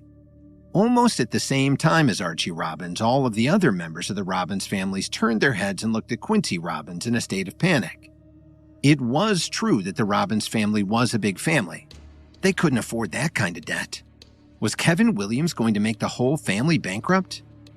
No, that's impossible. How could I owe you $300 million now? That's not what we agreed to. Quincy Robbins roared loudly. Do you really want to go back on your word? Don't forget that we recorded a video and you signed a contract. As Kevin spoke, he took out the contract from his pocket and casually held it up for all to see. It was written in black and white, signed clearly by both Kevin and Quincy. Looking at the contents of the contract, Archie Robbins' chest heaved violently. You bastard! Archie Robbins shouted. He was truly infuriated as he slapped his son hard across the face. All right. I'm not here to see you teach your son a lesson today. Are you prepared to pay up or what? Kevin said with a proud smile. Hearing this, Archie Robbins stopped and turned to look at Kevin. What if I don't give it to you? What are you going to do about it? Without waiting for Kevin to speak, a few police officers quickly walked in. The leader was a handsome man. He got straight to the point and said, Hello, Mr. Robbins. We have received a report from Mr. Williams. He said that the Robbins family owed him a huge sum of money and that Mr. Williams also had evidence in his possession to this effect. We have come to make sure that the debt is paid. Archie Robbins took a few deep breaths to try to calm himself down. He gave Kevin a deep look. He understood that his son had fallen into Kevin's trap. Officer, may I ask how you want to proceed? Archie Robbins clenched his fist tightly and asked.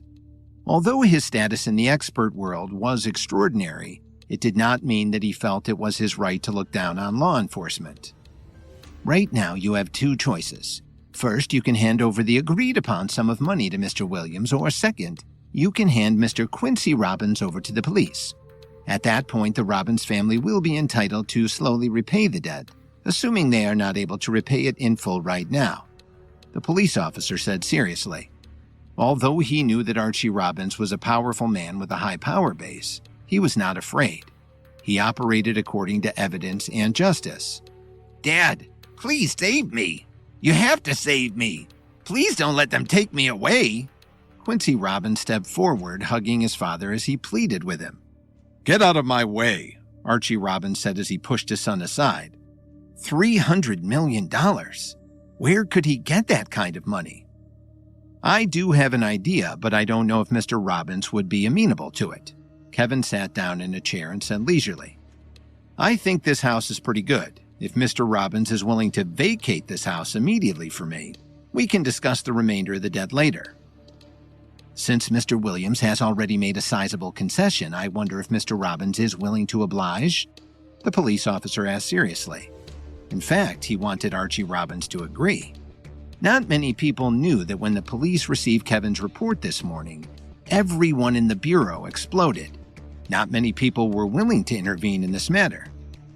"What do you say, Mr. Robbins? If you are unwilling to comply, we will have to go to court. If I decide to make this matter bigger, it won't be good for your family," Kevin said.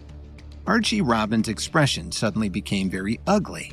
He finally knew Kevin's purpose. This was all an effort to give him a taste of his own medicine. Not long ago, Archie Robbins had used a similar method against him. He did not expect Kevin's counterattack to be so fast. The Robbins family's mansion had been passed down for generations. But if he did not agree to what Kevin said, the entire Robbins family would be essentially bankrupt. I will leave." Archie Robbins gritted his teeth and spat out these 3 words. His eyes were filled with hatred and defeat as he looked at Kevin.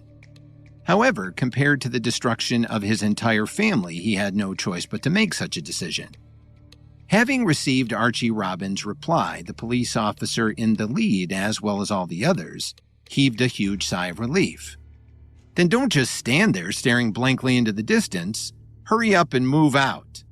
Kevin put down the coffee cup in his hand and urged him. This was like ripping someone's heart right out of their chest. Archie Robbins was so angry that he actually almost threw up. His vision suddenly turned black and he fainted. Under the watchful eyes of the police officers, the Robbins family began packing up their things and leaving the house that had been theirs for decades. Soon, the news of what happened to the Robbins family spread throughout the entire city, causing a violent shockwave. Kevin didn't have time to wait. He knew that he had to strike while the iron was hot. He set up a banquet and invited all of the most influential people in the city. When they arrived, the few people who had not yet heard about what had happened to the Robbins family were so shocked that they didn't come back to their senses for several minutes. "Don't look at me like that," Kevin smiled as he walked around the dining table and poured wine for all of them. They looked at each other and saw deep shock in each other's eyes.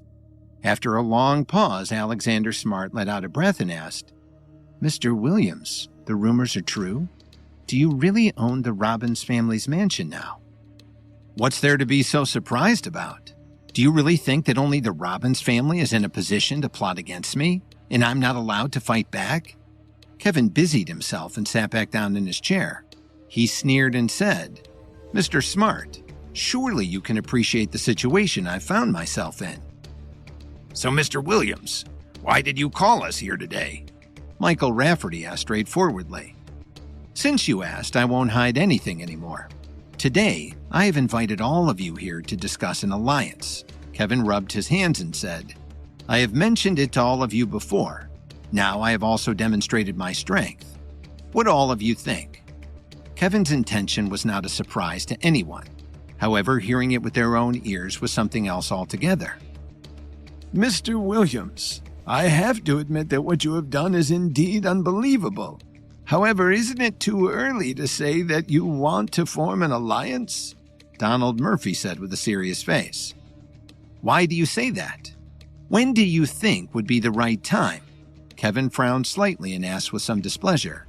And Donald Murphy suddenly knew that being on Kevin Williams' wrong side was perhaps one of the worst fates that could await any man.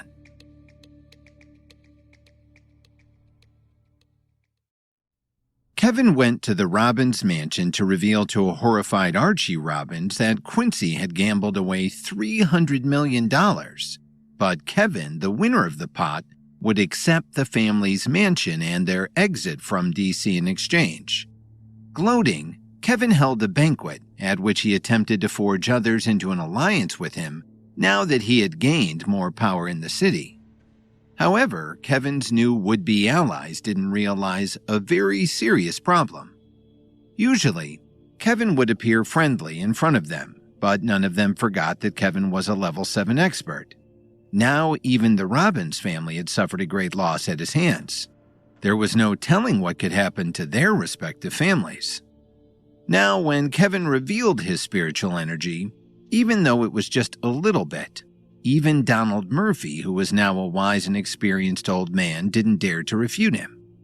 The world of any expert was not the same world as the world of ordinary people, not to mention the world of a level 7 powerhouse. Strictly speaking, someone like Kevin was not even supposed to exist in an ordinary world. According to the law, Kevin should have already gone to the upper realm. When I first arrived in Washington, I did not have many achievements under my belt. You could all look down on me as you wished, but now I have proven myself. I understand if it's still too early to tell me now, but please don't treat me as if I was born yesterday. Kevin's tone suddenly became serious. He slightly pressed the cup in his hand down onto the table. George Eubanks sat in a chair with his head lowered and kept silent. No one knew what he was thinking. Herman Thompson showed a troubled look on his face and looked back and forth between Donald Murphy and each of the others. Michael Rafferty, Alexander Smart, and Donald Murphy looked to be deep in thought. They seemed to be seriously considering whether they should stand on Kevin's side. I did not invite all of you here today just to eat. Those who are willing to form an alliance, I invite you to stay behind and discuss it further with me. Those who are unwilling, leave immediately. In the future, if we meet on opposite sides, don't blame me for showing no mercy. He had always been too polite for his own good at times. Today, he had to be truly domineering. He had to make his position absolutely clear so that he wouldn't get tangled up with other things in the future. Mr. Williams, I support you. George Eubanks, who had been silent for a long time, suddenly looked up and said, as he looked directly at Kevin, he said, Frankly speaking, even if I don't make a commitment, people on the outside will think that we are on the same side. In that case, why shouldn't I commit fully? Alexander Smart said with a smile, My family also supports you. However, I would like to invite you to please come to my home when the time comes. Kevin nodded his head lightly. According to his understanding, the person who was truly in charge of the Smart family wasn't Alexander. But since he was able to express his stance here today, it was obvious that he had gotten his family's support. As for the trip to the Smart family home, it would be nothing more than negotiating the exact terms. In this way, 2 out of the 5 families had already expressed their stance. As for the Thompson family, there was no need to even talk about it. Their position was already inseparable from Kevin's. In this way, only the Rafferty family and the Murphy family were left. Mr. Williams, please forgive me. As a member of the Herbalist Society, if I lead my family to seek refuge with another major power, it would be hard to explain it to them. Michael Rafferty spoke vaguely, but the meaning of his refusal was clear. When everyone's eyes fell upon Donald Murphy, they saw him shaking his head subtly. Although he didn't say anything, he had already made up his mind. Everyone has their own ambitions, so I won't force you. Kevin sighed slightly and raised the glass in front of him. He said, After drinking this glass of wine, some of us will be a family. As for your 2 families, please be careful. Don't offend me. What happened after that naturally did not have anything to do with Donald Murphy and Michael Rafferty. The 2 of them left quietly. Kevin sent a message to Tyler Dawn and asked him to bring the proposal over. Terry Watford also came with him. According to Mr. Williams, we will build a consortium. I have invited some others to join us. The core of the consortium will be our pharmaceutical endeavors, Tyler said as he distributed the information in his hands to them. The main launch will be a new pill provided by Mr. Williams. It has considerable potential for both heart disease and leukemia treatment. Just as Kevin was listening to Tyler's introduction, he suddenly received a message from Matthew Thames. Kevin and the others discussed for a few more minutes, then he quickly left. When he returned home, Donald Murphy went straight to his study. He looked at the phone in front of him and hesitated for a long time before dialing a number. It took a long time before the call was connected. He heard a low voice on the other end. Mr. Murphy, for you to be able to make this call, Can I take it that you finally figured it out and severed your relationship with Kevin? Cut the crap. I've already rejected Kevin's invitation today. He wants to establish a club or some sort of commercial organization. According to what you said before, can you let my grandson go now? Donald Murphy asked with a gloomy expression. A long time ago, Donald Murphy had received a call from this mysterious man saying that he had kidnapped his son Carson. At that time, Donald Murphy didn't think that they were even serious. But later on, Donald Murphy gradually realized that he had indeed been kidnapped and that things were not as simple as they appeared. In order to find out Carson Murphy's whereabouts, he had sent more than 10 groups of people, but every time they came back empty-handed, if they even came back at all. However, the only request made by the kidnappers was that Donald Murphy sever the relationship between his family and Kevin. Don't worry, Mr. Murphy. I have another request, but I do need you to show your sincerity. The person on the other end of the phone sneered. What do you want from me? Kevin is a level 7 expert. If we fight him head-on, my entire family wouldn't even be able to lay a finger on him. Donald Murphy growled in a low voice. It seems like you are not sincere enough after all. I'll give you 10 days to think about it. I can't guarantee what will happen to your grandson. After saying that, the man hung up the phone. Hearing the dial tone of the phone, Donald Murphy suddenly slapped the table. He hadn't been challenged in years. How had he found himself in this situation now?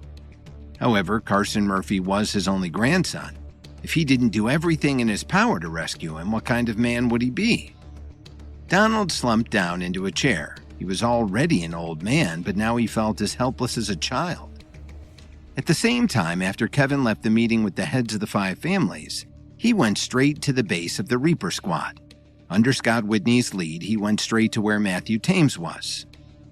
Tell me, what do you want from me? I still have something to deal with, so make it quick, Kevin said bluntly as he looked at Matthew Thames, sat down in a chair, and crossed his legs. I have seen your mentor. He promised that you would help us. Matthew Thames casually glanced at him and replied. Kevin stood up from his chair. What did you say? That old man didn't ask for anything from you in return. He just agreed to offer me up just like that? I wouldn't exactly say that. I had to sell it for a while. But in the end, he found that there would be some benefits to you as well. Matthew Thames licked his lips and said, Is this your chance, Kevin? What if I don't see it that way? What if this is a trap you dug for me? Kevin stared at him coldly and said, And how can I believe that you actually spoke to him at all? What if you were just lying to me?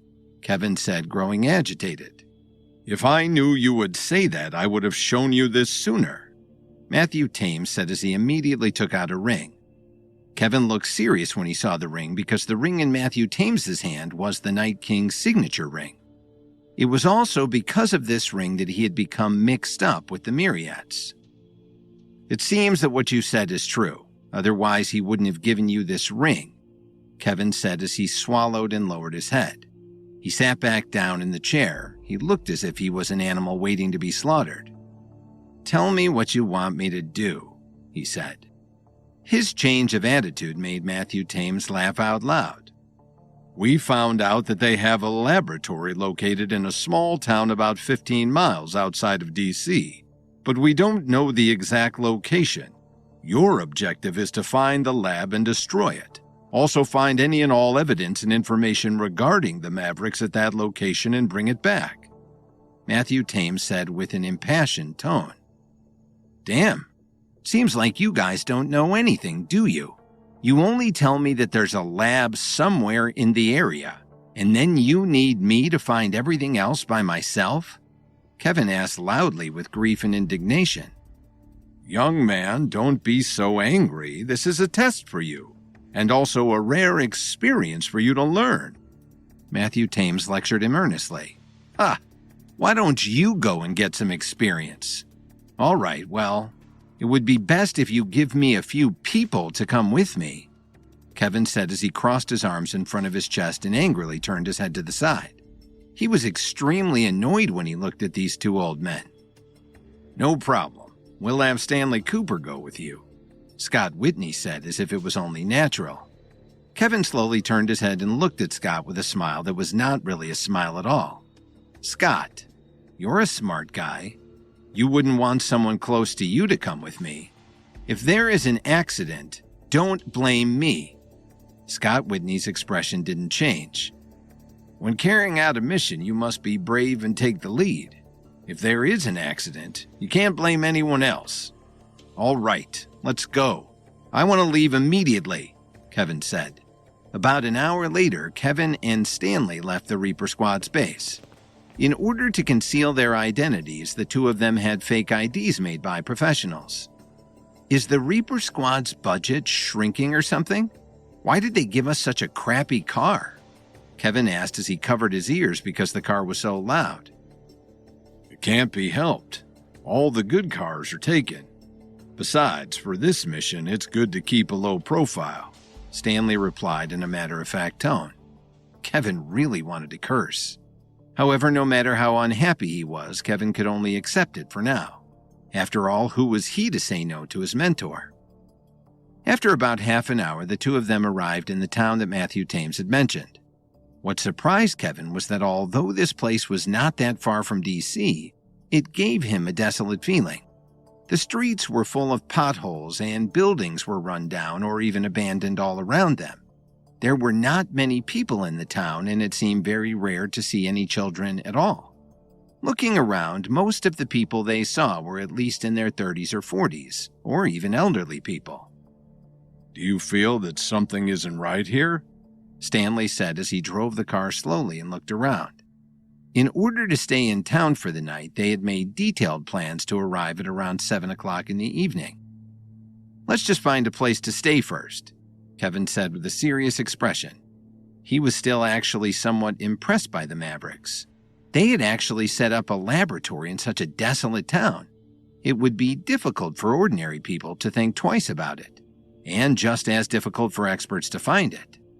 Although the town was old and dilapidated, it was fortunate that it was so close to Washington, D.C. However, there was only one small motel. The room was not big.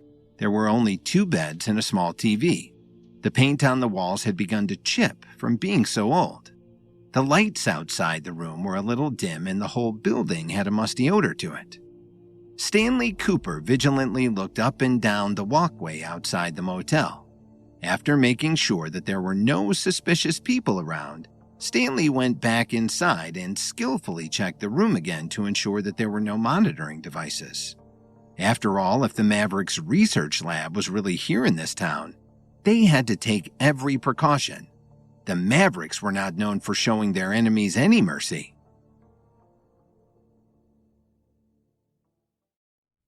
After reluctantly agreeing to go along with Matthew Thames's plan to go to a small town just outside of Washington to find the Mavericks' secret research laboratory, Kevin set off with Stanley Cooper. They were given fake IDs in an old car so that they could blend in and fly under the radar. When they arrived in the town, they were both surprised to see that there were no children around, and almost everyone they saw was in their 30s, 40s, or older. They found the only motel in town and checked into a dilapidated room.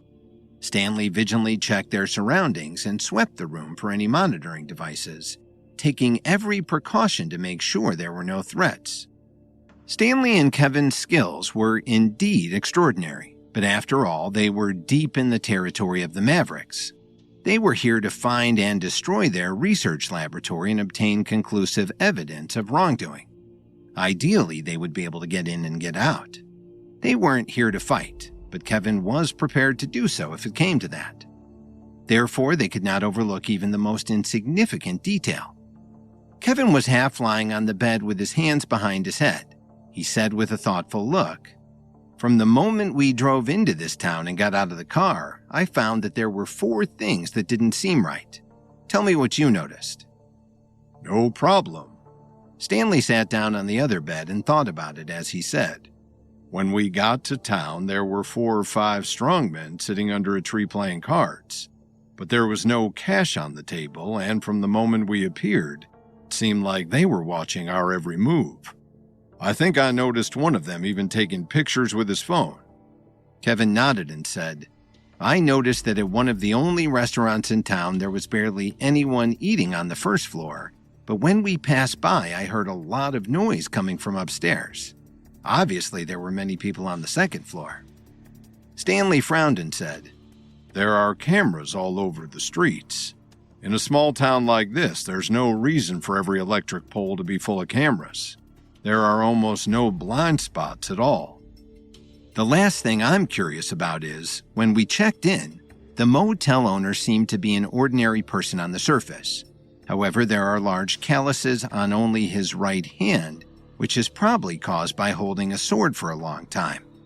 Kevin bit his lower lip and said in a low voice. The two of them agreed with everything the other had said. After quickly summarizing the 4 problems they had noticed in his mind, Kevin's expression suddenly changed. He hurriedly sat up from the bed and stretched out his right hand to signal Stanley not to make any sound. He stared at the door silently. He had clearly heard a sound outside the door. Suddenly, a gentle knock could be heard. Stanley instantly reacted, and his entire body tensed up. Kevin walked to the door slowly and softly. Spiritual energy was circulating rapidly in his body to ensure that he would be able to react at the first possible moment if anything happened. Kevin slowly held the handle and then suddenly opened the door. He almost threw the person on the other side of the door into the room before he realized that it was the owner of the motel. What are you doing here? I mean, do you need something? Stanley asked in surprise. The middle-aged man also looked embarrassed. He paused for a long time before he came back to his senses. I just wanted to ask if you need anything. Oh, yes.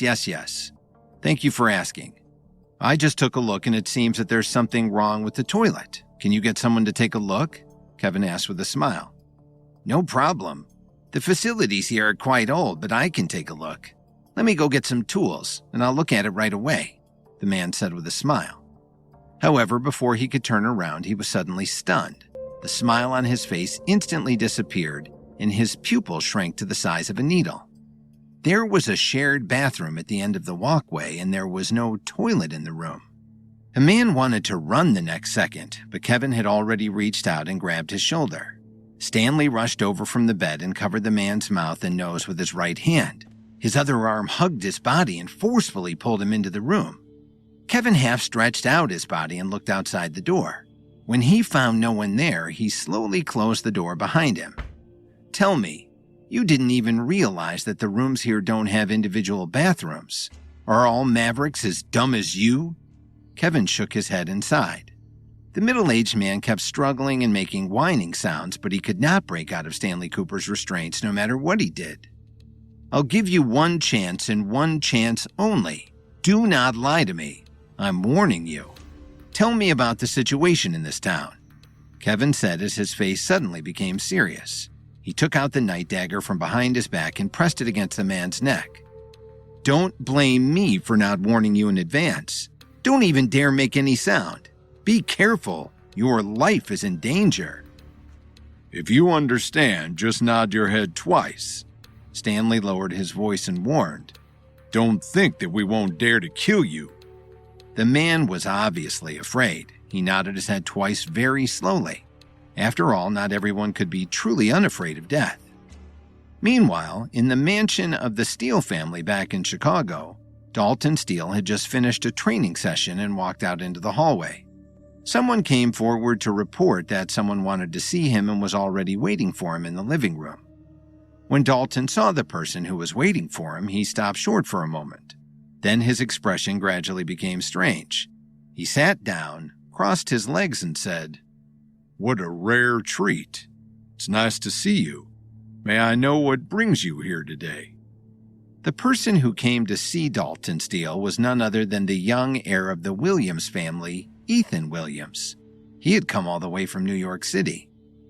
After being taught a lesson by his father, Ethan's resentment toward Kevin had reached its peak. During this period of time, he had been trying to find out more and more about Kevin, hoping to find someone strong enough to help him get rid of Kevin. Unfortunately, he couldn't find anyone who would be willing to help him even after asking around for so long.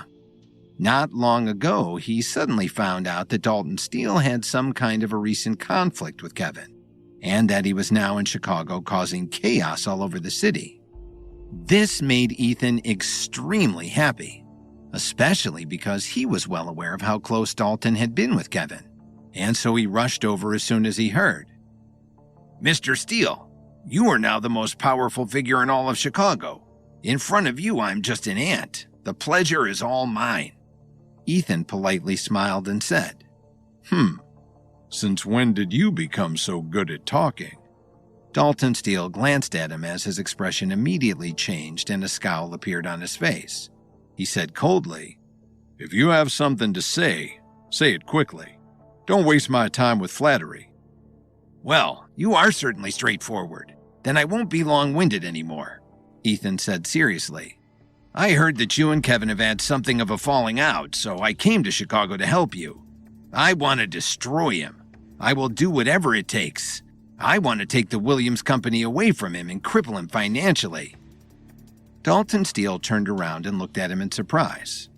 "Do you really think you have the capability of doing that?" "Of course, Mr. Steele. Don't forget that the Williams Company was originally completely under my control. However, that arrogant fool Kevin took advantage of the situation and took it away from my father," Ethan said as he patted his chest and added, "I still have a few trusted people in the Williams Company. With their help on the inside, I can take over again." Ethan, who was getting a little carried away by his excitement, did not notice that when he called Kevin an arrogant fool, a murderous look flashed across Dalton Steele's narrowed eyes for a split second, before it disappeared. "In that case, I will give you a chance. Let me see what you can do," Dalton Steele said with a sneer. "No problem. I've already contacted my people in the Williams Company. We will be meeting at 6:30 tonight. I'll send you the address. I hope you can join us at that time," Ethan said as he stood up happily and left Dalton behind him. The moment he walked out of the door, Dalton Steele's smile disappeared, and the expression on his face turned as cold as ice. No one could play Dalton Steele for a fool, especially not an incompetent idiot like Ethan Williams. In Chicago, Dalton Steele was surprised to get a visit from Ethan Williams, Kevin's cousin and the weak and unskilled son of the Williams family head Thomas Williams. Ethan had heard that Dalton was on the outs with Ethan's rival Kevin, and he hoped to forge an alliance to rise up against him. And though indeed Dalton had recently been suspicious of Kevin, this talk of an alliance reminded him of this loyalty to Kevin, who had to be protected from traitors. Meanwhile, in the hotel in the old rundown town not far outside of Washington, it had become clear that the middle-aged man was not as honest as he looked on the surface. He had tried to make some noise to attract attention and then tried to escape, but the end result of his efforts was he was being tortured by Stanley Cooper. However, he was not aware of the Reaper Squad's unique interrogation method. At that moment, the man was lying on the ground, seemingly on the verge of death. His weak eyes could only be half open, but Stanley Cooper had caught and tortured many an attacker over his lifetime, and he knew better than to believe that this enemy was actually near death and therefore not dangerous. "I'm going to give you one last warning. I don't have the time to waste with you here. Answer our questions honestly, otherwise I will make you wish you were already dead." Stanley wiped down the silver needle in his hand and said with a sense of caution. The man nodded with difficulty. He did not dare to test them anymore as he realized his playing dead game had not fooled these competitors for a moment. It might be better to spill what he knew about the plot against them and save his own life before being killed by his peers for his failure. "Tell me your name. What is your position in the Mavericks? How many people do you have in this town? Where is the laboratory?" Stanley coldly asked a series of questions. "My name is Arthur Block, a member of Team 2 sent here by the Mavericks. We have a total of 48 people hiding in the town. They are made up of a logistics group of 7, a 5-man surveillance team, and 2 7-man patrol teams. The other 20 people are all part of combat teams." The man answered as he tried to catch his breath. Not all of his exhaustion and defeat was an act. He had been seriously harmed in his battle with Stanley Cooper and Kevin. "It seems like you're being too easy on him, Stanley. This man is obviously telling us nothing that we can verify one way or the other," Kevin said as he turned his back on the man. He then stepped toward Arthur Block quickly and squatted down. He slapped him on the head hard and suddenly. Kevin then grabbed Arthur Block's hair, which was soaked in sweat because of the agony he had been enduring. "Do you think you are really that smart, or do you think we are really that stupid?" Arthur asked. Kevin retorted. "All 48 of them were arranged in such a perfect manner? Where did the people in the laboratory come from? Could it be that you kidnap people from rural areas where they wouldn't be missed and use them to conduct your experiments?" Kevin yelled as if he was expecting an answer, but Arthur Block knew not to give him one immediately. Kevin was probably going to continue to beat him whether he responded truthfully or not. Stanley Cooper only came to a realization when he heard his rebuttal. By now, Arthur Block had recovered his senses enough to know that Kevin would only accept the truth. I didn't lie to you. The staff of the research lab doesn't really coordinate with us, and I don't know where they came from. Those people never leave the research lab. Every day, people will be responsible for bringing them food and drinks," Arthur explained. He was completely panicked. He was afraid of what Kevin was capable of. "Then tell me the exact location of the research lab," Kevin demanded in a voice that was heavy with threat and danger. "It's in the center of town. There's a hotel." Arthur's desire to survive had completely exploded. "The entrance to the research lab is in the basement, but don't even think about going inside." "Oh? Why is that?" Kevin asked with a sneer. "There are 10 people guarding the basement of the hotel at all times every day. The moment they notice or discover anything unusual at all, they will contact the people in the research lab immediately. The door will be closed immediately. The door is made of a special alloy. There's no way you'll be able to break through it," Arthur said, having explained everything he knew without hiding anything. "Who is the most powerful expert on the research team?" Kevin asked with some interest. Kevin knew that it was always wise to target the top of any organization, whether it was a crime group, a government organization, or a lab overseeing research that inflicted pain and suffering on innocent citizens. "It's the leader of each group. There are a total of 4 leaders, and all of them are very powerful," Arthur answered timidly. After hearing his answer, Kevin and Stanley looked at each other. "The guard's strength is indeed not low. It will be very difficult to get past them." Stanley frowned slightly and said with a serious expression. Although Stanley exaggerated the abilities of the 4 group leaders in front of Arthur, they still could not be dealt with immediately. If Kevin and Stanley got tangled with any of them for even a moment too long, the rest of them would have enough time to destroy the evidence. Kevin rubbed his chin and thought seriously for a moment. He leaned toward Stanley and said softly, "Leave the 4 of them to me. Find a way to lure them out, and then you can take the opportunity to go in and search for the evidence." "Can you do it?" Stanley asked worriedly. "Of course," Kevin said in a way that indicated to Stanley Cooper that Kevin was annoyed he had even been doubted by his Reaper colleague. Then he turned around and looked at Arthur Block. "Let me ask you one last question. Do the 4 team leaders ever gather all together at the same time?" Arthur nodded and said, "The 4 team leaders eat dinner on the 2nd floor of the restaurant down the street almost every day at 7 o'clock. Thank you for your cooperation. It's just that for our operation, we need you to stay quiet for a while."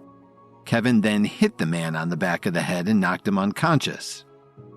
"What should we do now? Should we go and find them right now?" Stanley asked with a serious expression. "What are you panicking about? Didn't you hear him say that the 4 group leaders get together at 7?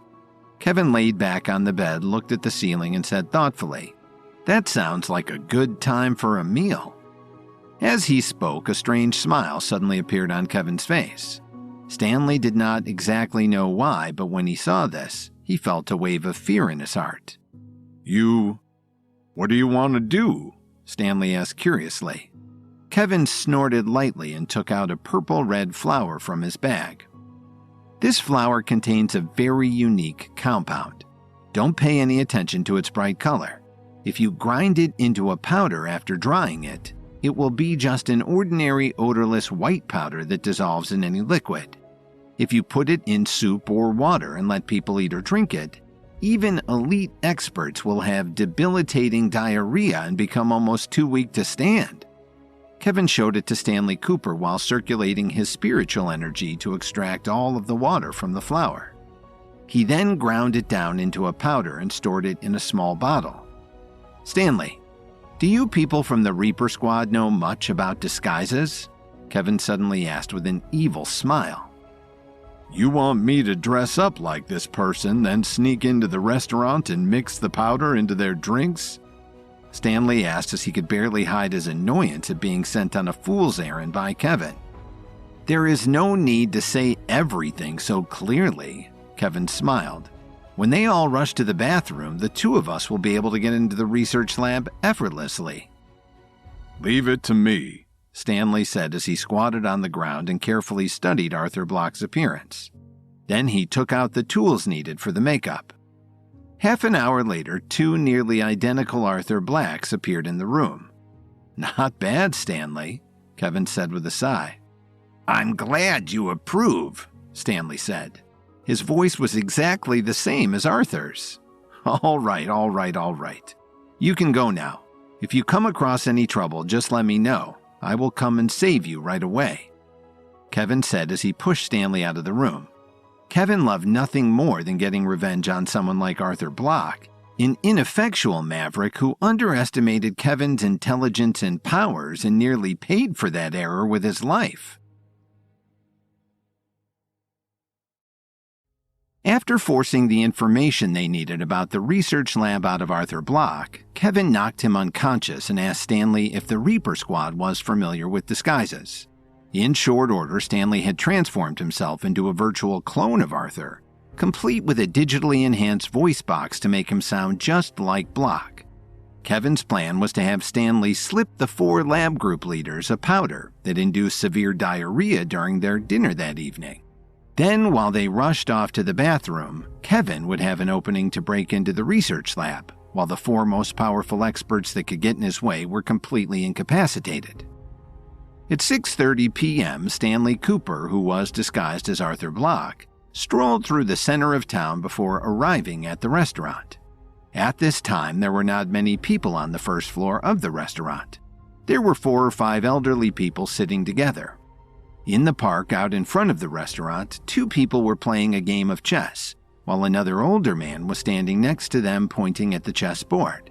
The man was shaking his head, looking like he was trying to give the 2 of them pointers.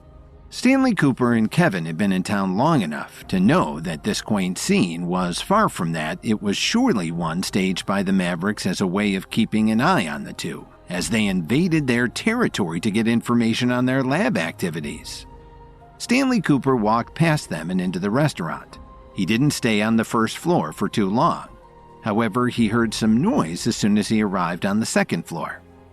In the kitchen, which was clearly viewable to the diners, 6 or 7 chefs were busy cooking. They were stirring sauces in pots and grilling meat, and the sound of flames could be heard clearly from the open kitchen. Many people had already taken a seat at the bar on the second floor. Several bottles of beer were placed on the counter in front of them, and more than 10 men were gathered together drinking and talking loudly. At that moment, one of them noticed Stanley Cooper despite the dark ambience on the second floor. He got up and walked over to him with a bottle of wine in his hand. He looked at Stanley and asked, Hey Arthur, what are you doing here? Shouldn't you be at the motel for another hour? Stanley quickly reacted. He didn't let anything past him. His Reaper training was ingrained in his spirit by now. What's the worst that can happen at the motel right now?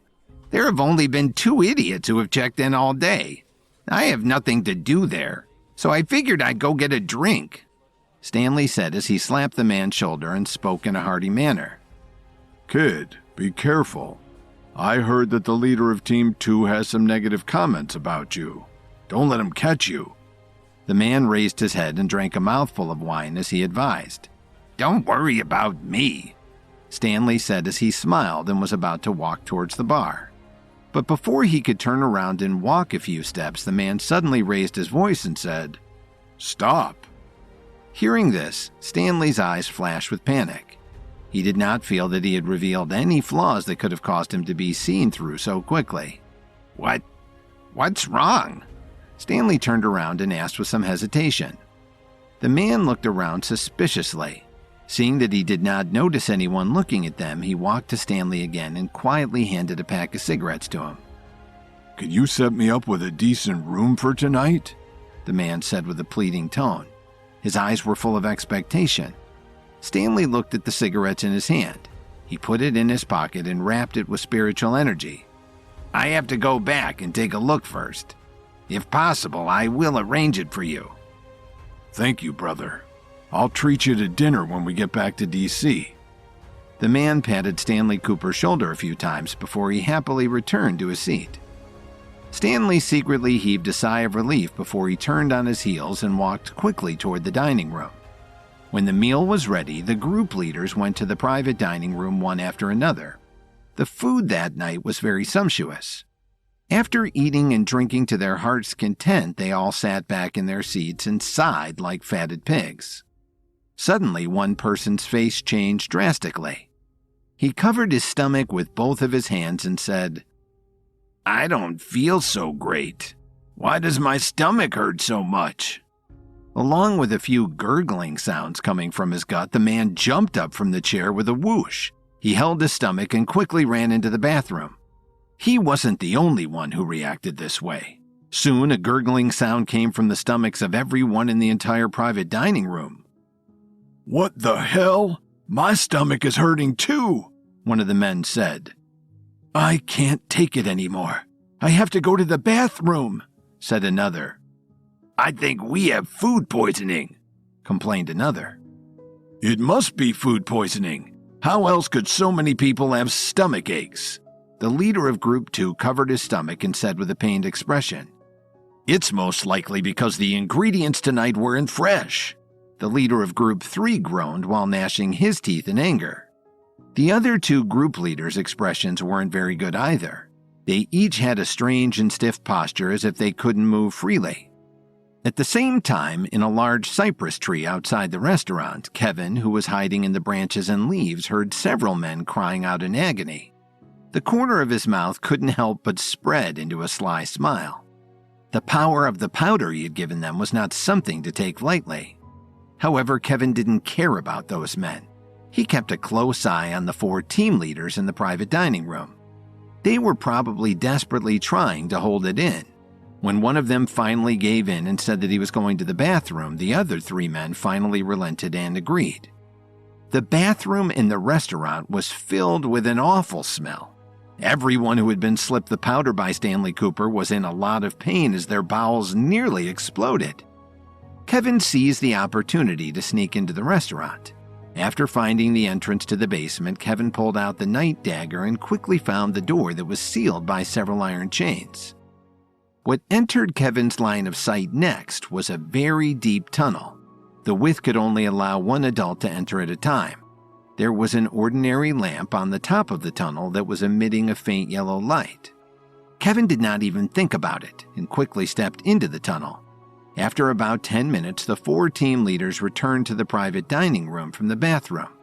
Their faces were pale, and they seemed to be powerless as they sat down in their chairs. The chefs all stood before them with their heads buried deeply against their chests. Their bodies kept trembling, and they didn't even dare to look up at the team leaders in front of them. You are all suspects at this point. Tell me what happened to the food tonight. Everyone is having diarrhea, the second group leader yelled in a cold voice. Sir, we don't know what's going on either. There was nothing unusual about tonight's meal.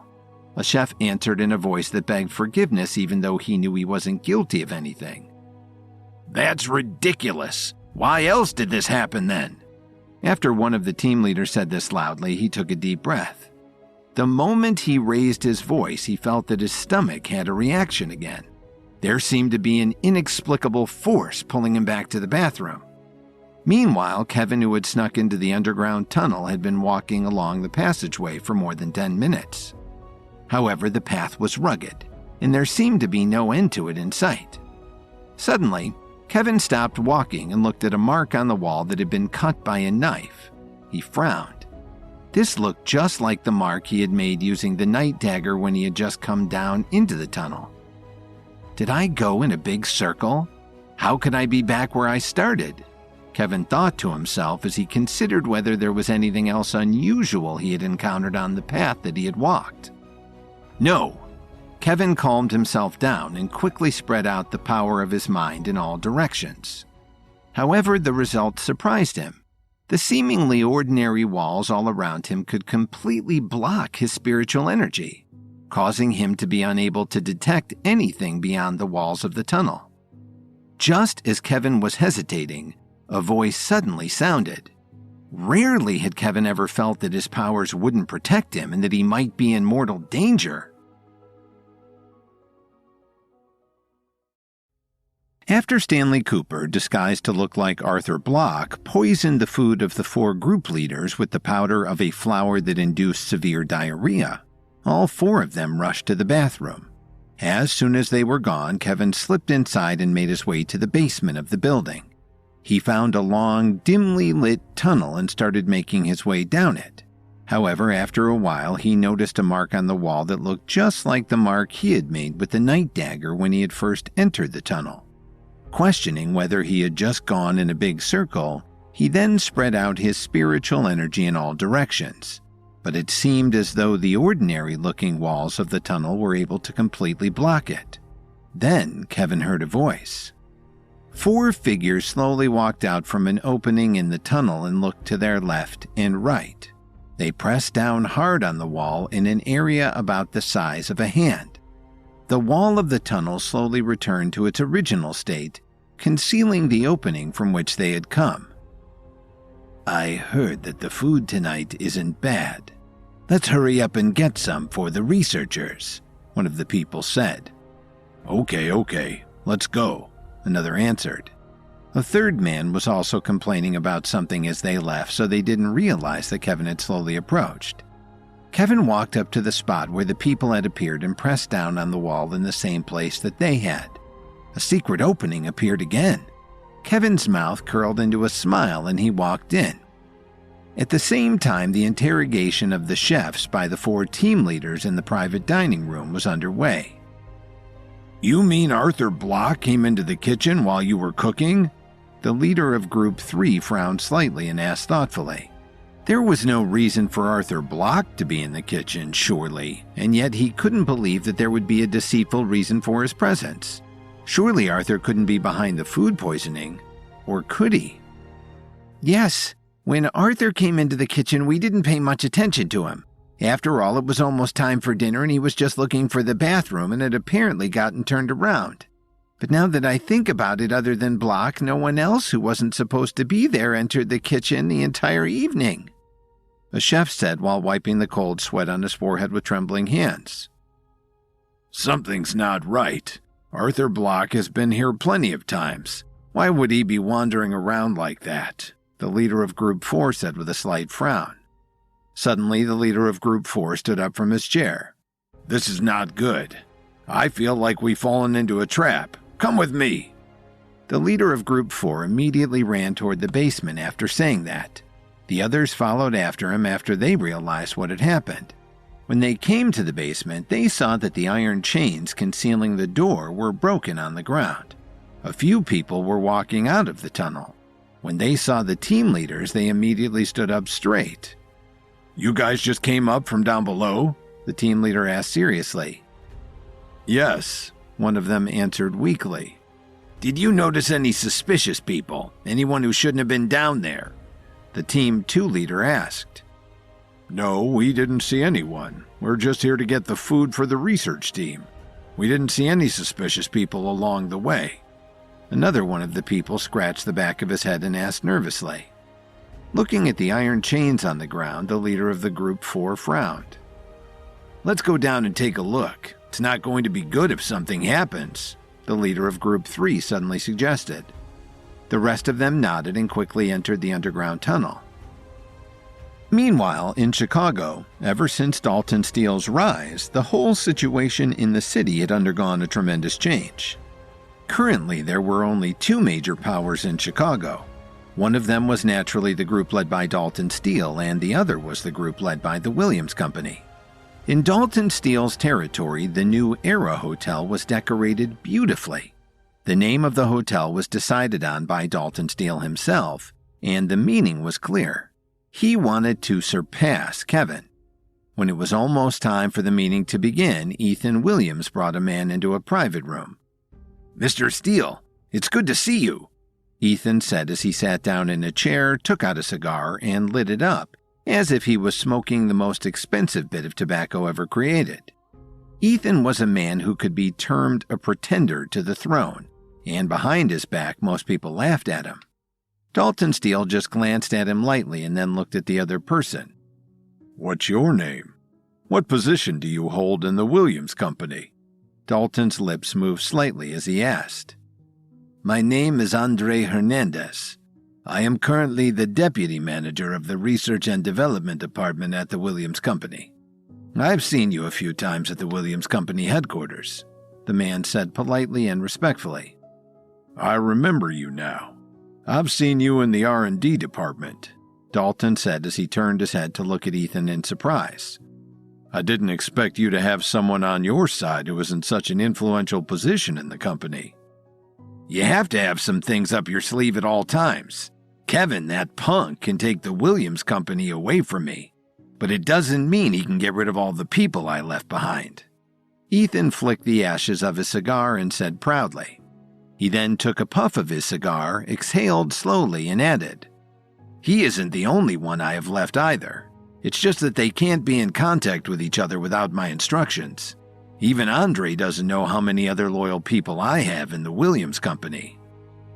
"This is really surprising," Dalton said as he tapped his finger on the table gently.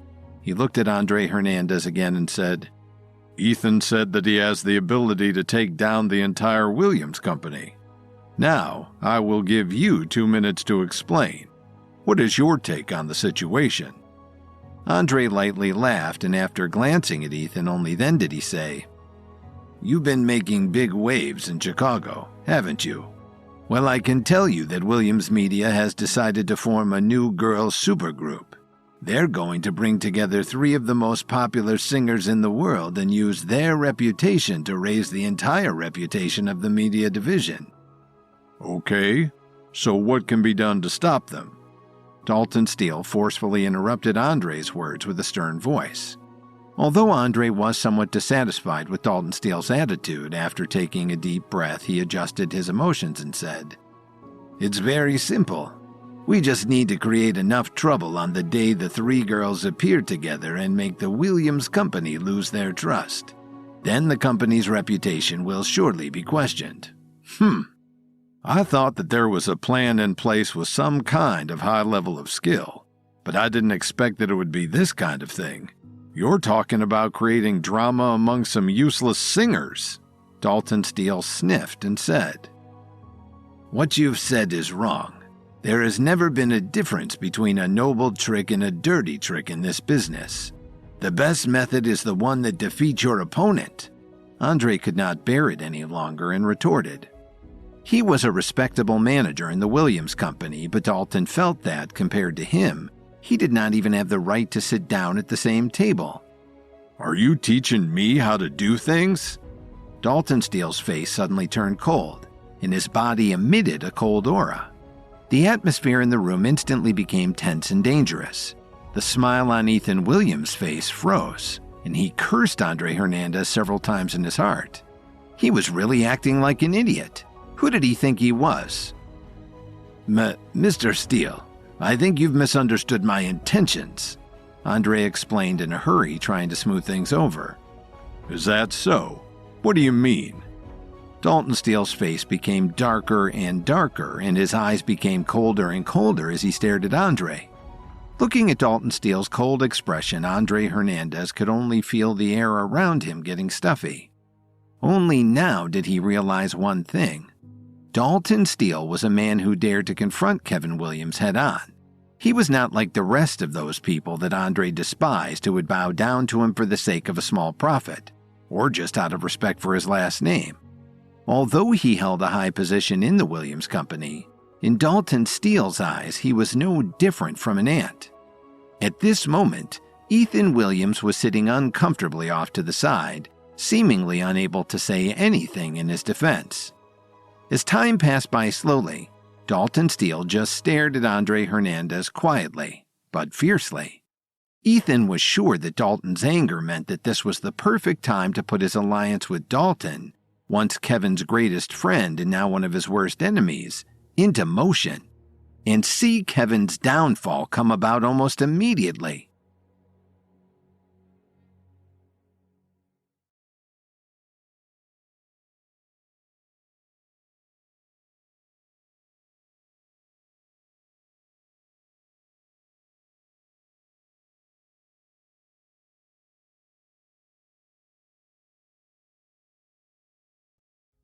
When Dalton Steele met Ethan Williams at the New Era Hotel, he was surprised that Ethan had brought Andre Hernandez, the deputy manager of the Research and Development Department at the Williams Company.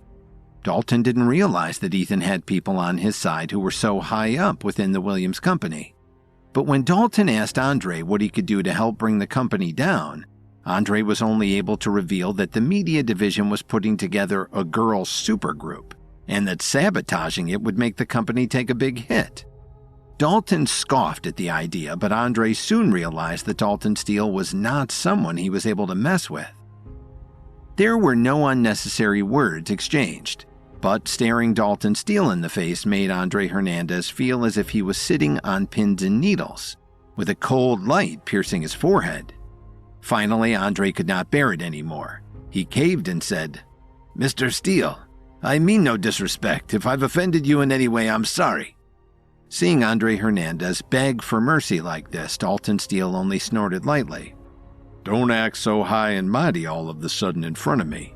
You have to understand, in my eyes you are no different from a dog. Killing you would be easier than stepping on an ant for me." "Yes, sir, I know that now," Andre Hernandez said.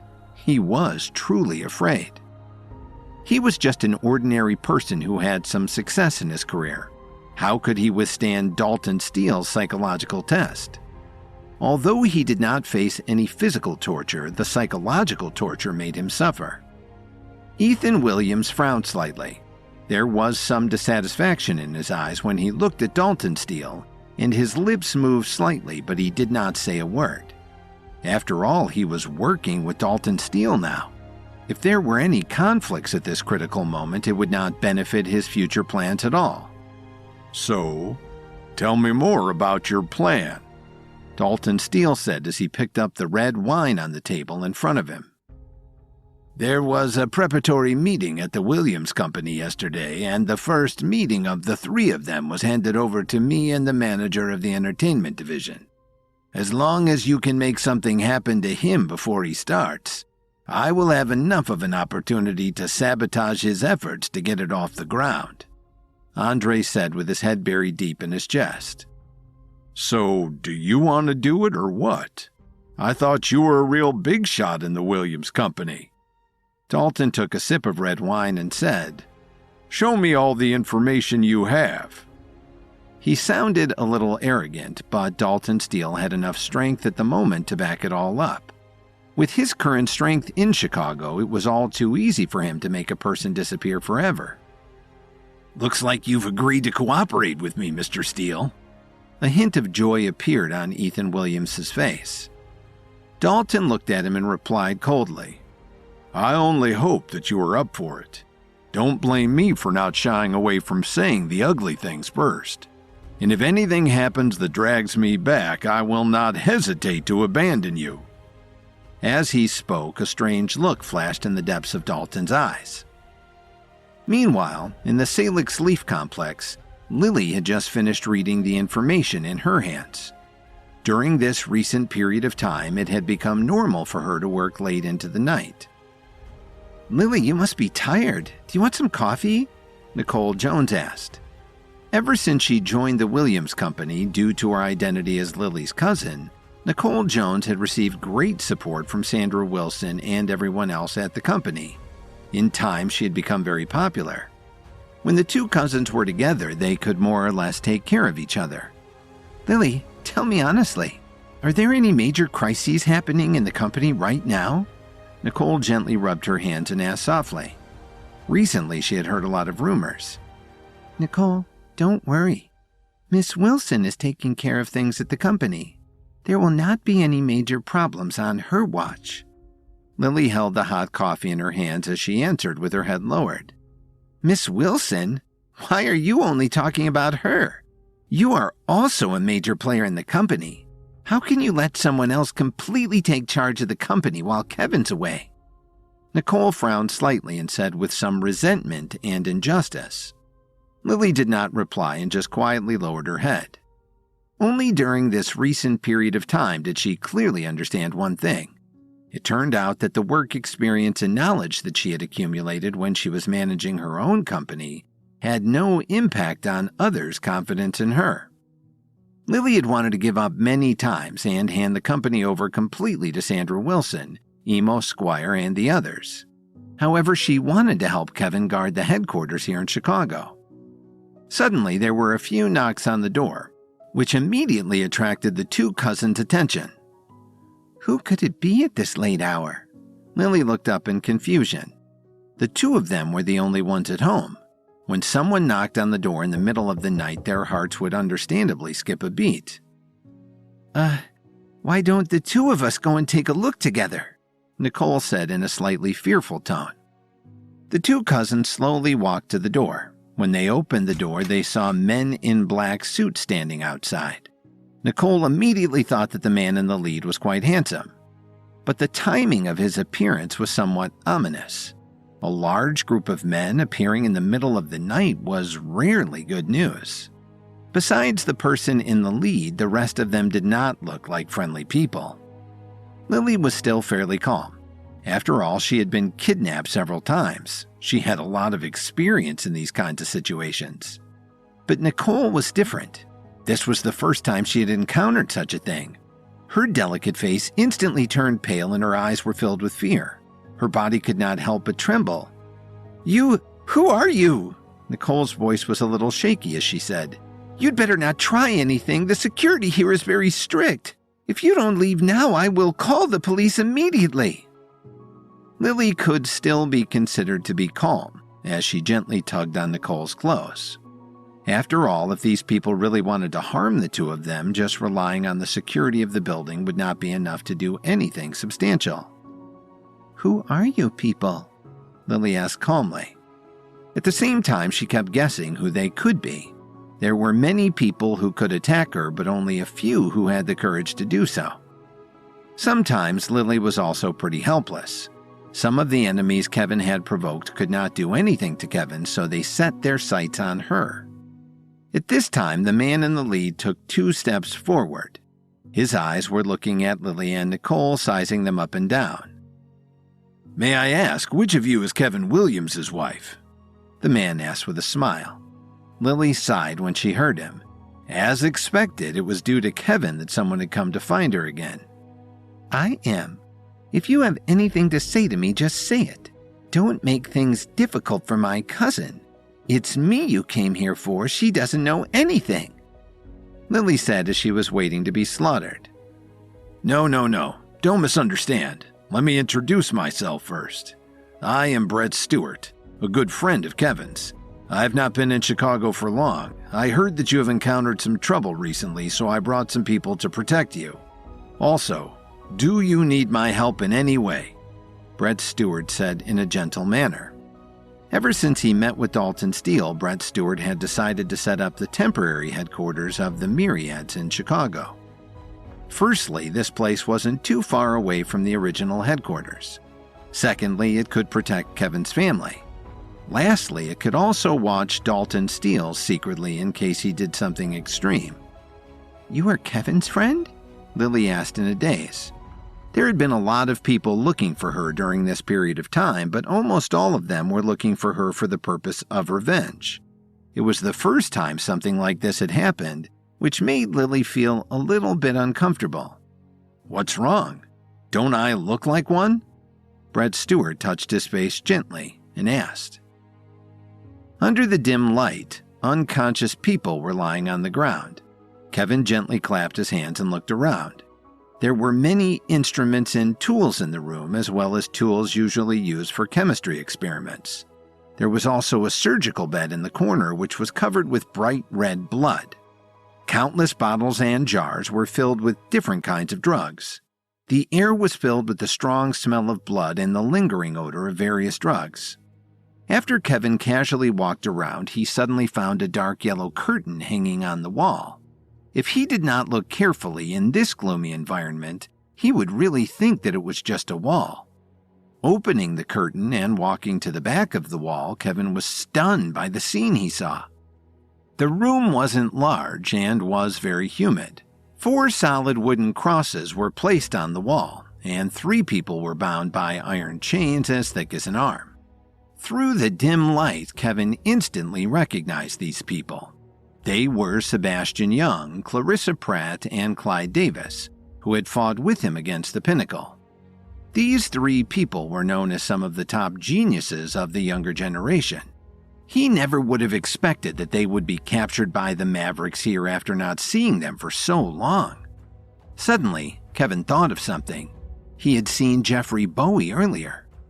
Now that he had seen Clyde Davis, didn't that mean that the entire Southeast School for Natural Medicine could be on the verge of being destroyed? Kevin took a deep breath. He found it hard to believe what he was thinking. He carefully walked forward and checked on the 3 of them. Only then did he find that Clarissa Pratt and the others were in really bad shape. There were visible wounds all over their bodies. It was obvious that they had been tortured. But logically speaking, it should not be the case. Their power bases were all extraordinary. Furthermore, they had a lot of powerful allies. Kevin really couldn't imagine what kind of methods the Mavericks had used to get to this point. Just as Kevin was thinking about these questions in his mind, a wave of noisy footsteps came from outside. The group leaders finally rushed over with their men. When they saw the researchers lying on the ground, their faces froze. "This is not good." The leader of Group 1 seemed to have realized something as they ran over to the room where Clarissa Pratt and the others were imprisoned. However, just as he opened the curtain, he flew back like a tattered linen cloth and hit the wall hard. He fell to the ground and spat out a large mouthful of blood.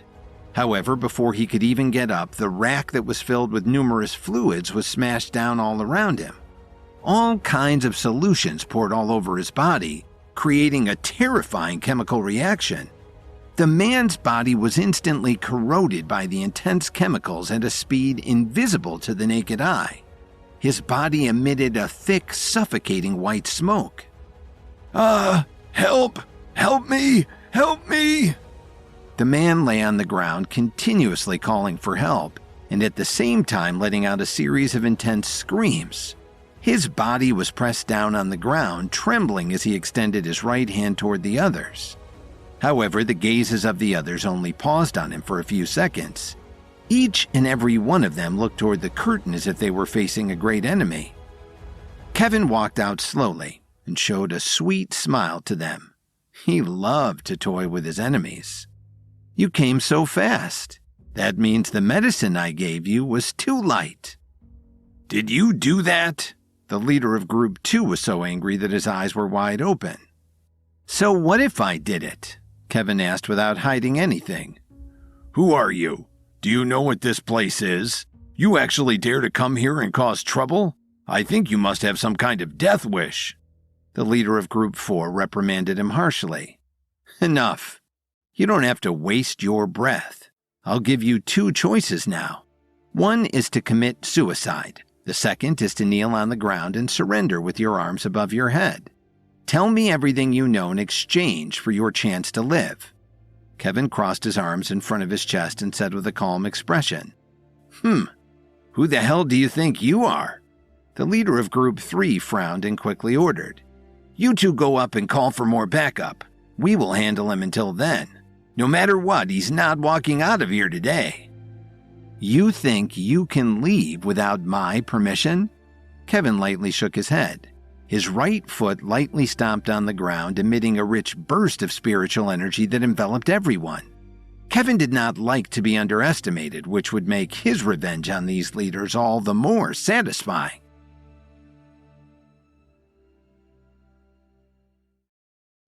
While looking around the basement research lab of the Mavericks, Kevin was shocked to find Sebastian Young, Clarissa Pratt, and Clyde Davis bound by iron chains. Just then, the 4 group leaders arrived and saw that all of the researchers were knocked out. After the leader of Group 1 was ambushed by Kevin, the other 3 leaders angrily confronted him and were about to call for backup. However, Kevin didn't allow them to leave and unleashed a powerful burst of spiritual energy on them. In the eyes of the group leaders, the dark space gradually seemed to have lost its color after Kevin used the blue storm technique on them. As they looked around their surroundings in shock, what terrified them the most was that they lost control of their own bodies and couldn't move. "You didn't even ask me whether I agreed to let you leave. That wasn't so nice of you, was it?" Kevin remarked as he walked toward the leader of Group 3 and patted his head disrespectfully like a dog. Although this made the man furious, he couldn't lift a finger and had no choice but to endure his humiliation. "Like I said, you can only surrender or die. The choice is entirely up to you. I'll give you a few minutes to decide," Kevin repeated before walking back to the curtain. When facing opponents with a lower power base, Kevin knew that the Blue Storm technique could last as long as half an hour. However, one rule was that Kevin could only use it 3 times a day at most. After returning to where Clarissa Pratt and the others had been shackled, Kevin found that they were still unconscious. Not knowing their exact condition, Kevin kept thinking about how to save the 3 of them. After all, as soon as word spread about today's incident, the Mavericks would definitely send a wave of experts after him in the shortest time possible. If they suddenly woke up and attacked him like Jeffrey Bowie, wouldn't it be like shooting himself in the foot? On the other hand, if they didn't wake up, bringing along 3 unconscious people while being chased would be quite a burden. Kevin couldn't possibly risk his own life just to save these 3, could he? All kinds of thoughts came into Kevin's mind, making him feel conflicted about what to do. In the end, his moral compass overcame his fear of the Mavericks. After using the Night Dagger to free Clarissa Pratt and the others, Kevin called Stanley Cooper. "What the hell? How did you succeed so quickly?" Stanley couldn't help but curse in shock. Hearing this, Kevin got slightly annoyed and quipped, "You sound as if you're unhappy that I did." No, I didn't mean it that way," Stanley quickly reassured him. "Whatever. Just hurry up and come over here. I need to discuss something with you." After saying this, Kevin hung up the phone. Luckily, Stanley was able to rush over without raising any suspicion. After all, everyone else in the restaurant was still fighting over the toilet. Seeing all the people from the Mavericks squatting on the ground while Kevin sat calmly in a chair, Stanley instinctively rubbed his eyes. He couldn't believe that it was real. How did you do it?" Stanley asked loudly. "It doesn't matter. Just come with me," Kevin replied as he stood up and brought Stanley to where Clarissa Pratt and the other 2 were previously being held. "Do you know them?" Stanley curiously asked as he looked at them one by one. "Let's just say that I have a complicated relationship with the people they report to. You might not know their identities, but these 3 are considered top students from some of the 10 great schools. They are heavily favored to become the deans of their respective schools in the future," Kevin explained in a serious manner. Deep down, Kevin wasn't particularly thrilled about the idea of saving these 3. After all, Paul Vaughn and the others had gone to great lengths to make his life difficult in the past. Having dragged his loved ones into their conflict one too many times, their actions against him were simply unforgivable. However, Kevin's conscience could not bear to see Clarissa and the others suffer such an inhumane end at the hands of the Mavericks. Because of this, he decided to hand them over to Stanley and let the Reaper Squad handle the rest. Then what do you want to do with them? Kill them while they're incapacitated? Stanley could not figure out what Kevin was thinking. Do you think I'm the kind of person who takes advantage of others when they are vulnerable? Kevin retorted. I was going to ask you what we should do next. What happened here won't remain a secret for long. Before the rest of the Mavericks come for us, should we leave this town or prepare for battle? Don't worry. I've already contacted the headquarters before coming here. A team has been sent, so help should arrive soon. They'll take over from here. Stanley informed him as he glanced at Clarissa and the others. The people from the Reaper Squad arrived at the scene in less than half an hour. Subsequently, all of the members of the Mavericks were taken into custody and the town was placed under lockdown. After returning to the Reaper Squad's base, Matthew Thames and Scott Whitney warmly greeted Kevin with many words of praise. At the same time, in a conference room in Washington, a long table was filled with people. Each of them had an imposing appearance. Suddenly, an old man fiercely slapped the table. What happened? How could the people of the Reaper Squad find the exact location of our research lab? Do you know how much of an impact this will have on us? The old man furiously questioned everyone present. However, none of them dared to stand up and answer him. Send someone to deal with all of those who were in charge of the research lab immediately. Make them disappear from this world as quickly as possible. The old man roared as he gave the cruel order. When everyone else heard this, they could only follow his orders obediently to avoid facing his wrath. As for Kevin Williams, it seems that I highly underestimated his abilities. At first, I only thought of him as a small thorn in my side, but it turns out that this kid is going to be a major problem if we allow him to live any longer. Find a way to get rid of him today. The old man thundered as he gave another order. At about 7 o'clock in the evening, Kevin and Troy Evans were leaning on a white Porsche outside the airport. When Kevin received the news that his parents were set to arrive in Washington tonight, he immediately asked Tyler Dawn to arrange a car for them, so that he could personally give them a warm welcome. With his parents by his side, he would be able to take better care of them as they got older, while also ensuring that they would be well protected from his enemies. As soon as he saw them walking out of the airport, Kevin quickly ran over and embraced the two of them tightly. "Dad! Mom!" Kevin exclaimed. He couldn't contain his joy from being reunited with them again after so long. "Kevin, let me take a good look at you. Have you lost weight again? It seems like you haven't been taking good care of yourself these days." Susan Williams started scolding him with some concern. "Mom, I'm fine. Relax," Kevin insisted, trying to hide his embarrassment. No matter how much Kevin had achieved in Chicago, St. Louis, or Washington, he was always going to be the same little kid in his mother's eyes. As such, all Susan cared about at the moment was whether her son ate and slept well these days. "That's enough, Susan. Can't you see that Kevin's cheeks are blushing? If you really feel that your son has lost weight, wouldn't it be fine if you just remind him to eat more from now on?"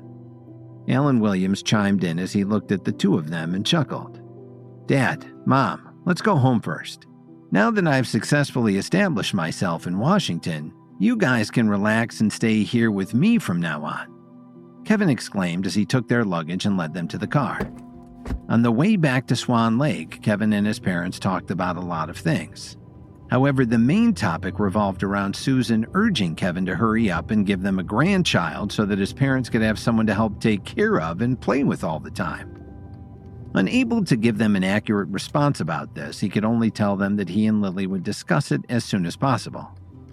While the three of them continued to chat happily, Troy Evans, who was sitting in the front passenger seat, suddenly frowned. As he stared in the rearview mirror, he pulled the corner of Kevin's shirt to call his attention. When Kevin picked up on this, he saw a few black cars suspiciously following behind them. Their license plates were blocked to avoid being traced later on. Since these cars had been following them from the airport until now, it was obvious that they were here to cause trouble. By now, Alan had also noticed the cars behind him and suddenly asked, "Kevin, are cars allowed to have blocked license plates in Washington?" "Of course not. It's against the law. Maybe they just didn't notice." Kevin brushed it off as he saw a gas station not far ahead and added, "Dad, Mom, I don't have much gas left in my car. When we get to the gas station, Troy will take you inside while I gas up." Sensing some danger, Susan initially wanted to voice her refusal, but before she could say anything, Alan gave her a look and agreed. "That would be great. Your mom's stomach was feeling a little queasy on the flight, so it would be good to get a snack." Although Kevin's words sounded vague and innocent, the meaning behind them was very obvious. He wanted to send his parents away momentarily to keep them safe while he dealt with this matter. Upon reaching the gas station, Alan and Susan followed Troy Evans inside to hide somewhere while Kevin slowly walked over to the road as a few cars stopped not far from him.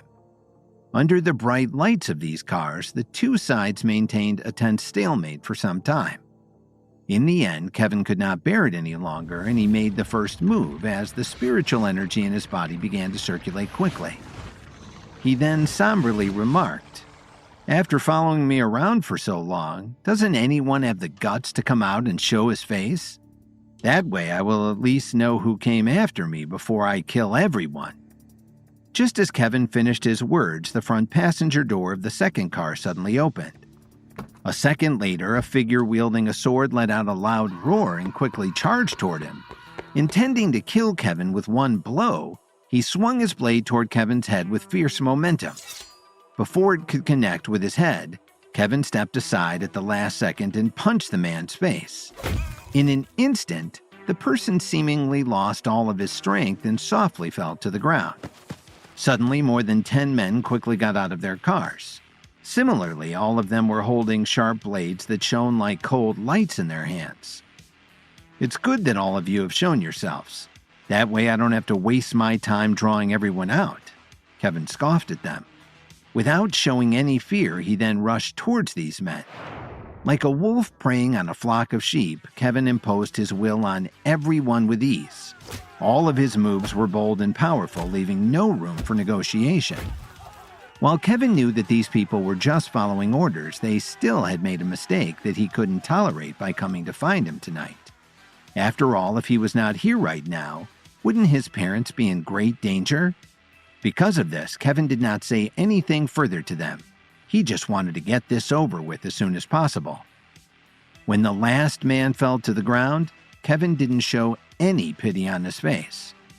But just as he was about to turn around, a cold wind suddenly came from the side as a long spear flew toward him. Caught by surprise, Kevin didn't have time to react and could only lean his head back at the last second. The sharp tip of the spear just barely flew past his nose and pierced through the windows of 2 cars before getting stuck on the side door of a third one. Kevin turned around and looked at the forest to the right. He had not realized that there were still others hiding amongst the trees. "Who is it? Show yourselves!" Kevin shouted angrily as he stretched out his right hand and twisted it into the shape of a claw, then pulled it back with a strong amount of force. 2 figures were forcefully drawn out of the woods by this. However, they reacted very quickly. The moment they landed on the ground, they curled up into a ball and rolled away to neutralize most of the impact. As they stabilized their bodies, they took out their daggers at the same time. Then they kicked the ground hard with the tips of their toes and charged toward Kevin like cheetahs pouncing on their prey. While doing so, the daggers in their hands seemed to have a life of their own as they spun around continuously. With a flick of their wrists, they then drew their daggers toward Kevin. Seeing this, Kevin immediately knew that tonight's battle had just begun. But this time he wasn't the only one in danger. His parents were also going to be caught in this deadly chaos. On their way back to Swan Lake after picking up Kevin's parents from the airport, Troy Evans noticed a few black cars with blocked license plates following behind them and alerted Kevin. Given this, Kevin decided to stop by a nearby gas station and then asked his parents to follow Troy inside to hide. He then walked over to the road to confront these people who came out of their cars to attack him with their swords. Just as he had swiftly defeated them, he was caught by surprise by a long spear, which he narrowly avoided at the last second. Kevin then used his spiritual energy to draw out 2 figures from the forest, who immediately charged forward and threw their daggers towards him. Even before the two men arrived in front of Kevin, the daggers that they threw had already reached him. Filled with an intense amount of spiritual energy, these daggers kept spinning around his body to prevent him from making any sudden movements. Otherwise, if Kevin moved even a single inch, he would instantly be slashed several times by these blades. Suddenly, one of the two men jumped up high in the air. He then took out another dagger and aimed it toward Kevin's forehead. The other man held his dagger tightly, and with violent momentum, he tried to strike Kevin's chest. With the two of them cleverly going at him with highly coordinated moves, it was obvious that they were planning to kill him. Despite this, Kevin did not panic. In fact, he even slightly raised the corner of his mouth and let out a light snort. Just then, the tips of the two daggers abruptly stopped when they were only an inch away from Kevin. When this happened, both of the men raised their heads to look at Kevin in surprise, only to be even more shocked at what they saw. A vivid black and white light surrounded Kevin, wrapping around him like a protective barrier. At the same time, both of his wrists were emitting whirlpools of spiritual energy, which were preventing their daggers from piercing through his body. "I don't want to waste any more time with you tonight. All of this nonsense must end here," Kevin declared somberly. He then stomped his foot hard on the ground. In an instant, a powerful aura swept out from his body. This created a wave of spiritual energy that rippled in the air, forcing the two men in front of him off their feet and flying into the air. One of them fell to the ground and spat out blood. His eyes were wide open as he looked at Kevin in horror. Meanwhile, the other person crashed heavily onto a car, causing it to slide 20 feet away from where it was parked. Before the man could make any sound, he suddenly fainted. Despite this, Kevin was not in a hurry to leave just yet. Instead, he turned around and looked back into the dark depths of the forest.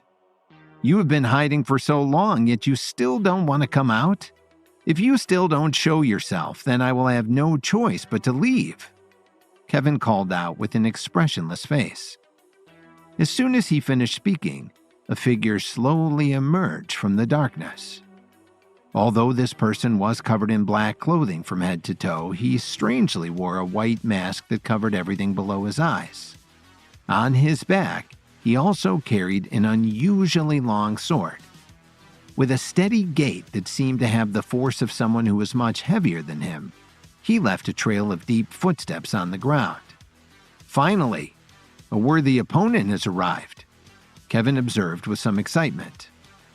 "You are very strong, and I admire your abilities very much.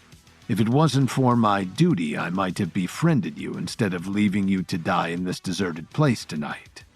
The man spoke as he stopped less than 50 feet away from Kevin. Only the movements of his eyebrows could indicate any changes in his expression. "A lot of people before you have said the exact same thing, but all of them ended up regretting their words. You won't be an exception tonight," Kevin replied with a serious expression. In the face of this man's vicious words, Kevin remained composed. After all, he was never the type to be afraid of such threats. However, he knew very well that the man in front of him was indeed very strong. In fact, Kevin could tell that he was even stronger than anyone he had fought in the past. If it wasn't for the fact that this man had moved ever so slightly just now while he dealt with the other two assassins, Kevin would not have felt his presence lurking in the surrounding darkness.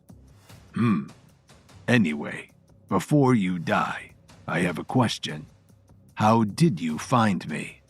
The man asked, seemingly in no hurry to attack. In his mind, he had already regarded Kevin as a dead man, so wasting a few minutes was no big deal to him. "The answer to that is very simple. Your body isn't as strong as you think. One wrong move and you will expose your weakness," Kevin replied coldly. "Thank you for your honesty, but I beg to differ with your opinion. Now, take out your weapon. Tonight will be the last time you will be using it, so give me everything you've got. Don't leave this world with any regrets." As the man arrogantly uttered these words, he stretched out his hand and pulled out the long sword on his back. In just a split second, he had already held it diagonally in his hand. It happened so fast that even Kevin did not catch it clearly, proving that this person was indeed an elite expert. What was even more troubling for Kevin was that he could not determine the exact level of his power base. This situation could only be explained by one of two reasons. Either the man had used a secret technique that could completely conceal his aura, or his power base was above Kevin's. Between these two, Kevin was more willing to believe in the former. Still, Kevin did not want to give his opponent the chance to strike first, so he rushed toward him with lightning speed. At the same time, he gathered his spiritual energy in his hands and made sure not to waste any of it.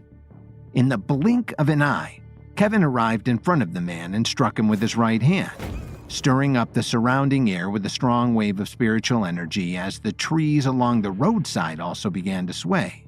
But just as Kevin was about to succeed, the man used his sword to block him. Upon collision, a muffled sound rang out in the night sky. Due to the overly powerful force that this generated, the two of them were forced to take a few steps back. Is that all that you've got? The man taunted as he waved his sword in the air a few times. It was obvious that he wasn't affected by Kevin's move at all. Kevin didn't dare to take this man lightly, so he took out the night dagger from his waist. Wrapped in his spiritual energy, the night dagger currently looked more menacing than ever, as a faint blood-red light emitted from its sharp blade. When the man saw this, a greedy look suddenly flashed in his eyes. He then sneered. It's a powerful weapon, but unfortunately after tonight it will belong to me. Is that so? Then you must prove that you have the ability to take it from me, Kevin retorted as he held the night dagger tightly in his hand and fixed his stance. At the moment, the battle between the two was about to start. As their figures clashed back and forth along the road, both of their blades swung at each other in all directions. This caused the surrounding trees and lamps to fall one after the other and left behind several deep holes in the pavement. Even though their weapons were very different in length, whenever they collided with each other, they created intense sparks that lit up Kevin's serious face and the man's cold eyes. The more Kevin fought, the more surprised he became. Because his opponent's sword was extremely long, he initially believed that although his power was fierce, the man should move slower compared to him. However, from the beginning until now, his opponent's sword-striking abilities were quite impressive, and his speed was so fast that he even succeeded in slightly suppressing him. It was too unbelievable to fathom. Just as Kevin was thinking about this problem, he suddenly had to block another one of his opponent's strikes, which forced him to take a few steps back once again. You actually dare to be distracted by other thoughts while fighting me? For that, I will use your life as an apology for not respecting me. The man snickered as he emitted a bright blue light. He then roared, "Mountain-splitting blade technique." As the man's voice fell, a monstrous aura burst out from his body. When his long sword slashed at Kevin, it was as if Mount Everest was about to collapse on him. After narrowly avoiding this, Kevin didn't stay idle either. He switched weapons as he took out his night sword and shouted, "Blue storm technique." Suddenly, black and white light burst out from his body, and the space around him appeared to distort as he gathered his spiritual energy around his sword. As Kevin held the night sword with both hands, his eyes shone with a dazzling light. Raising his sword up, it looked as if he was going to pierce a hole in the sky. When the two swords collided, their spiritual energy started clashing as well. Surrounded by two terrifying auras trying to suppress one another, even someone whose power base was at the 5th or 6th stage of level 5 would instantly be overwhelmed and killed if they even stood too close. As the ground below them started to shake violently, the man suddenly put his sword back into his scabbard. He then stretched out both hands and yelled, "Enough!" After dealing with the two assassins who came after him, Kevin looked back into the forest and dared the sole figure who remained in hiding to come out. When this person emerged from the darkness, Kevin could sense that he was stronger than anyone else he had faced. As they started battling, The two of them clash back and forth for some time. Impressed by the man's sword-fighting abilities and combat techniques, Kevin took out his Night Sword and unleashed the Blue Storm technique on him. Amidst their two powerful forces colliding and trying to suppress one another, the man suddenly withdrew his sword and had seemingly had enough. Almost immediately, all of the man's spiritual energy in the surrounding air seemed to have quickly returned to his body. Seeing this, Kevin didn't want to take advantage of the situation. With a light wave of his hand, he also withdrew his own spiritual energy. At that moment, the man stared intently at Kevin, as if he wanted to see through his eyes. "What are you staring at me for? Are we going to keep fighting or not?" Kevin's brows were furrowed as he asked while holding tightly onto the Night Sword. "First of all, I am not afraid of you.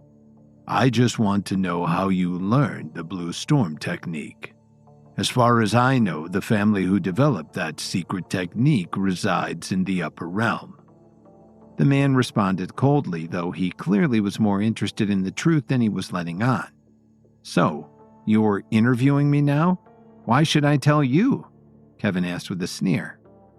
"Because we might have the same mentor," the man revealed as he took out a small jade pendant from his pocket. "Do you know what this is?" Kevin frowned as he saw the jade pendant. It looked exactly like the same as the token that Leo Hayes had given to him when he took him as his mentor.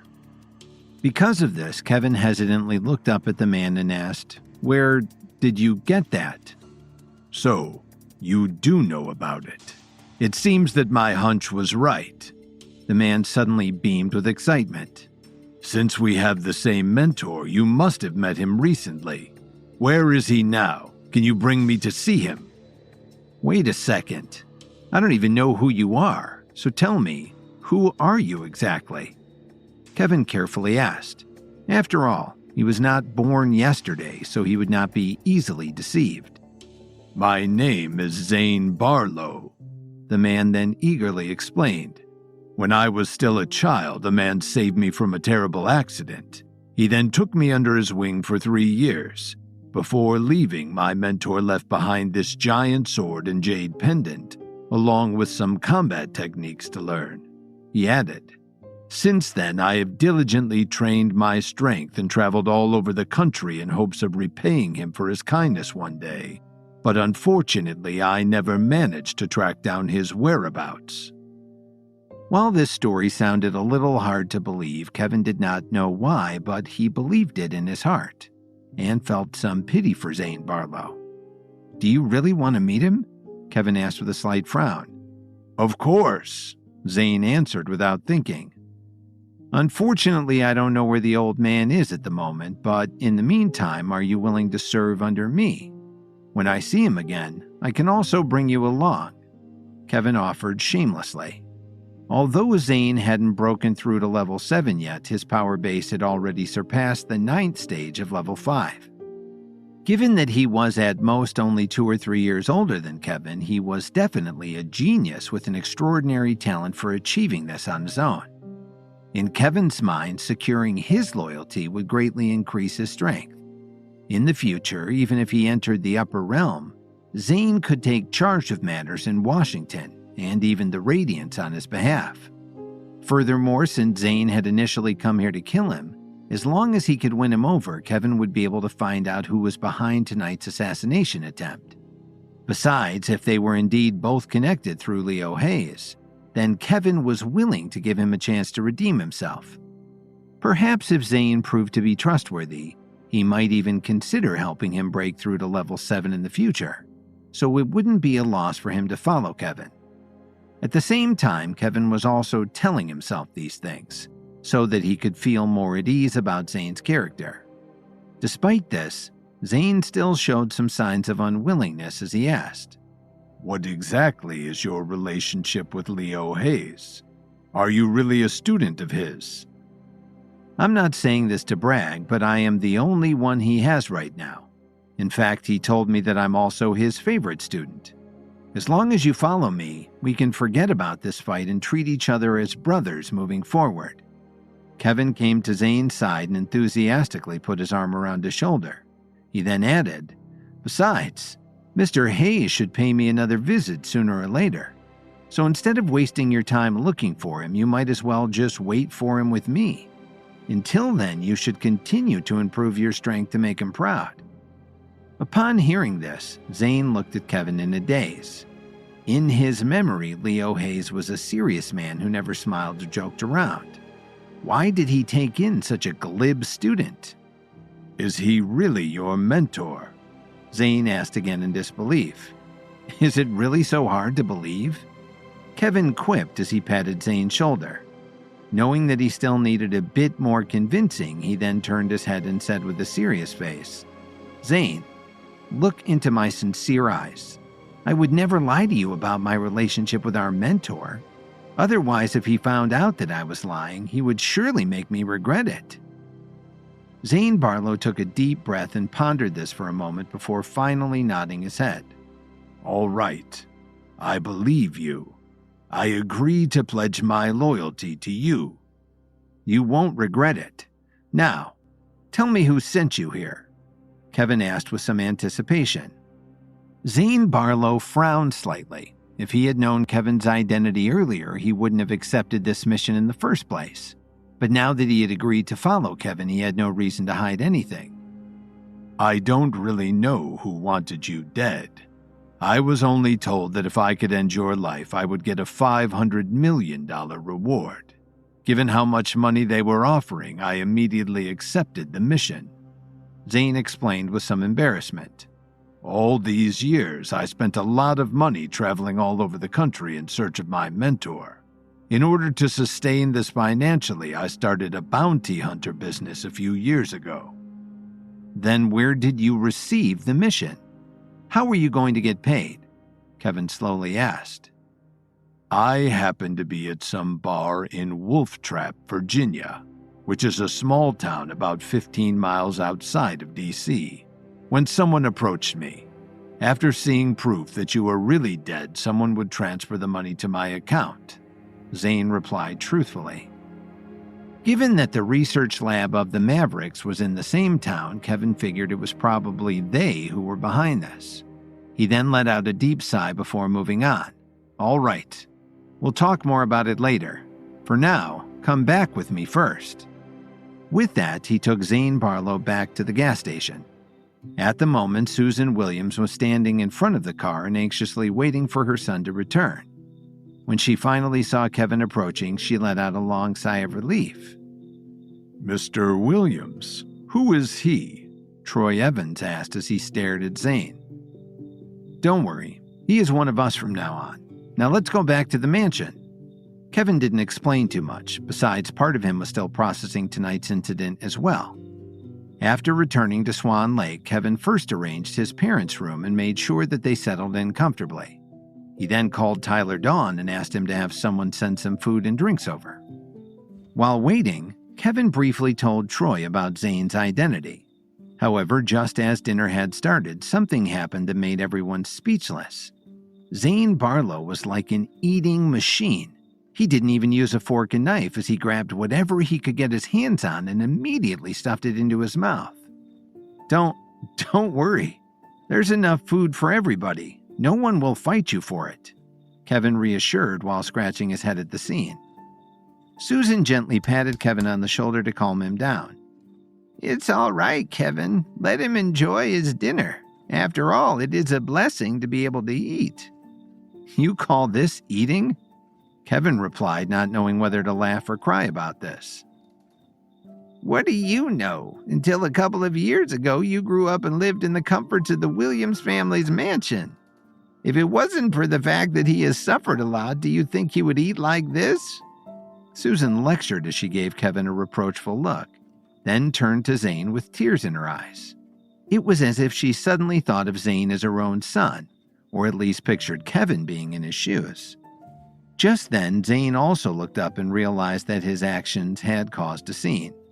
With everyone else at the dining table staring at him, an awkward expression appeared on his face as he faintly uttered, "Sorry, "It's fine, young man. Keep eating to your heart's content. From now on, we're a family, so let's see who will dare to say another word of insult to you." Susan defended him in a protective tone. However, what she did not notice was that these words had deeply touched Zane's heart. Unbeknownst to everyone, he had been an orphan since he was young. Even after being taken in by Leo Hayes for 3 years, he had never felt what it was like to be cared for by a mother. At the same time, as Kevin looked at Zane, he felt that something in his heart had loosened up. Seemed that his mother's words had completely changed the way he looked at her as well.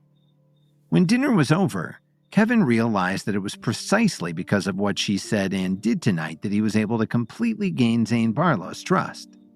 At the end of the day, all it took for him to establish a more solid foundation in Washington was a mother's love. After confirming that the two of them shared the same mentor, Zane Barlow revealed that he had been looking for Leo Hayes for years in hopes of repaying his kindness. Thinking that Zane could be a valuable asset to his plans, Kevin offered to reunite the two in exchange for his loyalty. While Zane initially had his reservations, he eventually agreed. Upon discovering that the Mavericks were most likely behind the assassination attempt, he brought Zane back to his mansion where Susan's kindness towards Zane completely won him over. Meanwhile, later that night, Dalton Steele was sitting on the roof of the Steele family's mansion in Chicago. Under the dark night sky, a blue light was circulating around his body. After some time, the blue light slowly entered back into his body, but when Dalton finally reopened his eyes, there was a hint of sadness in them. He had failed to break through to the 5th stage of level 5 again, and this was already more than the 80th time he had tried to accomplish this feat. Dalton could clearly feel that his power base was only just a tiny bit away from reaching the 5th stage. However, he felt as if he was a person who was trying to get out of a room, but despite being in front of the door, he still couldn't figure out how to open it.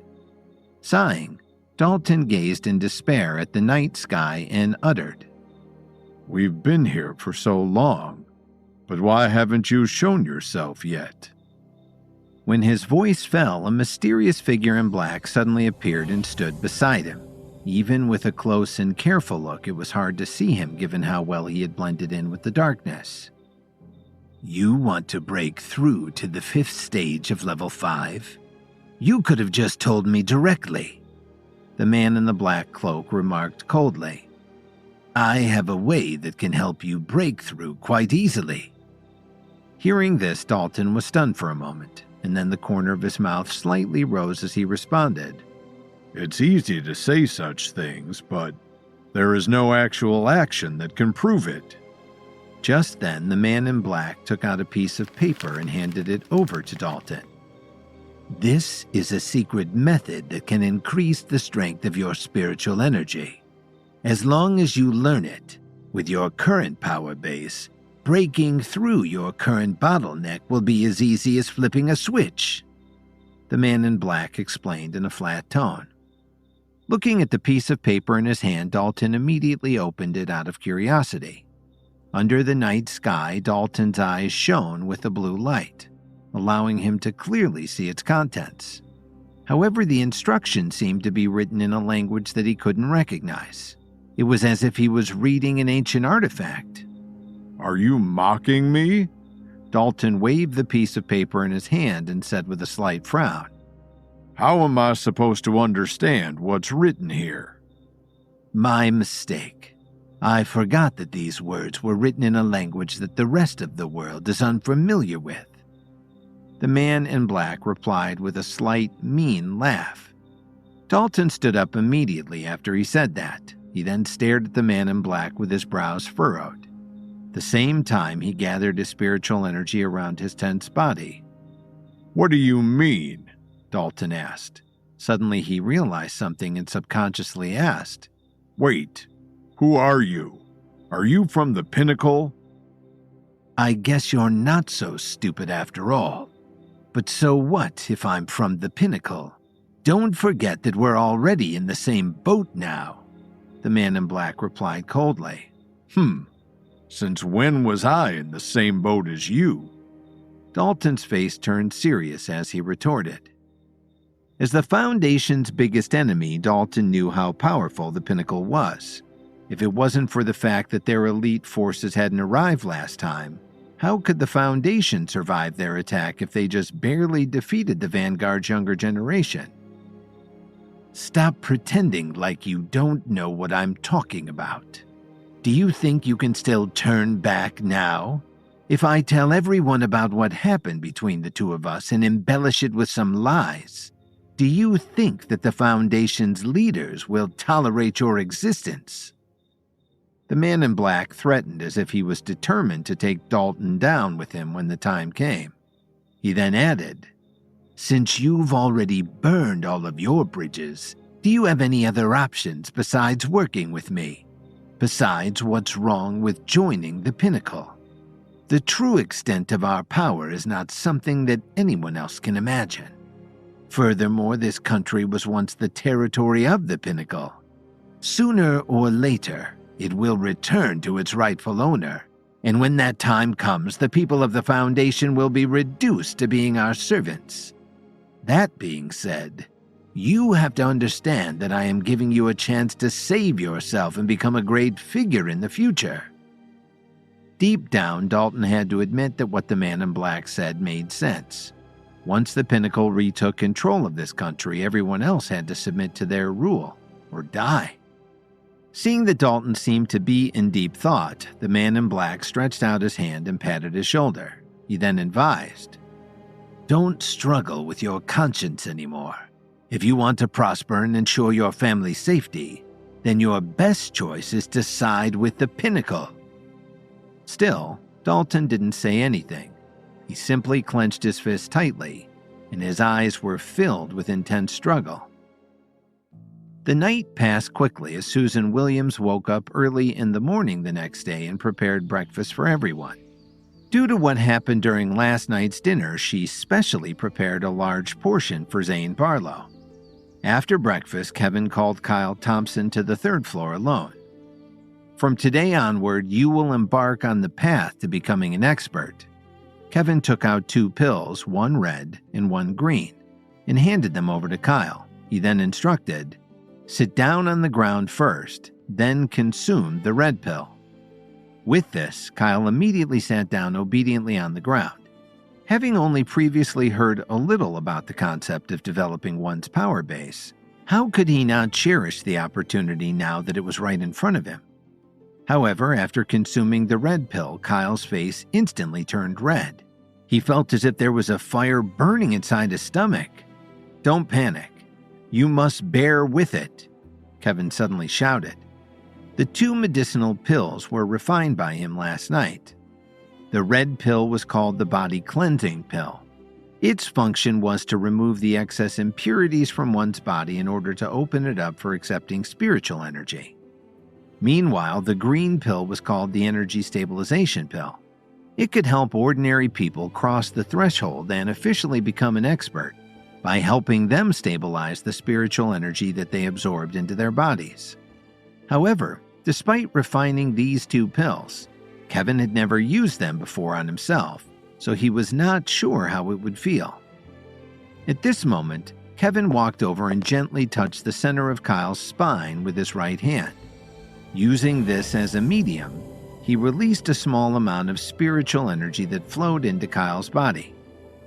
In an instant, Kyle felt a cool breeze in the middle of the raging fire inside his stomach. He immediately grew excited even though there was still some discomfort. After about 10 minutes, the heat inside his body finally subsided. When he moved his body slightly, he felt that the surface of his body seemed to be covered with a hard shell. This made it difficult for him to even lift a finger. "Mr. Williams, what's wrong with me?" Kyle nervously asked as he was now unable to open his eyes as well. "Don't be afraid. This is the result of the Body Cleansing Pill's effects. You'll be fine when you take a shower after this." Kevin slowly withdrew his right hand and pointed. "Now, consume that green-colored medicinal pill right away." In an instant, he felt that his body had welcomed a cold frost. But this time it seemed that his body had adapted to the coldness by now. As Kevin slowly circled around and kept observing him, he was not doing this to see whether Kyle could bear things or not. Instead, he was curious to find out what kind of attribute his spiritual energy would produce. For example, Dustin Newman attacked with a fierce aura, while Barry Damon's strength was more precise than explosive. On the other hand, Kevin's spiritual energy was a combination of both. Given that many experts had been training hard for years without making much progress in increasing their power base, this proved that understanding the key attribute of one's strength was important to figuring out how they could best develop it. Time passed minute by minute. About an hour later, Kyle Thompson slowly reopened his eyes. At this moment, he was very excited because he knew in his heart that he had finally become an official expert. Not bad. With the help of the energy stabilization pill, your power base has already reached the 6th stage of level 1. Kevin informed him with a pleased expression on his face. He then took out the secret book from which he had copied this training method. While it was no longer useful to him, Kevin knew that this remained a powerful tool that would aim in Kyle's development. From the looks of it, your spiritual energy has the ability to attack using cold temperatures. Kevin handed over the secret book to him and added, "You should train your strength according to the methods in this book first. Building your power base is like sailing against the current. If you can't advance against harsh conditions, you will be swept away into obscurity." Hearing this, Kyle quickly nodded his head and enthusiastically accepted the secret book. Kevin then patted him on the shoulder and advised, "Kyle, as you know, I can't hold your hand like this all the time. A good mentor is there for guidance, but what you achieve in the future will be entirely up to you. But rest assured, if you encounter any difficulties, you can come look for me anytime.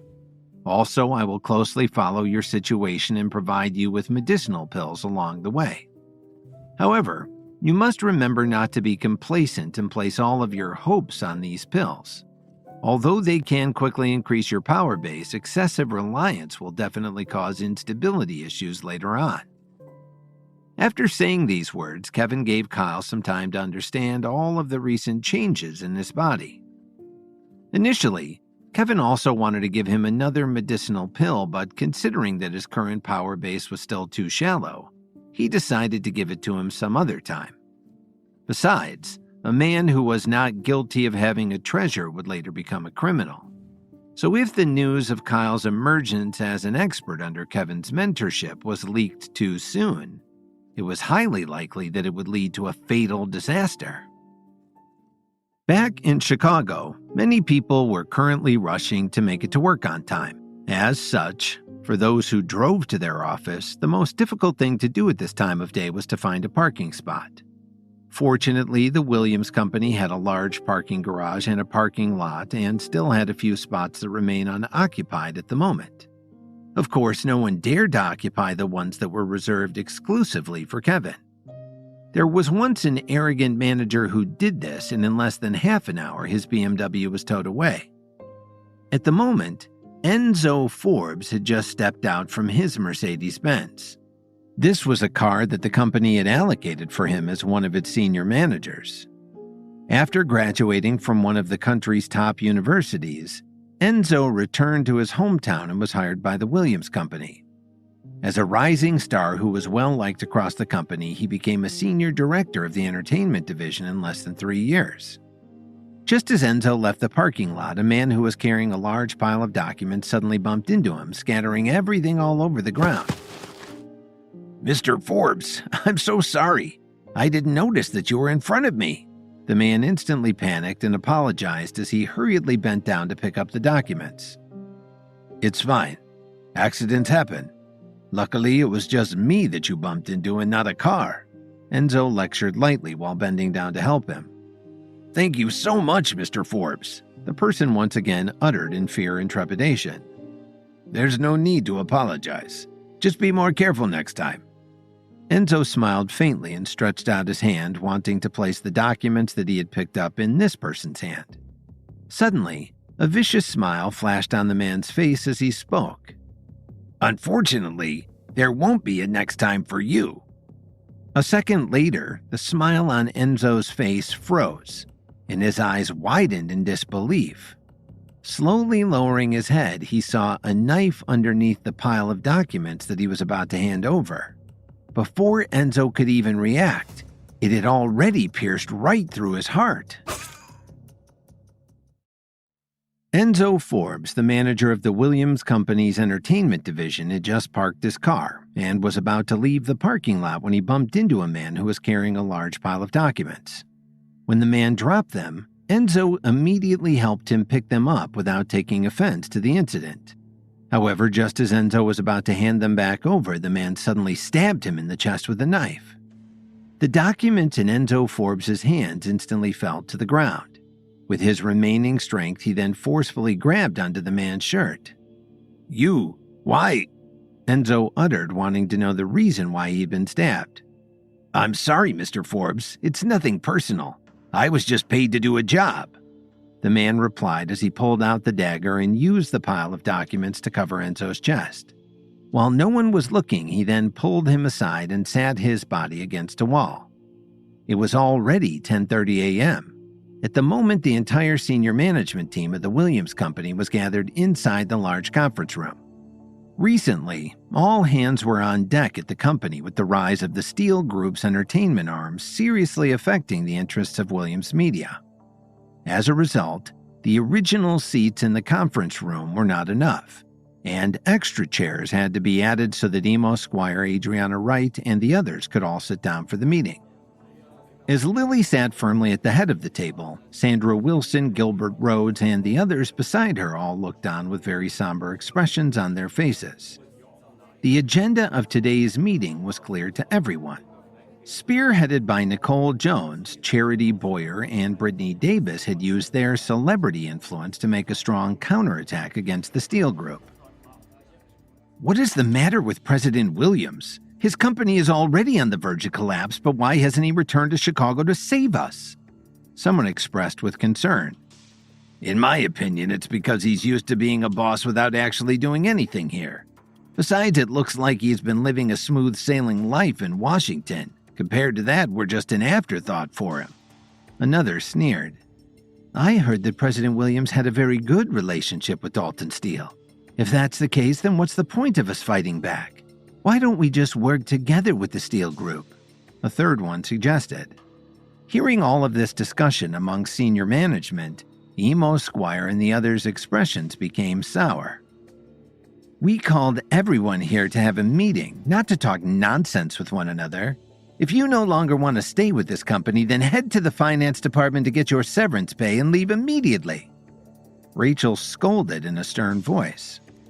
After she said these words, everyone else immediately shut their mouths and fell silent. Just then, Sandra Wilson looked around the meeting room and asked seriously, "Where is Enzo Forbes?" "Miss Wilson, we don't know either.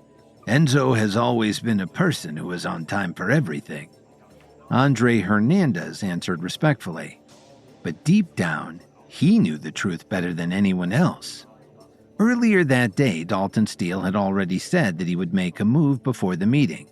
Now that Enzo Forbes had yet to appear, it could only mean that something had already happened to him.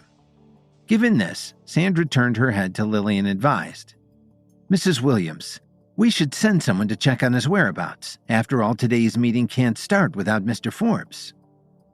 Without saying anything, Lily simply nodded her head. Right now, her eyes were filled with fatigue.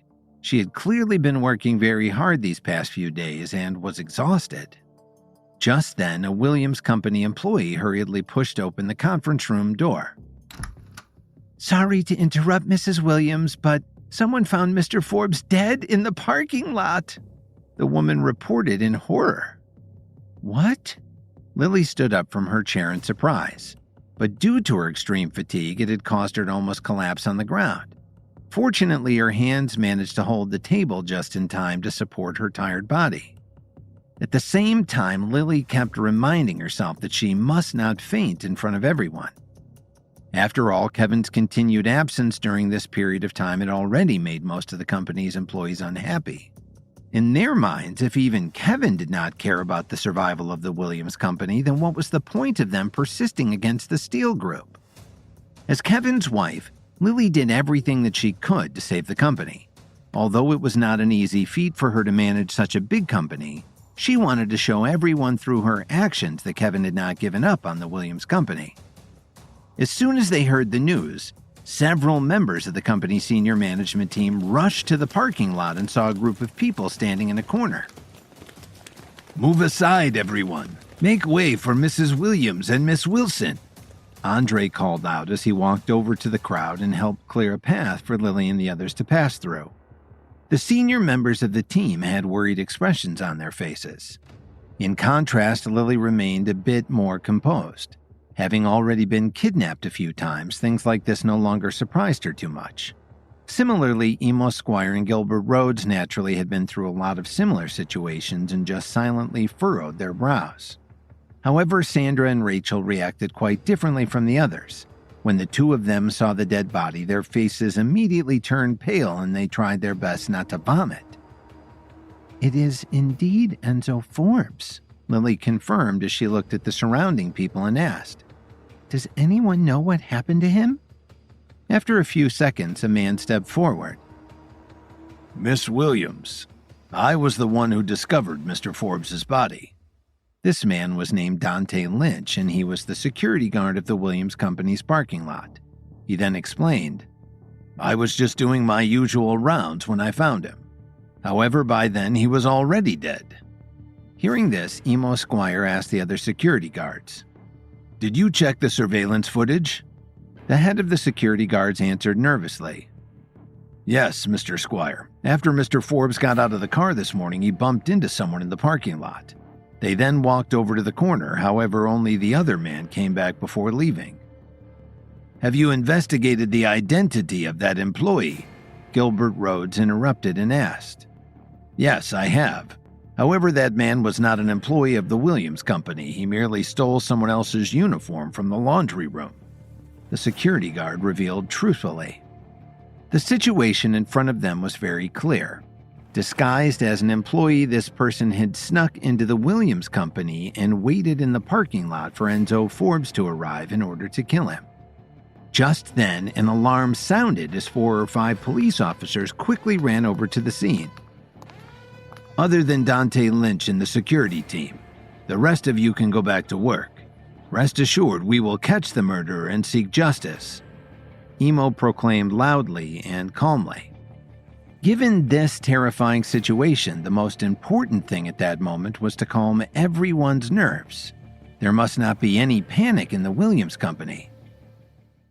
Back in his Swan Lake mansion, Kevin had just arrived upstairs when Tyler Dawn coincidentally hung up the phone at the same time. "Kevin, I have some good news to tell you," Tyler said with an excited smile on his face.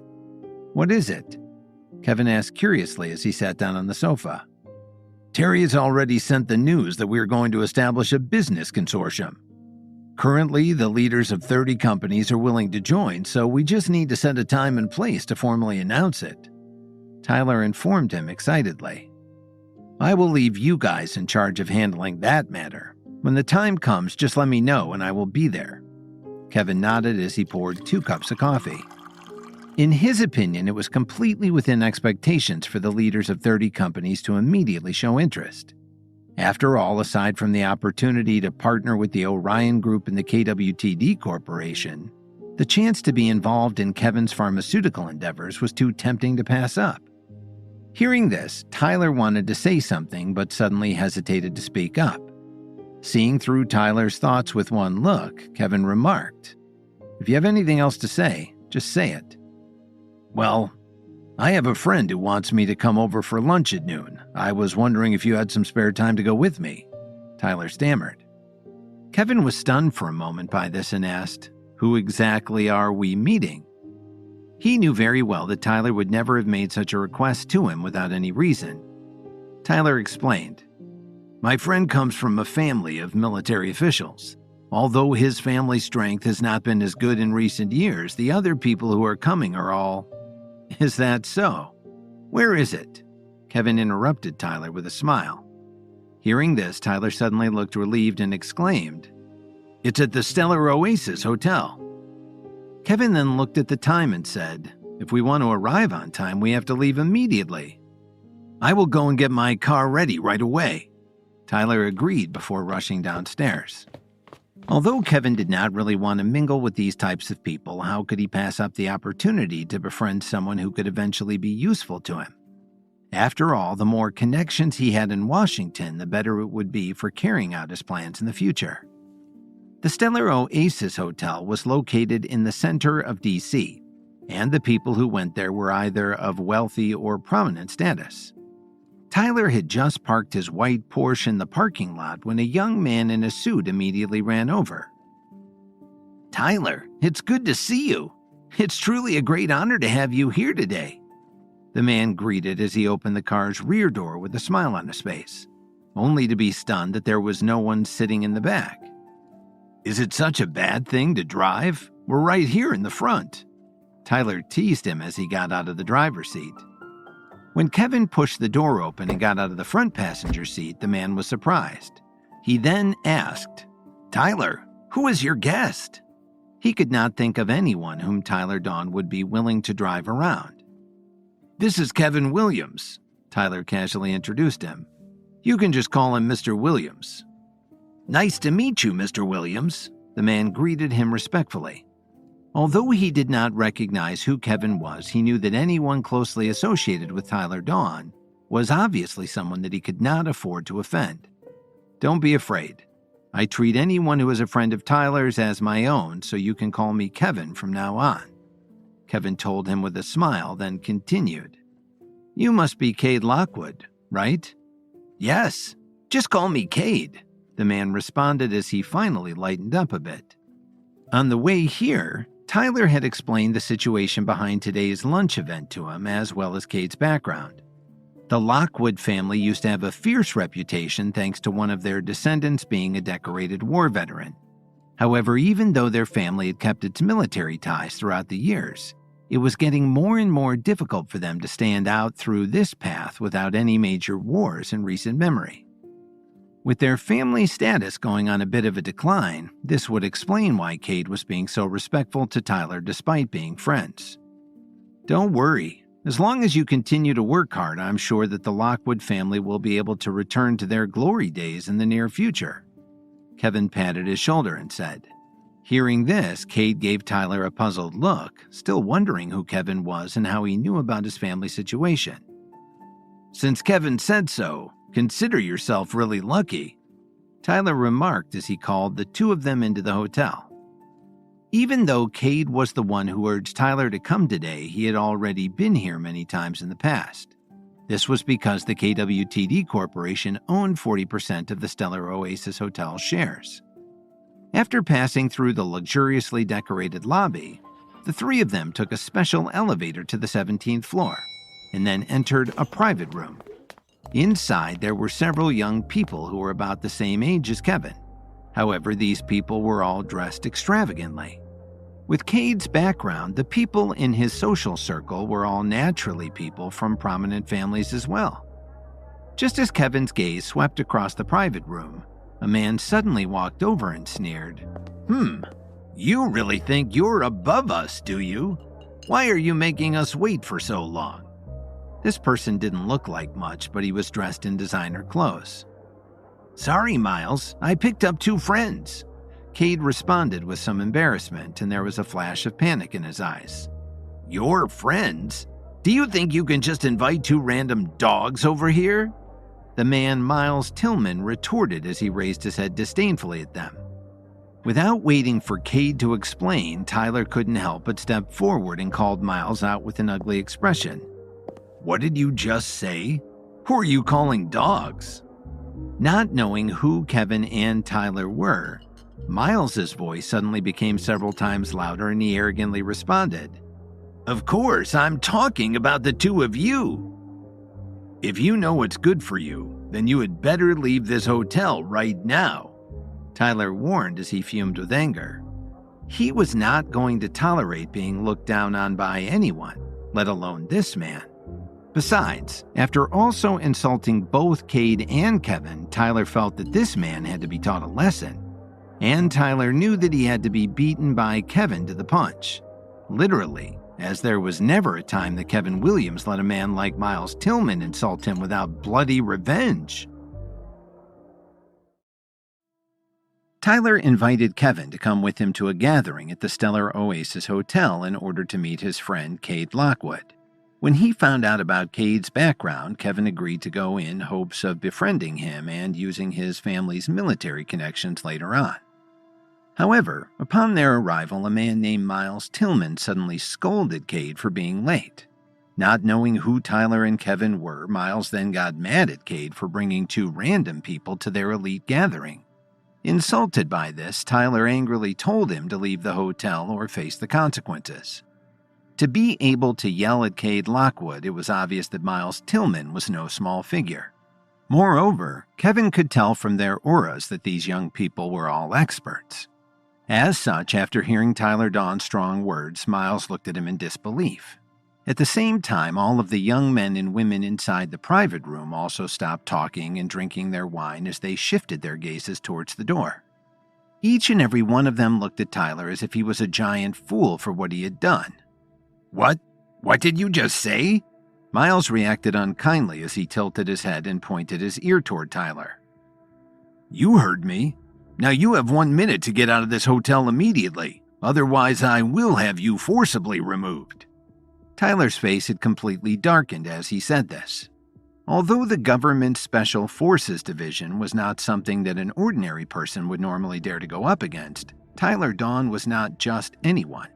After all, it was not an exaggeration to say that his businesses alone could disrupt Washington completely. Besides, these were just a bunch of spoiled brats. If their fathers came, they would certainly recognize who he was and speak to him more politely. Do you really have the guts to back up your words? Miles was laughing so hard that he almost could not stand straight. He then pointed at Tyler and dared him. Do you know who I am? If you have the ability, why don't you drag me out of here? I would like to see you try. Tyler did not waste any time. He took out his phone, dialed a number, then instructed, I'm on the 17th floor. Get up here right now. Your acting skills are very impressive. I admire your commitment to put on such an act in front of everyone. Miles continued to taunt Tyler as he gave him a disdainful look. At that moment, the rest of the young guests in the private room were looking back and forth between Kevin and Tyler. Each and every one of them then started mocking Cade under their breath for bringing them along. Where did he get these two stooges from? Does he have a death wish or something? Someone asked with disapproval. If he has nothing better to do, he should just get the hell out of here. Don't waste our precious time by causing trouble, another added. Hearing these whispered voices, Cade Lockwood's face was full of embarrassment. As a respected figure in the business world, he had initially called Tyler Don here today to serve as a bridge, to help build a relationship between the junior members of the military and the Government Special Forces Division, so that they could gain some benefits from one another in the future. However, he did not expect that before Tyler Don even revealed his identity, these people would immediately start to insult him. At the same time, Cade's heart was filled with resentment. Compared to his father, none of these people present could compare to his achievements. It was a pity that he hadn't had much luck with his own career. Coupled with his family's recent downturn, he could only allow these people to quietly humiliate him. Tyler, I'm really sorry. I really shouldn't have called you here today. Let's go. I'll just find another place to treat both of you to a meal. Cade stuttered as he lowered his head in shame. Before Tyler could say anything, Miles snickered. I'm afraid it's too late for you to leave now. Do you really think that you can just cause a scene and then pretend as if nothing happened? If this man can't back up his words right now, I'll make sure that he doesn't leave this place without learning a lesson or two. Miles, don't do something that you'll regret. Tyler is someone you can't afford to offend, Cade angrily warned as he clenched his fist tightly. If it was any other occasion, he would be willing to put up with this kind of treatment from Miles and the others. But today, he would never allow Tyler and Kevin to be humiliated. What the hell? Did you really just yell at me? What gives you the right to be so disrespectful? Miles would not let things go so easily. In his eyes, the only reason why Cade could still be a part of their circle was because he had come from a family of high-ranking military officers. But at the same time, he knew that the Lockwood family status was no longer as prominent in Washington as it used to be. Moreover, as an ordinary person without any notable achievements, it was only a matter of time before Cade would be driven out of their social circle. Cade was about to say something when Tyler reached out with his hand to stop him. He then reassured him, "Cade, don't worry. Today I will definitely help you earn back their respect." Miles retorted, "I really want to see how you're going to help this piece of trash." Before he could finish his words, Kevin, who had been silent this entire time, suddenly arrived in front of him and punched him in the stomach. Although Kevin had tried his best to control his strength, his punch was still powerful enough to send Miles flying across the room before crashing onto a table with a heavy thud. This shocked everyone in the room, including Cade, whose eyes grew wide in disbelief. In his mind, Cade really couldn't figure out exactly who Kevin was. For him to attack Miles without even saying a word, it seemed that he did not care who these people were. He was even more ruthless than Tyler. "You talk too much," Kevin said coldly as he glanced back at everyone. Miles slowly crawled off of the table in a sorry state. While grabbing his stomach and staring at Kevin with a pale face, he then faintly uttered, You actually dared to hit me?" "Do I need your permission to shut your mouth?" Kevin asked him back callously. At that moment, hurried footsteps were heard as the manager of the Stellar Oasis Hotel quickly ran into the private room with his men. He was shocked when he saw the scene in front of him. "Who the hell did this? How dare you hit Mr. Tillman?" The manager, Kent Flanders, cried out as he ran in front of Miles and nervously checked up on him. "Mr. Tillman, are you all right? Do you need medical attention?" "Are you blind or something?" Tyler roared in anger. Hearing this, Kent wanted to curse, but when he turned around and saw Tyler Dawn, he immediately stood up and greeted. "Mr. Dawn, I'm sorry. I didn't see you standing over there. How are you today?" "After what just happened, I'm starting to have a bad day, to be honest," Tyler remarked with anger. "Mr. Flanders, it was his accomplice who hit me just now." Miles pointed to Kevin as he winced in pain. After realizing that Tyler Dawn and Miles Tillman had a conflict with each other, Kent Flanders suddenly found himself caught in the middle of a difficult situation. Not wanting to offend either of them, he could only give Miles an uncertain look. "Mr. Flanders, what's wrong?" Miles asked, puzzled by this. Kent helplessly replied, It's nothing, Mr. Tillman. I didn't ask you to come up here to chat with us. Get this person out of here immediately." Tyler interrupted him with a sour expression on his face. "Mr. Dawn, you don't know who these people are, do you?" Kent tried to convince him otherwise. "So what? Didn't you hear what I said?" Tyler frowned and asked. Kent Flanders didn't know what to do. How could he have the courage to chase Miles Tillman and these other experts away?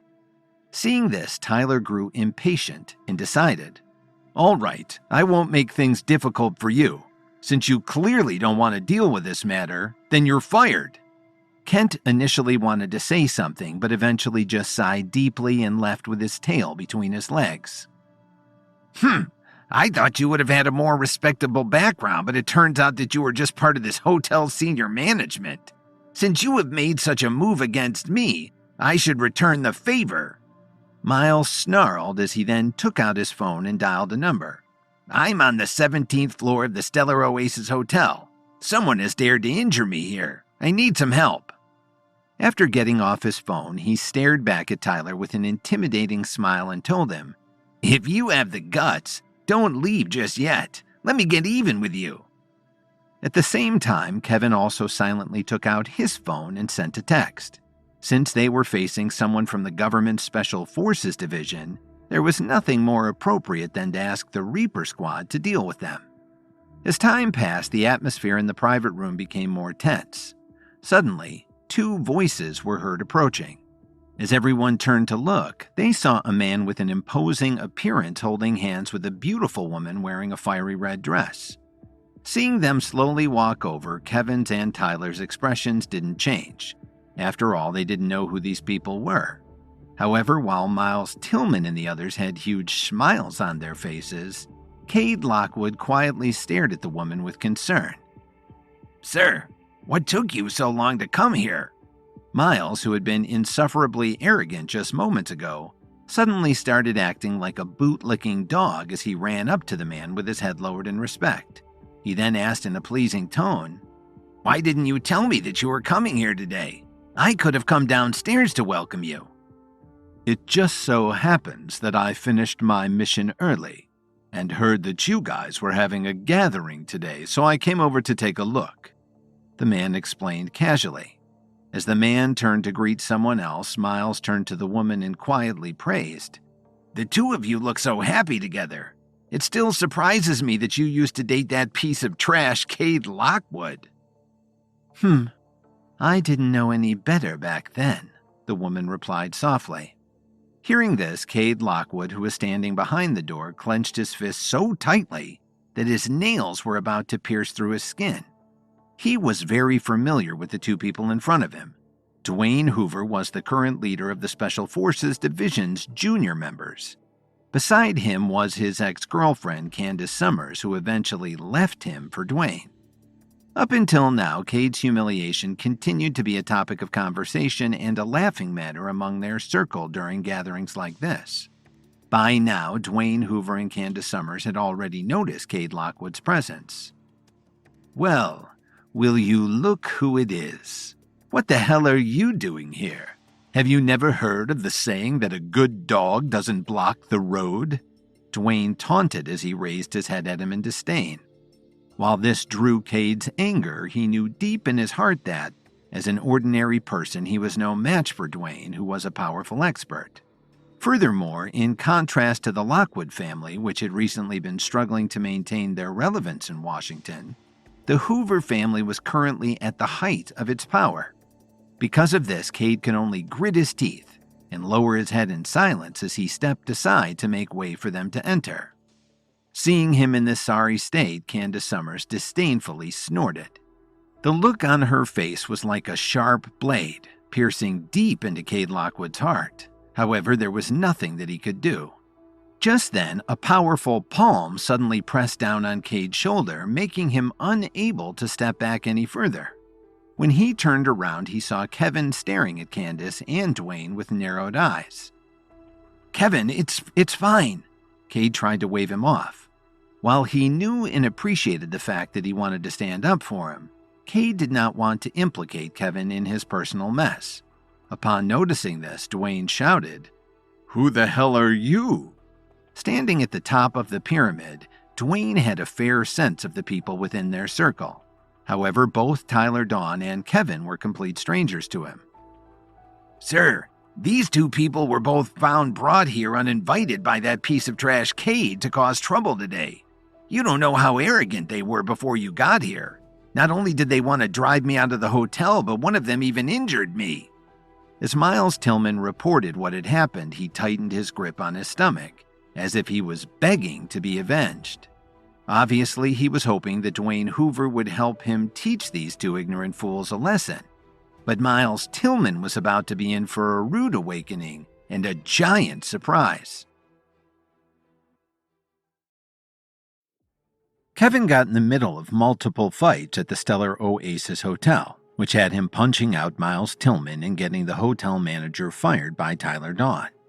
Tyler's friend Cade Lockwood was mocked by his old girlfriend Candace and her new boyfriend, Special Forces leader Dwayne Hoover, which had Kevin urging Cade not to bow down before bullying Dwayne. Dwayne Hoover narrowed his eyes at Kevin and Tyler. For some reason, the longer he stared at them, the more he felt the two looked familiar. Where had he seen them before? "Sir, please do something about this. Otherwise, what I have been forced to endure just now would have been for nothing." Miles Tillman urged him anxiously, then added, Besides, if we do nothing, how bad would it be if word spread about this incident? It would hurt our reputation. Miles could not wait to see Kevin and Tyler being taught a lesson. So what if Tyler Dawn was one of the higher-ups of the Stellar Oasis Hotel? How could an ordinary businessman challenge a Special Forces division full of experts? Were you the one who attacked him?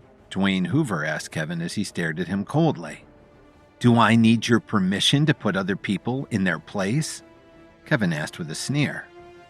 I don't care what you do to other people, but Miles Tillman is my man. Beating him up is like slapping me across the face, Dwayne replied. At the moment, he did not feel any spiritual energy circulating within Kevin's body. Because of this, he assumed that Kevin was merely an ordinary person who was clearly no match for an expert like him. After all, Dwayne's power base was currently at the second stage of level 5, so taking care of 2 ordinary people was like stepping on 2 ants. Then how do you want to settle this matter? Kevin asked without any fear. What I want is simple. The 3 of you must kneel down and beg for mercy. As long as you do that, then today's matter will be settled, Dwayne revealed. Upon hearing this, Tyler and Kevin didn't move an inch. However, feeling that this whole incident was his fault, Cade Lockwood couldn't help but bite the bullet. All right, it's a deal. Dwayne, I hope that after I get down on my knees and beg for mercy, you can keep your word and not make things difficult for my 2 friends. Cade's heart felt nothing but humiliation. Not only did he lose Candace to Dwayne, but he now had to plead for his forgiveness in front of the people in their circle. Still, with Tyler and Kevin standing beside him today, how could he let them get implicated because of him? Do you think that you have the right to negotiate with me? Besides, if you want me to keep my word, then why don't you take your own advice first? I said that all 3 of you must kneel down and beg for mercy. Are you deaf or something? Dwayne retorted. These words suddenly caused the people watching the scene to burst into laughter. Who do you think you are? How dare you bargain with Mr. Hoover to try to protect others? You can't even protect yourself, someone snorted. If you guys know what's good for you, just quickly kneel down and beg for mercy, then get the hell out of here, another added. Feeling that he had been backed into a corner, Cade let out a deep sigh. He knew he had let Kevin and Tyler down, but there was nothing that he could do now. But just as Cade was about to get down on his knees, his body was forcefully held back by Kevin. How can you kneel down before this piece of trash? Kevin said to him. Kevin is right. With the 2 of us here today, no one here will be able to make you kneel down no matter what. Aside from that, we will also help you redeem yourself from all the humiliation you've suffered. Tyler reassured him. Cade, where did you find these 2 idiots? Do they really have a death wish or something? Candace Summers scolded as Dwayne laughed. Shut up, Candace. You can insult me all you want, but I will never allow you to speak ill of my friends. Cade scowled back at her. Hearing this, Dwayne stopped laughing and shoved Cade. How dare you talk to Candace like that? Don't forget that she is my girlfriend now. Luckily, Kevin caught Cade from behind just in time and prevented him from falling to the ground. As for the 2 of you, you have already wasted enough of my time. If you know what's good for you, kneel down immediately. Don't make me force you to do it, Dwayne warned as he once again focused his gaze on Kevin and Tyler. Is that so? If you can push me back by even half a step, don't even mention kneeling down, I will give you my life, Kevin dared him. Are you sure about that? The last person who spoke to me like that ended up in a sorry state. Dwayne laughed boisterously.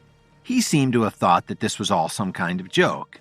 The last person who laughed like that in front of me ended up dead for insulting me. Kevin retorted without any hesitation. The smile on Dwayne's face instantly froze when he heard this.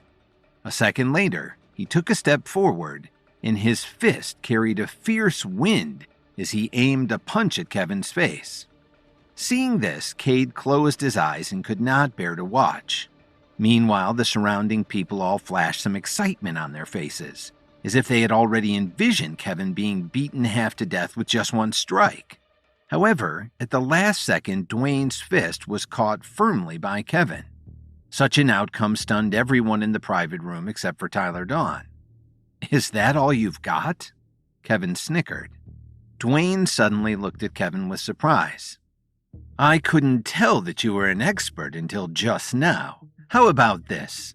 As long as you are willing to serve under my command, I will guarantee you a high-ranking position in my Special Forces team. What do you say?" Dwayne offered. Everyone besides Kevin had envious expressions on their faces. They all knew that Dwayne's team was the most elite one in his division. Given that spots were very limited, anyone with a sound mind would not reject this opportunity to join his team. However, Kevin's response shocked everyone once again. Shaking his head lightly, Kevin remarked, "You want me to follow you? Dream on." You really do have a death wish," Dwayne snapped. He had already made such a generous concession by giving Kevin a chance to save himself from embarrassment. How could Kevin reject his offer? No one had ever been so bold when facing him until now. But before he could do anything about it, Kevin had already made the first move as he grabbed Dwayne's hand and held it tightly. Feeling Kevin's terrifying pressure, it was as if Dwayne's entire hand was going to be crushed and broken. Moreover, what shocked him the most was that no matter how much strength he used, he couldn't break free from Kevin's hold. Without warning, a vicious light flashed across Kevin's eyes as he quickly pulled Dwayne's hand. This produced a cracking sound that echoed loudly across the entire room. At the same time, Dwayne's face quickly turned red as he let out a piercing cry. "Let me ask you now, who should kneel down to whom?" When Kevin said this with the enhancement of his spiritual energy, it was as if his voice thundered straight from the heavens. Under the watchful eyes of everyone, Dwayne Hoover suddenly knelt down before Kevin. Are you happy now?" Dwayne uttered as he looked at Kevin with fear. "Dwayne." Candace Summers' heart was filled with anxiety as she was about to rush forward and push Kevin away. However, she was stopped by Cade Lockwood. "As long as I am here today, you can forget about getting close to Kevin," Cade told her. "Cade, tell that man to let go of Dwayne. If anything happens to him, I will never let you go," Candace shouted at him. "No matter what you say, it won't work on me anymore. His life is in Kevin's hands now," Cade responded. Candace looked at Cade in a daze. She never thought that a coward like him would have such a forceful side to him. "Do I need to remind you to beg for mercy?" Kevin asked coldly as he kicked Dwayne's ribs. Another loud cracking sound was heard, causing Dwayne to spit out a mouthful of blood. Stunned by this horrifying scene, the people in the surrounding crowd stood frozen in place, as no one dared to make any sound. After all, if Kevin could easily cripple someone like Dwayne Hoover, how could the rest of them afford to offend him? Suddenly, a group of men quickly ran over from the elevator. "What the hell is going on here?" the leader yelled. When he looked up to see who had arrived, it was as if Dwayne had found his savior.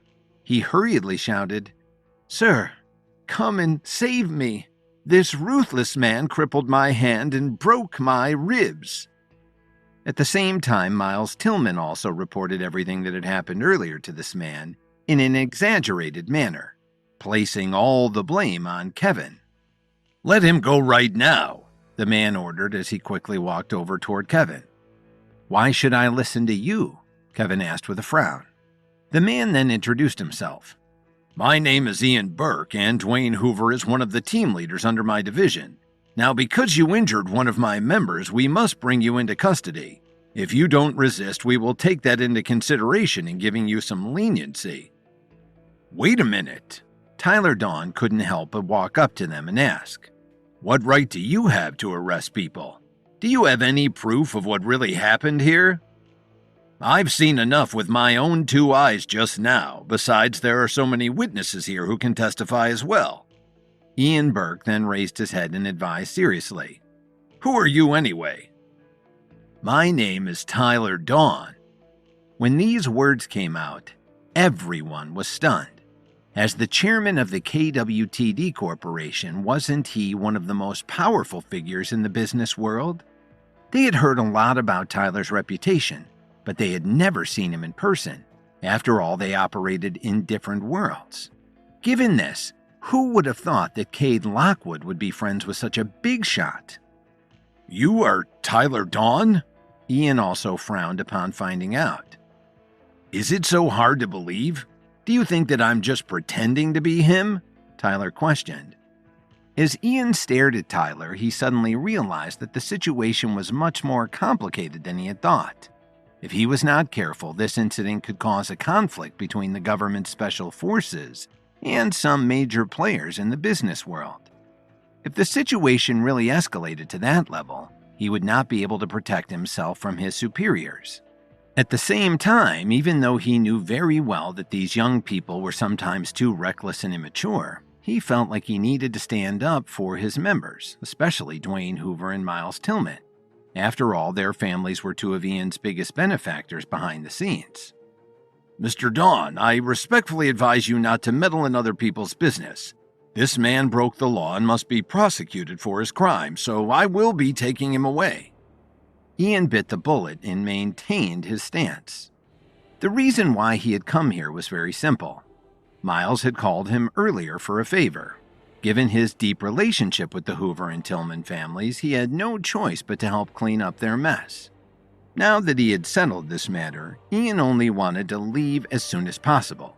As for Tyler Dawn, he would leave it to the people of the two families to deal with him. But before he could do anything, a voice suddenly sounded. "Mr. Burke, it's good to see that someone has taken charge of the situation before I got here."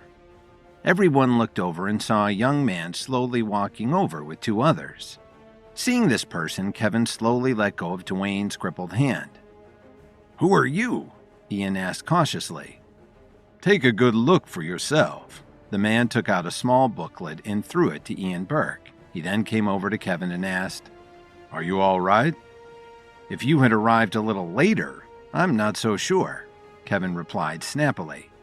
Who else could speak to Kevin in such a way? It was none other than Stanley Cooper from the Reaper Squad, and the reason he came here today was because of Kevin's text message earlier. The battle at the Stellar Oasis Hotel had the crowd at first thinking Dwayne Hoover was going to humiliate Kevin, Cade, and Tyler. Until all saw Kevin had powers, and that Tyler was a famous businessman. Dwayne tried to cut a deal with Kevin, but then had to call in his superior, Ian Burke. But Kevin had beckoned Stanley Cooper of the Reaper Squad, who put an end to the fight and tossed Ian Burke a book that would settle matters once and for all. Looking at the booklet in his hand, Ian Burke froze on the spot. His eyes were wide open with shock, and his body couldn't help but tremble.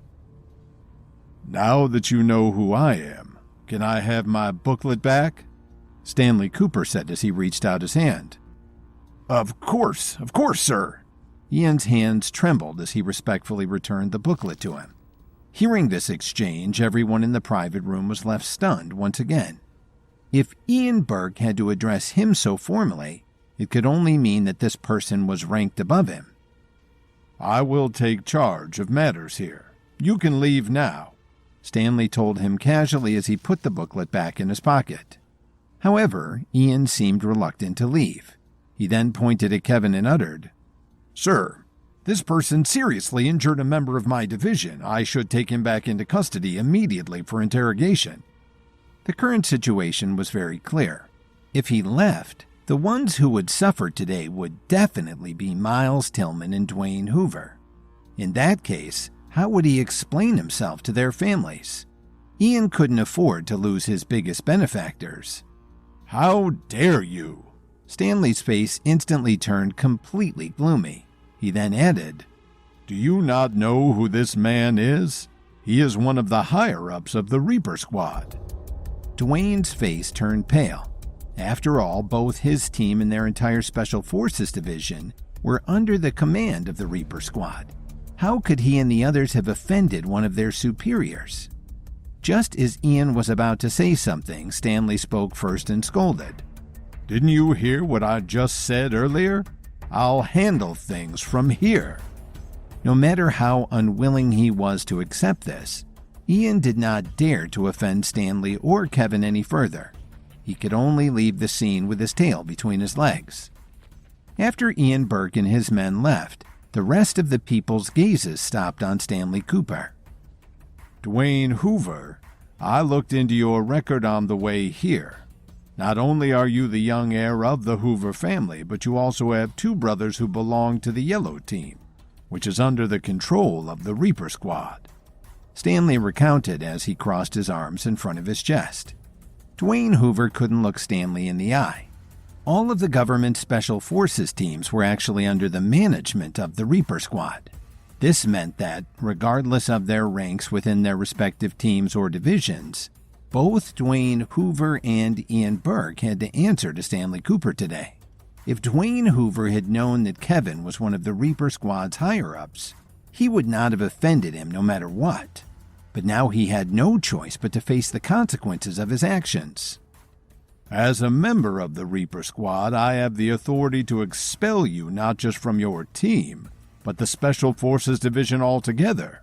If you dare to spread any confidential information about our activities, your family will be forcibly removed from Washington, Stanley declared, then turned to look at Kevin. I'll leave things to you. Hearing these words, Dwayne gritted his teeth. This was not only due to the pain in his body, but also because he was filled with grief. As a teenager, he had trained hard for 10 years in order to join the Special Forces. But because of his arrogance today, everything had gone to waste. Moreover, by jeopardizing his future, he feared that his family would no longer value him compared to his brothers, who remained on the Yellow Team. Well, what are you waiting for? Kevin asked Cade without changing his expression. What do you mean? Cade scratched his head, puzzled by what Kevin meant. You have suffered so much humiliation in the past, and now it's finally time for you to get back at him. Kevin then added, Do you want these people to bully you for the rest of your life? Suddenly, everyone stared at Cade, not daring to believe that this man would one day turn the tables against them. Ever since Candace Summers had left Cade for him, Dwayne made it a point to rub it in his face each time they saw each other, making him the object of ridicule among their circle. As past incidents played like scenes from a movie in Cade's mind, all of the anger that he had kept bottled up inside this entire time slowly resurfaced as he balled his trembling hands into fists. When Dwayne raised his head to look at Cade, a sense of fear flashed in his eyes for the first time. You can do whatever you want, Kevin remarked as he took out a dagger and handed it to Cade. Dwayne, why did you do all those cruel things to me in the past? Cade roared, seemingly having lost control of his emotions. At the same time, he forcefully pressed Dwayne's face to the ground. Although he was seriously injured, Dwayne Hoover was still a level 5 expert. Given this, Kevin released some spiritual energy from his body in order to prevent him from using his strength to resist anything that Cade did to him. I hate you so much, Dwayne. For everything you've done, you must pay the price, Cade shouted. He then raised the dagger in the air before driving it straight toward Dwayne's heart. Seeing this scene, many people turned their heads to the side, while others cried out in fear as they covered their faces. However, when they didn't hear the sound of Dwayne's miserable cry even after a few seconds, this made everyone look back at them once again. While Cade's dagger was indeed thrust toward Dwayne, it did not land on Dwayne's chest or anywhere else on his body.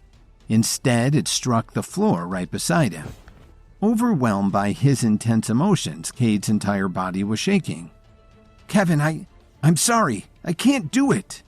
Cade conceded with a sobbing tone as tears fell from his eyes. What do you mean? Don't you want revenge? Kevin asked curiously. But even if I kill him, it won't change anything. Cade responded as he let out a deep sigh. The more Cade thought about it, he wondered what would he gain from killing Dwayne. What happened in the past could no longer be changed. Moreover, even with Dwayne's death, Candace was no longer the same person that Cade fell in love with. Hearing this, Kevin's furrowed brows relaxed. After helping Cade up, he patted his shoulder and said with some relief, "I admire your restraint. It shows that you are not a person who is easily overwhelmed by anger. That being said, it doesn't mean that the person who offended you will not be punished. But don't worry, let me handle that for you." As soon as Kevin finished speaking, a pure black light shot out from the tip of his finger and instantly struck Dwayne's chest. Before the crowd could react, Dwayne seemed to have suffered a huge blow as his body shook violently for a few seconds before he finally lost consciousness. Unbeknownst to everyone, Kevin had made a ruthless move. With just one strike, he had crippled Dwayne's power base by absorbing all of his spiritual energy. From now on, he could only live like an ordinary person. For experts who had trained hard for years like him, this outcome was even worse than death. Be a good man from now on. After Kevin said this, he then turned around and addressed the surrounding people. "Remember this, Cade Lockwood is my friend. If you can't afford to respect him, I will treat it as if you were looking down on me. In that case, let Dwayne Hoover's fate serve as an example of what will happen to you." Upon hearing this, everyone in the crowd immediately understood that Cade's status had risen all the way up to the top of their circle. All of a sudden, these people came forward one after another and fawned over Cade Lockwood like dogs. Faced with this outpour of praise and attention, Cade naturally didn't reject them. At the same time, he felt extremely grateful to Kevin for turning his misfortunes around. As for Candace Summers, she stood all alone at the door, staring at Cade. In the past, she didn't hesitate to leave him for Dwayne in order to improve her own status. But now that Cade had surpassed Dwayne, she had to find a way to win him back. Given this, Candace gently bit her lip and slowly walked in front of Cade. She then uttered, "Cade, I now realize that I was wrong to leave you back then. Didn't you say that I was the love of your life? Why don't we start over?" "Candace, I have already seen your true colors. You and I will never get back together, so don't ever show your face in front of me again." Cade scoffed at her with a frosty expression. Before Candace could even respond, numerous people surrounded Cade once again, leaving her helplessly on the outside looking in. As for Dwayne Hoover, it seemed that everyone had already long forgotten about him. Seeing that this matter had already been settled, Kevin and Tyler Dawn did not stay for long. Instead, they asked Cade to meet them in the parking lot once the social gathering was over. Back in the CEO's office of the Williams Company in Chicago, Emo Squire had just sent a police officer away after speaking with him regarding Enzo Forbes' murder. At that moment, Lily was sitting in her chair with her hands on the back of her head. At the same time, Gilbert Rhodes and the others' expressions were all very gloomy. They were all thinking of the same thing. Besides Dalton Steele, who else would dare to lay a finger on the people of the Williams Company? However, even though the sole suspect behind this incident was clear as day, they had no evidence to prove it. What was even more pressing for them was that Enzo Forbes had been responsible for managing Charity Boyer and their other celebrity clients' activities. With Williams Media playing such a crucial role in their battle against the Steele Group, who was going to replace him? Dalton's move against them could not have happened at a worse time. They needed to keep the company's business endeavors running while calming the hearts of their employees at the same time. As such, Enzo Forbes' murder had only made the pressure on them even greater. "Mr. Williams, Miss Wilson, I know that Enzo Forbes just died, but while the police are currently investigating his murder, the most important thing for us to do now is to carry on with our previous arrangements," Andre Hernandez remarked as he swept his eyes across Lily and the others. "What are you trying to say?" Sandra Wilson asked with her brows furrowed. Andre braced himself and suggested, "When Enzo was still alive, we were working together on all of the upcoming plans for Williams Media. Now that he is no longer with us, I can take over his responsibilities for the time being." "Are you sure that you can take full responsibility for the entertainment department on top of your role with the R&D department?" Sandra asked in disbelief. "I believe that I have the ability," Andre reassured her firmly. His words immediately attracted the attention of Emo Squire and the others. Even though this man was eager to step up at such a critical time, it was still important for them to test his abilities and loyalty to the company. All right, I'll leave this matter to you. Feel free to allocate the company's resources between both departments as you wish. Lily thought about it carefully and then added, just don't forget to find me to sign for approval each time. Understood. I'll go down now and discuss this immediately with my colleagues. Andre nodded, then lowered his head respectfully to everyone again before leaving the office. When the door was closed, Adriana Wright asked with some concern, is he really capable? Andre Hernandez has been with the company for a long time. He knows what he's doing, Sandra replied. Still, we have to be careful. Either he is sincerely thinking about the company's success or he is secretly plotting its downfall, Emo warned with a stern expression. Meanwhile, in the Steele family's mansion, Ethan Williams showed his phone to Dalton after receiving a text message. Looks like our plan will succeed. At this point, we only need to wait for the Williams Company to dig its own grave, Ethan exclaimed as he swirled the glass of red wine in his hands. Despite this, Dalton did not show any joy and frowned slightly instead. Are you sure that your person is reliable? Dalton asked worriedly. You still don't believe me? Ethan retorted, slightly stunned and displeased by his reaction.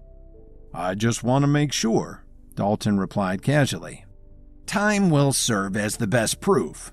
Ethan put the wine glass on the table, got up, and straightened his clothes. He then added, Now it's time to discuss some conditions with you. Dalton was used to dealing with snakes, and he'd always bested them, but Ethan was a wild card whose motivations were impossible to predict. What possible conditions could Ethan expect Dalton to agree to? In the wake of Enzo Forbes' murder, Lily and the others all knew that Dalton Steele was behind this. However, they had no evidence to implicate him.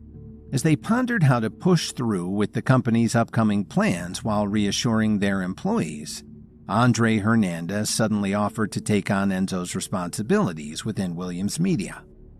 Meanwhile, at the Steele family's mansion, Ethan Williams proudly showed Dalton Steele a text message from Andre, updating them about the situation. However, when Dalton cast doubt on whether this scheme would work, Ethan confidently insisted that they had nothing to worry about before mentioning that he wanted to discuss certain terms with him. There's no such thing as a free lunch.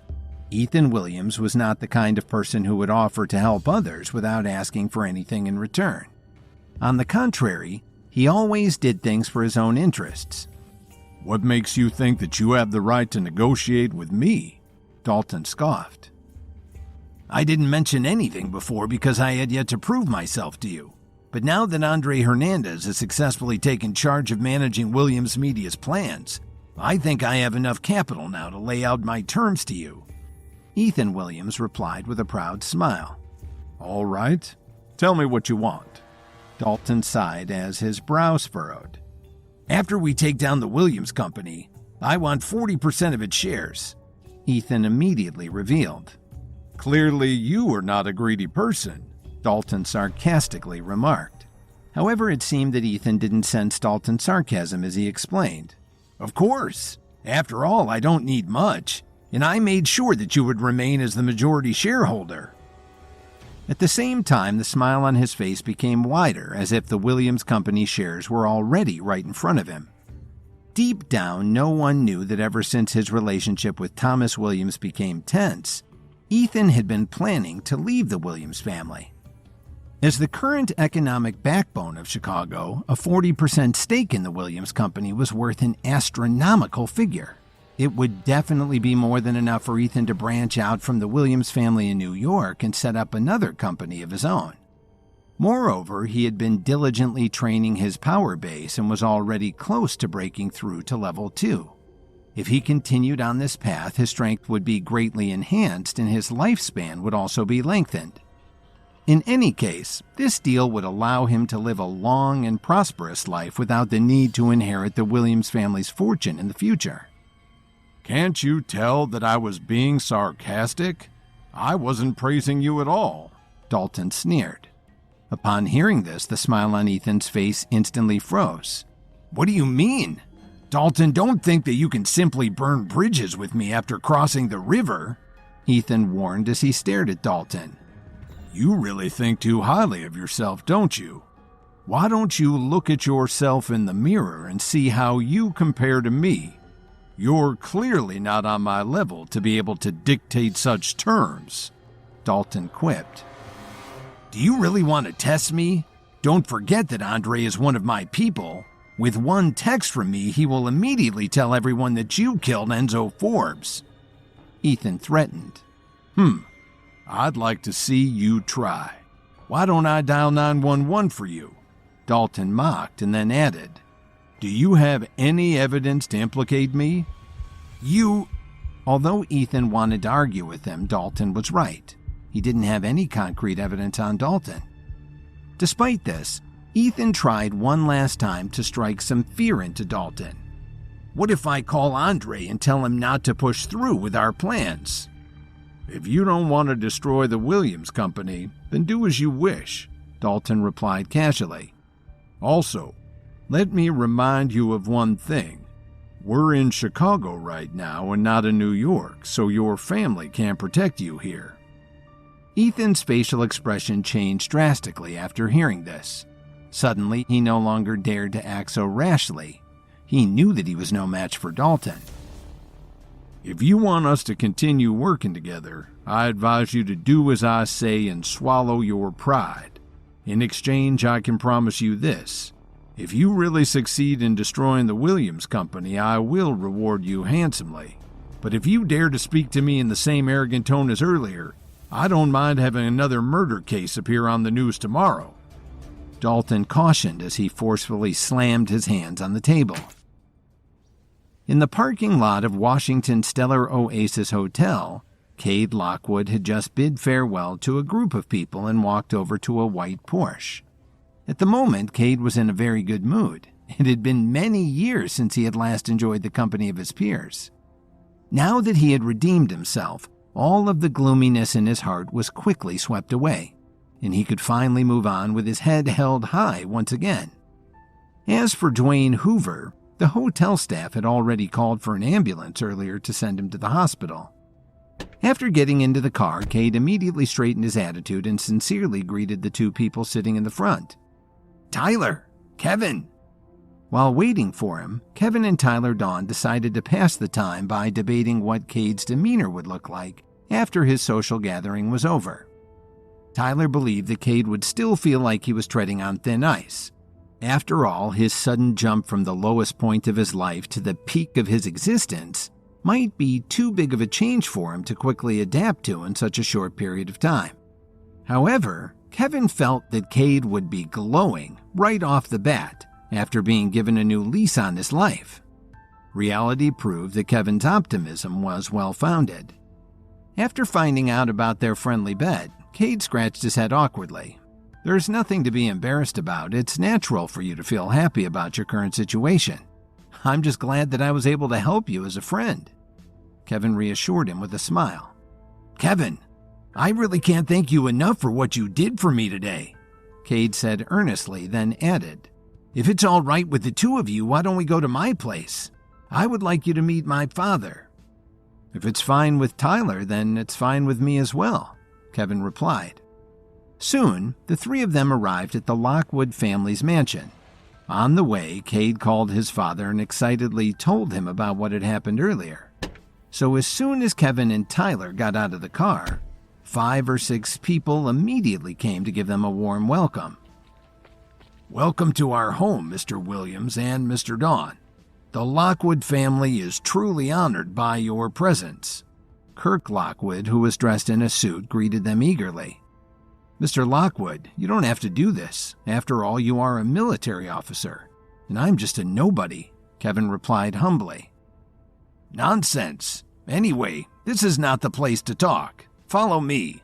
Kirk gestured as he invited the two of them into the mansion. Please, enjoy some coffee. It's nothing expensive, so please don't take offense, Kirk remarked with a coy smile. You're too modest, Mr. Lockwood. What I value is not the quality of the coffee itself, but the company that I'm with while I'm drinking it." Kevin smiled and picked up the cup of coffee to take a sip. However, the bitter taste instantly made him want to take back what he had just said. This coffee was indeed not good. "Mr. Williams, you really have a way with words," Kirk observed, then uttered with gratitude. "By the way, I heard about what happened at the Stellar Oasis Hotel earlier. Thank you so much for helping my son." "Since you have already brought up this matter, I have 2 questions that I would like to ask," Kevin continued. "The Lockwood family has a long line of military officers who have served our country. Logically speaking, you shouldn't be inferior to other families. Why would Cade be bullied by others? Also, since Tyler has a close relationship with the Lockwood family, why are you still experiencing something of a downturn at the moment?" Hearing this, Tyler's facial expression changed slightly. However, he just subtly pushed up the glasses on the bridge of his nose and didn't say anything. At the same time, Kirk was stunned for a moment, and the smile on his face gradually turned into a complicated look. "Mr. Williams, I am ashamed to admit that this is all of our fault.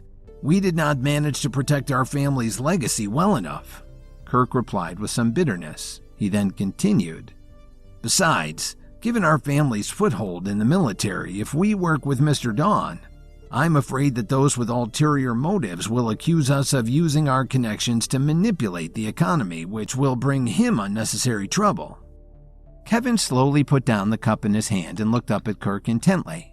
After a while, Kevin slowly said, "Mr. Lockwood, it seems that you are treating me like a fool." "Mr. Williams, where is this coming from?" Kirk asked in surprise. As one of Washington's core families, no matter how useless the Lockwood's family's descendants are, you shouldn't fall so badly. After all, the fortune of the Lockwood family surges along with the economy. Even if you can't maintain your status as one of Washington's top families, it wouldn't be a problem for you to live comfortably for generations to come. Kevin paused for a moment and continued. "However, it seems that you are indeed being watched in secret by people who are trying to suppress your family." As soon as he finished speaking, everyone's eyes fell upon Kevin. Both Kirk and Cade Lockwood were stunned. How was Kevin able to guess their family's true situation with just a few words? "Why don't you tell me more about this matter?" Kevin asked. "You are indeed a smart man, Mr. Williams. Since it has come to this, I do not need to hide anything from you." Kirk sighed deeply, then continued. "I wonder if you have heard about the conflict between the Mavericks and the Rangers?" "Yes, I have heard a little bit about it." Kevin's eyes suddenly flashed with curiosity. "Back when the 2 factions first formed and started fighting with one another, the Lockwood family was at its peak. Given this, my father was actually a founding member of the Mavericks. But as time went on, he realized that the Mavericks caused harm to society," Kirk explained. Kevin frowned slightly and asked, "From what I know, the Mavericks want to develop powerful experts for the country. If they succeed, the military will certainly become several times stronger. Wouldn't that be great?" "If it is truly a matter of pure benefit and no harm, then why did the Mavericks not openly announce these plans to the public? And why would the Rangers vehemently oppose them?" Kirk asked seriously. Kirk was right. If it was really a good thing, why would there be any objections? "Don't forget that in order to create a genetically enhanced army, the Mavericks forcefully extract the blood of an expert and insert it into fellow experts or ordinary people that they capture. Moreover, after many years of conducting experiments, how many of these test subjects have died? If people found out about this, what kind of reaction would they have? And if they succeed, will the government's higher-ups still be able to stop them?" Kirk asked again. With these words, Kevin immediately sank into deep thought. Indeed, no one was willing to surrender the power base that they had painstakingly developed for many years, especially if it would cost them their lives. "After discovering the cruel nature of these experiments, my father immediately left the Mavericks, causing the Lockwood family to be labeled as a traitor by the entire faction. Subsequently, due to our previous association with the Mavericks, the Rangers are also unwilling to accept us into their fold." Kirk let out a long sigh and added, "At the same time, the number of people in Washington who are able to suppress us in other aspects has also gradually increased. That's why the Lockwood family is in such a sorry state today." As Kevin stared at Kirk Lockwood, he couldn't help but sympathize a little bit with the Lockwood family. After all, they were only trying to do the right thing. Even if the Rangers weren't willing to accept them, he couldn't allow the Mavericks to make their lives difficult. Given this, Kevin licked his lips and slowly asked, "Mr. Lockwood, if I give your family a chance to soar again, are you willing to accept the risks involved with it?" "I understand, and I accept your offer." Kirk agreed without any hesitation, then added, "By the way, I also heard about your business consortium from Tyler. If you don't mind, I would like to know more about it." "Okay, it's a deal." Kevin initially didn't want to get involved in the battle between the Mavericks and the Rangers, but now that he'd seen the extent of evil the Mavericks spread over the people of DC, he was eager to squash them forever.